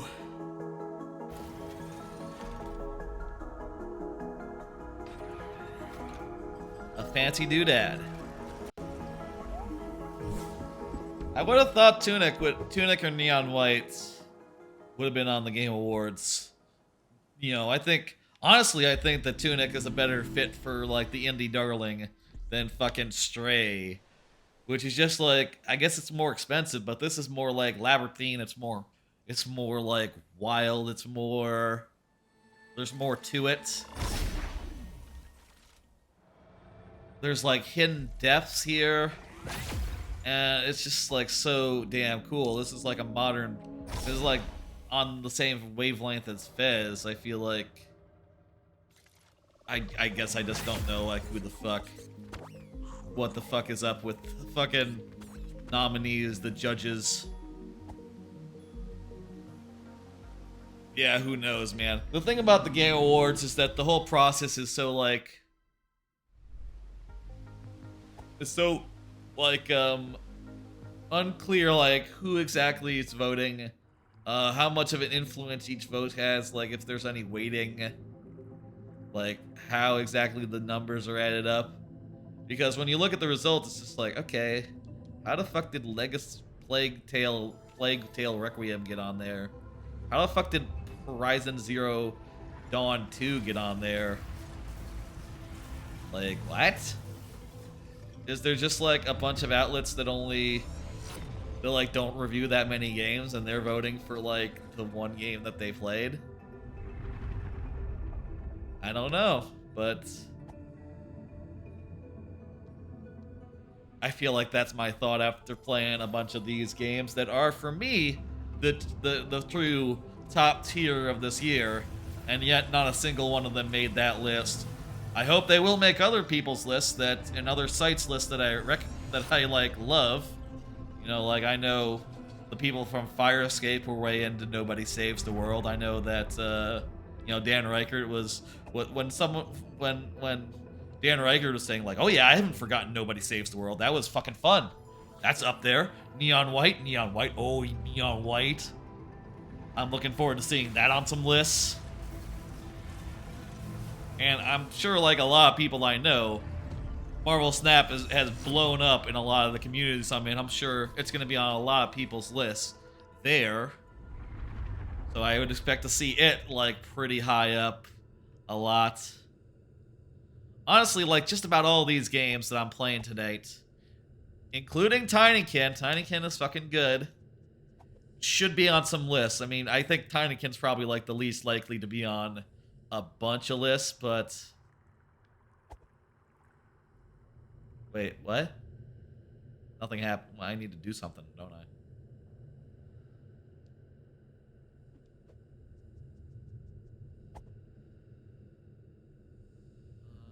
What do I do now?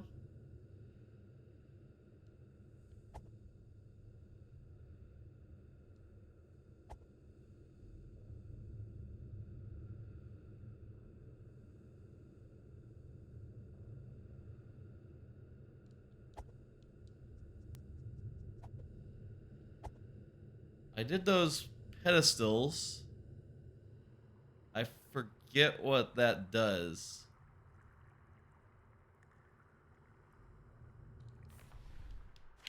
We check the manual. That when all else fails, check what the manual says. Okay, so we rang the bells. We got the 3 medallions.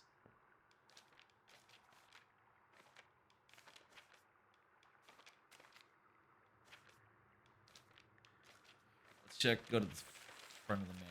That'll be it.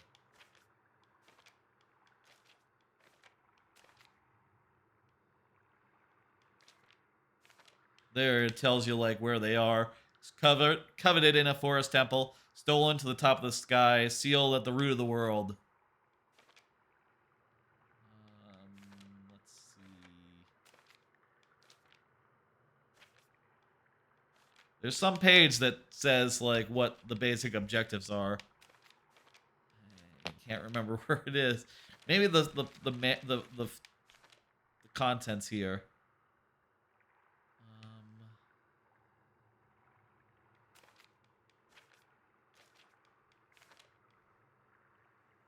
Okay, beginning your adventure. You ring the east bell, ring the west bell.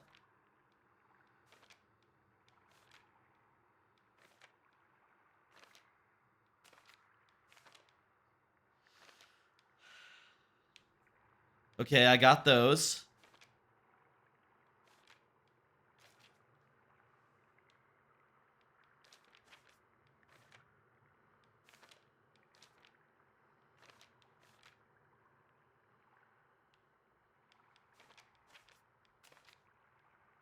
Alright, Fairy Spring, secret door, memo. Okay, well, I don't remember what it is you do after you, after you get the seal, but maybe.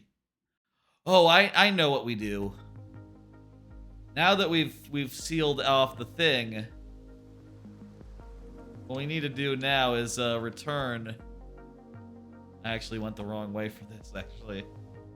We should return to the fast travel hub and talk to where the lady lives. She lives in the fast travel hub, and celebrate her release.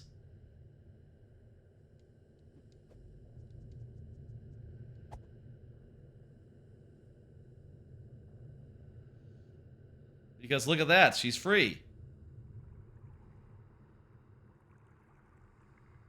What does that say? Ah. Yes. 3. I understood that much. 3 circles. I got them. I put them in. We're good. Pray at the fox. Or, bonfire, whatever.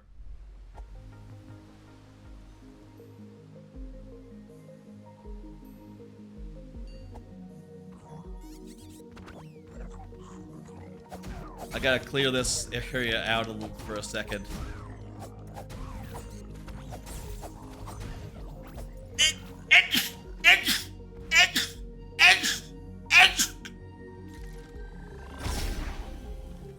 Let's go see what's up with the fox now that, she's free and all.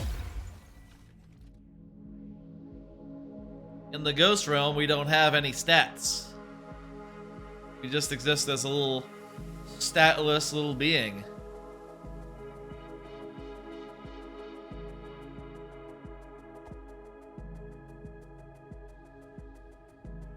She's free.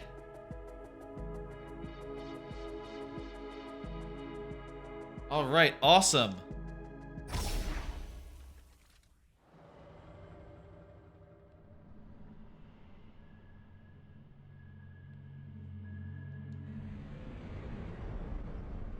We say, hey, what's up? And she's like, hey, I love you. And she reaches up, and there's the sword. If you all remember earlier in the game, when I was... And this isn't a share your knowledge situation, you just have to do a little boss fight. And you don't have any stats, so... Yeah, she just runs you through pretty quickly. You don't even get the share your knowledge thing here. It's that's only later once you've done some stuff. And once that's done, you begin the next phase of the game, in which you are a ghost, and you're gonna need some help before you're gonna need to do some major stuff, all without any stats whatsoever. So you got no stats, you got no nothing. You look at the thing, you got 0, 0, 0s across the board. You're a ghost. You can't improve those stuff. You do have equipment though, which is pretty handy.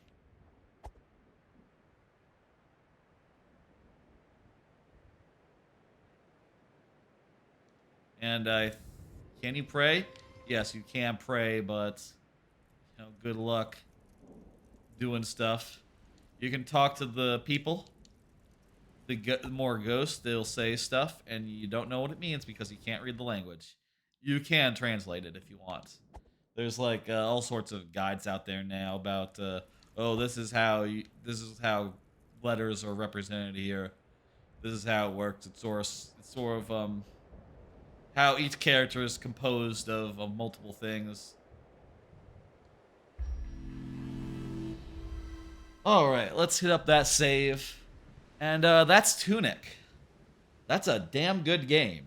Even with the genie back in even though I can't get the genie back in the bottle with Tunic, it's still a delight to blow through and spend time in. And there's even after like New Game Plus and having a bunch of like ridiculous stats, there is still some bite. There's still some challenge to it. Let's go to, I think, what will be the last game of the night, question mark. Let me go to that. I'm going to switch the games one last time. Maybe, you know what, we'll probably do like a couple minutes of Kirby just as like a little how do you do. A little how do you do. I'm saying weird things today.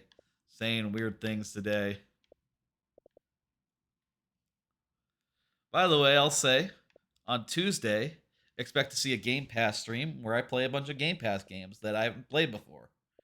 You know, that will also probably should be considered for Game of the Year purposes, like High on Life, which will be out by Tuesday.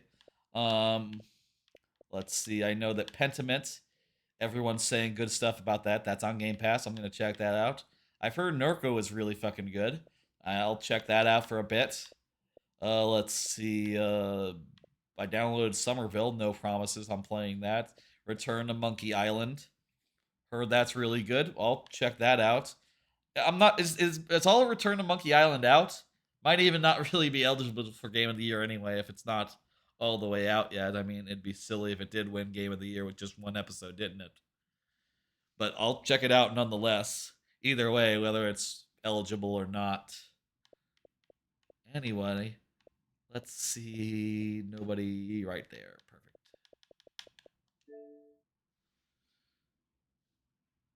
Nobody saves the world.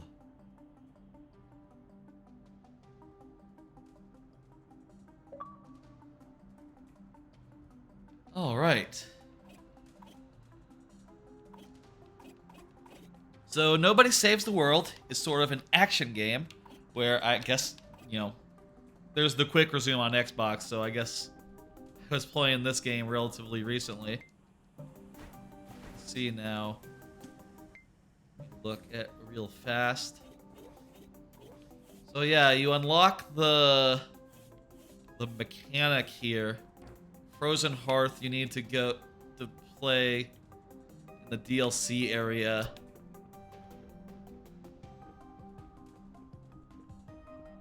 I never did that much of the DLC, unfortunately. I didn't actually get all the new stuff in the DLC unlocked, which is, I do think, kind of a weird point against it.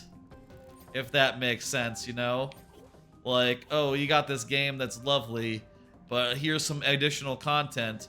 Do you want to, like, 100% it? And I'm just like, no thank you. I'm good on that, actually. You know, it's... But I will say that also just might be a problem of the DLC, in that, like... the problem of the DLC, which is that it adds additional forms and a new area that in which to like compete, but the new area is you can't do progression. You can't like gain progress while you're doing the new area, which means that if you want to like level up your new characters, your new forms, you have to leave the new area, which is kind of not good. That's kind of a bad way to do it. And that meant the DLC was not hitting. And if we're talking Game of the Year, I feel like had disappointing DLC is not a point in its favor. The DLC was not quite what you're looking for. That's not a good thing. That's a bad thing. Kind of takes a few points off it, doesn't it? Doesn't it? Let me see if I can.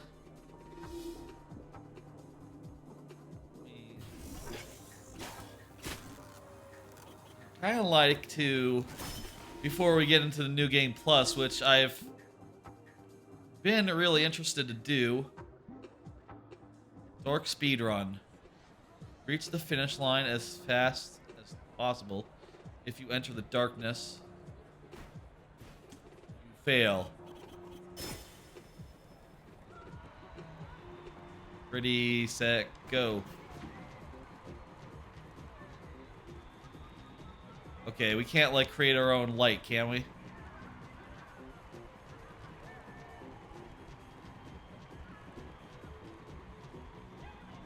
Not really sure this one is very interesting. I don't really get it.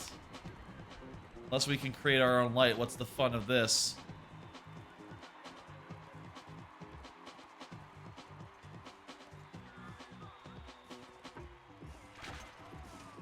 By the way, I can make my guy, my horse,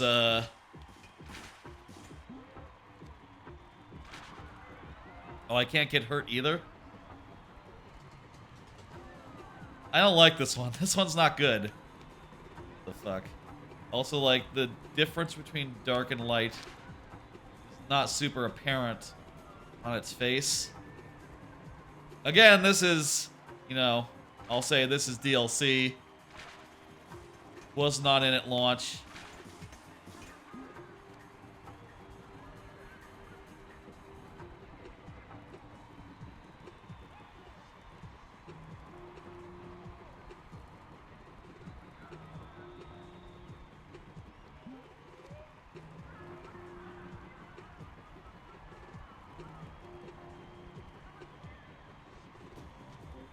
I guess if it was just a race, it would be the obvious answer would be like, well, do the horse, who has like the highest speed stats, and also do the ability from the slug that gives a massive boost of speed, because it turns out, you know, it makes a slug go fast, but it makes a horse go even faster. This game, by the way, the name of the game here is combining their various abilities, an interesting way to create like really fucked up. Okay, fuck this. I don't even know if we afflict the dummy with as much statuses as possible. Like, your form quests, basically, form quests are a huge part of this game, and they're all blocked here, basically. Okay, what we want to do here is together something that can put on a bunch of different abilities. Well, let's think for a second. What can apply abilities?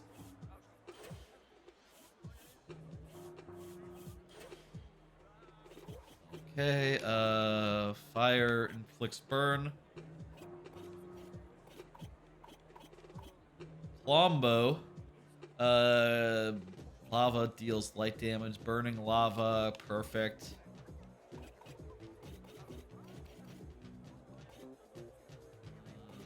I want to get some stun powder. That's good. I want longer status effects. I want poison. I probably want, like, spooky as well. I want spooky, I want poison, I want stun. Can I get any attacks that build any additional ability? I have burn.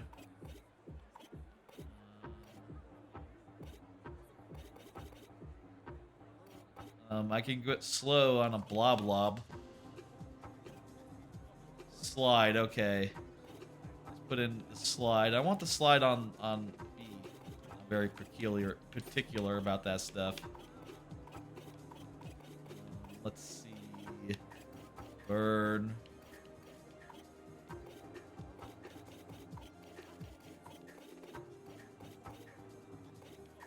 I think that might be it as far as like infected. Bite your enemies to infect them.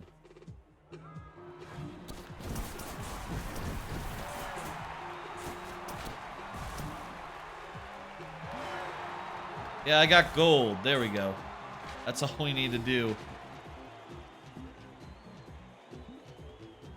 Whack a melee. What's the thing? Why is that a challenge? Okay, shit.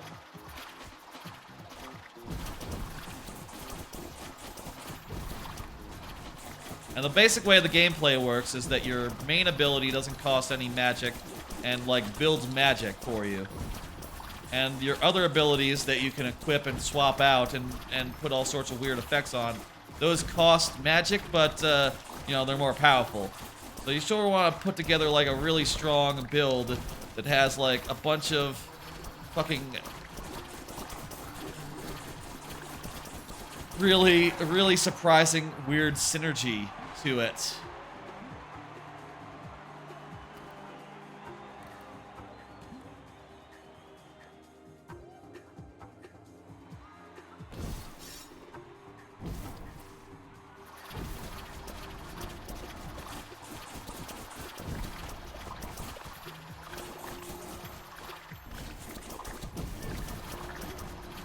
I can do better.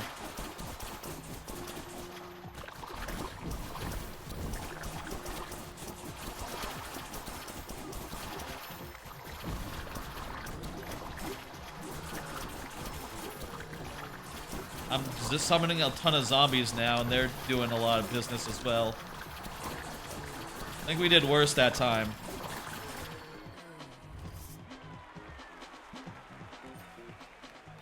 Okay, let's try it again, but let's revert our guys. We'll put on some stun. We don't need poison. Let's instead do fleet-footed, so you can't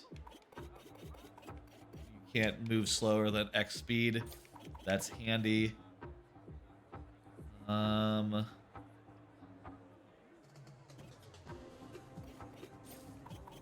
that's not it. Let's do stun powder and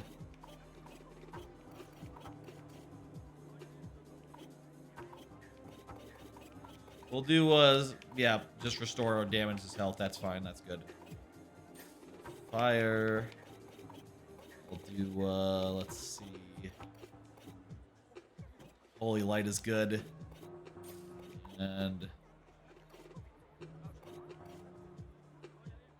detonate poison. Oh, that's pretty good. I need to poison some enemies then. Let's see. Is there anything that poisons enemies that I can throw in?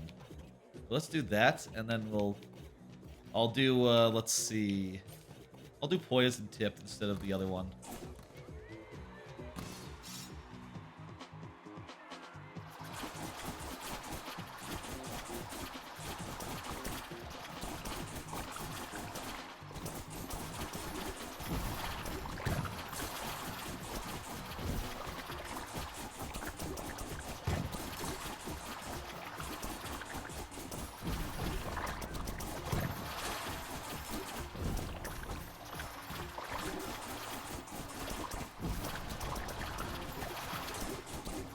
I need a more bullshitty combo. This isn't doing it.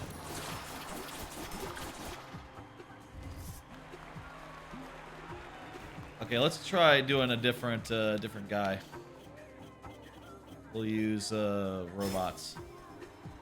Not sure what combos I set up with this robot before, but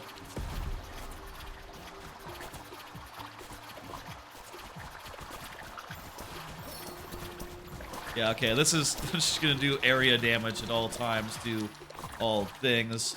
That's good.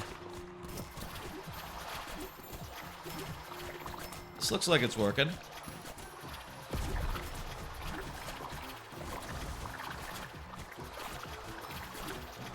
Maybe not as fast as I need it to. I'm not getting enough, Oh, I've totally been using that wrong. I'm supposed to hold it down and that'll drill for like... Yeah, I need to hold this down.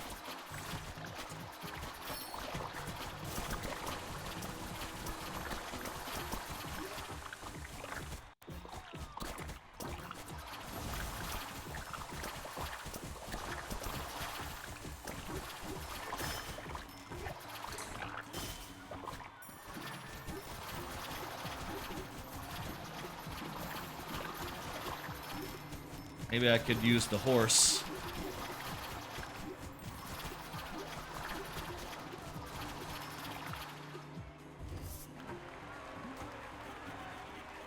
Zombie is always good.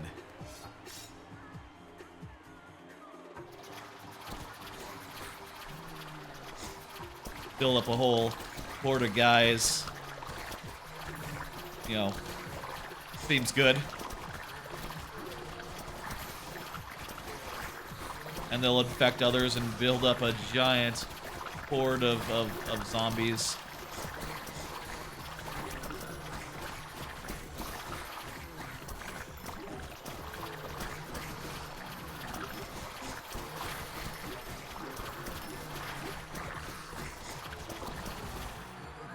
Silver, got it.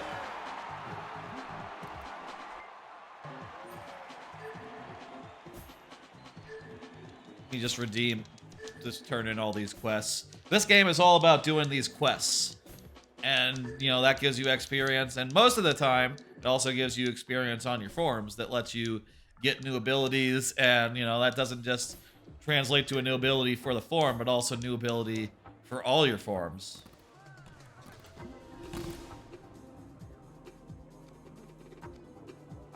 The spell, it didn't work. What did you guys try? I have no idea. The elites in the hard-shelled baddies challenge don't even flinch from being used. Use bigger, stronger attacks to break through their shells. Bigger, harder attacks. Who has like the biggest, hardest attacks? Let me think. I'd say the mermaid has big and hard attacks.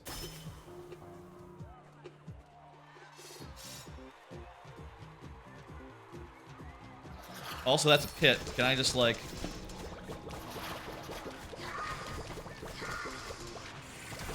Oh, you know what? I'm thinking of the mermaid's special attacks, which I totally don't have equipped right now.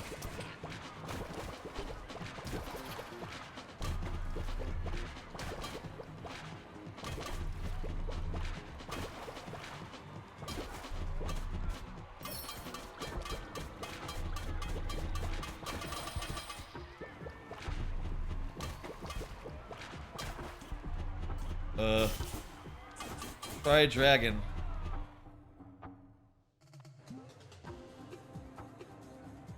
Elites ignore less than 30% of their health.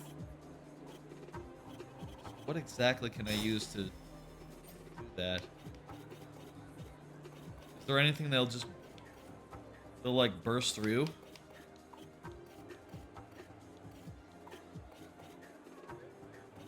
Like a reversed hardened shell?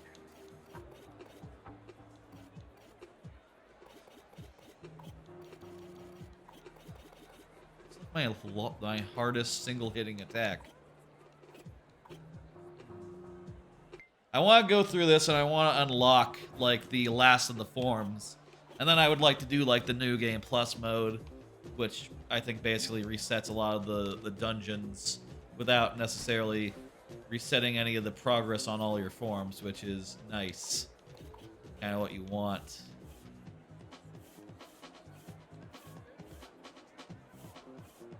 bodybuilder probably, right? Say like a bodybuilder can have some pretty big one-hit things. Wow, I haven't actually equipped everything I can do on the bodybuilder because I guess I just haven't played the bodybuilder that much.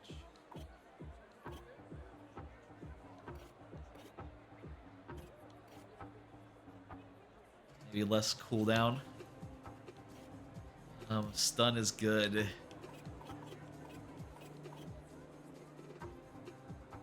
Yeah, that's not what we want. We want something that does like one big hit. Stomp or something.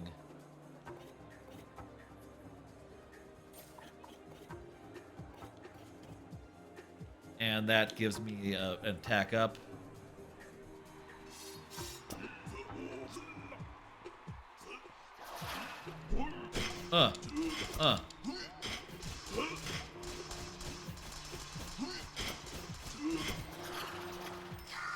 These guys, this is going a little slow.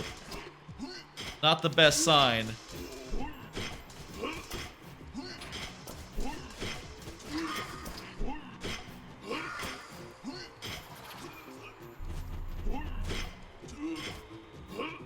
Oh well, look at that, it does the trick.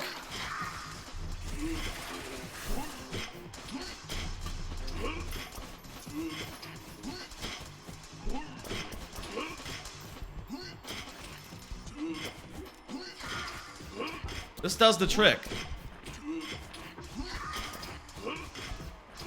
It looks like the more guys I kill, the more time I'm getting.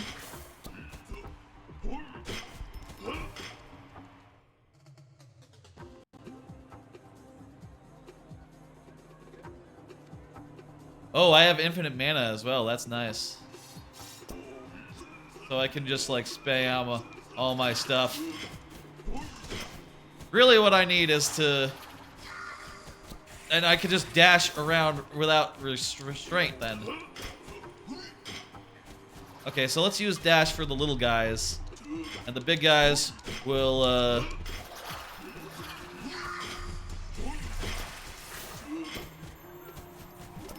we'll deal with like this.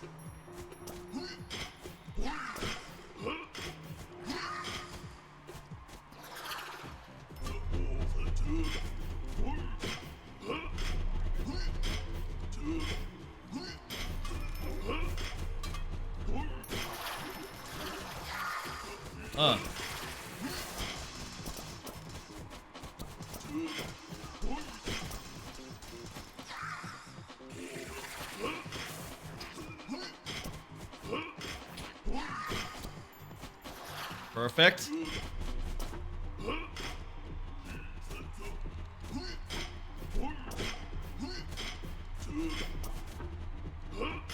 I mean, this DLC is fine. You know, it does create interesting challenges for you to do. It's just that the lack of progression during this definitely does make it so that the new forms you get just are like less easy to get the full use out of.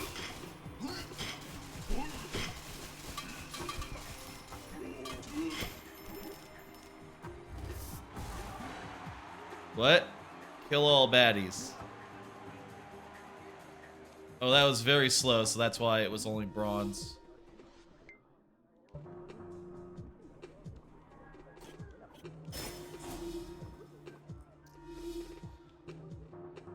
Can I do like another one of these?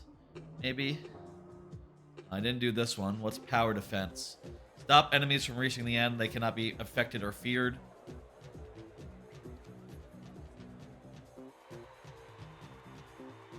Oh, it's like a tower defense area. That's cool.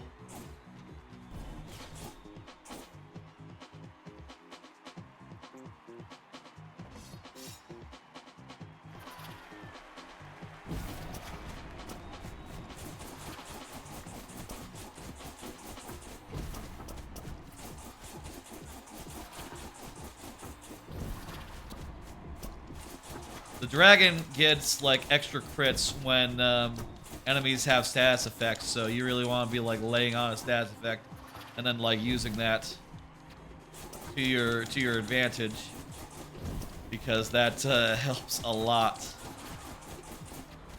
Currently I have this set up to deal multiple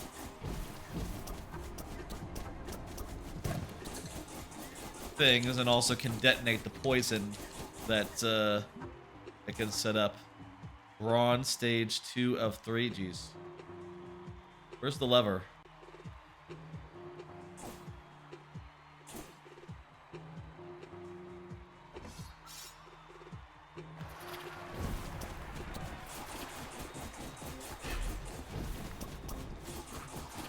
It's working pretty well. This would be a good use for the engineer, which is one of the newest forms they added in the DLC. In this DLC, which does exactly what it sounds like, creates turrets.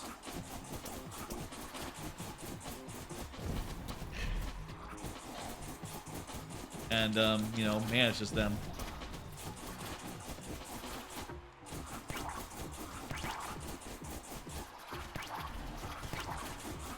I guess you can't, like, lay down a trail of fire for them.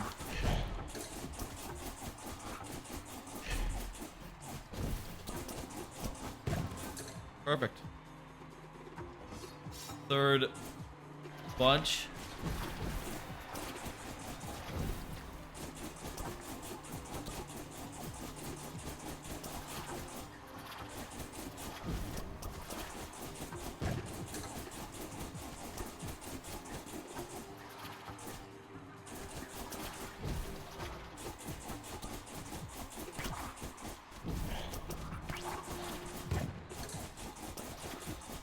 Right.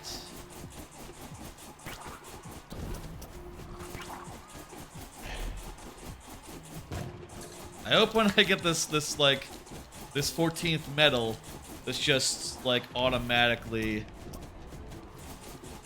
unlocks the B form, which I didn't actually get before, as you might be able to tell, and I probably should have done.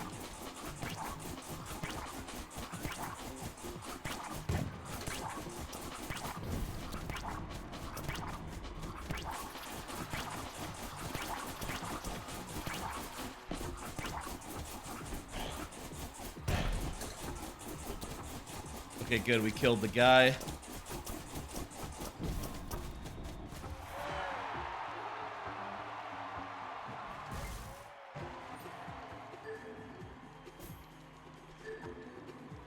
If we can just unlock the B, I will New Game Plus S. We'll see like a little bit of the start of the game, like outside this DLC, which is cool and all, but let's, you know.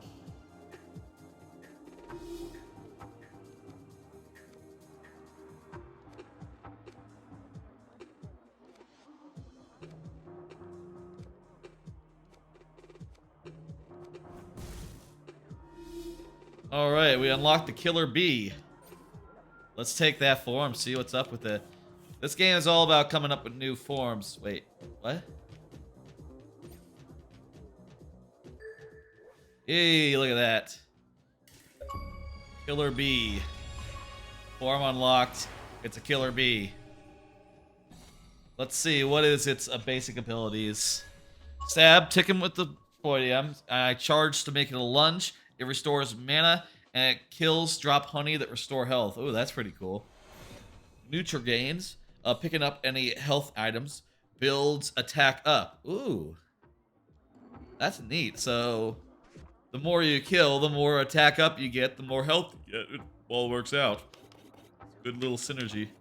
And you know, there's plenty of other characters who will be picking up things, so you know, that abilities could be useful for them as well.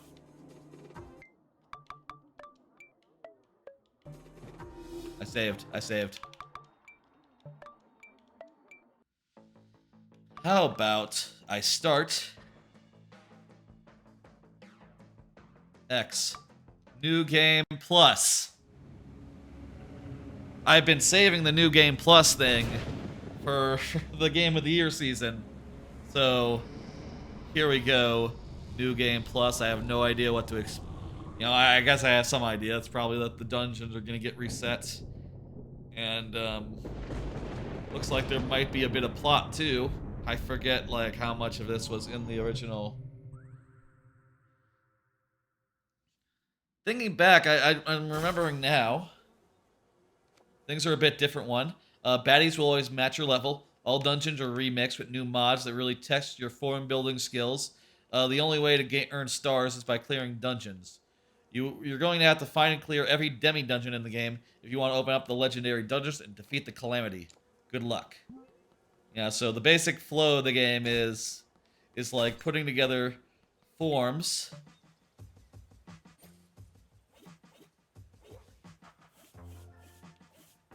Is putting together these forms and like putting together like interesting move sets that like handle them and leveling them up by completing missions, some of which require like some pretty obscure like combinations. So let's see what this one's quest we got. Kill enemies with jabs and you get the Nutrigrains. Okay, simple enough. A visitor, where is your pants? You have amnesia. That doesn't explain the lack of pants, but I'm forgetful myself. I'm sure Nostramagus can help with a potion or something. He's only the most powerful wizard to ever lived. Where does he live? All right, it's behind me. It's the mansion with his name on it. Yeah, there you go. Can't miss it. Randy the Red, kind of a weirdo.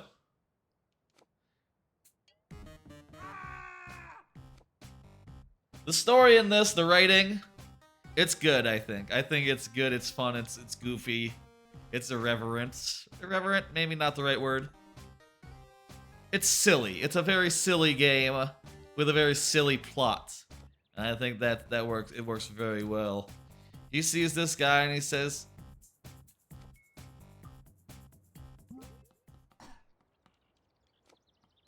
he wants to know where his coffee is. I'm gonna go in here and get the wand. Which is, it says, Randy, I'm in trouble. Take the wand. Find me. End.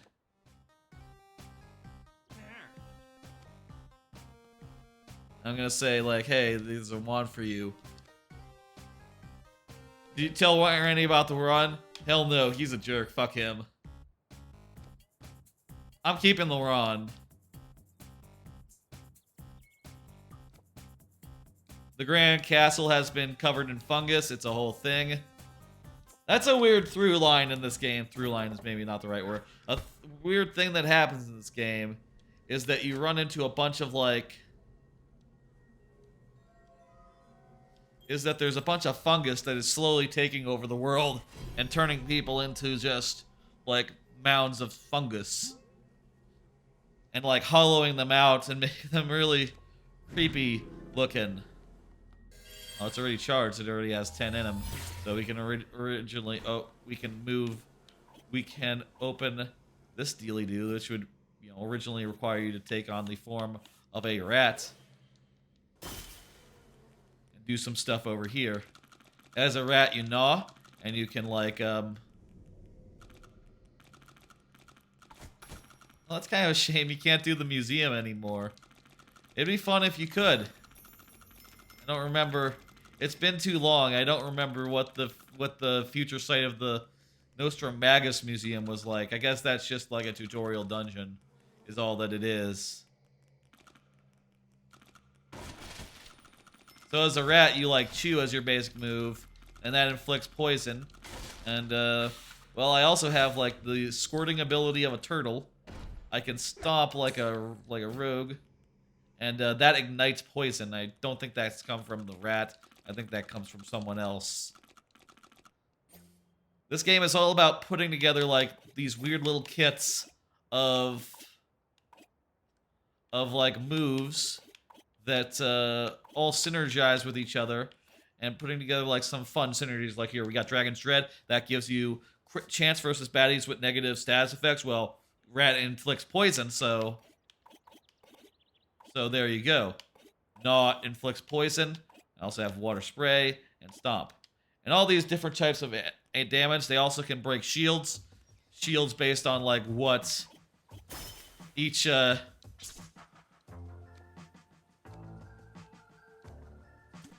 waiting for a ranger with news. So You know who they're waiting for. Hey, it's me, the Ranger. How you doing?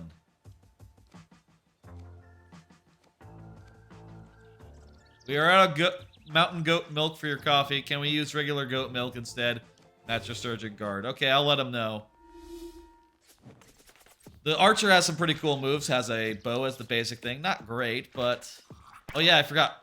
Our right trigger locks your direction. But look at this cool-ass move. You know, it's like a barrage of arrows.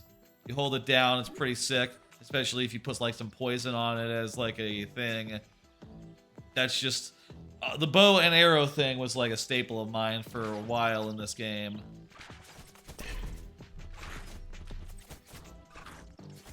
Game is all about, like... I do think the archer, though, the only problem with the archer is that... It's a little hard for the archer to gain mana, so... Let's not play as the archer, honestly. Let's see... Jailbreak. Redeemed. I want to play as the bee. One thing that might be a little bit of a turnoff for some people is that you cannot... When you like change forms on the fly, changing forms on the fly, I'm just noticing all the enemies, all the forms have like different frames. Like this one's just behind the moon is behind. This one has like prayer beads. This one has turtle shells. This one has like a ribbon, and like a cloak, like a shield. And obviously this one has like a beehive. The beehive's been the most obvious one I've noticed, so that's maybe just... I honestly, when I saw that, I thought it was just like a thing for the bee. Let me put together like a little bit of a kit for the bee. So, health items. Is there anything that synergizes with that I could put in? Health items. Health items.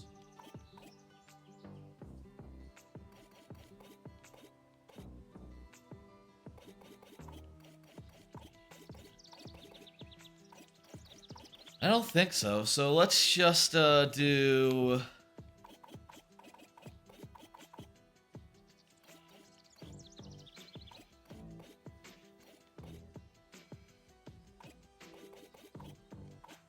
Let's just do that. And then we'll do... Let's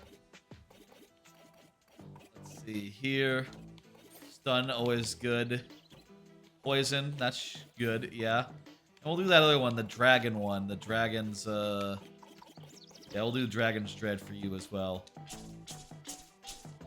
Speed-wise, doesn't need a help as far as speed.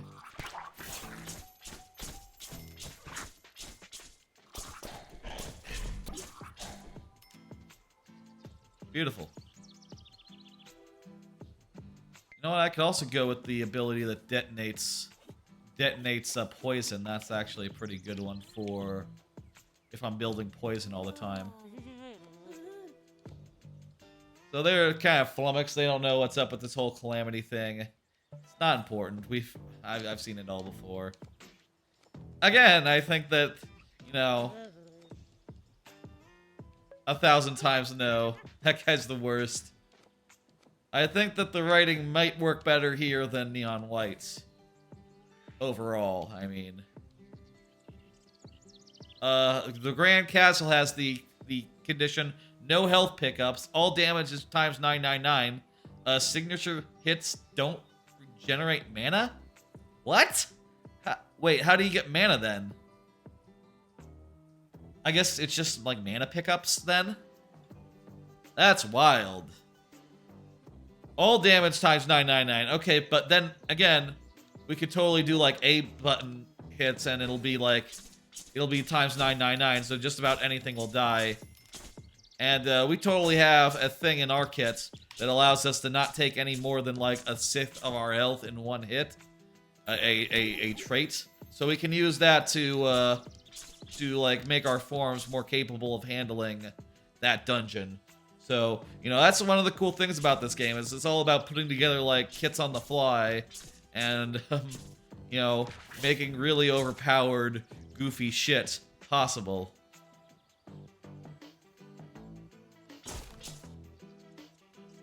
Oh, there's the home of Nostradamus. We just came from here, so we don't need to go back there. It's funny having a form right out the gate that flies. Makes it so that we can just do... What is that? Who's that? I don't know. We can just fly over all the waters. All the water. It's all the water.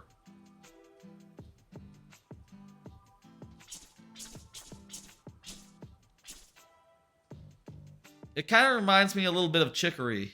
I guess the writing does. Just a little bit though. Not that much, but a little bit.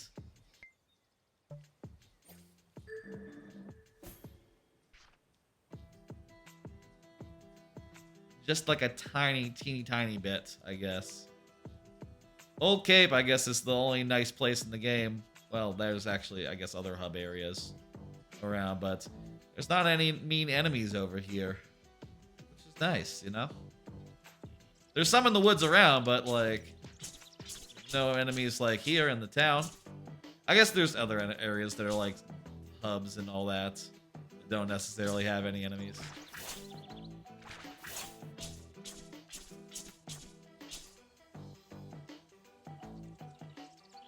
I would describe this game as being like Diablo, but if, you know, with the kit making turned up to 11. You know, in Diablo you can make your own kit within some like boundaries, right? Like, oh, you got these moves and they all sort of go together in ways, but you don't have that much freedom in like how you construct your thing. You know, you don't really have that much freedom in what things you can use and what things you can't.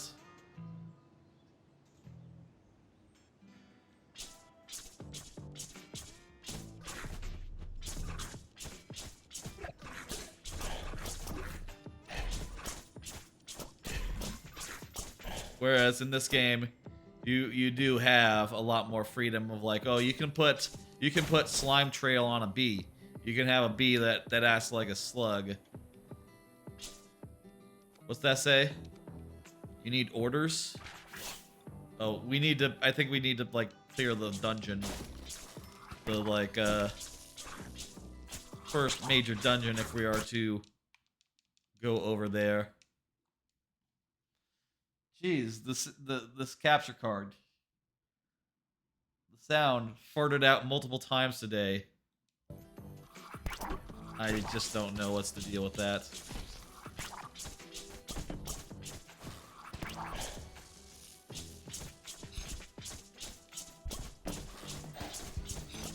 I'll say of the Killer Bee, I don't know if I like the basic attack. It sort of like brings you forward in a weird way. And that can be like a double-edged sword. And if it's just like bringing you face to face with some enemies. Alright, let's do this dungeon. These are dungeons. Baddie melee damage ×5, melee crit chance increased. So we'll be critting a lot more with our melee attacks, but also their melee attacks will be doing a lot more as well.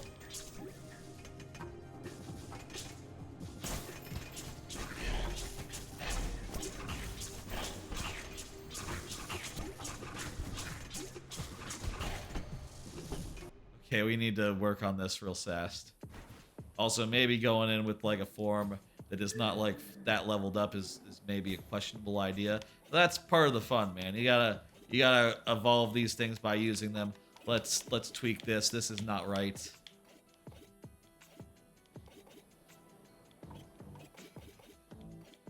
I like the increased crit chance on thing. Well, let's go with something else for this.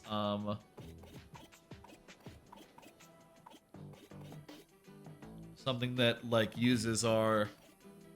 So we're lunging forward into enemies, and that might mean that we're going to be surrounded by enemies. So why don't we use Flex that'll like push enemies away from us, and that'll like clear out and make it so that we're good to go. The other thing I'm thinking, no stun powder. Actually, I kind of like stun powder. Let's keep stun powder. I'm going to pick in Zom Nom Nom. Damage we deal is restored as health. Anything else? Something that works with like picked up weapons, picked up things. Okay, let's see.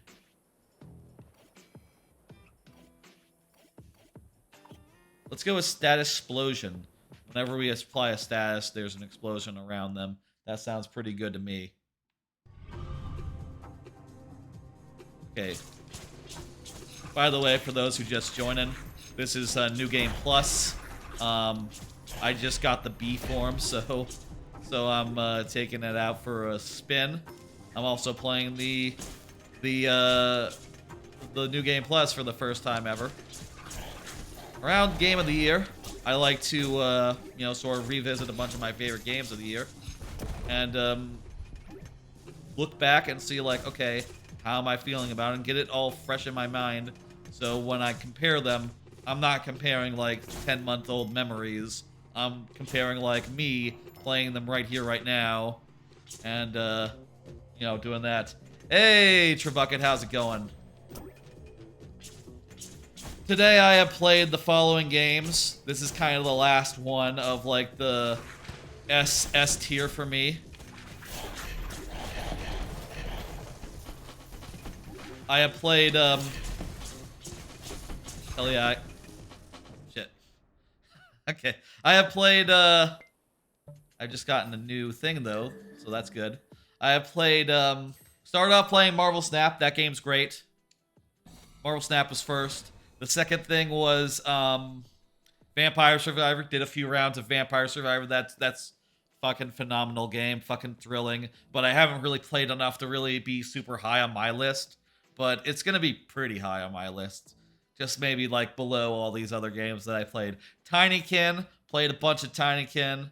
That game's really fucking swell. A really cozy platformer. I think that game's great, and I think I'll replay it many a time over the next few years, but it's not super high as far as like these games are concerned. Maybe like a nice number 5. Played some Neon White, played through the Level Rush, all of it, and that game is great, though I did remember some things I forgot as far as like small issues with it. So honestly, I was going in with Neon White being a shoo-in for number 1, and now I'm sort of leaning towards Tunic instead, maybe, because Tunic is phenomenal as well.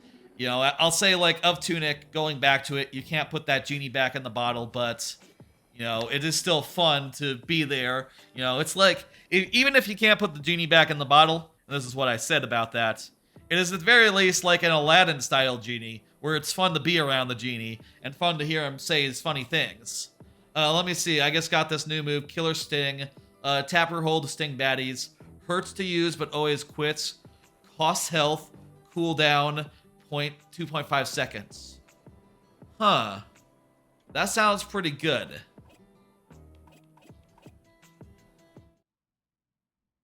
Yeah, Tinykin is like a really sublime experience.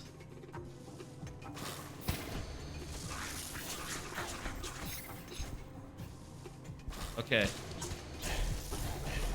Really, I probably need to put in a little more like health regeneration. I need to put in a little. The wow moments in Tunic are really strong. They are really strong. Yeah. And like the thrill of finding the big of realizing like, oh, that's how that works, and getting a good like manual page, that's really great as well. This game here also fantastic. Let me see what we're doing. Hit 3 enemies with a fully charged jab, and crit enemies with the killer sting. Okay. Maybe I need like more health regeneration. Actually, you know what? I think that's what the key is going to be. I'm going to put in consume instead of the thing I had.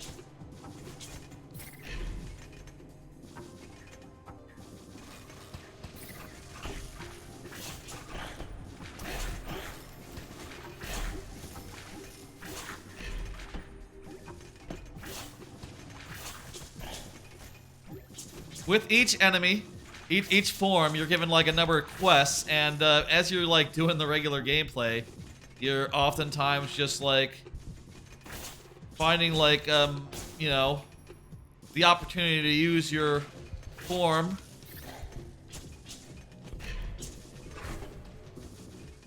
I need to put, okay. How about instead of that, instead of consume, incubate? That covers health per second. Maybe that's more what I'm needing. I'll say like this is getting me my guy. I'll also say of my list right now. You're digging the B movie too on stream. Yeah, it's good. One thing I will say of my game of the year list, I'm really enjoying the hell out of Marvel Snap, but I do think that I cannot give it #1, given that like I think that of the games that I am playing, I think I have the most unhealthy relationship with Marvel Snap. It's just unfortunate that, you know, it's kind of fuck. It's just kind of unfortunate because it has like really good gameplay, but also sometimes I'm like playing it last thing at night and I'm just trying to get a win, and I'll just keep on playing, and you know, before I know it, it'll be like super late. That's not great, and I feel like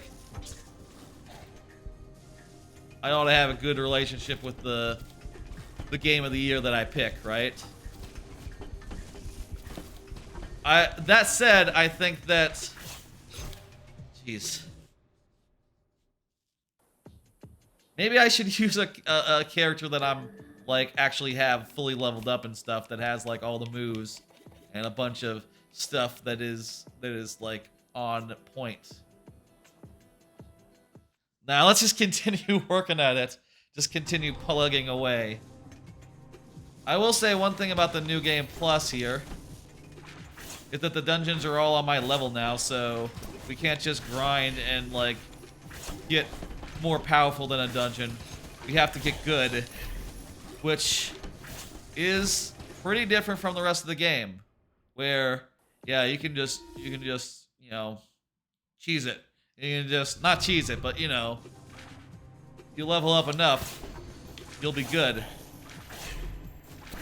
I will also note that in this new Game Plus, all the dungeons seem to have like more in the way of like unique abilities to build around to really put your form building to the test.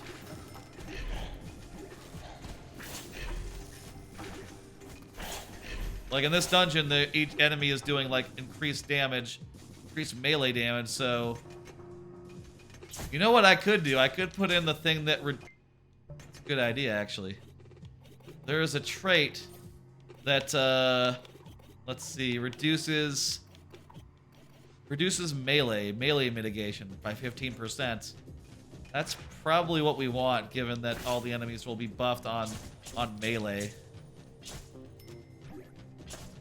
How was your Sunday, Trebucket? You had work, I imagine? Shame.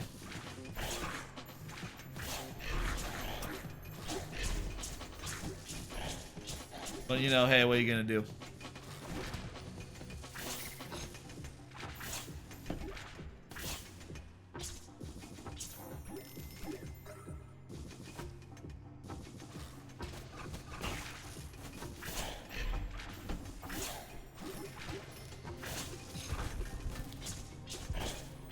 It's fine. Did work, but my Saturday was awesome. Had a lovely white elephant party. Not familiar. Is that some sort of like alcoholic beverage or something? A white elephant, like a White Claw, or I'm not an alcohol person. I don't know any of that business. I'm thinking of a White Claw, aren't I? That's different. Or maybe, I don't know if different, but...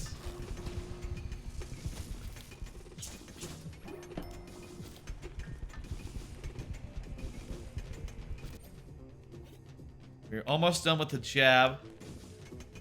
It's a Secret Santa get together with friends, but alcohol was served. Okay, gotcha. What does White Elephant have to do with Santa?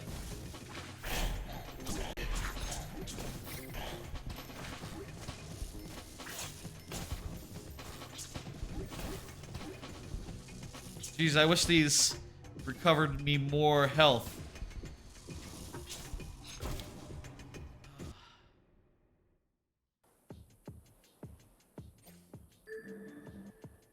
Alright, we leveled it up to a C. And that means we get... just level up. Oh, that's just my level up, not from the B thing. I guess you don't get a new move or anything until level B or whatever. But you do get some things. Hit enemies with blunt or dark attacks. And recover mana with Rat Scavenge. The Rat Scavenge. Oh, that's a good combination. The rats. This is one of the things the game does. This game, Nobody Saves the World, does to like encourage you to create interesting builds. It'll like require, say, like, hey, here's your next quest. Use the rat passive on the B. And you'll see that and you go like, oh, that, let me see, scavenge. Health objects also restore mana. And this you know, has abilities that cause health items to drop, so, you know, that'll also restore a bunch of mana as well. That's perfect. That's like killer synergy. Let me upgrade. You also have these upgrades, which I have... Well, I have so many tokens. I really should be spending these. Holy shit. Let me upgrade... I'll upgrade Scavenge. What the fuck, right? I have so many. You need an S tier rat to up... Oh, I guess the upgrades are constrained by what level your guys are at. So that is something to consider when you're dropping the upgrades. Let's see, what else can we upgrade? What else am I using? So... That explosion. Where's the melee mitigation? Here, let's upgrade this to max. Just get a bunch of this. Perfect. No, we'll also upgrade this. It seems like in this post-game mode, I bet a lot of that will be useful. White elephants are a sign of good fortune in Buddhist tradition. It's also associated with swap parties. Gotcha. You get anything good with the Secret Santa? What was your what did you give? I'm not sure if this is like secret information right now, but what did you give and what did you get? Is everything revealed? Is everything out in the open?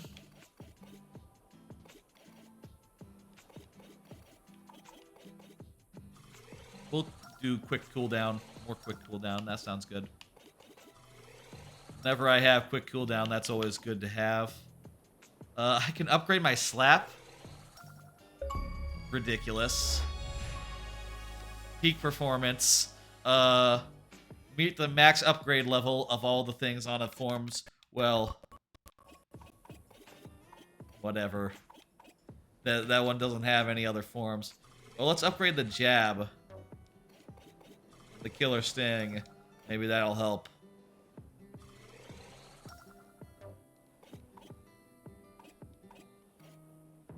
Everything is revealed. You got a grill press, Sudoku books, Santa socks, and Sour Patch Kids.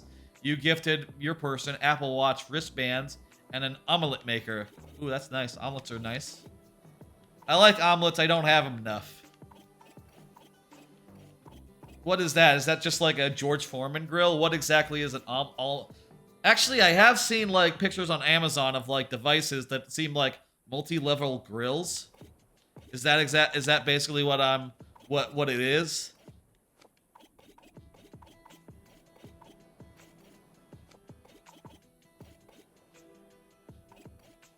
Let's see, what else do I want to get upgraded? I really should be upgrading stuff more. Well, let's get incubate up. That'll help me actually like recover more health. Okay, that's fine. You know what? Let's give this another crack. We're working on our build. We're improving things.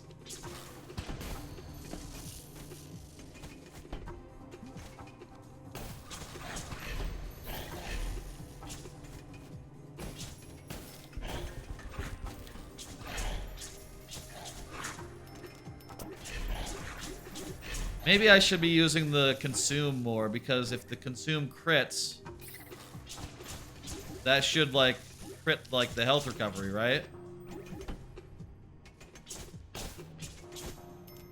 It's hard because like I'm not used to New Game Plus, which obviously I saved it for, you know, Game of the Year time prep.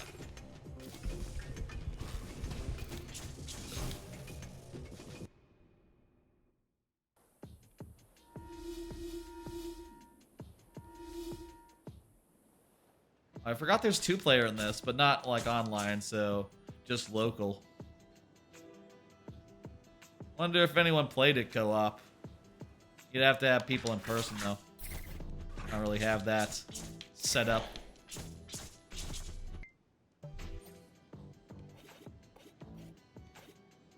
Oh, I also gotta get the blunt or dark attacks. Blunt or dark. Right, blunt or dark. Let's go with, blunt or dark. We'll go with the slime slide. That's kind of BE, you know, slime. Bees love slime. Also gives me a huge speed boost.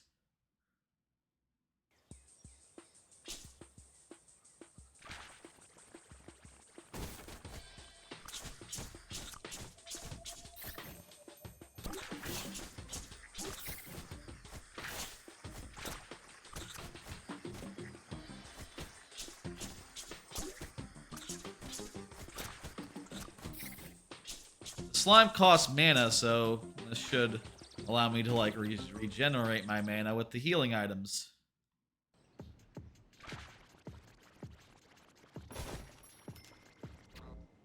It is getting late, huh?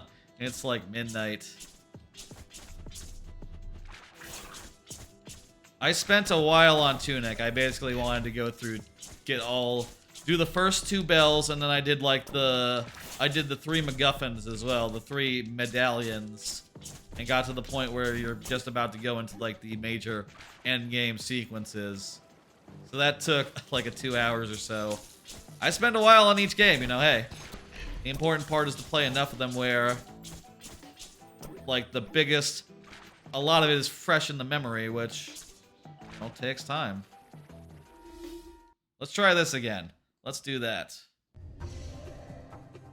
If at first you don't succeed, try again until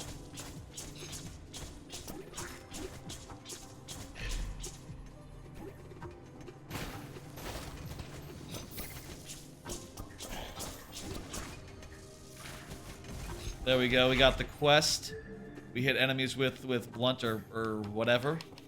This one is hit baddies with familiars. Okay, so now we need something that summons enemies. Let's go with we'll go with zombies.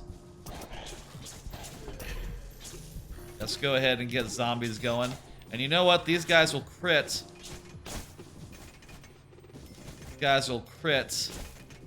And that should be pretty good. Level up that yellow jacket. It is a little yellow jacket, isn't it? It's not really a honeybee. Since melee damage is you know, is buffed up in this dungeon, that would usually involve a lot of risk, but with familiars, they can take a lot of the risk for me, and I can just hang back a little bit. Just a little bit, though.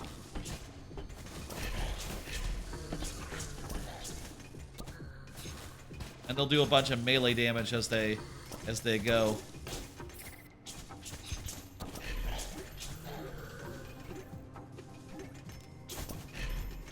Beautiful.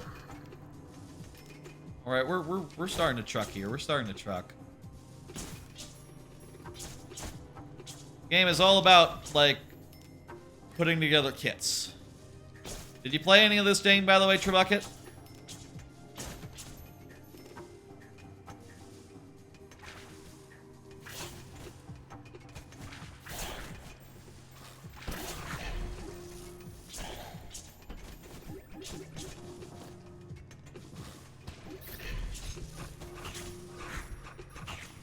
A little low right now, but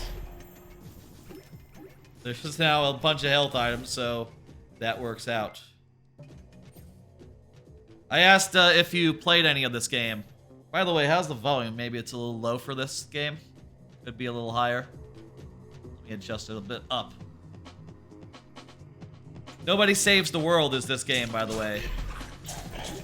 It's sort of like a Diablo type game where you're running around these little dungeons and putting together ridiculous kits. You're a shapeshifter. You have like many forms.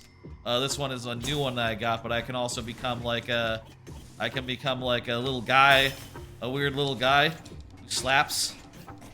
I can become like a ranger who has bows and arrows and can fire off like a barrage. I can become like a little rat who like chews at guys and who does poison. I can become a big dragon who like zooms around and leaves lava in their wake. I can become, let's see, I have like a necromancer form or robot form. You put about 6 hours in it. You like to kind of bounce off. Gotcha. Horse is great. Horse is always a winner. Move fast and like it attacks backwards, so you sort of have to run around like facing away from your enemies to kick them into walls. That's very horse-like. That's how horses attack, by the way. I don't know if you know. They face away from you. Kind of weird, but you know, hey, it's their thing. Zombie is cool. Zombie always is losing health, but has like a bunch of ways to like recover health through like doing damage. But right now I'm working on my bee, getting like so I can unlock all the new stuff from the bee, which is, you know, gonna be fun as fuck. Get some familiars. I guess a bee, it makes sense to have like a whole horde of things, right? Like that's sort of a bee thing, right? To have a horde of buddies. You never just see one bee. You always see like a bunch of them.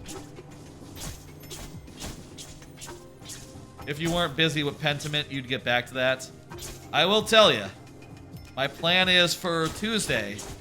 Tuesday, I'm going to be playing a bunch of Game Pass games, starting like early in the afternoon. And that will include High on Life, that will include Pentiment, and I have a couple of other games downloaded. I guess I can show them. I got, let's see, I got High on Life downloaded, I got Norco downloaded. I've heard good things about that. People say that's very good. I downloaded Somerville. I don't know if it's really good. I downloaded Return to Monkey Island. I don't know if that's really like complete enough to be considered for Game of the Year, but I'll check it out nonetheless. And maybe I'll like check out some other.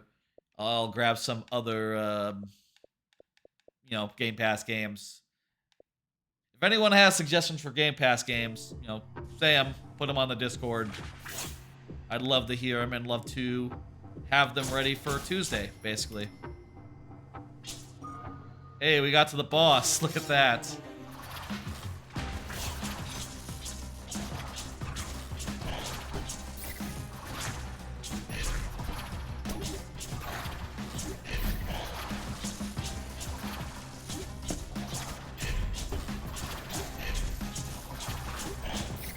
One thing I was kind of disappointed by this, just the structure of the DLC, just because the way the DLC works is it gives you these two new forms, but since you can't do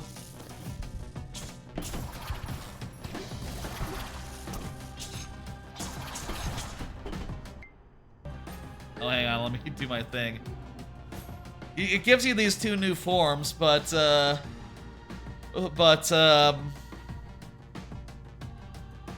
heal yourself with the crit cleric passive. Let me see. Crit cleric. Crit cleric. Oh, that's really good. I should have had that on this whole time, I guess. Let me put in let's see. I'll put in that, and I'll put in like multiple forms of healing.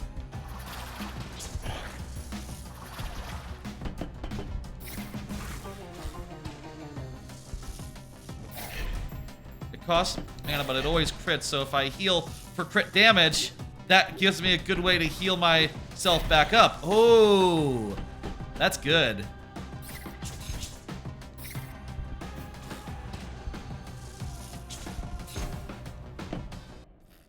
Okay.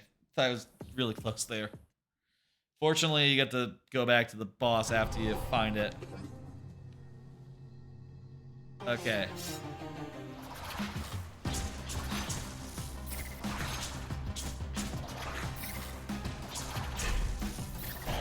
Really good, but also I'm getting used to it.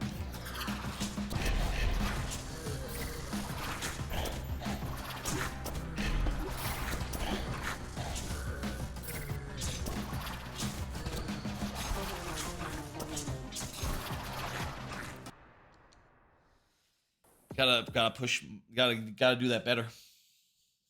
Third time's a try. Charm. I'm also using a character that does not have all the ability slots unlocked, so that is, to be fair, part of it. Right? I don't have access to those ability slots, right? Yeah, it's locked until I get rank B with the B. Rank B with the B. Eh.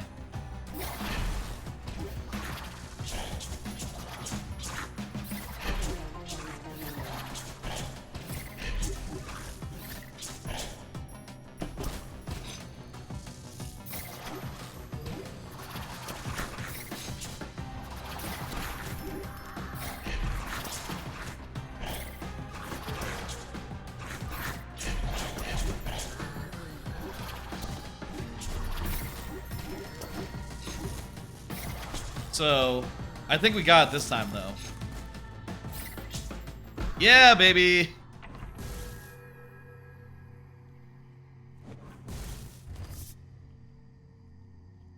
Wait, I thought beating the dungeon would give me some stars. Huh. I'm a little confused about that. I thought beating the dungeon would give me some stars, and that would let me, you know, start to... Can I just go in there? Can I just go into, like, the main dungeon whenever? Does defeating the demi-dungeons actually get me anything? I'm not really sure how this new Game Plus works, so, you know. No. Well, neither do I! Randy told me that stars can be earned by trying out new forms, exploring dungeons, and doing quests.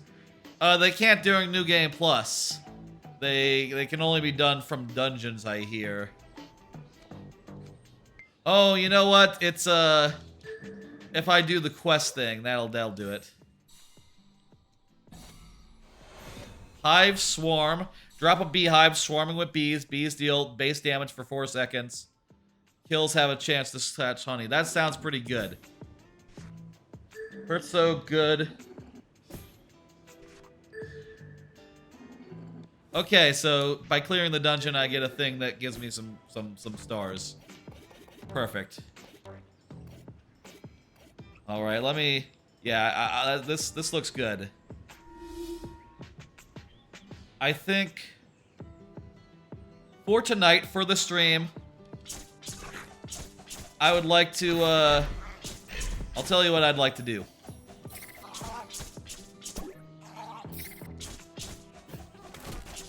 Okay, so it drops an AoE field, basically. And that AoE does an AoE over time. Gotcha. We're gonna go into the horse dungeon, which is a dungeon... The horse mines, that's what it's called, yeah. There's carrots here. It's kind of weird. The theming of each of these dungeons is pretty funny. Baddie range damage is ×5. And the range rich crats chance is increased as well. Well, B is probably not our correct option then. We want to be dealing with someone at range. Someone who deals with range exclusively, maybe. So that would be like, I don't know, Necromancer? No, that's buddies. That's buddies. We don't want that. We want, who's our ranger? Who's gonna be our like long distance damage dealer? Well, most obviously the Ranger, but you do better than the Ranger. Robot isn't ranged. Okay, sure, we'll do the Ranger. No, we won't do the Ranger, but we will use the Ranger's abilities. Let's see. Let's do Mechanic. Does anyone else have a ranged passive? The Necromancer does. But the Necromancer has stuff that's not gonna deal with that. Is that ranged? Is this guy's attack ranged? It's a projectile, so there you go. I think a projectile counts as ranged.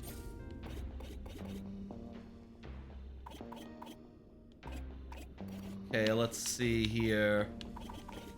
I want to put on the barrage of arrows. I want to put on the... I think this basically looks good. And I'll have the ethereal just in case. Oh yeah, this is ranged.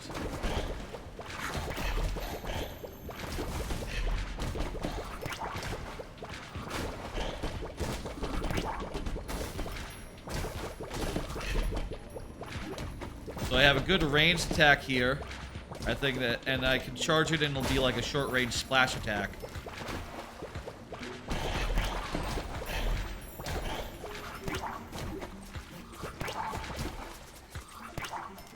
And I have the bow and arrow from the Ranger that's pretty sick as well. Beautiful.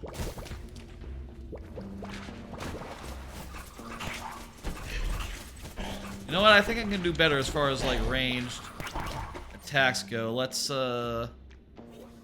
see. What else do we want to do?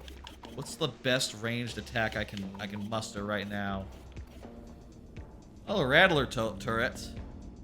That's from the engineer. Show that. Actually, you know what I think is a great ranged ability? Fire Breath. And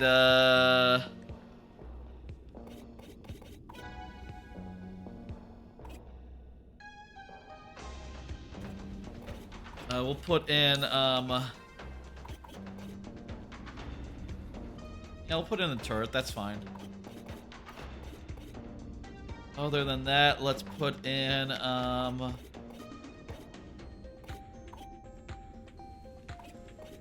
put in the water spray. I think that's always a good one. It's always a winner. Maybe it actually has a little bit too much in common with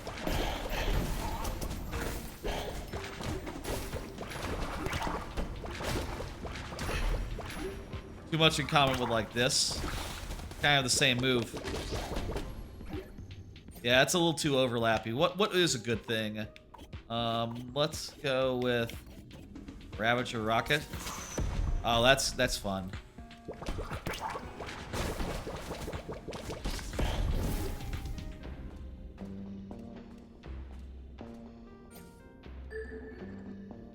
Now I do have quests to do with this character as well to bring the mermaid up higher. I guess I should look at them. Tail Swipe. I should equip that then. Tail Swipe. Block attacks with Aqua Barrier. Haven't been using that. Break enemy wards and kill 12 enemies in one robot's Tempest Barrage. Well, let's just put Tempest Barrage on there. Tempest Barrage, where's that? You're constantly encouraged in this game to mix things up by the quest system. It's just brilliant, and I love how much variety it just like forces you to like go into. Let's see, what was else I was gonna do? Oh yeah, the Tail Swipe. I'll put that on. Maybe get some.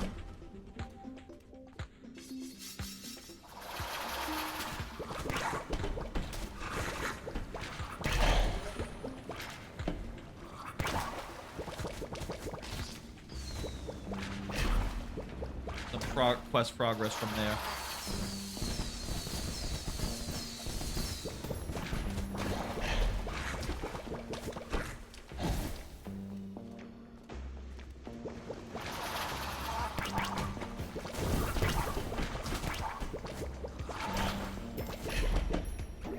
Beautiful.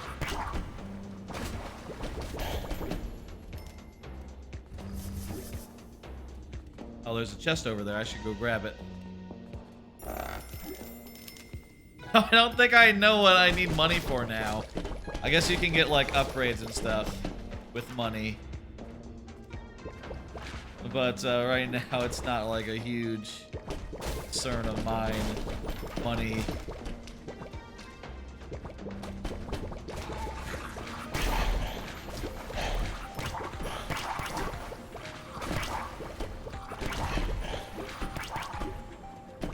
This is going much easier now that or not much better this time, with a character that is actually like fully has use of their entire moveset.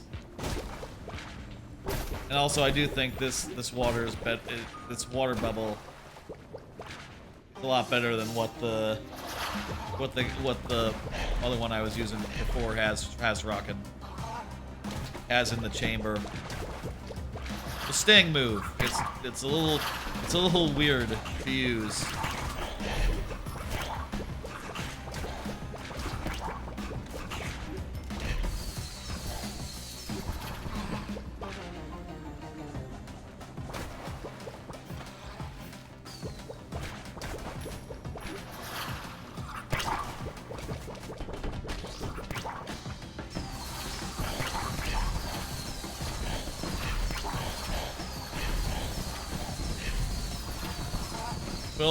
Kill 12 daddies with the rocket barrage. Done, baby. Alright. As horse mines. We freed the horses. Well. Or maybe it's thanking you or wants you to get out of the way. I like how when you talk to the horses, it's like, I don't know what the horse wants. He whinnies at you. Unless you are a horse, I think, then you can understand what they're trying to say. But I was not currently a horse when I finished that dungeon, so... Ooh, look at that. The mermaid is A rank now. Not sure what that does for me, but okay. Higher ranked mermaid. Oh, I guess that allows me to upgrade stuff that's on the mermaid higher than before. So, you know, that lets you do more stuff, basically. That was a fun little dungeon. It certainly went a lot better than when I was using the bee. I'll say that much.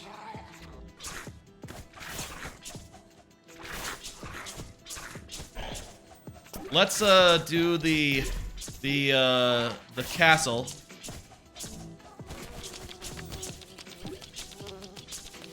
We're gonna do the castle. And that'll be the last thing. The Grand Castle. There are no health pickups. All damage is times 9999, and we cannot regenerate mana. So I think what we need to do here. Also, by the way, in these legendary castles, all the quest progress is locked down, so you're encouraged to just put whatever is best up front. Without regard to, like, completing quests. Here's what we're gonna do. You know what? I haven't played that much as the mechanic. I'm gonna put it in the mechanic. I see you, intruder.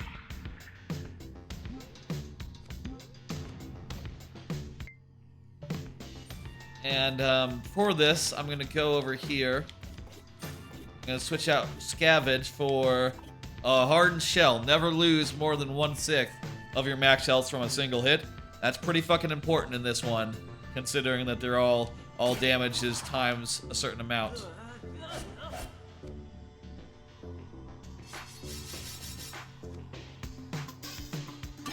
Oh, right. Crap. I need to use something that has, like... A thing that's important to know about, A thing that's important to know about this is that,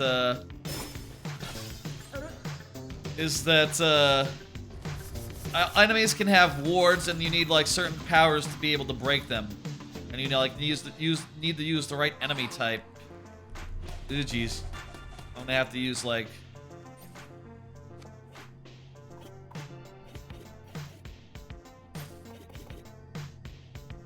Okay, this is free, so. Woohoo! The dash can totally break anything needing sharp damage.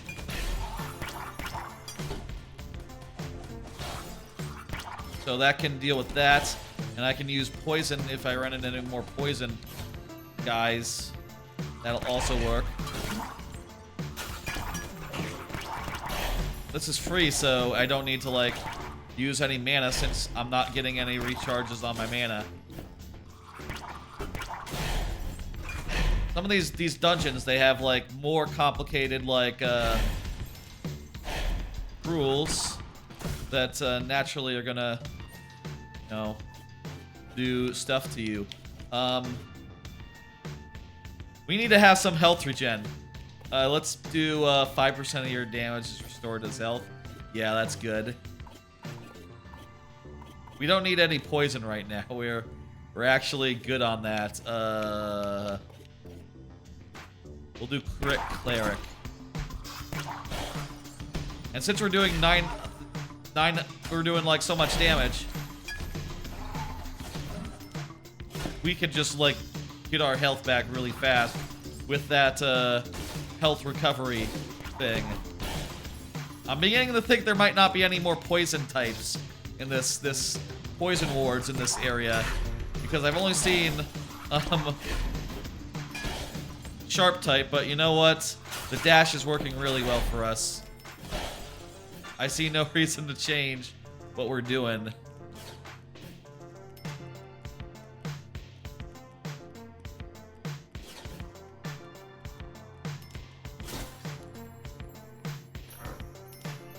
We don't need that money. We don't need that money. Do we kill everyone?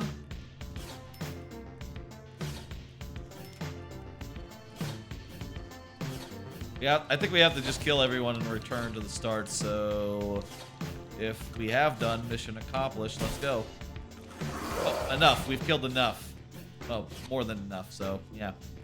Maybe everyone.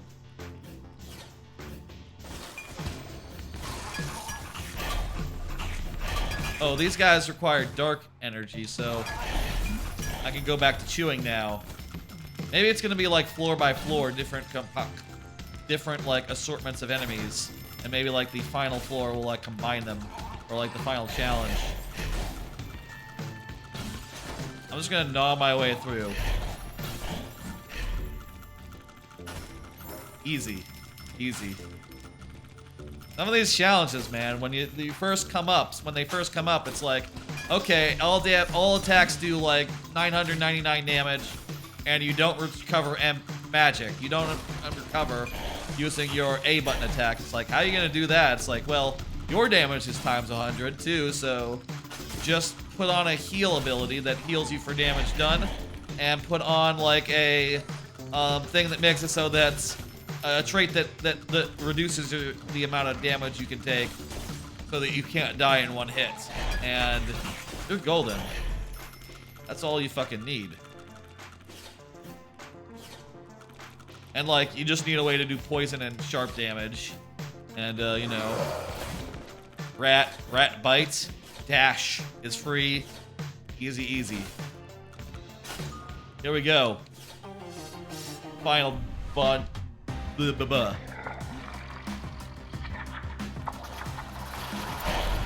what the fuck? That went really fast. I was expecting there to be multiple guys considering the quirk of the dungeon, but maybe just... Yeah, okay. Okay, then. That was sick. That was sick.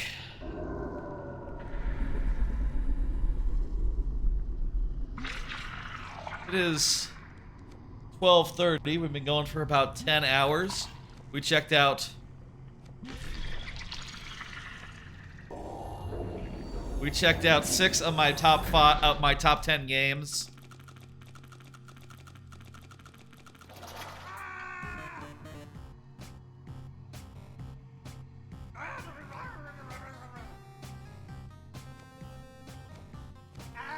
Randy the Red is, ha ha ha, no.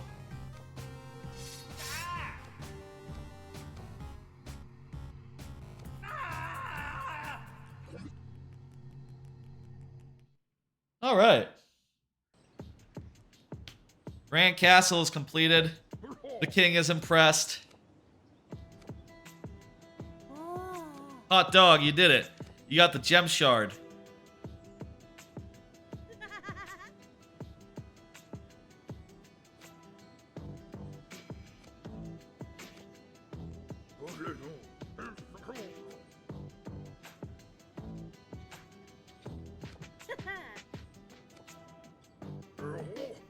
Well,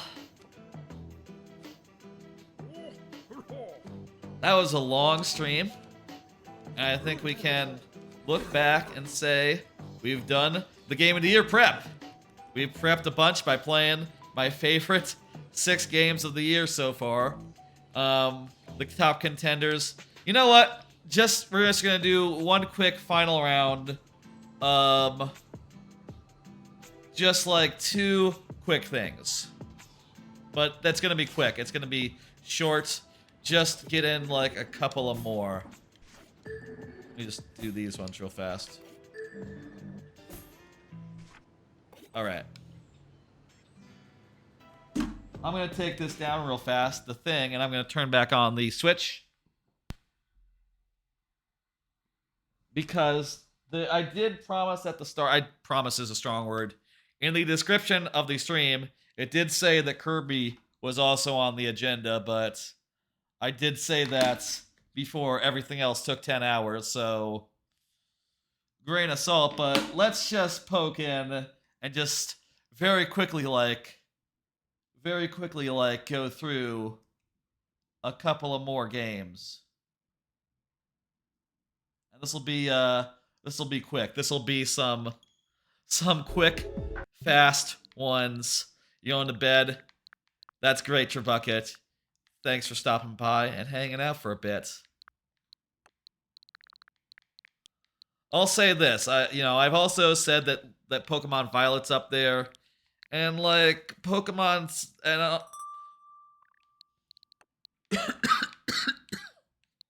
I'm just gonna pull up Kirby for like a second.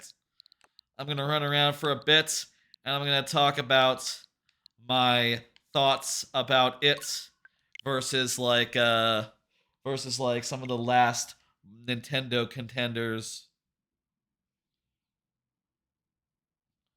I do think Kirby for me is a I can collect platinum points. I'll find out more about that later. Kirby for me is maybe like a good number 7 on the list. A good number 7.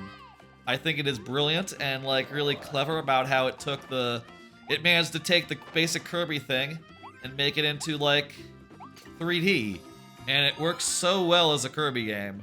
It's kind of unbelievable how natural Kirby has taken to 3D. You know, I'll say like I think it is the best 2D to 3D conversion Nintendo has ever done, where they've just put out a new, like compared to like Metroid Prime and the ones that were in the N64 era, the really early ones. I think this one is much more like, oh, this is just a Kirby game. What's a really good level here that we can do as just a one-off? And I'll talk about this, I'll talk about the other Nintendo games, I'll talk about... Oh, also there's these treasures. Oh, I forgot about the treasures. We should do a treasure, actually. Not that one. This one has a record of 30 seconds, so that's fun. I like these little challenge levels, too. They give you an opportunity to use the thing. To use the abilities and to, in a nice little bite-sized thing. Do you have to get to the end here, or just... I'm not sure if get to the end or kill all the enemies is required. I'm guessing just... get to the end. If it's kill all the enemies, yeah. That'll be on me.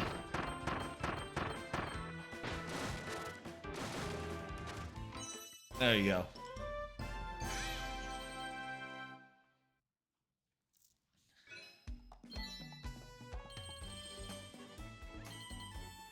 Cleared in wild mode. I guess that's just the difficulty thing.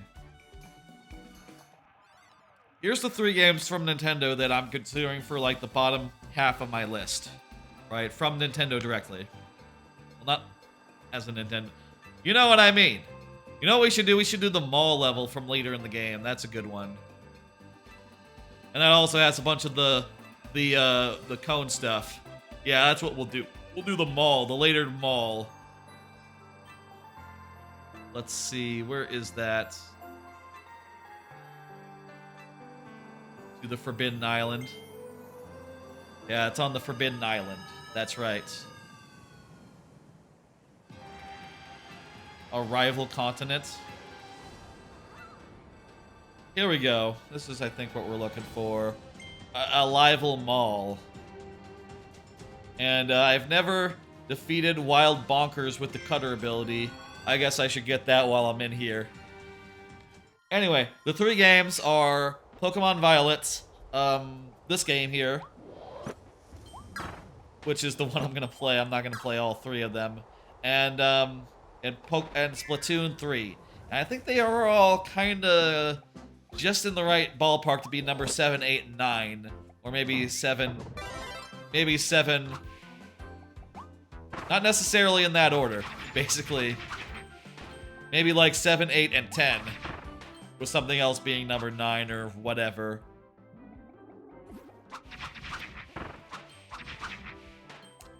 Anyway, I think where it comes down to it is how I come down on those 3 games, right? How I order them.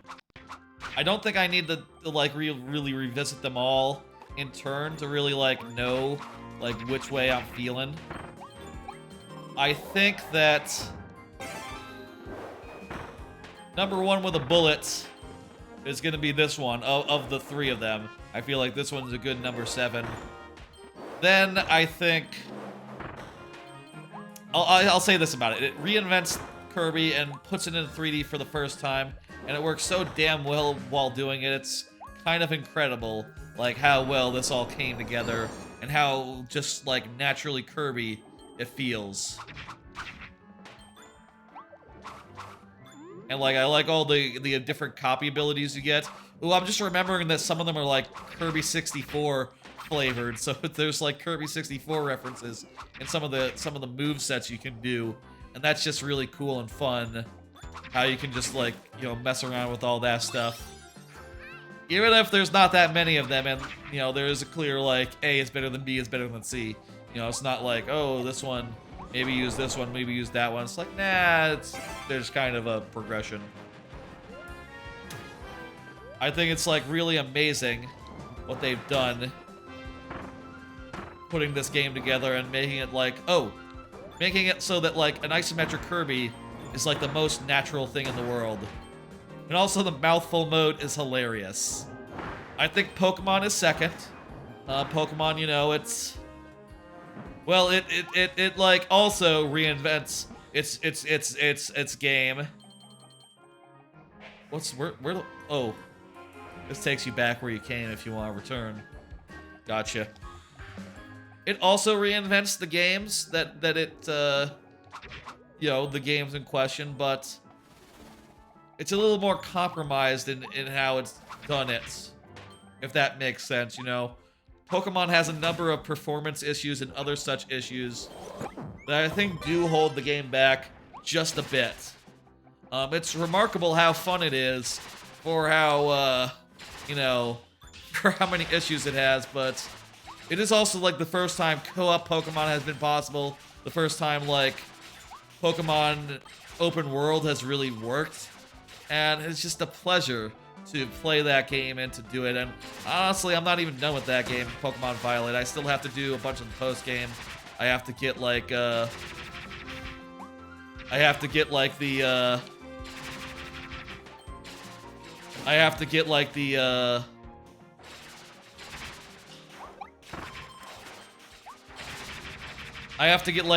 post things in that. The final game, Splatoon 3, I think it is very good, but also it is very much just an iteration on Splatoon 2.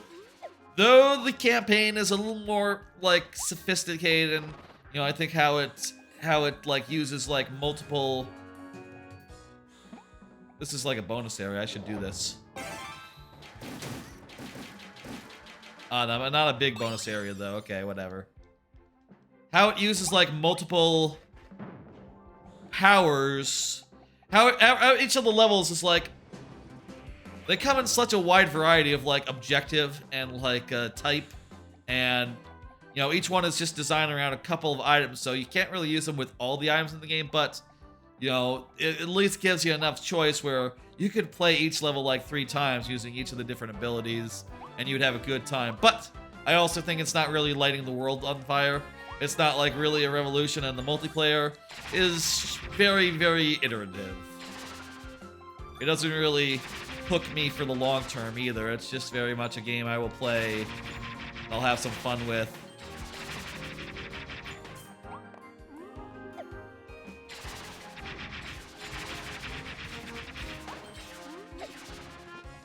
A game I will play and have fun with, and then, you know, move on.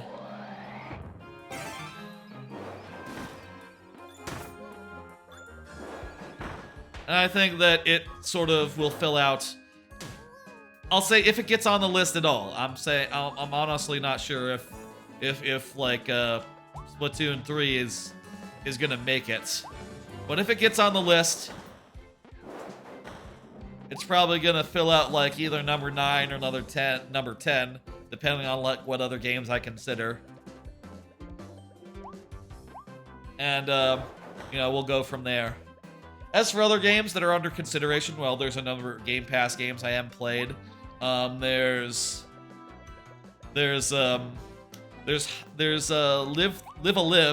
Live Alive, which I haven't finished, and maybe I should. I could see that getting a number 10 slot if I were to go back and actually do all the other campaigns, all the other time zones. The ones I played were pretty good, so really I should go and wrap that up and finish that off. I could definitely see that being number 10, were I to finish. Other than that, like, what could fill out the bottom of the list, I'm not sure. I'm gonna have to have another look down, like, I'm gonna have to have another look through, like, the mid-tiers and look through my collection list and see, like, is there anything else that really comes to mind? Because off the top of my head, I'm kind of drawing a blank. Let me see. Let me go to my collection list.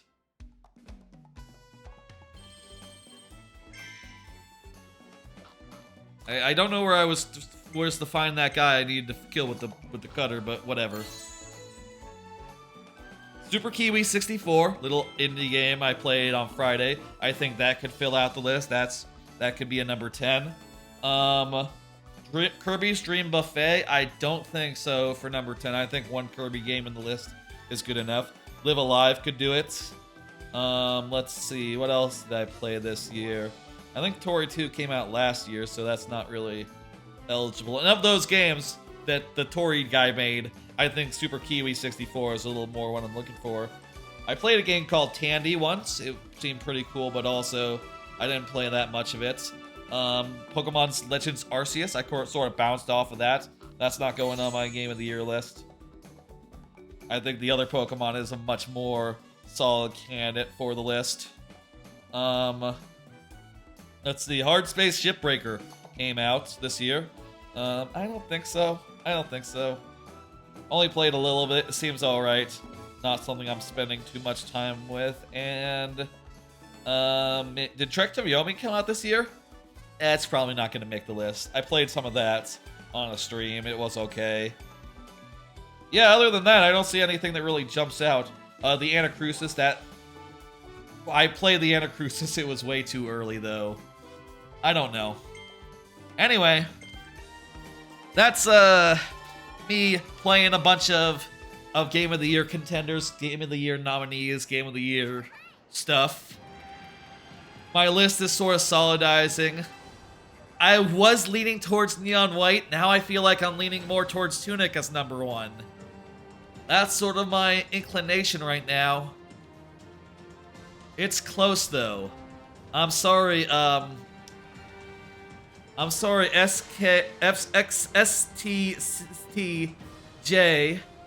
122111118. I'm sorry, I don't speak Korean. I can't read Korean. If you could run that through Google Translate, I'd love to answer it. I think though it is 12:45, and I've been streaming for around 10 hours. I would like to do a little raid on I don't know who, and call it a night.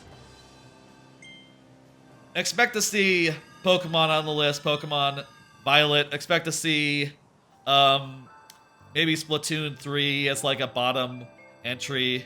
And on Tuesday, I'll bring up the schedule. I'll be back tomorrow with my normal Mario Maker and GTA 5 at like 8 p.m. Central Time. This is all Central. I should have put Central in this. Why didn't I? I forgot. I'll fix that later. Viewer levels tomorrow at 8 p.m. Central. Look for it. Tuesday I'll be back and I'll be doing a bunch of Game Pass games that came out, such as High on Life and Pentiment. Those games I hear a lot about. You know, Pentiment or High on Life could easily be one of the Game of the Year games. Could easily be the game that fills it out. But we'll see. We'll see what happens. Let me see who's online. Let's see. I see that that Havakas is doing GeoGuessr. Bayleaf is doing that. GG Prouds. Choo Choo Charlies. I've heard about that game. That sounds weird. Plastic Bags is doing a thing. Forgato is doing... That looks like a mod. Is that... Let me see what Forgato is up to. Forgato's doing something. Let me see. Luna and Murkov is doing Elden Ring.